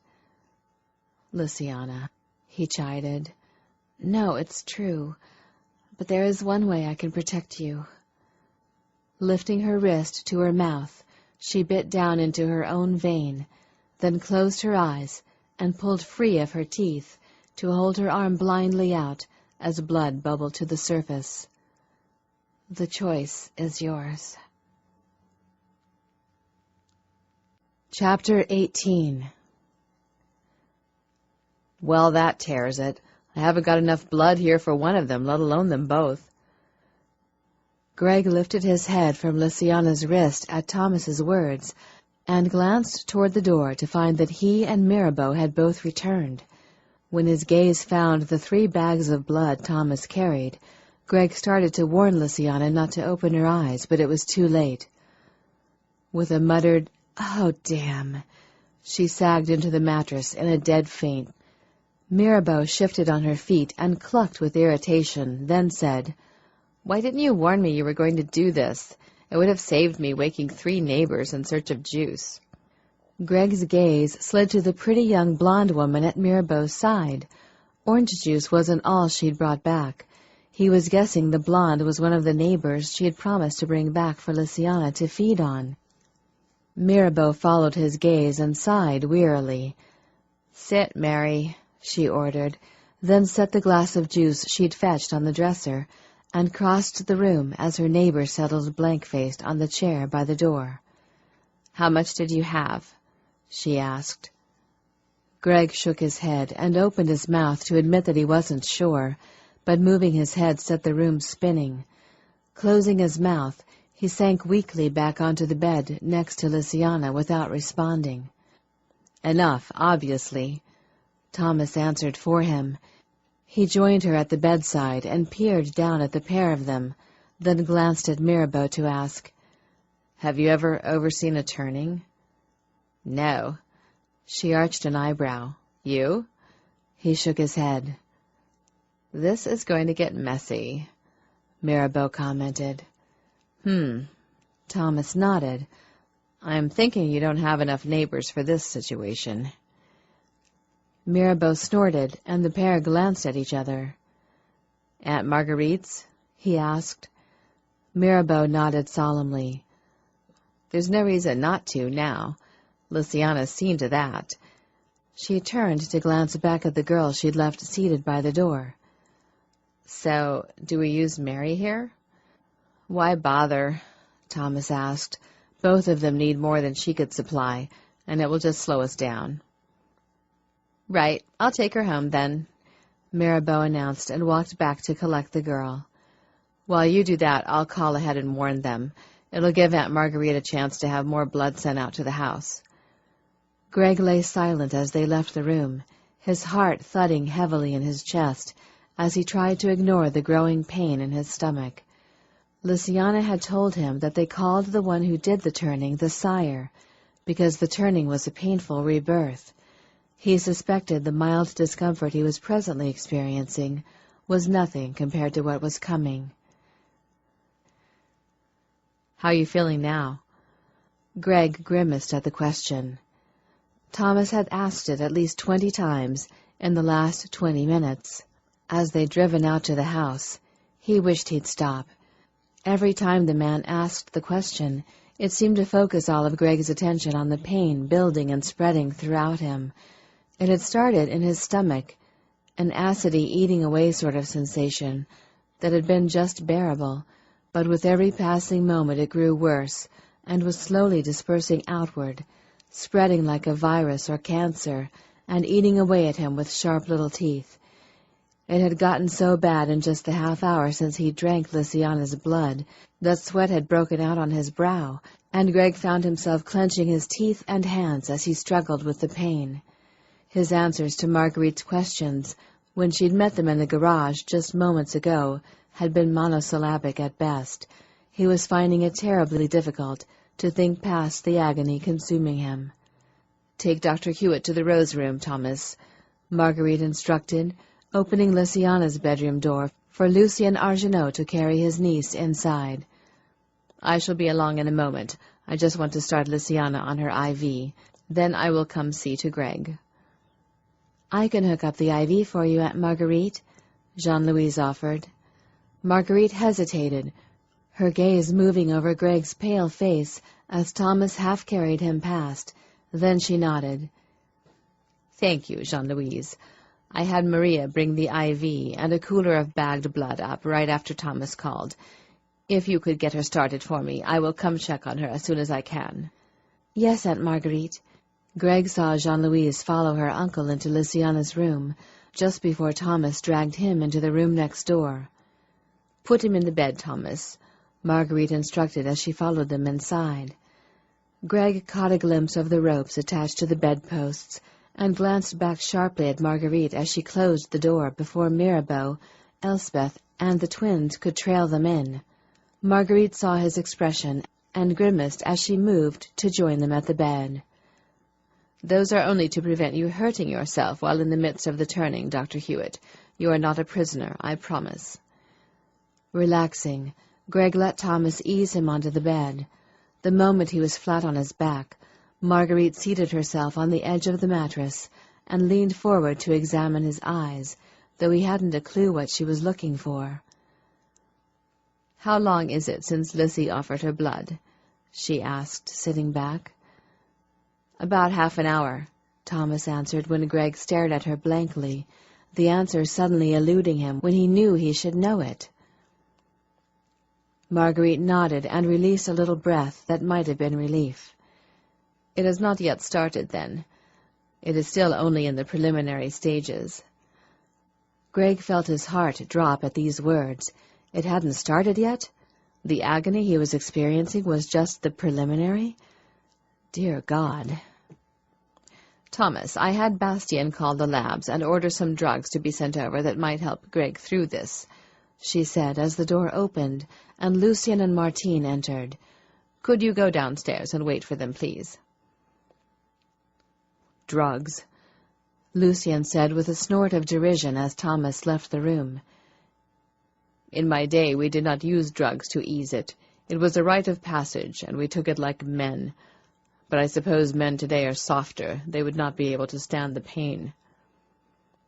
"I don't need drugs," Greg said, pride making him rise to the bait the other man had offered. Lucien Argenot had seemed to take an instant dislike to him during their interview the morning he'd first arrived, though Greg had no idea why. The only thing he could think was that the man had done a sweep of his brain and picked up on some of his less sterling intentions toward Lysiana. Greg supposed he shouldn't be surprised if the man took exception to his lusting after his niece. Lucien, stop it. Marguerite snapped, then told Greg. Yes, you do need the drugs. No, I don't, he insisted, goaded to it by the superior expression on Lucien Argenau's face. Yes, you do, Luciana's mother informed him firmly. You are going to take them and like it. I thought you said I wasn't a prisoner, Greg said testily. You aren't, Lucien Argenau announced. Marguerite, he is a grown man. If he does not want the drugs, you should not force them on him. She glanced at Luciana's uncle with exasperation, then sighed and turned to Greg. Are you sure? She asked one last time. It is a most painful and unpleasant experience without them. Greg wasn't sure at all. He was already in enough pain. The drugs were sounding pretty good, but with Lucien smirking at him from the foot of the bed, he'd have sooner bitten off his tongue than admit it. Nodding, he said, I can take it. Luciana's mother opened her mouth to speak again, but Martine Argenau moved to her side and placed a restraining hand on her shoulder. Let it be for now, Marguerite. The drugs will be here if he changes his mind. Yes, Lucien agreed. It will be interesting to see how long he lasts before he's crying like a baby and begging for the drugs. You'll have a long wait, Greg promised him, and silently hoped that would be true. Well, any luck? Luciana recognized Mirabeau's voice as she drifted toward consciousness, as well as Thomas's when he answered, No, they didn't even bother to open the door this time. I listened in the hall for a minute, though. And this time it was Jean-Louis who spoke. He is mostly incoherent, moaning and occasionally... He paused as a terrified scream came muffled from somewhere in the house, then finished dryly, screaming. That poor man, she heard Julie whisper unhappily. Makes you glad you were born one of us and not turned, huh? Luciana blinked her eyes open to stare at Elspeth as she made that last comment. Standing at the foot of the bed, her cousin was eyeing the door uncomfortably, but turned to the bed, stilling when she saw her open eyes. You're awake. Her cousins and Mirabeau immediately crowded around the bed, and Luciana peered from one concerned face to the other with confusion. What's going on? Who's screaming? There was a brief pause as the group looked uncomfortable and exchanged glances. Then Jean-Louise ignored her question and asked, How are you feeling? She considered the question, wondering why her cousin asked it with such concern. Then memory returned, and Luciana quite clearly recalled being staked. That lovely recollection was followed by a blur of pain-filled memories. She vaguely recalled waking up once before. She'd been in agony then, and thought Greg had said they were at Mirabeau's. Luciana was sure something important had happened there, but couldn't quite place what. It was all rather fuzzy. Letting that go for the moment, she shifted experimentally in bed, relieved when she didn't suffer any pain or discomfort. It seemed her chest was completely healed. Luciana wasn't even suffering any hunger pangs for a change. I'm fine, she assured them, then realized that none of them should be there. Glancing sharply around the room, Luciana realized that she was in her old bedroom at her mother's, and that it was she who shouldn't be there. Suddenly she recalled what the conversation with Greg had been about, and she remembered offering him her blood, and his accepting. The last of her sleepiness ripped away. Luciana sat up abruptly. Greg, is he all right? He's fine, Jean-Louise was quick to assure her. She stepped back out of the way as Luciana tossed the blankets aside. We think, Thomas added as she surged to her feet. Another scream made Luciana pause, and she stared around with horror at the faces of the people surrounding her. Is that him? She asked weakly. 6 heads bobbed in reluctant admission, and Luciana sank back to sit on the edge of the bed and let out a shaky breath. How long have I been out? How long has he been like this? We arrived here about 3 hours ago, Thomas told her, and he's been like this for he's been screaming for probably 2. Lysiana's gaze had been moving around the room, but paused on the empty bags on the bedside table. She turned on Thomas suspiciously. I couldn't have taken that many bags in 3 hours. We were popping them on your teeth, as well as using the intravenous, Mirabeau explained, then shrugged. You were unconscious anyway, so it wasn't like we had to worry about you fainting. And your teeth suck it in much faster than the IV can drip it to you, Jean-Louise quietly pointed out. You were in a lot of pain, and we were trying to get you the blood you needed as quickly as possible, Elspeth added. Lysiana nodded and even managed a smile. She appreciated their caring for her. Who's overseeing Greg's turning? My mother, your mother, and Uncle Lucien, Elspeth answered. She nodded again. And the staking, do we know what happened? Who it was? Thomas tilted his head. You don't believe it was someone Uncle Lucien sent, then? What? Lysiana glanced at him with surprise. No, of course not. He'd know that staking wouldn't kill me. Besides, that's kind of rough punishment for sneaking Greg out of here. Greg thought it was them, Mirabeau informed her, and Lysiana frowned. Well, he'd heard a lot about what the Council does. He probably has a pretty grim picture of Uncle Lucien and the Council. Thomas nodded. Aunt Marguerite, Aunt Martine, and Uncle Lucien were pretty upset to hear about the staking when I called. I'm sure they'll look into it. Uncle Lucien probably already has someone doing so. Lysiana nodded, then got to her feet, grimacing at the stiffness of her blouse as she moved. The smell told her it was dried blood, causing the cardboard-like stiffness of the cloth. Fortunately, the dark color didn't show the blood. Otherwise, she'd be fainting and back in bed. Maybe you should take a shower, Elspeth suggested. Lysiana shook her head. I want to check on Greg first. Lissy, they won't let you in, Thomas said quietly. We've all tried to get in there to check on him, and they won't even open the door anymore. They just shout that he's fine and to go away. His words made her hesitate, but then Lysiana moved resolutely to the door. I have to check on him. Where is he? The room next door, Elspeth murmured. Nodding, she stepped into the hall, aware that the rest of them were following her. Their presence helped bolster her up, so that when Lysiana reached the spare room, she didn't hesitate and didn't bother knocking, but simply opened the door and walked in. Her eyes went wide with horror as she took in the tableau. Greg lay writhing on the bed, his hands and ankles tied down. Apparently, fearing the ropes weren't strong enough to hold him, her Aunt Martine and her Uncle Lucien stood on either side of the bed, adding their strength to keep him down as her mother struggled to insert an IV into his arm. Is everything all right? Lysiana asked with concern. As if her words were some sort of cue, Greg suddenly screamed again and redoubled his thrashing. Much to her amazement, he nearly broke free of the hold Martine and Lucien had on him. Close the door! Her Uncle Lucien roared.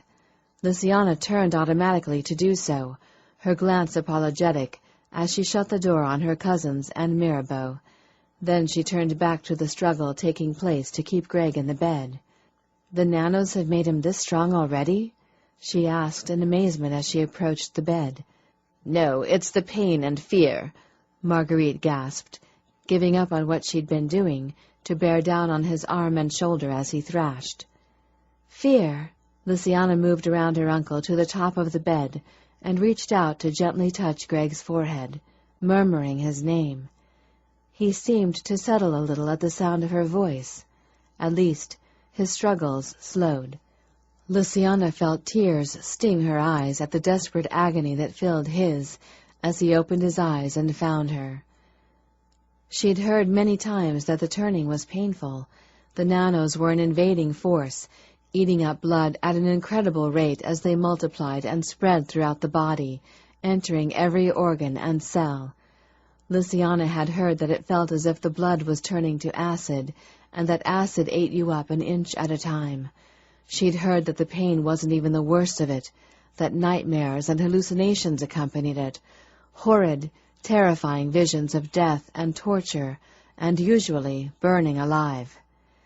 Lysiana had often thought those stories an exaggeration, but seeing Greg as he was now, she believed every one of them. Her gaze slid to her mother. "Isn't there something you can give him for the pain?"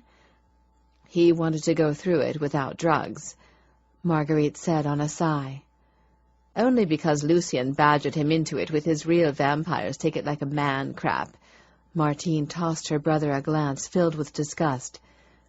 "They may not have had strong painkillers in Rome or medieval times, but you won't convince me that a society advanced enough to develop this sort of thing didn't have the knowledge to develop pain suppressors to ease their introduction to the body. Besides," she added pointedly, "you were born this way, just as I was." Lysiana saw the smile playing about her uncle's lips and growled with fury as she turned to her mother to snap.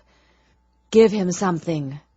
"He said he wanted to suffer through it," Lucien commented mildly. "You cannot—" "This is none of your business," Lysiana barked. "He's no threat now. I'm allowed to turn 1. I have, and neither you nor the council can now hurt him."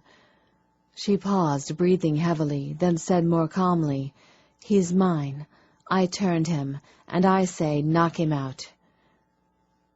There was complete silence for a moment. Even Greg's struggles slowed to almost nothing, as if he sensed the sudden tension in the air as Lucien stared coldly at Lysiana. No one spoke to Lucien Argenot like that. At least, she'd never heard of it happening. My, her uncle finally said softly. Marguerite, our little kitten, has finally found her claws." "Lucien?" her mother said uncertainly. "Do as she says," he interrupted calmly. "He is hers." Lysiana glanced at her mother, then down to Greg's arms where she had been trying to insert the IV. It was when she saw the blood staining his arm, as well as the bed around it, that Lysiana realized the older woman hadn't been trying to insert the IV, she'd been trying to reinsert it. "Oh, hell," she muttered as the room began to spin. "Oh, hell," she heard her Uncle Lucien echo as he took one hand from Greg and reached out to catch her as she fainted. Lysiana opened her eyes to find herself lying in her old bed again. At first, she thought she was alone, but then her uncle stepped into view and peered down at her, meeting her gaze. Lysiana eyed him warily. He stared back, expression grim, then asked, "How do you feel?" "Fine," she said slowly, then opened her mouth to ask how Greg was, but he forestalled her. "Your Greg is fine. Marguerite has him all drugged up and oblivious to any suffering." "I suppose that disappoints you?" Lysiana asked bitterly, and he shrugged. "Actually, no. His shrieks were giving me a headache, and holding him down was becoming tiresome," he admitted with a slow smile. "I soon regretted taunting him into proving his mettle." "It serves you right," Lysiana said wearily, and sat up in the bed. She pulled her feet up to sit in the lotus position and leaned back against the wall. "Yes, I am sure it does," Lucien acknowledged wryly, then added, "though I am also glad I did it. Your young man surprised me. Many would have been shrieking for drugs the minute the nanos reached their testicles. He started screaming soprano, but did not once ask for drugs. He is worthy of my niece." Lysiana was trying to figure out what to make of that when he tilted his head and said, "Despite what you think, I did not have you staked. I have always done my best to protect my family, and that includes my brother, his wife, and each of his children. I did not order you staked as punishment for defying me." "I didn't think you had. Greg was the only one who thought that," she admitted, then tilted her head and asked, "Why do you do that?" Do what? He queried. You just said, I've always done my best to protect my family, and that includes my brother, his wife, and each of his children, when you could have said my brother, Marguerite, and each of you children. Does it matter? He asked stiffly. I think so. It's as if you don't acknowledge that we have any connection to you except through him. It's as if you keep an emotional distance by talking about us objectively, as if you are separate. He looked disturbed at her words, but Luciana wasn't done. Annoyance tipping her lips, she asked, Why have you never remarried? Aunt Luna and the children died in the fall of Atlantis. Surely you've met someone since then that you could love? Or are you just too cowardly to allow yourself to love again? You think I'm afraid to love? He asked with surprise. She nodded. Well, perhaps, he allowed, then added, and perhaps it's true that it takes one to know one. Luciana frowned. What does that mean? Lucien shook his head as if to say it wasn't important, then peered down at her curiously and asked, You are not afraid of me at all, are you? Sighing, she dropped her gaze, then shrugged unhappily. I used to be. Then what has changed? I'm tired of being afraid. It's no way to live. Your father, he said with regret. You look like him, Luciana said quietly. It was a silly thing to say. Of course he looked like her father. They had been twins. But now she thought that perhaps that was part of the reason she had always cringed in his presence. He reminded her of her father, and Luciana had always been afraid of Jean-Claude Argenot, and so she was instinctively afraid of her Uncle Lucien. I may look like him, Luciana, but I am not him, he said quietly as he sat on the bed, half turned toward her. Then he sighed. I knew he was difficult to live with and that he made life hard for you and your mother, but I never realized just how hard. I am sorry. There's nothing you could have done, she said with a small shrug. Yes, Lucien countered, there was. I fear I protected him when I should not have. Your father would have been staked and baked centuries ago for his misdemeanors if I had not interfered.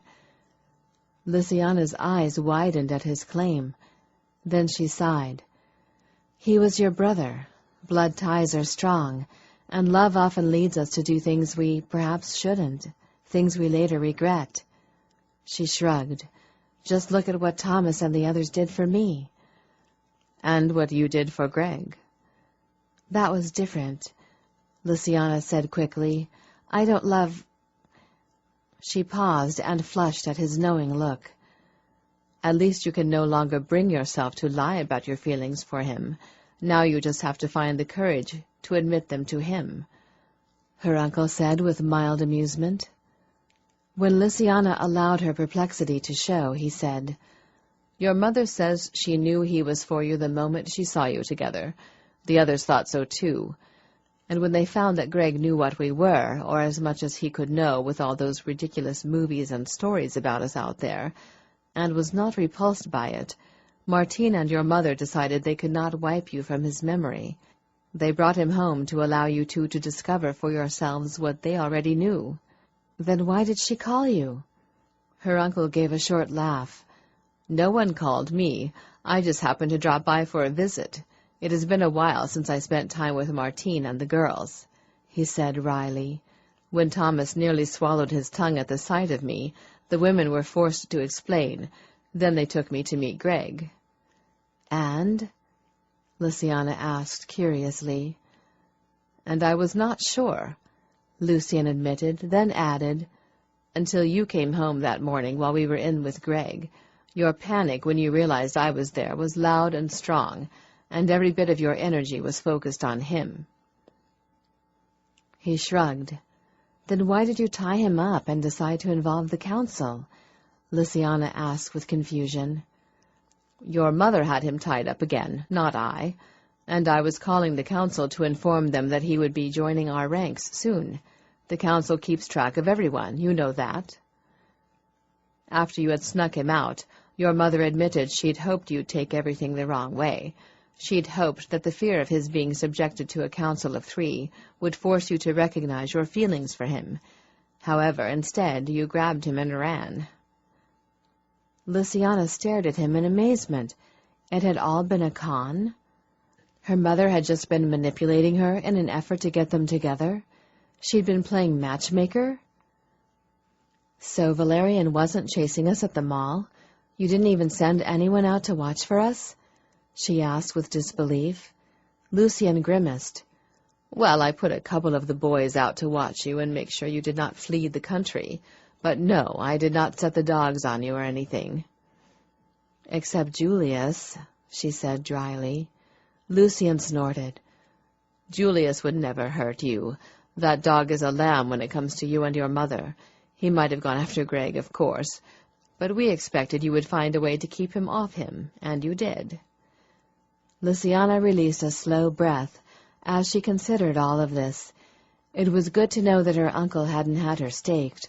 On the other hand, that meant someone else had. So, Lucian said, following her thoughts, this Debbie whose home you stayed in, she's a co-worker? Lysiana nodded. And a friend. So you do not think she might have been behind the staking? No. Lysiana shook her head firmly. She's a friend, and she would have been at work at the shelter last night when it happened. Besides, she has no idea I'm a vampire.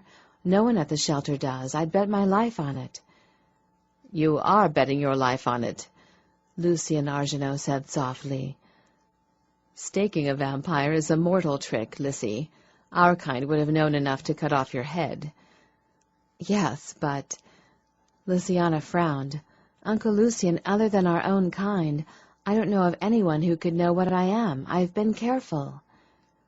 He thought for a minute, then murmured, Well, I shall look into it and see what I can learn, and I will stay until it is resolved. He raised an eyebrow. I suppose you will want to see him now. Lysiana didn't need her uncle to explain who him was. Smiling, she nodded. Yes, please. Her uncle nodded and stood. Come along, then. Lysiana scrambled off the bed and stood up next to him. The moment she was on her feet, he took her elbow in a gentlemanly fashion and walked her to the door. By the way, your cousins and that friend of yours heard you yell at me in the other room. You are now their hero, both for defying me and taking Greg out of here, as well as for daring to yell.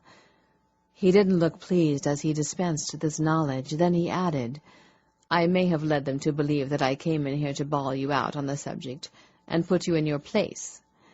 Lysiana nodded solemnly, but a smile tugged at the corners of her mouth as she said, Your reputation is safe with me. I won't say a word about what went on in here. Lucian Argeneau grinned and chucked her under the chin. Good girl. Chapter 19. Greg's sleep was plagued by nightmares. He floated in a sea of blood, drifting past half-submerged bodies. One passed by with its face turned his way, and he flinched at the macabre sight. Black blood was pooled in the empty sockets where eyes should have been, and filled its gaping mouth, eternally silencing its scream of agony and horror. On the shore he could see cross after cross lined up, crucified figures upon them. All turned their heads to watch him pass, smiling sickly and seeming oblivious to the dark figures, peeling away their skins strip by bloody strip. A laugh made him turn his head to find a small boat keeping pace with him. Lucian Argeneau stood in the bow, holding a torch aloft. As Greg watched, the vampire smiled tauntingly, then dropped the torch he held. It hit the red viscous liquid with a splat, and Lucian burst out laughing, even as the bloody sea burst into flame. Greg screamed as the fire raced hungrily toward him, knowing it would consume him and leave nothing but an ashen heap. Shh, shh. It's okay. You're safe. Lysiana's soft voice helped him pull free of sleep's hold, and Greg opened his eyes, only to find himself confronted with utter darkness. For one moment, he feared he'd somehow been blinded and panic seized him. But then he began to be able to distinguish shapes and shadow, and he realized it was simply that the lights were off. Sleep, Lysiana whispered by his ear. Then he felt the bed depress as she slid in next to him. Greg could feel the heat from her body reaching out toward his own as she joined him. Then her fingers slipped into his, and he clung to them, grateful for the contact. Sleep, Lysiana repeated. The worst is over, but now you need to rest and recover.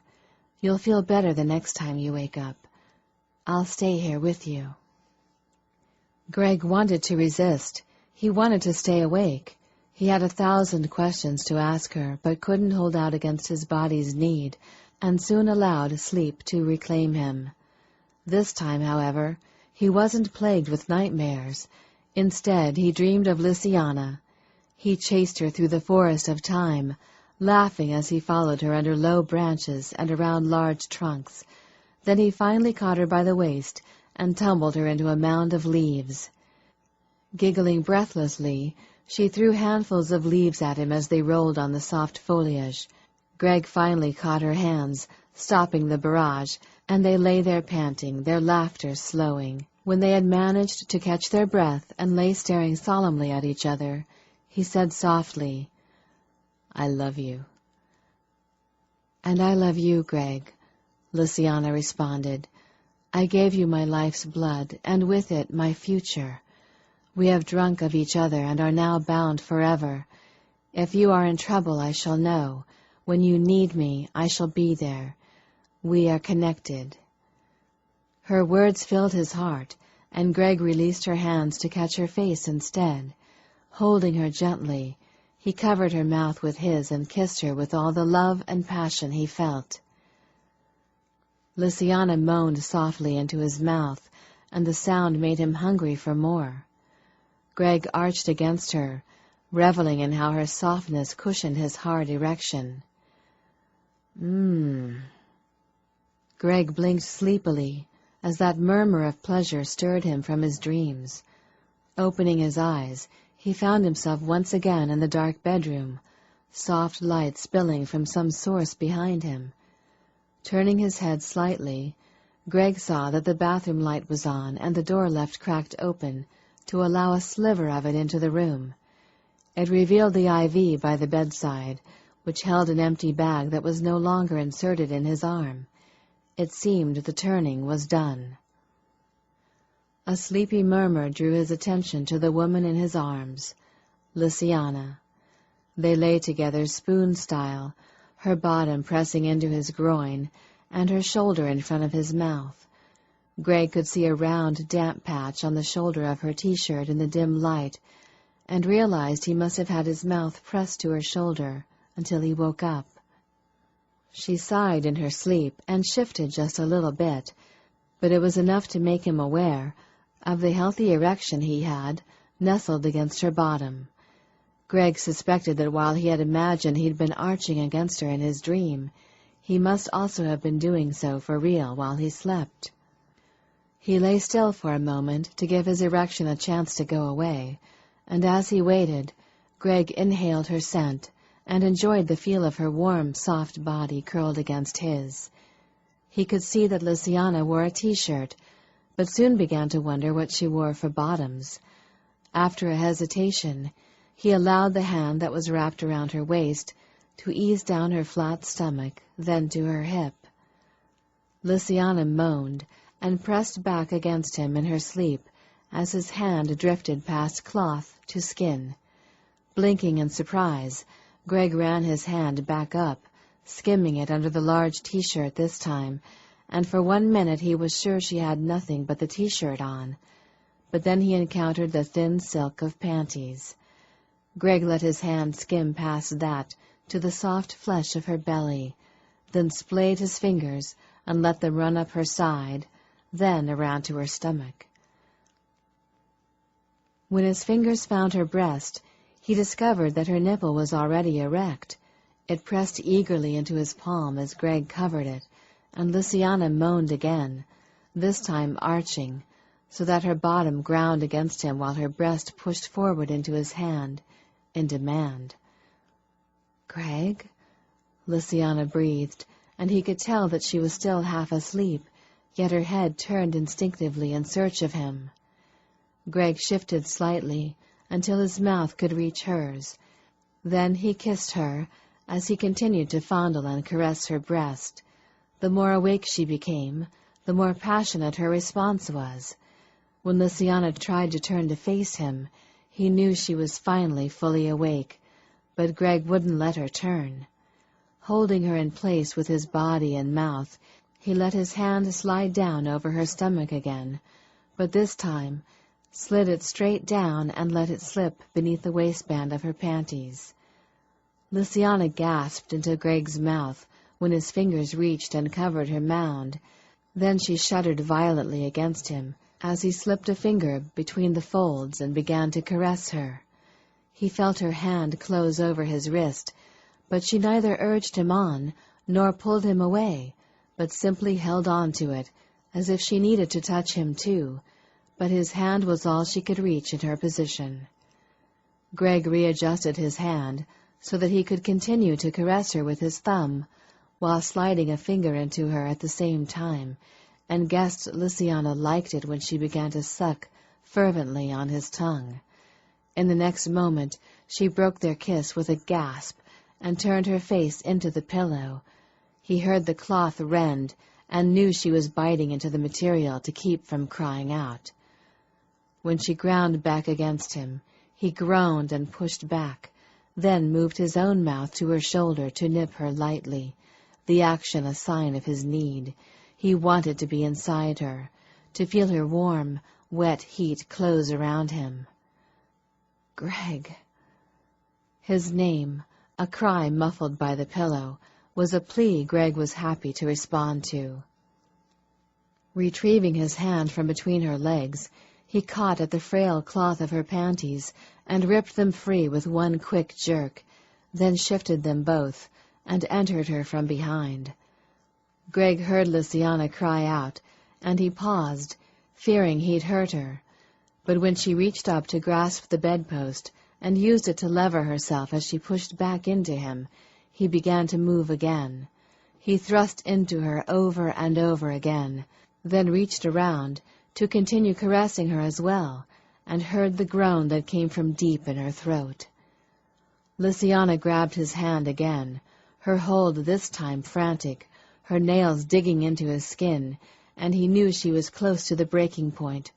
Her excitement excited him further, and Greg turned his face into her neck, pressing kisses there. When Lysiana cried out again and shuddered in his arms, suddenly throwing her head back to expose her neck fully to him, Greg didn't even think. He inhaled her scent, felt something shifting in his mouth, and gave in to instinct, sinking his teeth deep into her neck. He heard Lysiana gasp something, but didn't really catch it. Then they both moaned as pleasure crashed over them. Greg's mind was suddenly filled with her.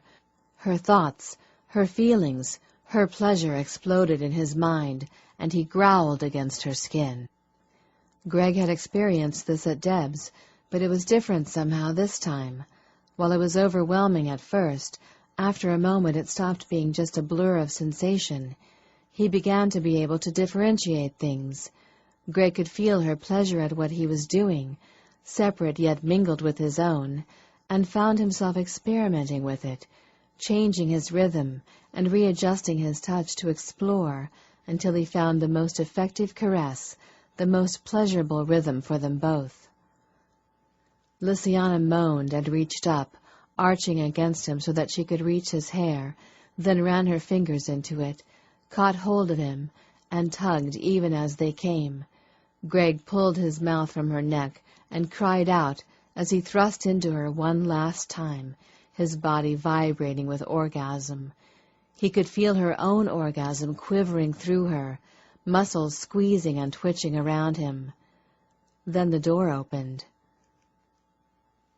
Lysiana, Aunt Marguerite's heading to bed and wants to know... Oh, my. Greg and Lysiana had frozen at the sound of the door opening. They were still frozen in spot when Thomas reached the bed and finally stumbled to a halt. It was only then that Greg became aware that the blankets had slid down past their hips, leaving them almost completely exposed, which, of course, was how Thomas had realized what he was interrupting. Sighing, Greg retrieved his hand from between Lysiana's legs and reached down to pull the blankets up to cover them both. He heard Lysiana moan deep in her throat as he did, and suspected she hadn't realized the blankets had slipped until then either. Greg put his arm around her under the blanket and cuddled her close, trying to mitigate some of the embarrassment he knew she must be experiencing. Yeah, this is kind of embarrassing, isn't it? Greg glanced back to Thomas to see that the other man had turned and was moving back toward the door. Well, I guess this answers one question, Lysiana's cousin said wryly. Greg has woken up. Lysiana lifted her head to keep Thomas in sight as he crossed the room, and Greg did the same behind her. And I'll tell Aunt Marguerite she needn't come check on him before she goes to bed. He's obviously feeling much better. Lysiana groaned, and Greg didn't have to look to know she'd be blushing. And I'll let Mirabeau and the others know they shouldn't bother you to say good sleep before they retire. I'll explain that you're, recuperating. He chuckled softly as he walked out the door and pulled it closed behind him. Lysiana dropped back on the bed in front of him with a groan.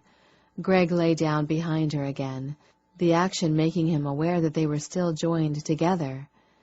Beginning to relax again, he smoothed one hand soothingly over her shoulder, then pressed a kiss there, before pulling his head back to glance at her neck.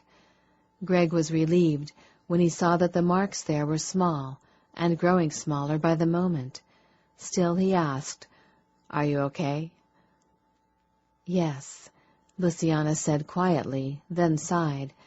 "Actually, I should have asked you that when I first woke up, and I didn't." Greg smiled faintly. "You were a bit distracted." "Yes," she said softly, then reached back to run one hand lightly up his hip and asked, "Are you okay? I mean, do you feel all right?" Greg chuckled softly, his chest rumbling against her back. Then he assured her, "I'm fine." "No pain? No—" "I'm fine," he repeated firmly, pulling her closer back against him. "Great, in fact. Now." They were silent. Then Lysiana whispered, "It was pretty bad, wasn't it?" Greg grimaced into her hair. Pretty bad didn't begin to describe the turning. The pain had been unbearable. There were several points where he'd thought it would kill him, but even when the pain had ended, the nightmares had been just as bad in their own way. "It was bad," he admitted, then added, "but worth it." "You don't regret it?" "No." Greg ran his hand lightly up and down her arm. "We're alive, safe. I don't have to worry about them coming after me to try to silence me, and you don't have to fear retribution for trying to keep me safe." They fell silent, each lost in their own thoughts. Then Lysiana said, "Greg?" "Yes?" "Last night after I left you in Debbie's room to think about whether you really wanted to turn or not—" "Yes?" he prompted when she paused. "What did you decide then?" "I hadn't decided. I was still thinking," he admitted honestly, then added, "but I was leaning toward a yes." "Really?" Lysiana asked, and something about her tone told him it was important to her. "Really?" Greg allowed silence to close in again, then recalled his dream and said, I was dreaming just before I woke up." "Were you?" she asked. "What about?" "You." "Me?" He could hear the smile in her voice. "Sounds like a nightmare." Greg gave a snort at her words and tickled her for punishment. Okay, she cried, grabbing at his hands to try to stop him. "What did you dream about?" Greg allowed her to catch his hand and stop his tickles, but waited until she was settled back against him once more before telling her. "We were playing chase through the forest of time." "The forest of time?" Lynsay murmured. "Yes, it looked just like a forest to me, but in my head I knew it was the forest of time." "Oh." She snuggled against him with a sigh. "And I caught you, and we rolled in a pile of leaves, and you, of course, had to throw fistfuls of them at me." "Oh, well, of course I did," Lynsay chuckled. He smiled and pressed a kiss to the top of her head, then hesitated. "What happened next?" she asked. Greg stared at the back of her head, then finally said, "I told you I love you." Lynsay went still in his arms. He swore she even stopped breathing. The silence was so thick. Then he added, "And you said you loved me too." He wasn't imagining it, Greg decided. She was definitely holding her breath, he realized with amusement. "And then you said you'd given me your future with your blood, and that we were connected because we'd drunk of each other. That you'd know when I was in trouble, and when I needed you, you'd be there." Greg frowned as he finished, wishing he could remember the exact words. He thought he'd recalled the gist of it, but somehow it had sounded more official when she'd said it in his dreams, almost like an oath or a vow. Aware that she was very silent, he rubbed his hand up her arm and asked, "Would you know if I was in trouble?" Lynsay cleared her throat, then said, "They say there is some sort of communication between the nanos." "That makes sense," he allowed. "They work together. One would presume they'd need to communicate somewhat." She nodded slightly. "They say that mothers have special bonds to their children because of it, and because it is their nanos that are passed on to them. They also say that the same thing happens when sires pass on their blood to their life mates." "They say?" he echoed. "Is it true?" This time it was Lynsay who hesitated, then she admitted, "Mother has always sensed somehow when I or my brothers were in difficulty or upset." "Did she know you were in trouble when you were staked?" Greg asked with interest. Lynsay nodded. "Thomas kept me company for a while, when I took over watching you for Mom and the others, so they could get some rest. He said that she was in a state when he called here to warn them to lay in some blood because we were coming. He said—" She paused and cleared her throat. "He said her first words to him when she answered the phone were that something was wrong and I needed help, before he even mentioned that I was with him and injured." "So she knew?" Lynsay nodded. "So you may know when I'm in trouble in future," Greg said slowly. She gave a shrug that was hampered by her position. "Perhaps, or perhaps it's all just more of the legend that's wrong, and Mother just knows when we need help because she's a mother." "Do you know when she's in trouble?" Greg asked. "Well," Lynsay paused to think for a minute, then sighed. "I don't know. Mother has never been in trouble, not since I was born, anyway." Greg accepted that, then said, "Lynsay, last night you said that turning me wouldn't automatically make me your life—" "Greg," she interrupted. He paused and waited, and heard her take a deep breath before she said, "Please, no more serious talk tonight. Tomorrow we can—" She sighed. "Just for tonight, let it be. We have all the time in the world to worry about forever." Greg hesitated, then smiled faintly and relaxed against her. They did have all the time in the world to worry about forever. And by waiting, he could spend some time showing her how good that time could be, he decided. then suddenly rolled out of the bed. Startled, Lysiana sat up to peer at him. "What are you doing?" "It's not what I am doing," he informed her, moving to the bathroom as he said. "It's what we are doing." Lysiana smiled uncertainly as he briefly disappeared inside. She waited until he came back out to ask, "What are we doing, then?"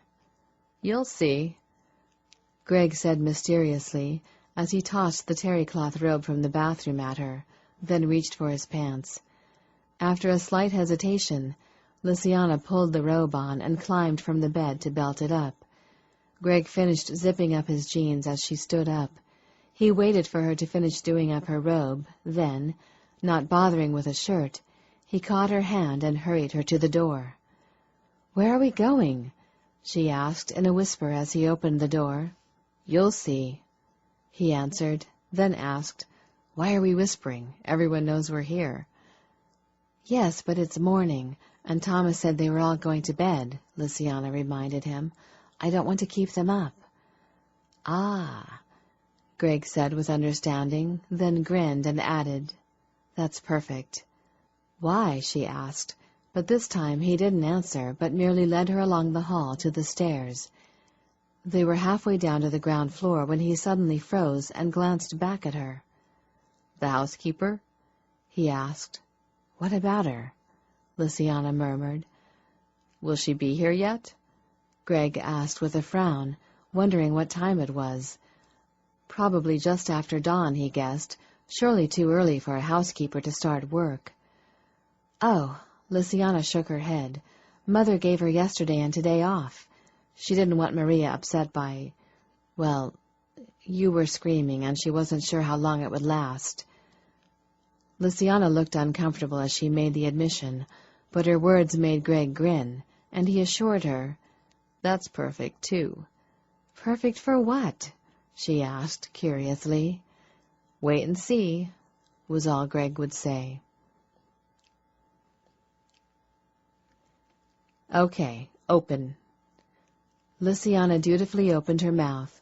She sat on the kitchen counter, wrapped up in a fluffy white terry-cloth robe, feet swinging, and the sash of her robe tied around her eyes so she couldn't see, as Greg slipped a spoonful of some unknown food into her mouth.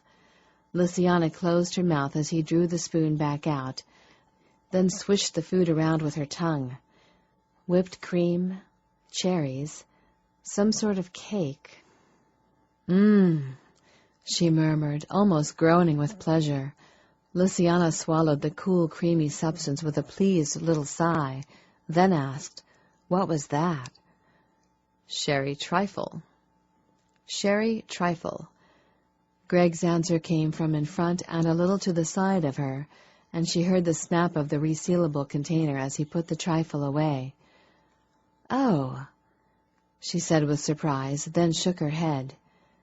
"No, I remember sherry trifle, and it was never that good." Greg chuckled, and Lysiana heard him shuffling things around in the refrigerator, then a brief silence before he said, "Okay, open again." She dutifully opened her mouth again, then gave a start as he slapped a blood bag into her teeth. "You were still looking a bit peaked," Greg explained with a chuckle, and Lysiana wrinkled her nose at him. It was the third bag of blood he'd fed her this way. It was once they'd reached the kitchen that Greg had announced that he was starved and had dragged her down to the kitchen for a feast. Lysiana had then explained that he probably needed blood because of biting her. He hadn't believed her at first until she'd explained that when he'd bitten her, he'd taken in her nanos, and that while they would eventually die out and his body would become balanced again, in the meantime, the extra nanos would be consuming blood at an accelerated rate. That, combined with the fact that his body was, and would continue for a while, going through blood at a higher than normal rate, meant that he would need to feed. When he'd asked if she, too, might not need to feed since he'd taken blood from her, Lysiana had reluctantly admitted that she did. She'd feared he would insist on hooking her up to an intravenous, but he hadn't. Greg hadn't wanted her to be out of commission while she fed any more than she did. He'd lifted her up onto the counter, and blindfolded her with her sash, then proceeded to pop 2 bags onto her teeth, one after the other. The first bag had been a bit messy, but Greg had cleaned up the mess he'd made, and the second bag had worked much better. He'd gone through 3 bags himself as he fed her, and still he'd claimed to be hungry once he'd finished, claiming he wanted something he could chew on. Lynsay had tried to remove her blindfold and slip off the counter then, but Greg had insisted she stay put, and begun this game they were now playing.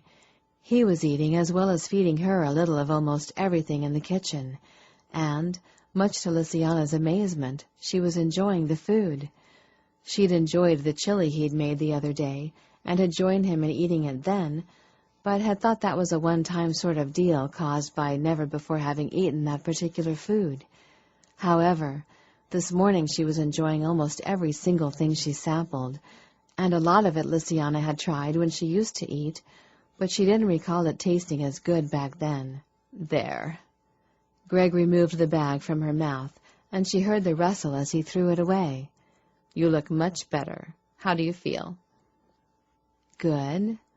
But then I felt good before the bagged blood, too, she said on a laugh, then stiffened briefly in surprise as his hands slid inside her robe and around her waist. Yes, you do feel good, he murmured, pressing a kiss to her chin and allowing his hands to run up and down her naked back under the terry-cloth robe. She felt his breath on her lips, then his mouth covered hers, and Lynsay opened to him, sighing in the back of her throat as he stirred a slow, lazy passion in her with his tongue. When the kiss ended, Greg asked, "Do you know what?" "What?" Lynsay said on a sigh. She lifted her hands to cup his shoulders as he feathered kisses across her cheek to her ear. "I feel absolutely fantastic." Lynsay smiled faintly. "Do you?" "Oh, yeah." Greg moved in closer, stepping between her legs and urging her forward until her breasts brushed against the hair on his chest. The sensation was somehow more erotic with the blindfold on, her tactile sense seeming heightened to make up for the loss of sight. "I think I already have some of that extra strength and stamina you guys all have," he told her, pressing her a little closer. "We'll see," Lynsay murmured, and reached up to remove her blindfold, only to have Greg catch her hands. He said mildly. "We had a deal. I'd feed you the bagged blood on your teeth so we didn't have to waste time with an IV, but in turn you had to stay blindfolded until I say so." Lynsay hesitated, then let her hands drop back down, a slow smile curving her lips. "Well then," she murmured, "I guess I'll just have to feel my way around, won't I?" "Feel your way around what?" Greg asked with interest. Smiling, Lynsay forced him backward as she slid off the counter and reached out until her hands brushed against his bare chest. She splayed her fingers over his warm flesh, then ran them down until she found the top of his jeans. "Oh," Greg breathed as Lynsay undid his jeans. She bowed her head to hide her smile and eased his jeans down off his hips. As she had in Debbie's bedroom, Lynsay knelt to finish removing his jeans. Once she'd pulled them free and tossed them to the side, she felt Greg's hands take hers, and he tried to urge her back to her feet, but Lynsay resisted and tugged her hands free. She said, reaching out until one hand brushed against his lower leg.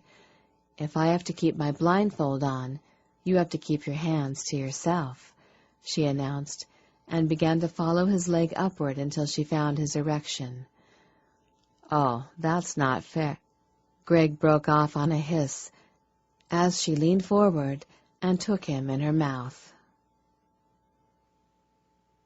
Chapter 20.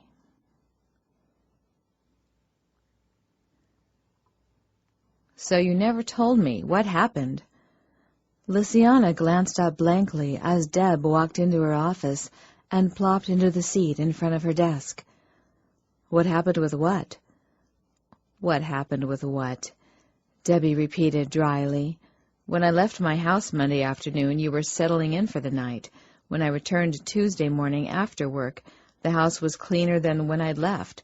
There was a big bouquet of roses on the kitchen table with a thank you card, and you were nowhere in sight.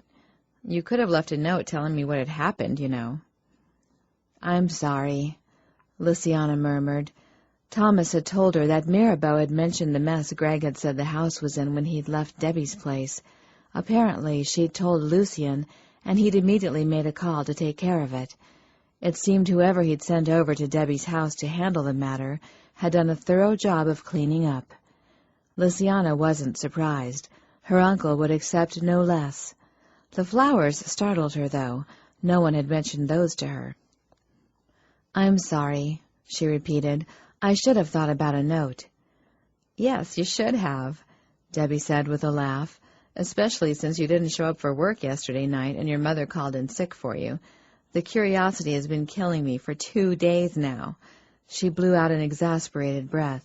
So, tell me, I take it you and your mother have sorted everything out? Does that mean she's accepted Greg, then? Yes, she has, Lysiana murmured with a small smile. Everyone had accepted Greg. After spending the day alternately making love and napping, the two of them had woken up in the late afternoon to find her bed surrounded by her cousins and Mirabeau. Still in bed? Thomas had asked with amusement, as Lysiana had blinked at them. I am so glad you got at least a little rest today. I feared you'd work Greg to death while the rest of us tried to sleep. Tried to sleep? Greg had asked, stifling a yawn as he shifted from the spoon position they'd been sleeping in and rolled onto his back under the blanket. Yes, well, it was difficult, Thomas had informed them. I kept hearing shouts and screams from this room. He'd paused then to watch with interest as Lysiana blushed bright red before commenting. I figured it must be those pesky nightmares that they say accompanied the turning. Yes, Greg had nightmares, Lysiana had said, grabbing onto the excuse gratefully. That's what I thought, Thomas had murmured. Then I realized that you were screaming too, Lissy. He'd arched an eyebrow. Then his face was split by a wide grin, and he'd exclaimed, You two are noisy in bed. I've heard less racket from a cat in heat and her mate.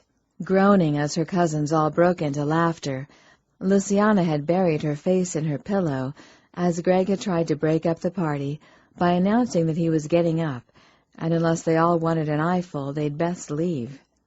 Jean-Louise, Mirabeau, Elspeth, and the twins hadn't seemed to mind the idea of a free show, but Marguerite had shown up at that point to check on Greg. After giving him the once-over, she'd pronounced him hale and healthy, and shooed everyone out of the room so that he and Lysiana could get up. The rest of the evening had been spent in the usual chaotic family atmosphere, with everyone happy and talkative, and telling Greg all the things they thought he should know now that he was one of them. Lysiana had been sorry when she had realized it was time to get ready for work, and had briefly envied her cousins Thomas and Jean-Louise for not having to work that week.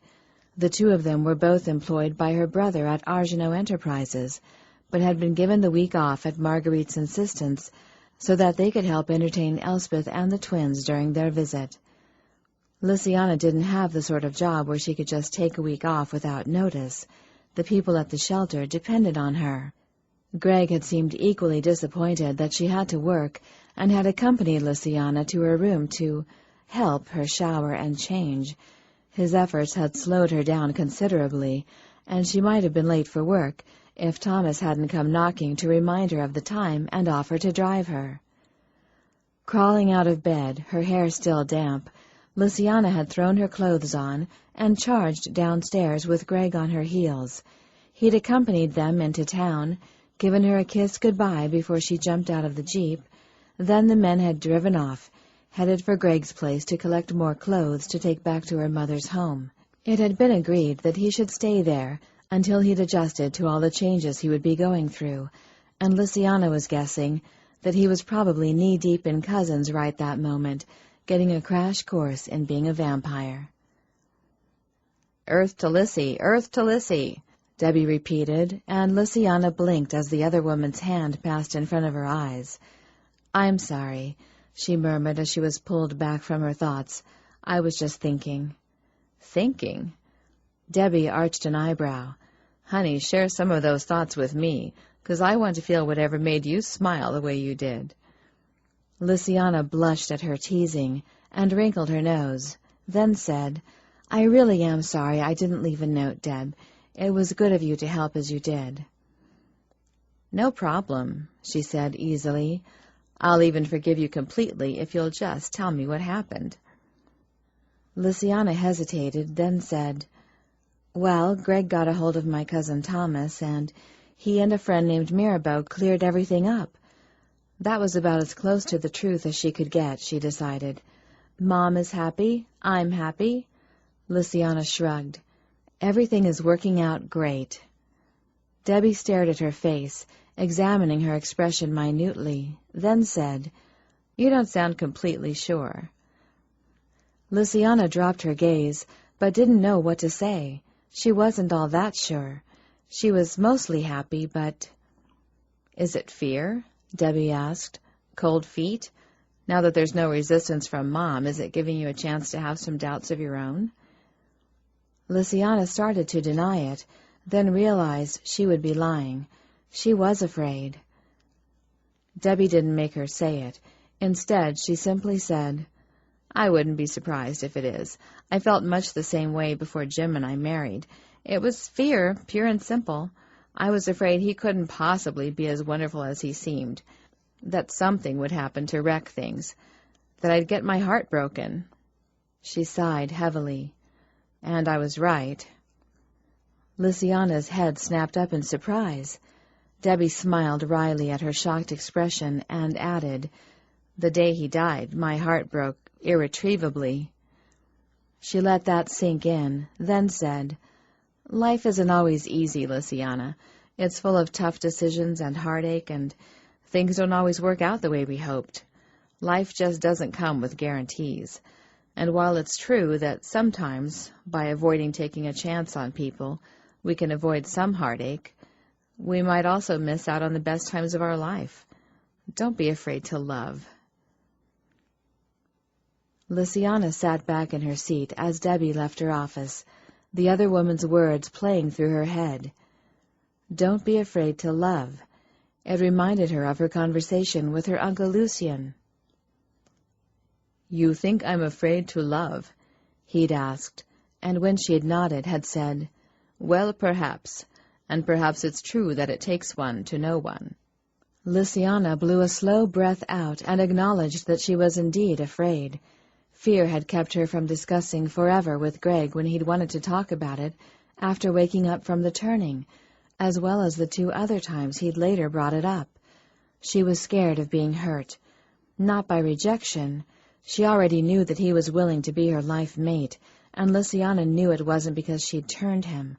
Greg loved her. She felt that every time their minds merged. What she was afraid of was the future, and what it would do to their love. "Life just doesn't come with guarantees," Deb had said, but neither did love. No one knew what the future might bring, but Lysiana did know that the time since she'd met Greg had been the most wonderful of her 200-plus years. She also knew that if she allowed fear to keep her from taking a chance on a future with Greg, the price would be giving up the opportunity for any more of those best times. Basically, it didn't pay to be afraid to love, she thought, and decided tonight they'd have that talk about forever. She was ready to take a chance. "Lysiana?" She glanced up with a start at the sound of her name and found Father Joseph in her doorway. "Yes, Father?" "There's a gentleman here to see you," the priest announced, then turned to wave someone forward. No one ever came to see her at the shelter, and Lysiana was just starting to frown with confusion when Greg stepped into view. "Greg!" She pushed her desk chair back and got to her feet, but then paused and refrained from running around the desk to throw herself at him, as her first instinct had urged. Trying to maintain a professional attitude for Father Joseph's sake, Lynsay managed a calm tone as she asked, "What are you doing here?" "I'm here to drive you home," he announced. "Are you ready to go?" "Oh." Lynsay glanced down at her watch and frowned as she realized it was past quitting time. As usual, she'd lost track of time. Her gaze slid over her desk, and she grimaced. "I need to put away the files and leave a note for the girl who has my job during the day, so she knows what calls to make and—" "Go ahead," Greg interrupted. "I don't mind waiting." Lynsay smiled, then glanced toward Father Joseph. "Thank you, Father," she murmured, moving around her desk to the door. "Thank you for showing him back." "It's all right, then?" "Oh, yes, he's a friend," she assured him. "Oh," Father Joseph nodded. "Good." He hesitated, then backed away from the door as Greg slid into the office. "I'll just, The priest waved his hand vaguely, then turned and moved off down the hall. Lynsay watched him go with concern. Father Joseph still wasn't sleeping, and it was beginning to worry her. He had bags under his eyes big enough to store groceries in, and his complexion was taking on an unhealthy gray tinge. Sighing as he moved out of sight, she closed the door and turned to Greg, gasping in surprise when she found herself suddenly pulled into his arms and his mouth descending on hers. He murmured as he ended the kiss. "Hello." "Hello," she whispered huskily. "Have you been waiting long?" 35 years, but you're worth waiting for," Greg assured her. Lynsay laughed softly and kissed the tip of his nose, then said, "I meant tonight." "You mean this morning," he corrected, "though it seems like night still, since the sun hasn't risen." "It is a bit confusing having the opposite hours to everyone else," she acknowledged. "Yes, it is," Greg agreed. "And to answer your question, I've been waiting about half an hour. I got here 5 minutes early. Actually, I hit town half an hour early and stopped at a donut shop so I wouldn't look pathetically eager by sitting in the parking lot." "Pathetically eager, huh?" Lynsay asked with amusement, relaxing back in his arms and toying with the buttons of his shirt. "It's probably good you stopped at the donut shop. I doubt you'd have been in this good a mood if I'd kept you hanging about for an hour." He shrugged mildly. "You didn't know I was here?" Lynsay nodded absently, her gaze on the button she was fiddling with, until Greg gave her a squeeze and said, "I recognize that look. It's your worrying look. What's up?" "I was just wondering—" "Worrying," Greg corrected dryly. "If you'd thought about what this will do to your practice," she went on, ignoring the interruption.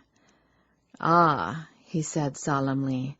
"You mean you're worrying that it will affect my practice, and I'll resent its affecting my practice and come to resent you for turning me." Lynsay smiled wryly at being so easy to read. "You're pretty smart, huh?" "Smart enough to recognize a good woman when I see her," Greg said easily, then pressed a kiss to her forehead and said, "In fact, I have thought about that, and it's not a worry. Most of my clients are employed and prefer evening appointments that don't interfere with their work. Up until now, I've spent most of the day working on my book and updating patient notes, and the late afternoon and evening in sessions with patients." He shrugged. "Now I'll only take patients from 5 o'clock on and work on my book while you're at work, then sleep during the day." Lynsay frowned. "So you'll be working while I'm off and writing while I'm working?" Greg blinked. "That's right," he said slowly, as realization sank in.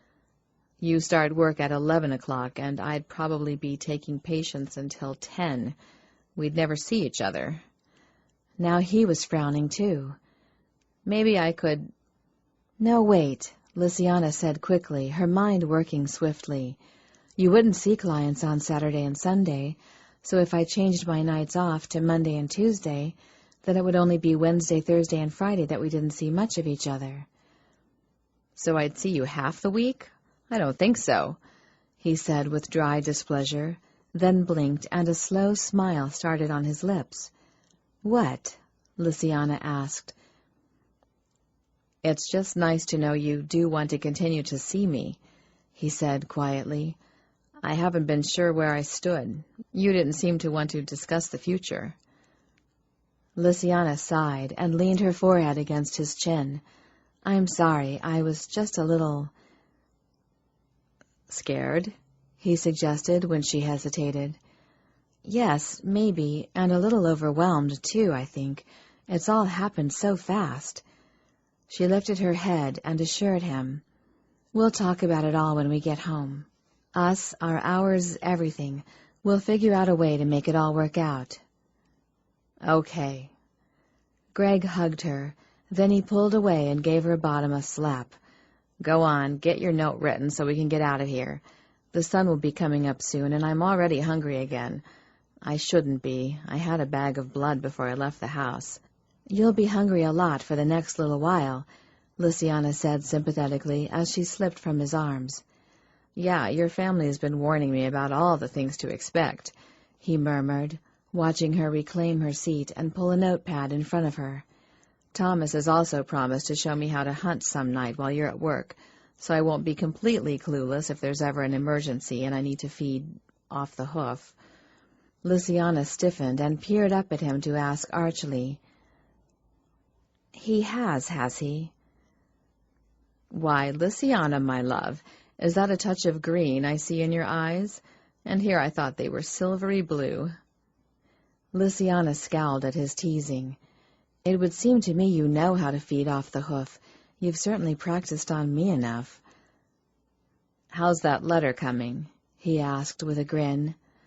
Mouth twisting, Lysiana turned her attention down to her note and continued writing. "I'll make a deal with you," Greg said as he watched her write. "What's that?" she asked absently. "You promise to bite only other women from now on, and I'll promise that when Thomas takes me out to teach me, I'll bite only another man." She glanced up with surprise at his suggestion and found he was frowning at his own words. "Or maybe I'll change that to I promise only to put the whammy on other women and not actually bite them," Greg decided. "As you say, I can practice the biting part on you, and I'd really rather not get that close to another man." Lysiana grinned with amusement as she finished her letter and stood. "But you don't mind me getting that close to other women?" He considered it briefly, looking torn, then sighed. "Okay, so amendment number 2. I'll cure your phobia so that you don't have to bite anymore at all, and "Greg," she interrupted gently, and he paused to glance at her questioningly. Lysiana moved to collect her purse and coat and said, "We can discuss this when we get home, too, but right now we need to get moving. The sun will be up soon." "Yeah." A crooked smile curving his lips, he caught her hand and walked her to the door. Father Joseph was standing at the end of the hall when they left her office, and Lysiana slipped her hand self-consciously from Greg's when she saw him. She had barely done so when the priest glanced their way. "All set?" he asked as they approached. "Yes." Lysiana smiled as they reached the door, then commented, "I'm surprised Kelly isn't already here. Has she called in sick?" While Claudia filled her position on those evenings Lysiana had off, Kelly was the girl who filled her position during the day shift. She was usually there before Lysiana left. "No." Father Joseph shook his head. "I told her you had someone in the office with you, so she went down to the kitchen to fetch a cup of coffee. She should be along soon." "Oh, okay." Lysiana smiled. "I guess I'll see you tonight, then." "Yes, have a good day," Father Joseph said, then glanced at Greg and added politely, "It was nice meeting you." "It was nice meeting you too, Father," Greg answered, then opened the door for Lysiana. "Where's the Jeep?" Lysiana asked as they crossed the parking lot. "You mean Thomas's Jeep?" Greg asked with surprise. "Yes, didn't you borrow his Jeep to come get me?" "No, I brought my own car," he said, then explained. "We picked it up when Thomas took me to my apartment to pack a suitcase. He drove back in the Jeep, and I followed in my car. It makes me feel less like—" "A prisoner?" Lysiana asked softly when he cut himself off. Greg grimaced, but nodded as he led her to a dark BMW. He unlocked and held the front passenger door for her to get in, then closed it and walked around to the driver's side. Lysiana leaned over to unlock the door for him, then sat up as he got into the car. She did up her seatbelt as he stuck the key in the ignition and turned it, then raised her eyebrows when nothing happened. Frowning, Greg tried again, but the engine wasn't even turning over. "What the—" He pumped the gas pedal a couple of times and tried once more, then cursed with frustration when nothing happened. Lysiana bit her lip as he tried again. "Maybe we should call a taxi." "It was working fine on the way out here," Greg muttered, trying once more. Then a tapping sound on the window made them both jump and glance out at Father Joseph. The priest stood on the pavement outside the driver's door. Greg rolled down the window when he gestured, and the man asked, "Problem?" "It won't start," Greg muttered, trying again. Father Joseph watched him turn the key and frowned when nothing happened. "It must be the starter. It isn't even turning over." "No, it isn't," Greg agreed, sitting back in his seat with a sigh. The old man hesitated, then said, "I was just going to pick up some supplies. I could give you a lift. Where were you going?" "Oh, that's sweet, Father, but it's probably way out of your way," Lysiana said, then mentioned the area her mother lived in. "Oh," Father Joseph exclaimed brightly. "That isn't far from where I'm headed. It must be Providence. Come along, I'll have you home in a jiffy." Turning away without waiting for a response, he walked to the van with the shelter's logo on the side, and Greg glanced at her in question. "It is getting late," he said, "and I could call the garage and have them take the car in to have a look at it while we sleep today." Sighing, Lysiana nodded and unbuckled her seatbelt. "I hope you don't mind, but as it's on the way, I thought I'd just stop at the supplier's on the way out." Lysiana glanced toward the front of the van at Father Joseph's words, then out the window as he turned off the highway. By her estimate, they were less than 5 minutes from her mother's house. "I suppose it would have been just as quick to stop on the way back, but I could really use a hand loading the supplies, and as you wouldn't be with me on the way back—" He sent an apologetic glance toward Greg. "You wouldn't mind, would you? I can turn around if you—" "No, of course not, Father," Greg assured him. "We appreciate the ride. It only seems fair to help you with your supplies." Lysiana smiled faintly at the polite words. She knew Greg well enough to recognize that while he was disappointed at the delay, he felt it would be rude to refuse to help when the man had saved them the price of cab fare to her mother's. "Here we are." Lysiana glanced out the window, frowning as he started up a long driveway leading to a large white house. There were no signs anywhere that would indicate it was any kind of business. It was also in the middle of nowhere from what she could see as she glanced around. There were no neighboring houses in view. Lysiana began to feel a bit uncomfortable all of a sudden.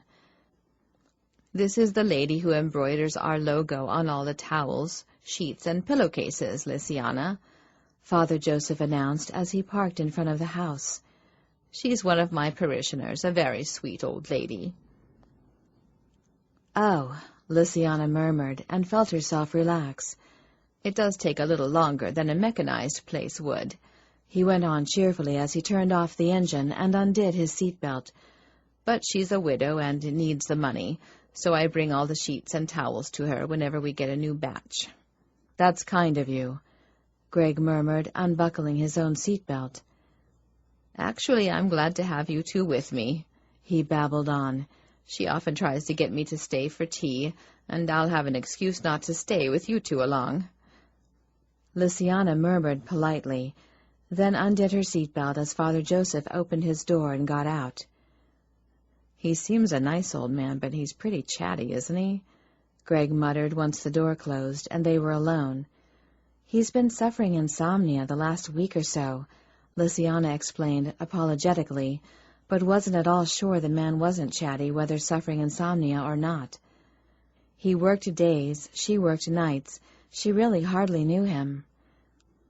"Well, the sooner we grab those sheets, the sooner we get home," Greg said, reaching for his door handle. Then he paused and asked, "How much sunlight can I take at this stage of the game?" Lysiana glanced toward the skyline, noting that the first fingers of dawn were creeping up the sky. She shook her head. "I'm not sure, but this shouldn't take long, and we're only 5 or 6 minutes from home. You should be fine." Nodding, Greg opened the door and got out, then held the door open and offered her his hand, as Lysiana climbed out of the bench seat and scrambled over the passenger seat to get out. It was obvious that the sweet old lady who embroidered the linen had been waiting for them. The door was already open, and Father Joseph was entering the house by the time Greg closed the van door. They hurried to catch up to him, and heard him speaking as they approached. Then he paused and glanced back at them as they started up the porch steps. "She says they're all done, and she was just packing them away," he informed them as they reached the door. "She's gone back to put the last of them in the boxes. It's this way." Lysiana closed the front door so all the heat didn't escape, then followed the men down the hall. At the end of the hall, Father Joseph paused to open the door and held it to usher them in. Lysiana murmured, "Thank you," as she followed Greg into a small, dark room, lit only by a tiny lamp on a table by the door. She nearly stepped on Greg's heels when he suddenly halted. "Go on," Father Joseph said, and Lysiana glanced back, then froze at the sight of a gun in his hand.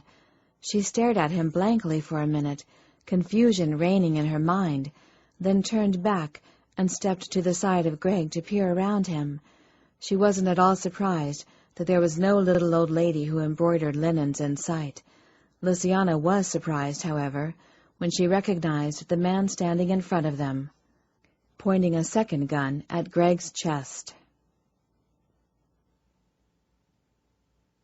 Chapter 21. "Bob!" Lysiana peered at the man with surprise. "Dwayne," he corrected with irritation, and she recalled that she'd wanted to call him Bob that night in the parking lot, too, and he'd had to correct her. "Do you know this guy?" Greg asked, easing to the side and drawing her with him as he repositioned them so that they faced both men, rather than having a gun at the front as well as behind them. "Yes," Lysiana answered absently, her concentration on trying to infiltrate Dwayne's thoughts as she watched him shift closer to Father Joseph's side, so they both stood blocking the door. Unable to get past his alarm and wariness, she sighed, then realized what Greg had asked her, and how she'd answered, and grimaced. "Well, no, not really." "Which is it?" he asked dryly. "Yes or no, not really?" Lysiana shrugged helplessly. "Sort of." He rolled his eyes, then glanced at Dwayne as the man said, "I was dinner last Friday." Greg arched an eyebrow and turned to Lysiana to whisper, "I thought I was dinner last Friday night." Exasperated that he even cared at a time like this, she whispered, "I had Chinese last Friday. You were an unexpected appetizer, and Bob was just anemic." "Dwayne," Greg corrected, not bothering to keep his voice down any more. She shrugged. "He looks like a Bob to me." "Yeah?" he asked. "Funny, I would have said he looked more like a dick." Despite the situation, Lysiana grinned at the play on words. Dwayne found the insult a little less entertaining. "Hey," he snapped, "I'm holding a gun here." "It's all right, Dwayne." Father Joseph patted his shoulder, then explained to Greg. "Dwayne and I met last Friday night outside a bar downtown. One of our clients had told me there was a new boy on the streets, and that he was eating out of the dumpsters behind the bar. I went there looking for the lad to see if we couldn't help him, but as I approached the dumpsters, Lysiana came walking from behind them. I was startled to see her, of course, and hailed her. We spoke, and she claimed she was there with her cousins to celebrate her birthday. When I explained why I was there, she offered to help, but I sent her inside because it was cold out. Then I checked around the dumpsters for the boy, and instead found Dwayne."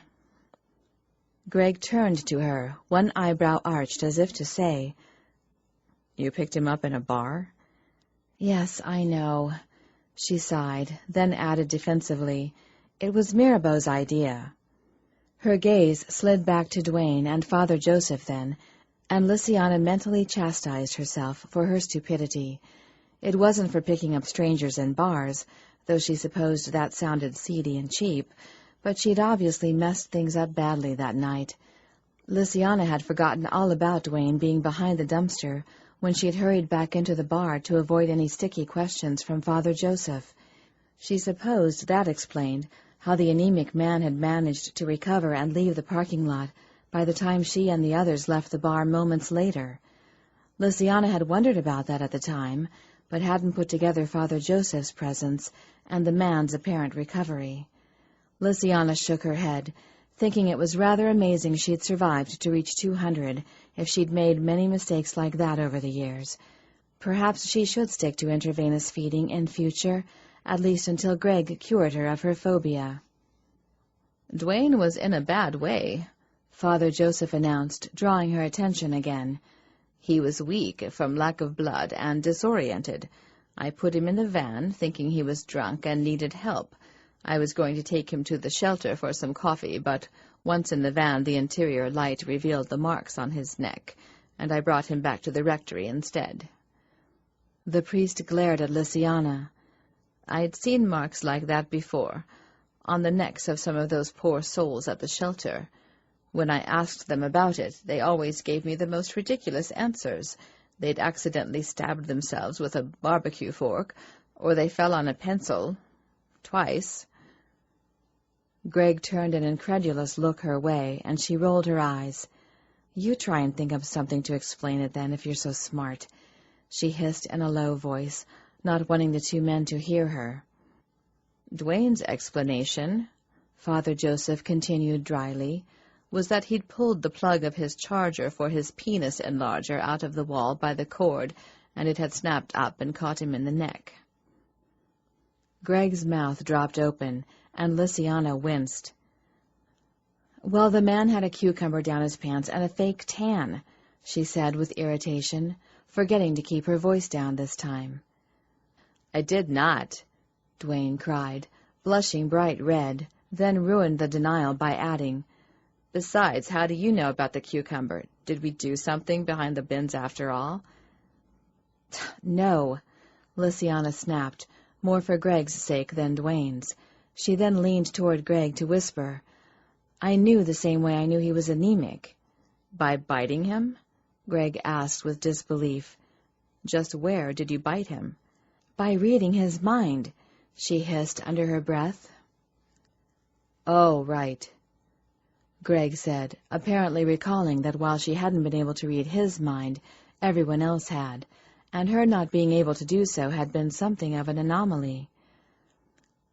"I began to put things together while Dwayne was eating the cookies and drinking the juice I brought him," Father Joseph told Lysiana. "The bite marks on the people in the shelter, his bite marks, and your presence at the shelter as well as in the parking lot that night. I added it all together." Lysiana sighed wearily, wondering why she had never noticed that Father Joseph was so blasted long-winded, then realized it was probably because she usually didn't see much of him. She'd seen the man more in the last week than in the whole time she'd worked at the shelter. And all, she now realized, because he was trying to catch her out as a vampire. "I added it all together," the priest repeated, "and the only thing that made sense was that you were—" He paused, then said, "a vampire." Lysiana just managed not to roll her eyes at his dramatics. "I knew then that you had been sent to me by God, that I was the only one who could keep my flock safe from the soulless demon you are." He stared at her, his expression solemn. "But I didn't know you well. You worked the night shift, and I rarely even saw you, but you look so nice." He said the word with a sort of horror, obviously distressed that she didn't fit the image he had of an evil, blood-sucking vampire. And then the very idea of vampires actually existing was incredible. Impossible. But what other explanation was there? It all fit. Still, I had to be sure first. I had to know for sure that's what you are before I did anything drastic. So you brought the garlic mash to the shelter to feed to me, and blessed the water coolers so they would be filled with holy water, and littered my office with crosses, Lysiana realized. He did all of that? Greg asked with surprise. You never mentioned any of this. Lysiana shrugged and silently wished she had. Perhaps he would have picked up on the fact that Father Joseph suspected she was a vampire. Looking back on it, Lysiana supposed she herself should have realized something was up, but really, at the time he'd had such believable explanations. Besides, as he'd pointed out, until the past week, she'd really hardly known the man as more than someone to say hi to on her way into work, though she'd heard a lot about him, and most of it came down to the fact that he was zealous in his devotion to God. One of the things Lysiana had learned through the centuries was that there was nothing more dangerous than a zealot. She didn't doubt that to Father Joseph. Her being a vampire was the equivalent of the devil himself. Convincing him that she was a good vampire was out of the question, but she might convince him she wasn't a vampire at all.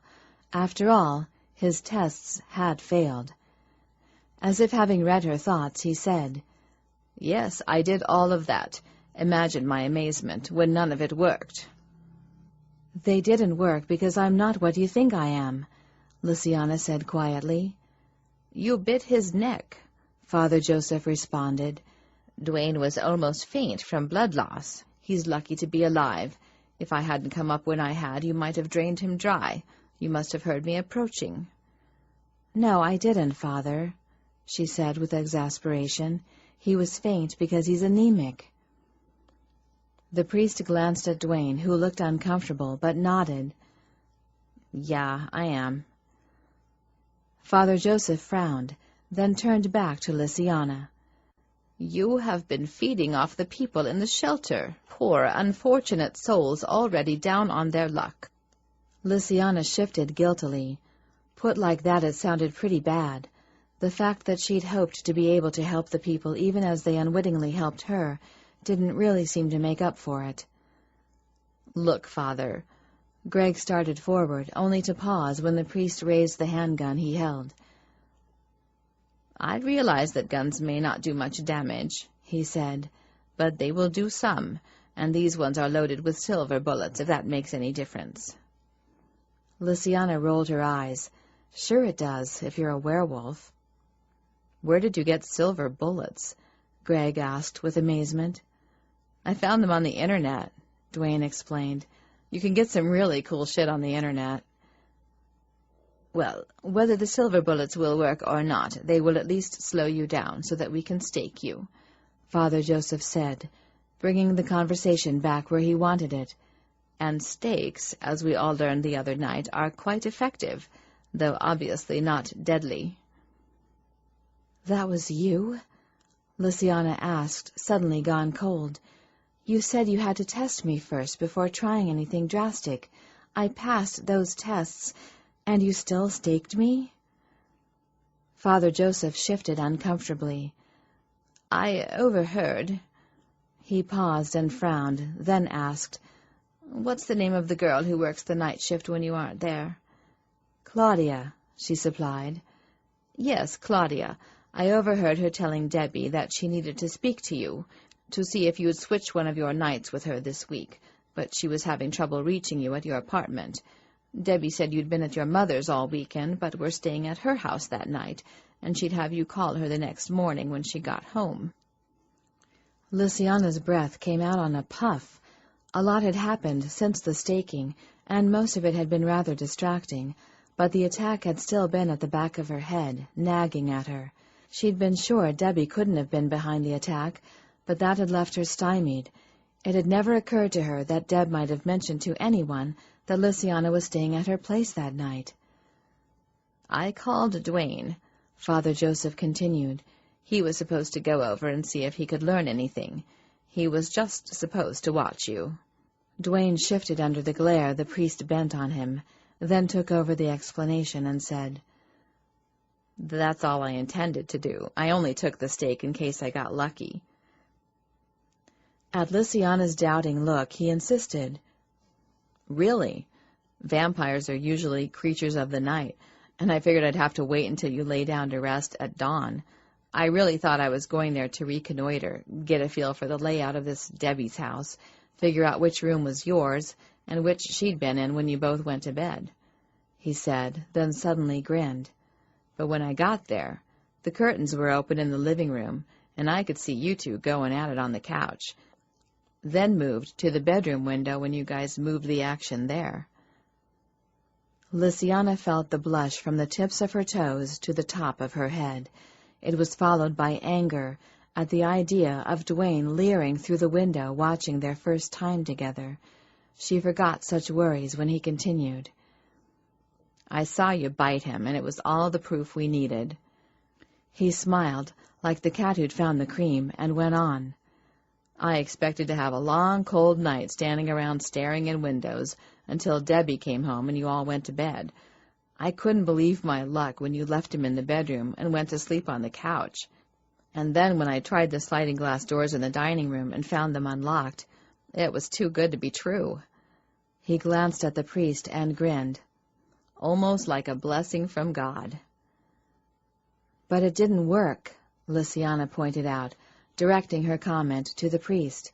"If it was truly God's wish that you kill me—" "It was my fault it didn't work," Father Joseph interrupted. "I shouldn't have sent the boy. I should have gone myself. I also should have done more research right from the start. If I had, we'd have been prepared to take proper advantage of the opportunity God presented. Instead, we were still depending on what the movies and books claimed.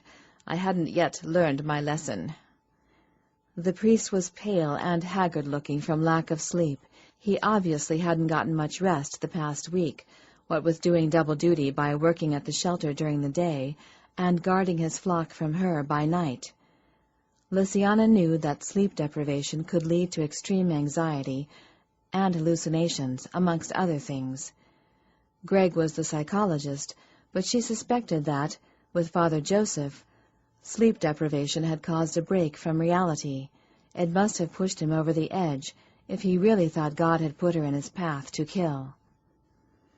"So, like I was saying," Dwayne continued, drawing everyone's attention back to him, "I crept into the house, into the living room, and right up to you, and you didn't even stir.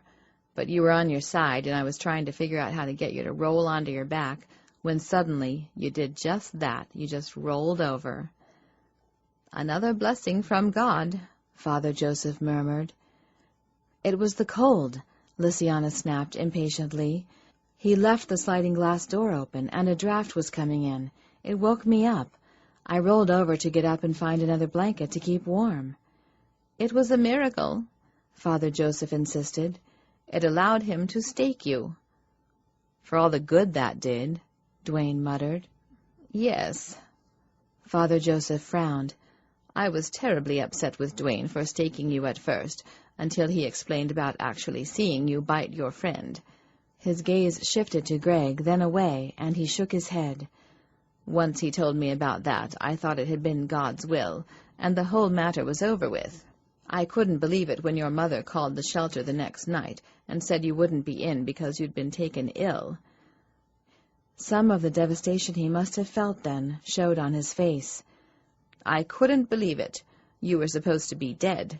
At one point I even thought it was a lie, that you must be dead, but—" He raised his head and peered at her. "That's when I finally did the research I should have done in the beginning." "I did the research," Dwayne said with irritation. "You didn't even know how to get onto the Internet.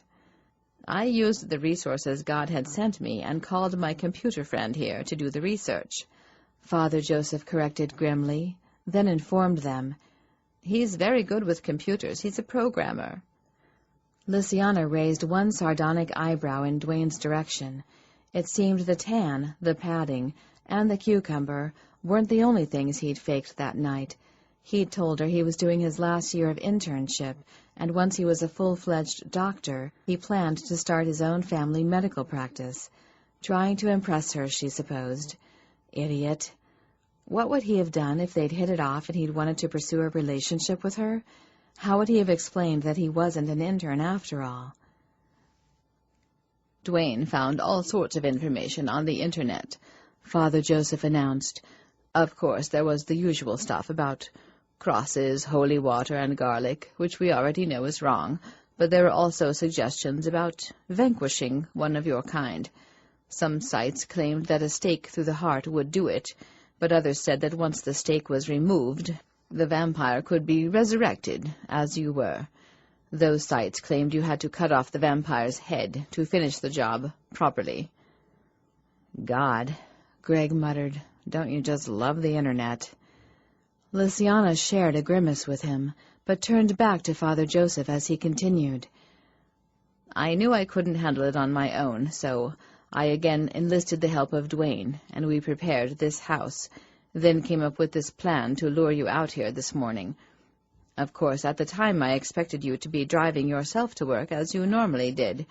When you got a ride into work last night, I feared the plan would have to be put off for another day, but then your friend showed up. Providence again lent a hand, he said with a pleased sigh. While he was in your office with you, I called Dwayne, and he told me how to fix it so the car wouldn't start, then headed out here to wait for our arrival. And here we are. Here we are, Greg agreed dryly, drawing Father Joseph's attention. Of course, when we conceived the plan, we were only counting on it being Lysiana we had to deal with, the priest pointed out. So I'm afraid I only brought one stake. Such a shame, Greg said pleasantly. Oh, well, I guess we'll just have to put this off to another time, huh? That won't be necessary, Father Joseph assured him quietly, then added, I do have some wood in the back of the van. I'm sure it won't take long to fashion another stake. Or we could do the two of you one at a time. Lysiana first, I think, he decided. We can stake and behead her, then use the same stake on you. Ladies first, huh? Lysiana didn't bother to dampen her sarcasm. I'll make it as quick and painless as I can, Father Joseph assured her solemnly. Then he hesitated and said, It would be easiest if you didn't fight this and simply allowed me to get it done with. I'll bet it would, she thought grimly. And then you'll finally find peace, he added, trying to tempt her. On a grimace, he added, It would be much simpler than having to shoot you half a dozen times, then staking you while you are weak. Father, I'm hardly going to stand around and let you stake me, Lysiana said patiently. I was afraid you would make us do this the hard way, Father Joseph said on a sigh. Never fear. We were prepared for that. Dwayne, it's time.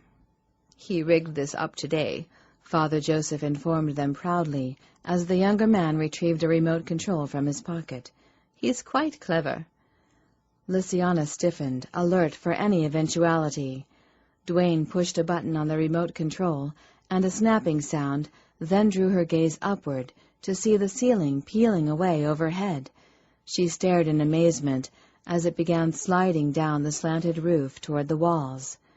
Not the ceiling, she realized, a black tarp that had been hung to cover the ceiling and walls and rigged to be released when Dwayne hit a button on the remote control. The heavy cloth was slipping away to reveal that the dark room they'd stood in was actually a sunroom, and that while they'd been talking, the sun had risen outside. Bright sunshine poured in at them from every direction, except the wall Father Joseph and Dwayne stood in front of. Nothing's happening to them, Dwayne said nervously, as the cloth snaked to the ground outside the windows and pooled there. Father Joseph tisked with irritation, then scowled and began to dig around in his pocket as his cell phone began to ring. He peered at the display window, frowned, then barked, "Watch them," to Dwayne, and moved closer to the door. He turned his back as he answered his phone. Dwayne licked his lips nervously and pointed his gun at them. Lynsay noted that the tip of the gun was shaking and hoped he didn't accidentally shoot one of them in his nervousness. "Okay, Lynsay, now's the time," Greg murmured. She glanced at him with confusion. "Now's the time for what?" "You know." He made a face and nodded meaningfully toward Dwayne. "Do your thing. Put the whammy on them.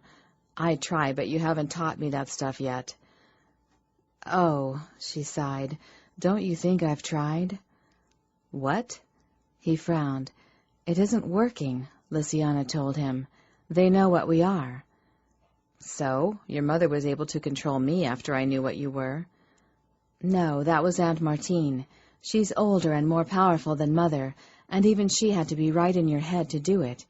Usually we can control behavior with a suggestion, but with these two being aware of what we are, they're wary, and it makes them resistant. I'd have to be right inside their thoughts to control them, and I can't possibly control two of them at once." "Then, Greg," she said quietly, "if I control one, and the other shoots either of us, there will be blood." He let a slow breath out as he realized what that meant. Thanks to her phobia, the one he hadn't cured, she'd faint. Then neither man would be controlled, and he and Lynsay would be dead. Or maybe not. "I'm stronger and faster than both of them, aren't I?" he asked. "Not by much yet," she said quietly. "By the end of the month you'll be 10 times stronger and faster, and it will increase even more over time. But right now you're still new, and just building in your abilities and strengths," Lynsay said apologetically, then added, "And Greg, I don't want to hurt them." "Well, at least not Father Joseph." "The man's planning to kill us, Lynsay," Greg pointed out. "Yes, but not because he's evil or cruel. He just thinks he's doing God's work and giving us peace," she pointed out, then added, "Father Joe's beliefs are very strong." "What are we going to do then?" he asked. "I'm not sure," she admitted on a sigh. "I'm hoping we can talk him out of killing us. Maybe convince him he's made a mistake and we aren't vampires." Greg didn't look happy. After a moment he sighed and said, "Well, you'd better talk fast then, because I think the sun's already affecting me." Lynsay peered at him with concern. She noted that he'd grown pale and silently kicked herself for not realizing that it would affect him so quickly. It wasn't affecting her yet, but his nanos were doing double time at the moment, still making minor but necessary changes to his body, and now also having to repair the damage the sun's rays were inflicting. Even without the sunlight, he would need to feed more often than she for the next couple of months, but with it, any more conversation was impossible, as Father Joseph hung up the phone with a mutter and moved back to Dwayne's side. "There's an emergency at the shelter," he announced. "I have to get back, so we'd best get this done." The priest hesitated, seeming to be at a loss as to how to go about starting, then sighed and raised his gun. "Wait," Greg said as Father Joseph pointed the weapon at her. "Father, what if you're wrong?" "About what?" he asked warily. "She is a vampire." "Is she?" he asked. "Are you sure?" He nodded with firm certainty. "What about the garlic, the crosses, the holy water, and the sun? You were pretty sure about them, too, weren't you? But they had no effect on her. Doesn't that tell you something?" Father Joseph frowned, and for a moment Lynsay was sure Greg had saved them, as she saw uncertainty flicker on his face. Then he shook his head. "Yes, it tells me the movies and books are all wrong about how to deal with vampires." "What if they aren't wrong? What if you're the one who's wrong?" he asked urgently. The priest shook his head grimly. "Dwayne staked her, and yet she's still alive. She has to be a vampire." "Yes, Dwayne did try to stake her," Greg said patiently. "But, Father Joseph, it takes a lot of force to get through the muscle and bone of the chest, and thankfully he didn't hit her hard enough to do much damage. The stake hit the collarbone and stopped." "Her collarbone?" Dwayne cried with disbelief. Lynsay managed to contain her own surprise at Greg's claim. The stake had gone nowhere near her collarbone. Dwayne's aim had been good. He'd barely missed her heart. "It was dark," Greg pointed out to the younger man, "and fortunately that must have thrown your aim off. As I say, you pierced the skin and hit her collarbone. There was a lot of blood, but very little real damage." "Could this be true?" The priest stared at Dwayne in amazement, but when he just stood there looking uncertain, he turned to Lysiana and asked, "Is it?" "It's true." Lysiana grabbed onto Greg's lie and embellished on it. "I was at emergency most of the night, but then they finally gave me a couple of Tylenol, put in 2 stitches, and sent me home. I'd have come to work last night, but when I woke up I had to go to the police station to fill out a report, and that took just as long as the emergency visit." "But I'm sure I hit. I felt it go in," Dwayne argued. "I had a couple of blankets over me," Lysiana said, knowing it had been dark, and he couldn't possibly know she'd only been covered by the Afghan. "They buffered the blow. It went through them, but just pierced me a bit." Dwayne shook his head, confusion covering his features. "She isn't a vampire, Father," Greg said firmly. "Neither am I. I'm a psychologist." "You're her psychologist?" Father Joseph asked with bewilderment. Lysiana saw Greg smile and knew he'd just come up with a plan. She hoped it worked. He was really starting to look poorly. "Yes, I'm Lysiana's psychologist. You can check my ID if you like."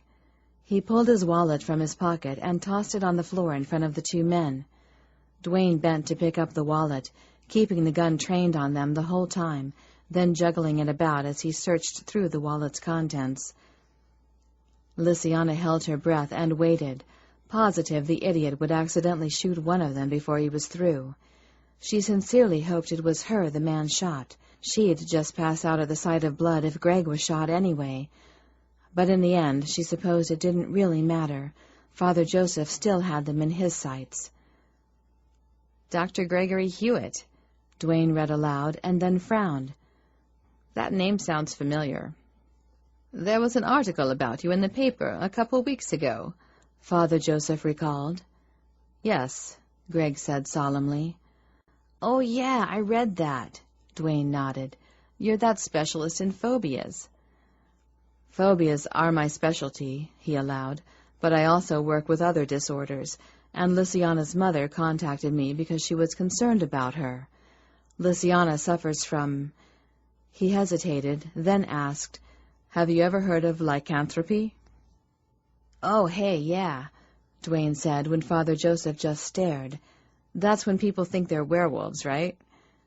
"Right," Greg nodded. "Well, Lysiana suffers from a similar ailment, only she thinks she's a vampire." Both men turned to peer at Lysiana, and she hoped that none of her surprise was showing. She hadn't expected the tale Greg was coming up with, but it might work if they believed him. "But she is a vampire," Father Joseph protested. "She bit Dwayne, and she's bitten others at the shelter." "Open your mouth, Lysiana," Greg ordered. "What?" She stared at him blankly, confused by the sudden order. "Show them your teeth," he said meaningfully, then moved to her side and caught her face, explaining, "She's resistant because she hasn't got her fake teeth in." Realizing what he was up to, Lysiana relaxed, allowing him to open her mouth. "See? No fangs." Greg gently used one finger to lift her upper lip on one side, then the other. It was a quick action, just long enough for them to see that her canines didn't extend past her other teeth, but not long enough for them to notice that the tips were pointed. Father Joseph and Dwayne took a step forward, then stopped. Both men were frowning. Greg released Lysiana and turned to face them fully as he continued. "She has ceramic teeth that she glues over her real canines when she goes out to bars to find someone to bite. Lysiana works nights because, of course, vampires cannot be out in the daylight. She follows all the vampire laws, shunning garlic and religious symbols." "She ate the mashed garlic I gave her at the shelter," Father Joseph pointed out. And she didn't react at all to the crosses in her office. If she believes she's a vampire, shouldn't she have at least reacted to them? Lysiana glanced at Greg, wondering how he'd explain that. He hesitated, then said, "She wasn't in her vampire persona then." "Her vampire persona?" Dwayne asked. "Are you saying she's like a multiple personality or something?" Greg hesitated again, then tossed an apologetic look her way and said, "Yes, she's disassociated with two distinct personalities. One is just," he shrugged, "Lysiana. The other thinks she is a 200-year-old vampire who walks the night." "But—" Father Joseph broke off with a curse when his phone rang again. Pulling it from his pocket, he growled, "Yes?" Lysiana glanced toward Greg, noting that aside from his pallor, telltale beads of sweat were gathering on his forehead. He was really suffering. Turning back to their would-be killers, she concentrated on Dwayne. Of the two, she suspected his belief that they were vampires was the more shaken by the tale Greg had come up with. Father Joseph was resisting, because if it was true that they weren't vampires, then he would have to accept that he'd tried to stake an innocent woman. He'd rather believe that he was on a mission for God. Her attempt to slip into Dwayne's presently confused mind came to an abrupt end when Father Joseph said sharply, "It doesn't matter where I am. I'm on my way right now. I'll be there in 20 minutes. He shut off his phone with disgust and turned his attention back to them. "We have to finish this. I have to get back now. There's no more time for discussion." "Then you should let us go." Greg took a step forward as he spoke, then froze as a gunshot exploded in the room. "Oh, Jesus," Dwayne breathed. "I didn't mean to do that. Why did he move? I didn't mean—" Lysiana peered from him to Greg with confusion. "What?" she began, then paused as Greg turned slowly toward her, and she saw the blood spreading on his chest. Aware of the sudden roaring in her ears, Lysiana focused on the bright red patch and noted that the longer she stared, the darker and larger it seemed to get. Soon her vision was filled with it. Then she experienced a falling sensation and realized she was fainting. Chapter 22.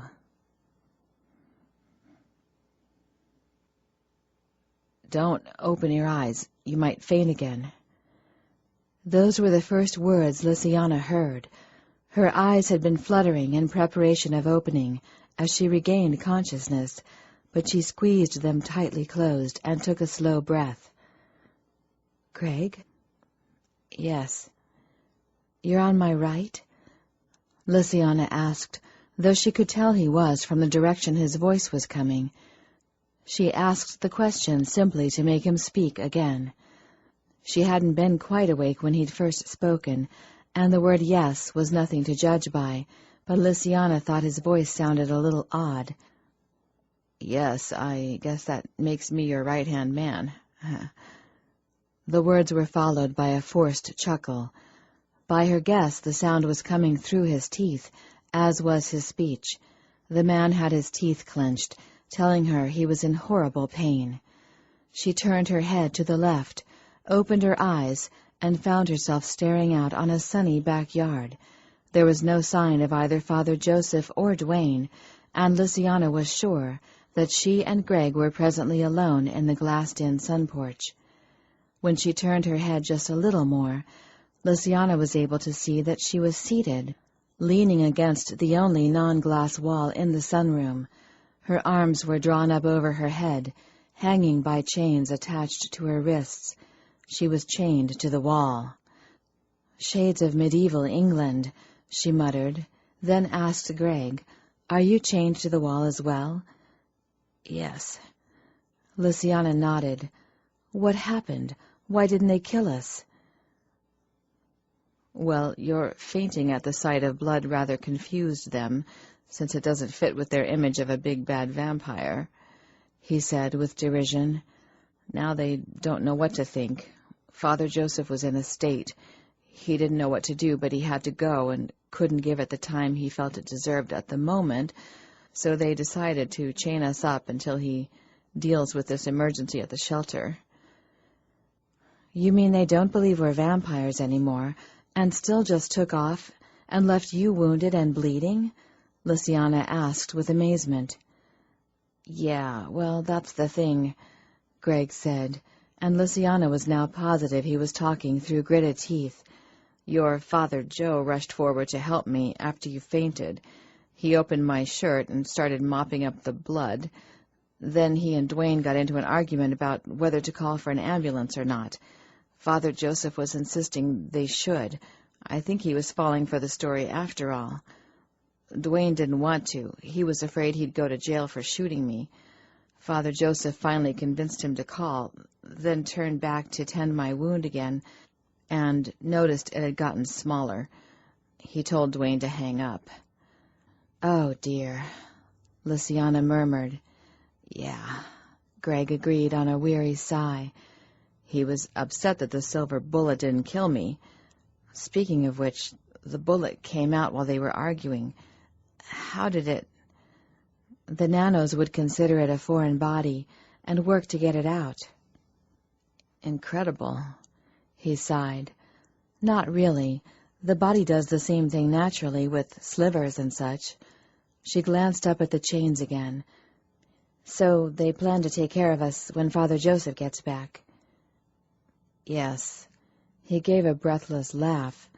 The good news is Father Joseph brought in the wood he mentioned, and Dwayne is fashioning a stake from it even as we speak, so there will be no waiting. We can be staked together if that's what they decide in the end. Damn, Lysiana breathed. My sentiments exactly, Greg agreed. He fell silent, and she thought she heard the beginning of a groan before he silenced it. Concern eating at her, she closed her eyes, turned her head to the right, tipped it back, and opened her eyes. Lysiana let her breath out on a little sigh when she found herself staring at the wall and the glass ceiling that came out over them. Taking another deep breath, she slowly lowered her gaze until the top of his head came into view, then his forehead, his eyes, his nose, his mouth. Lysiana paused once his whole face was in view, knowing that if she caught a glimpse of even a droplet of blood, she'd faint again. Now that she could see him, she was almost sorry she'd looked. Between his wound and the sun, Greg was in a bad way. He leaned against the wall as she did, but with his head tipped back as if he found it too heavy to hold upright. His eyes were closed, and his face so pale it was almost gray. It was also tight with pain. Greg was in desperate need of blood and suffering horribly. Unaware that Lysiana was looking at him, he took a slow, deep breath and managed a steady voice as he said, "Maybe not. They might just stake me and not you. When he left, Father Joseph didn't know what to think. They believe I'm a vampire, but aren't sure what to make of you. They considered that you might be a very new vampire, and that's why you fainted when you saw the blood. Father Joe mentioned that if that was the case, you might return to your normal state if I was vanquished." Oh. Lysiana felt her heart squeeze as he stopped speaking and bit his lip against the pain. The stupid man was trying to be brave and not let her know how he was suffering. If it had been she'd have been screaming her head off and whiny as hell. Lysiana wasn't a huge fan of pain.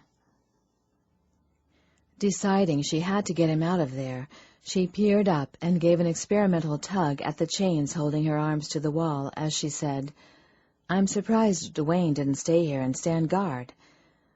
"He did, for a while," Greg said. "He sat here, grinning and carving his damned steak for about half an hour, but then he got kind of freaked out and took off. I think he's carving his steak out front while he waits for Father Joseph to return." "He got kind of freaked out?" Lysiana asked. Greg gave a short, harsh laugh. "It maybe had something to do with my threatening to rip his heart out of his chest and eat it." "What?" she asked with a half-laugh of disbelief. Well, I was in pain and cranky and not pleased that it was because of his not wanting to call an ambulance that they noticed the wound was shrinking. Greg excused himself, then added, And the idiot was asking the stupidest damned questions. Like what? Lysiana asked, hoping to keep him distracted from his pain. Questions like, what's it like doing a vamp chick, and can a guy keep it up longer once he's a vampire? Greg shook his head with disgust. The guy's a disgusting, pathetic little loser. I can't believe you bit him. Before Lysiana could respond to that, he asked, It wasn't like when you didn't like... He bit off his own words and shifted his position, only to wince in pain. It wasn't like it is when I bite you, Lysiana said gently, recognizing that he was jealous. She couldn't really blame him. All of their bites had included at least kissing, and more often, a lot more. She wasn't surprised that he might wonder if feeding was always like that for her. I never kissed Dwayne.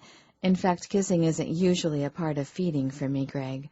You were a special case, she informed him, then recalled that the man had tried to kiss her. Lysiana just hadn't responded. Shrugging it away as unimportant, she continued, And as for his being an irritating loser, that just made me feel less guilty for biting him. Greg gave another breathless laugh, then winced in pain, and had to pause for a minute before he could say, I can see how that would be the case. I wouldn't feel at all guilty for biting him. Maybe you'll get your chance, Lysiana murmured, and turned her gaze back to the chains, thinking that if she could get them loose, Dwayne would be lunch for Greg. Anemic or not, she hoped he would at least ease some of Greg's discomfort and give him a little strength so they could escape. Lysiana would then have to get home and send her mother and the others back. They could wipe Dwayne's memory, then wait for Father Joseph to return, and take care of him too.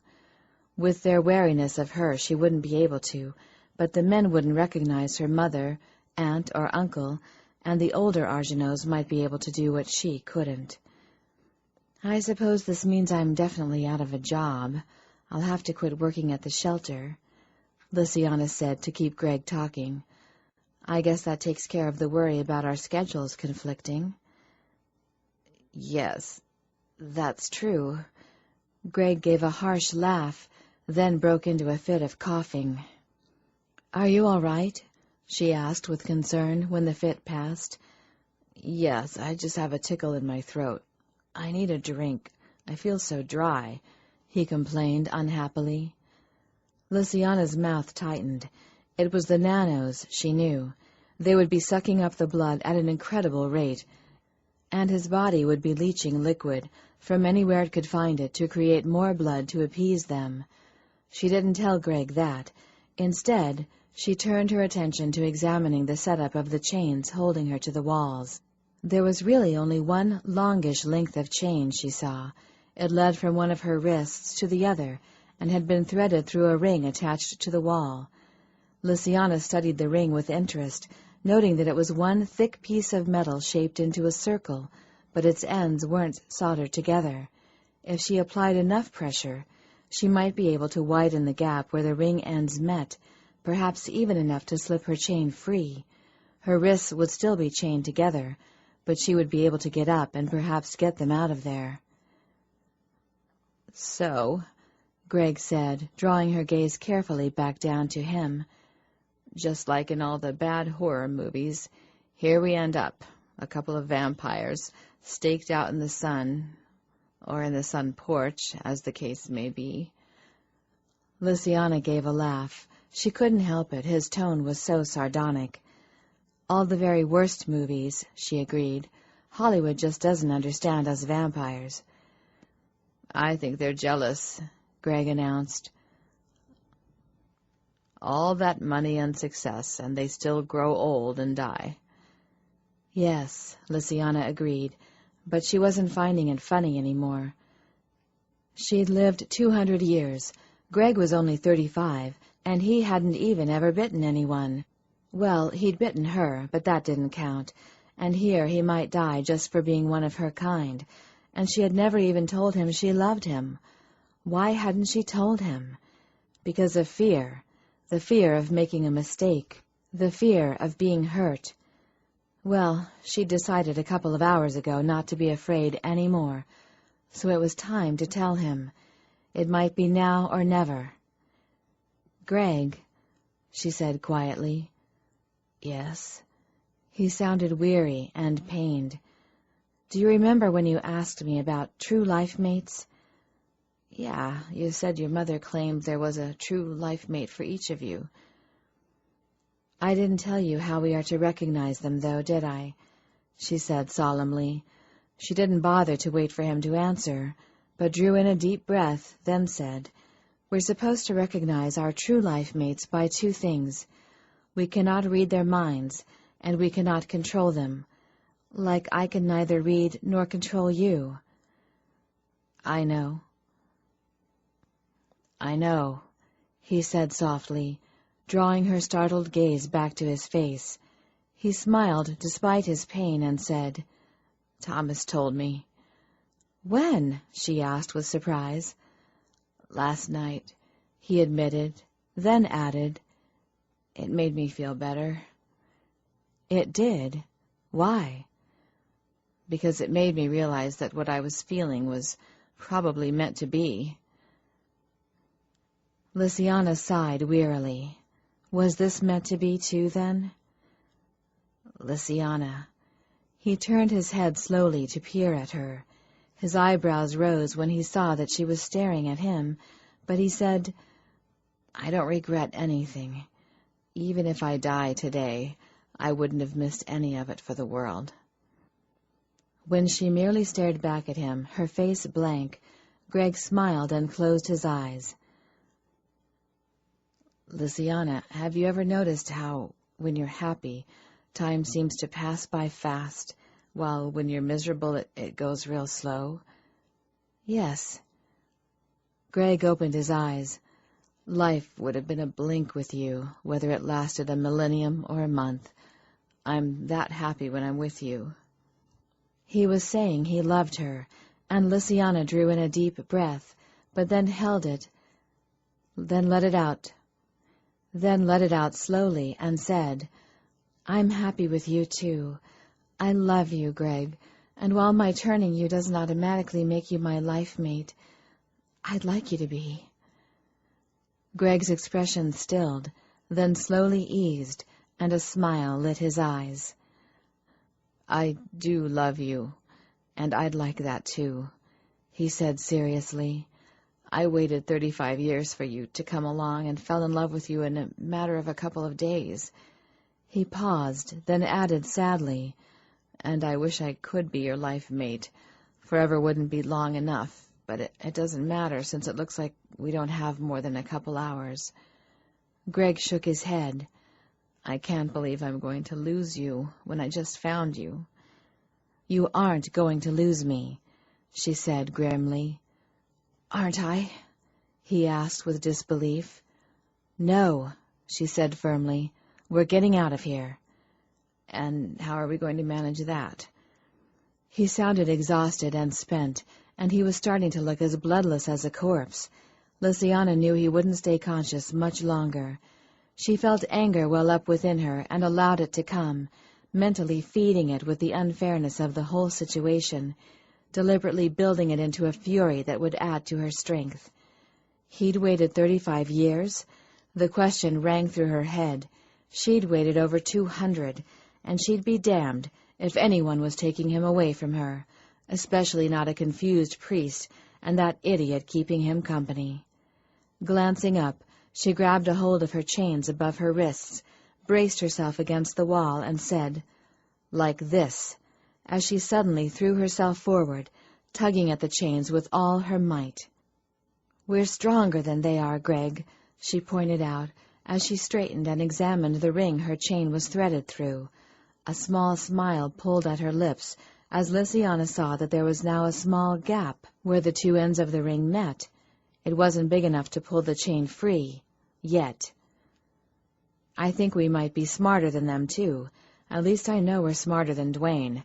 She threw herself forward again with another jerk, then straightened to see the gap had widened a little more. "And I'm not going to allow either of us to be vanquished by an idiot who runs around with a fake tan and a cucumber in his pants." Lysiana jerked forward one more time, and the gap widened enough that the chain slid free and slammed down on her head. "Are you okay?" Greg asked. He was sounding more alert, she noted, as she nodded and straightened. Hope was rousing him somewhat.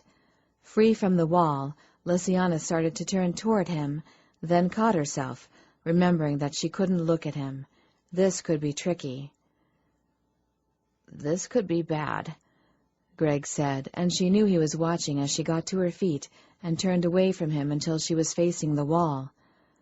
"What could be bad?" she asked, stepping to the side until she bumped into his arm and could see the chains holding his own arms to the wall. His chain was longer, allowing his hands to lie at his sides. Lysiana grabbed the ring his chain was threaded through and examined it. "This," Greg said, "being saved by a girl, it could be bad for my ego. Guys aren't supposed to be saved by a girl."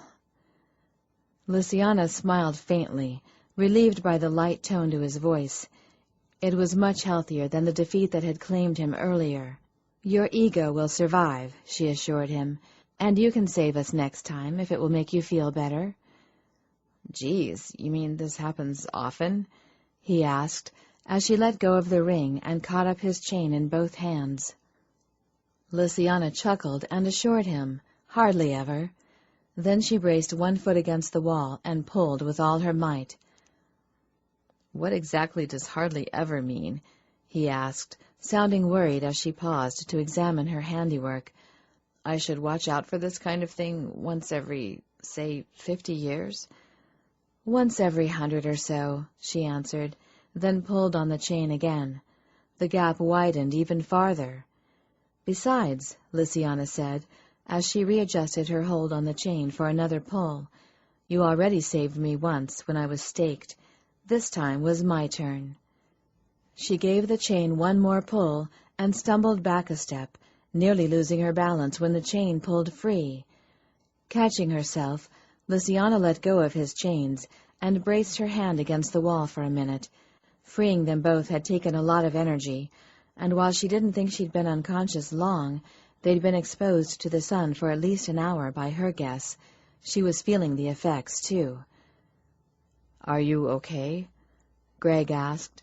"Yes," Lysiana said, trying to work out how she was going to get him out of there without seeing the blood on his chest and fainting.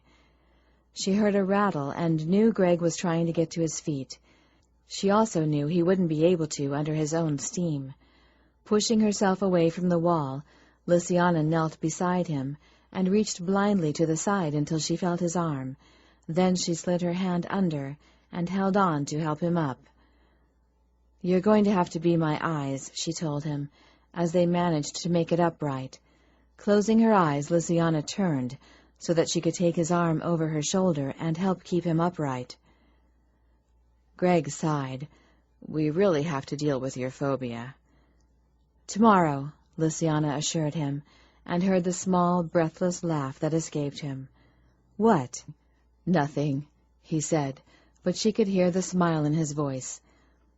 "I'm just starting to believe that there might be a tomorrow for us after all." "Oh, there will be. Lots of them," she assured him and started to urge him forward. "The door is this way, right?" "Right." Lysiana knew the moment they stepped out of the sun, even before Greg said, "We're in the house. It's dark. You can probably open your eyes." She lifted her head so that she would be staring straight ahead and not anywhere near Greg, then opened her eyes. They were in the hallway that led from the sunroom to the front door. Lysiana hesitated, thinking she should probably leave Greg there and go take care of Dwayne, but she was reluctant to leave him alone. She had no idea where Dwayne was and didn't want the man finding Greg while she was searching the house for him, but she couldn't drag him with her. Lysiana sighed, then moved toward the nearest door, pulling Greg with her. The door led to a kitchen. There were no lamps lit, and the windows were curtained, but some sunlight was creeping around the edges, making it bright enough to see. She helped Greg into the room, and eased him down to sit on a chair at the table, her glance catching on a stack of mail resting there. The top one read Dwayne Chisholm, but the one beneath it said Mr. and Mrs. Jack Chisholm. "This must be his parents' house," Greg murmured, looking over the mail as well. "He must still live with his mom and dad." "Yes," Lysiana agreed. "Judging by the stack of unopened mail, they must be on a trip at the moment," Greg said with a sigh. "Yes," Lysiana repeated, then glanced toward the door to the kitchen as the sound of a vehicle coming up the driveway reached her ear. "Father Joseph's back," Greg said grimly. "Stay here." Lysiana turned away to move back to the door, then eased out into the hall. She heard what she thought was a car door slam as she started up the hall, then another, and then the distinctive sound of the side door of a van opening. Had Father Joseph brought company? Lysiana wondered anxiously. She eased to the window beside the front door and peered through a crack in the curtain, ready to break and duck into the nearest room at any moment if they were approaching the house. But she felt sure she had a little time, since she hadn't heard the side door of the van close. Presumably they were retrieving something from the van. "Probably a sword to cut off our heads after they stake us," Lysiana muttered to herself with disgust, then stilled as she saw who was in the front yard standing around Dwayne. "Greg, it's okay!" She yelled back up the hall, then pulled the door open and stepped out onto the porch. "Lysiana!" Julie spotted her first and came running up to the porch. Vicky, Elspeth, and Marguerite were hard on her heels. Only Martine remained behind, and Lysiana knew the woman must be inside Dwayne's thoughts, controlling him and wiping them clean. While he had seen her with Thomas, Jean-Louise, and Mirabeau at the bar, Dwayne hadn't met the rest of her family, so wouldn't have been at all wary at their approach, leaving him vulnerable to their control.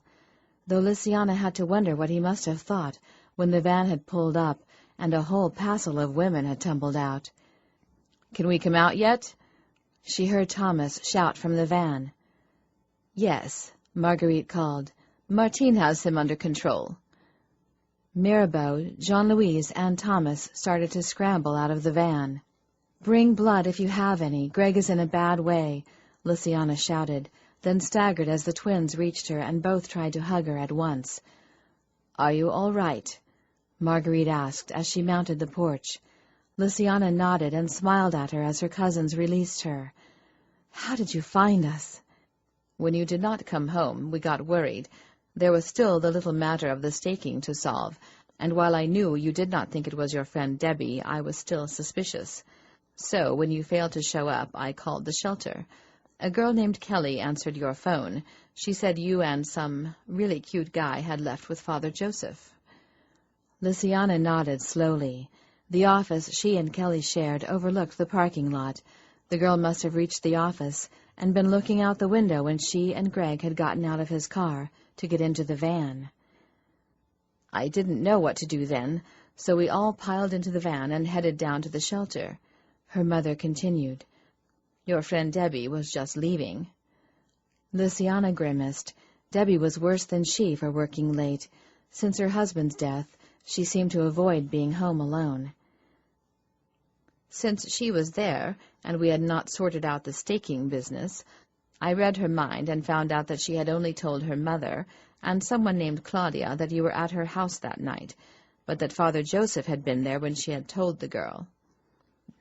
So we suspected Father Joseph was our man," Thomas announced, mounting the porch with a cooler in hand. Blood for Greg, Lysiana knew. "Aunt Marguerite had us bring it from the house when we left, just in case," Thomas explained when he saw her peering at the cooler. "Where's Greg?" "End of the hall. Last door on the left." Lysiana answered, wishing she could go with him, but it would be a waste of time. The moment she saw his bloody chest, she'd faint. That thought made her ask, "I don't suppose you have an extra shirt with you that Greg could borrow?" "I'll figure out something," Thomas told her, and moved off into the house. Luciana turned to her mother. "Were you guys the emergency at the shelter?" Jean-Louise grinned. "Yes, we knew we had to find Father Joseph. We had that girl Kelly call him, but he wouldn't say where he was, so we had to invent an emergency to get him back to the shelter so we could read his mind and find out where you were. And all the time we were afraid it would be too late," Elspeth murmured quietly. But it wasn't. Luciana reached out and squeezed her cousin's shoulder. "What did you do with Father Joseph?" "Lucien is dealing with him," Marguerite informed her. "He will wipe his mind, then meet us back at the house." "And Martine is taking care of Duane," Luciana said, glancing toward the front yard, but the couple was no longer there. "Martine took him around back," Marguerite said quietly. "She needs quiet to do her work. It's more difficult when they know what we are." Luciana nodded. "Come." Marguerite urged her toward the porch steps. "You look pale. You need blood. We have another cooler in the van." "We don't have an IV, though," Jean-Louise warned her. "But Thomas said if we have you close your eyes, we can pop the bags on your teeth, and it works." "Yes," Marguerite said, then shook her head. "I wish I had thought of it years ago. It is much faster than an IV." "What about Greg?" Luciana asked, glancing back into the dark hallway behind her. "Thomas will take care of him," Marguerite assured her. "They'll be along shortly." Luciana nodded and allowed herself to be led from the porch. "So?" her mother asked as they approached the van. "Have you and Greg sorted everything out?" "Yes," Luciana murmured, and a small smile played around her lips. "We have finally talked and have agreed to be life mates." Marguerite snorted. "There was never any doubt that you were life mates, dear. You just had to realize it. And it took you long enough to get around to that." Epilogue. "Here they come." Luciana glanced out the van window at the warning from Julie. Thomas and Greg were descending the porch steps. Her cousin had obviously borrowed one of Duane's shirts. Greg's blood-stained one was missing, a Metallica t-shirt in its place. "He looks so pale," Vicky said with concern. Luciana didn't say anything. They all knew Greg had been shot. Her mother had made her close her eyes, then fed her several bags of blood once they'd all settled in the van. Then Luciana had told them what had happened since leaving the shelter, as they waited for Martine and the men to join them. "Here comes Mom, too," Elspeth said, as Martine came around the side of the house. "Good, we can get going," Marguerite commented, then glanced toward the back of the van. "Mirabeau, is there any more blood in the cooler back there? It looks like Greg could use some more." "A couple of bags," the woman answered. "Should I pass them up?" "Yes, please," Marguerite said. "Luciana, close your eyes." Sighing, she closed her eyes and listened as there was shuffling around. Then the side door of the van opened. "We're going to be a little crowded in here, Greg," Luciana heard her mother say. "But it isn't far to the house." "Luciana can sit on my lap." Greg sounded better than he had, but his voice was still tired and weak, she noted with concern. "Luciana, you can open your eyes," her mother said. "I've hidden the blood."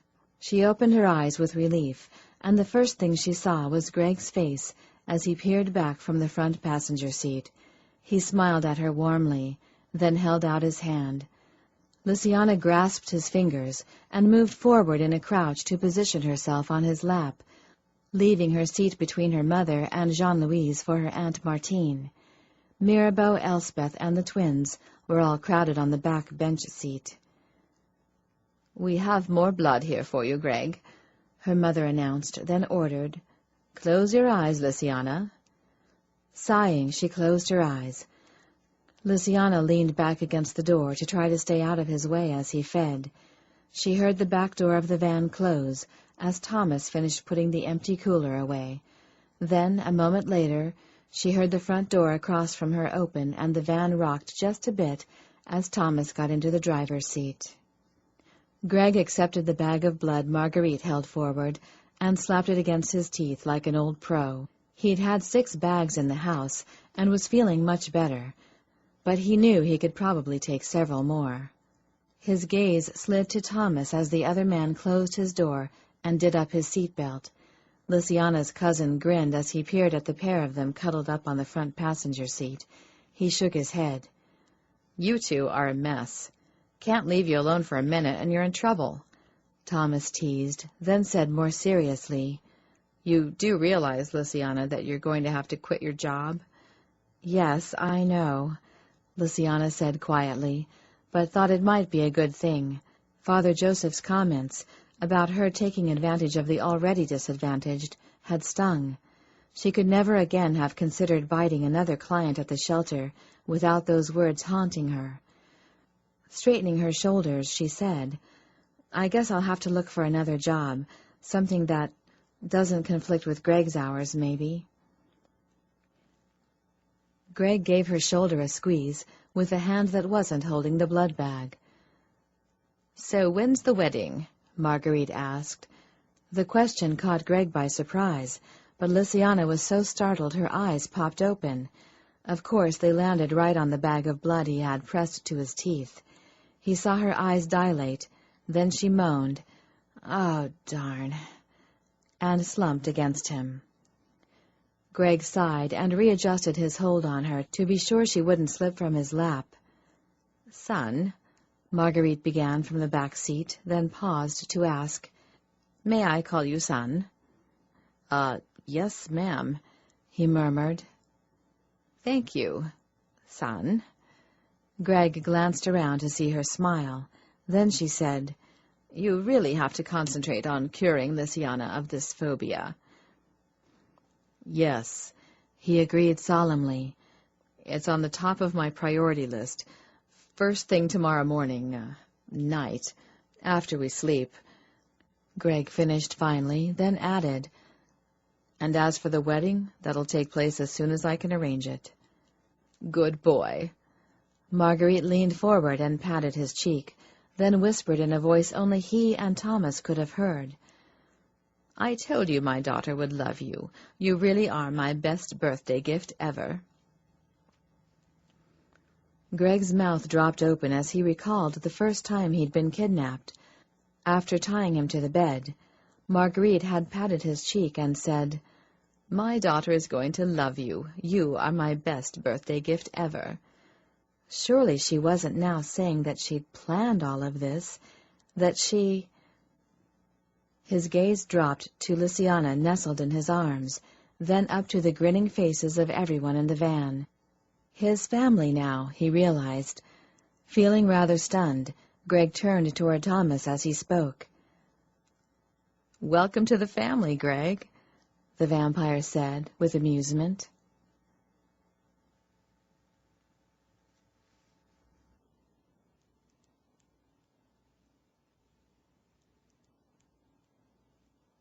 This recording of A Quick Bite by Lynsay Sands was produced and directed by Studio Now and performed by Victoria McGee. We hope you've enjoyed this program from Harper Audio. For more information about the broad range of titles from Harper Audio, Harper Children's Audio, and Cadman, please visit our website at www.harperaudio.com. Thank you for listening.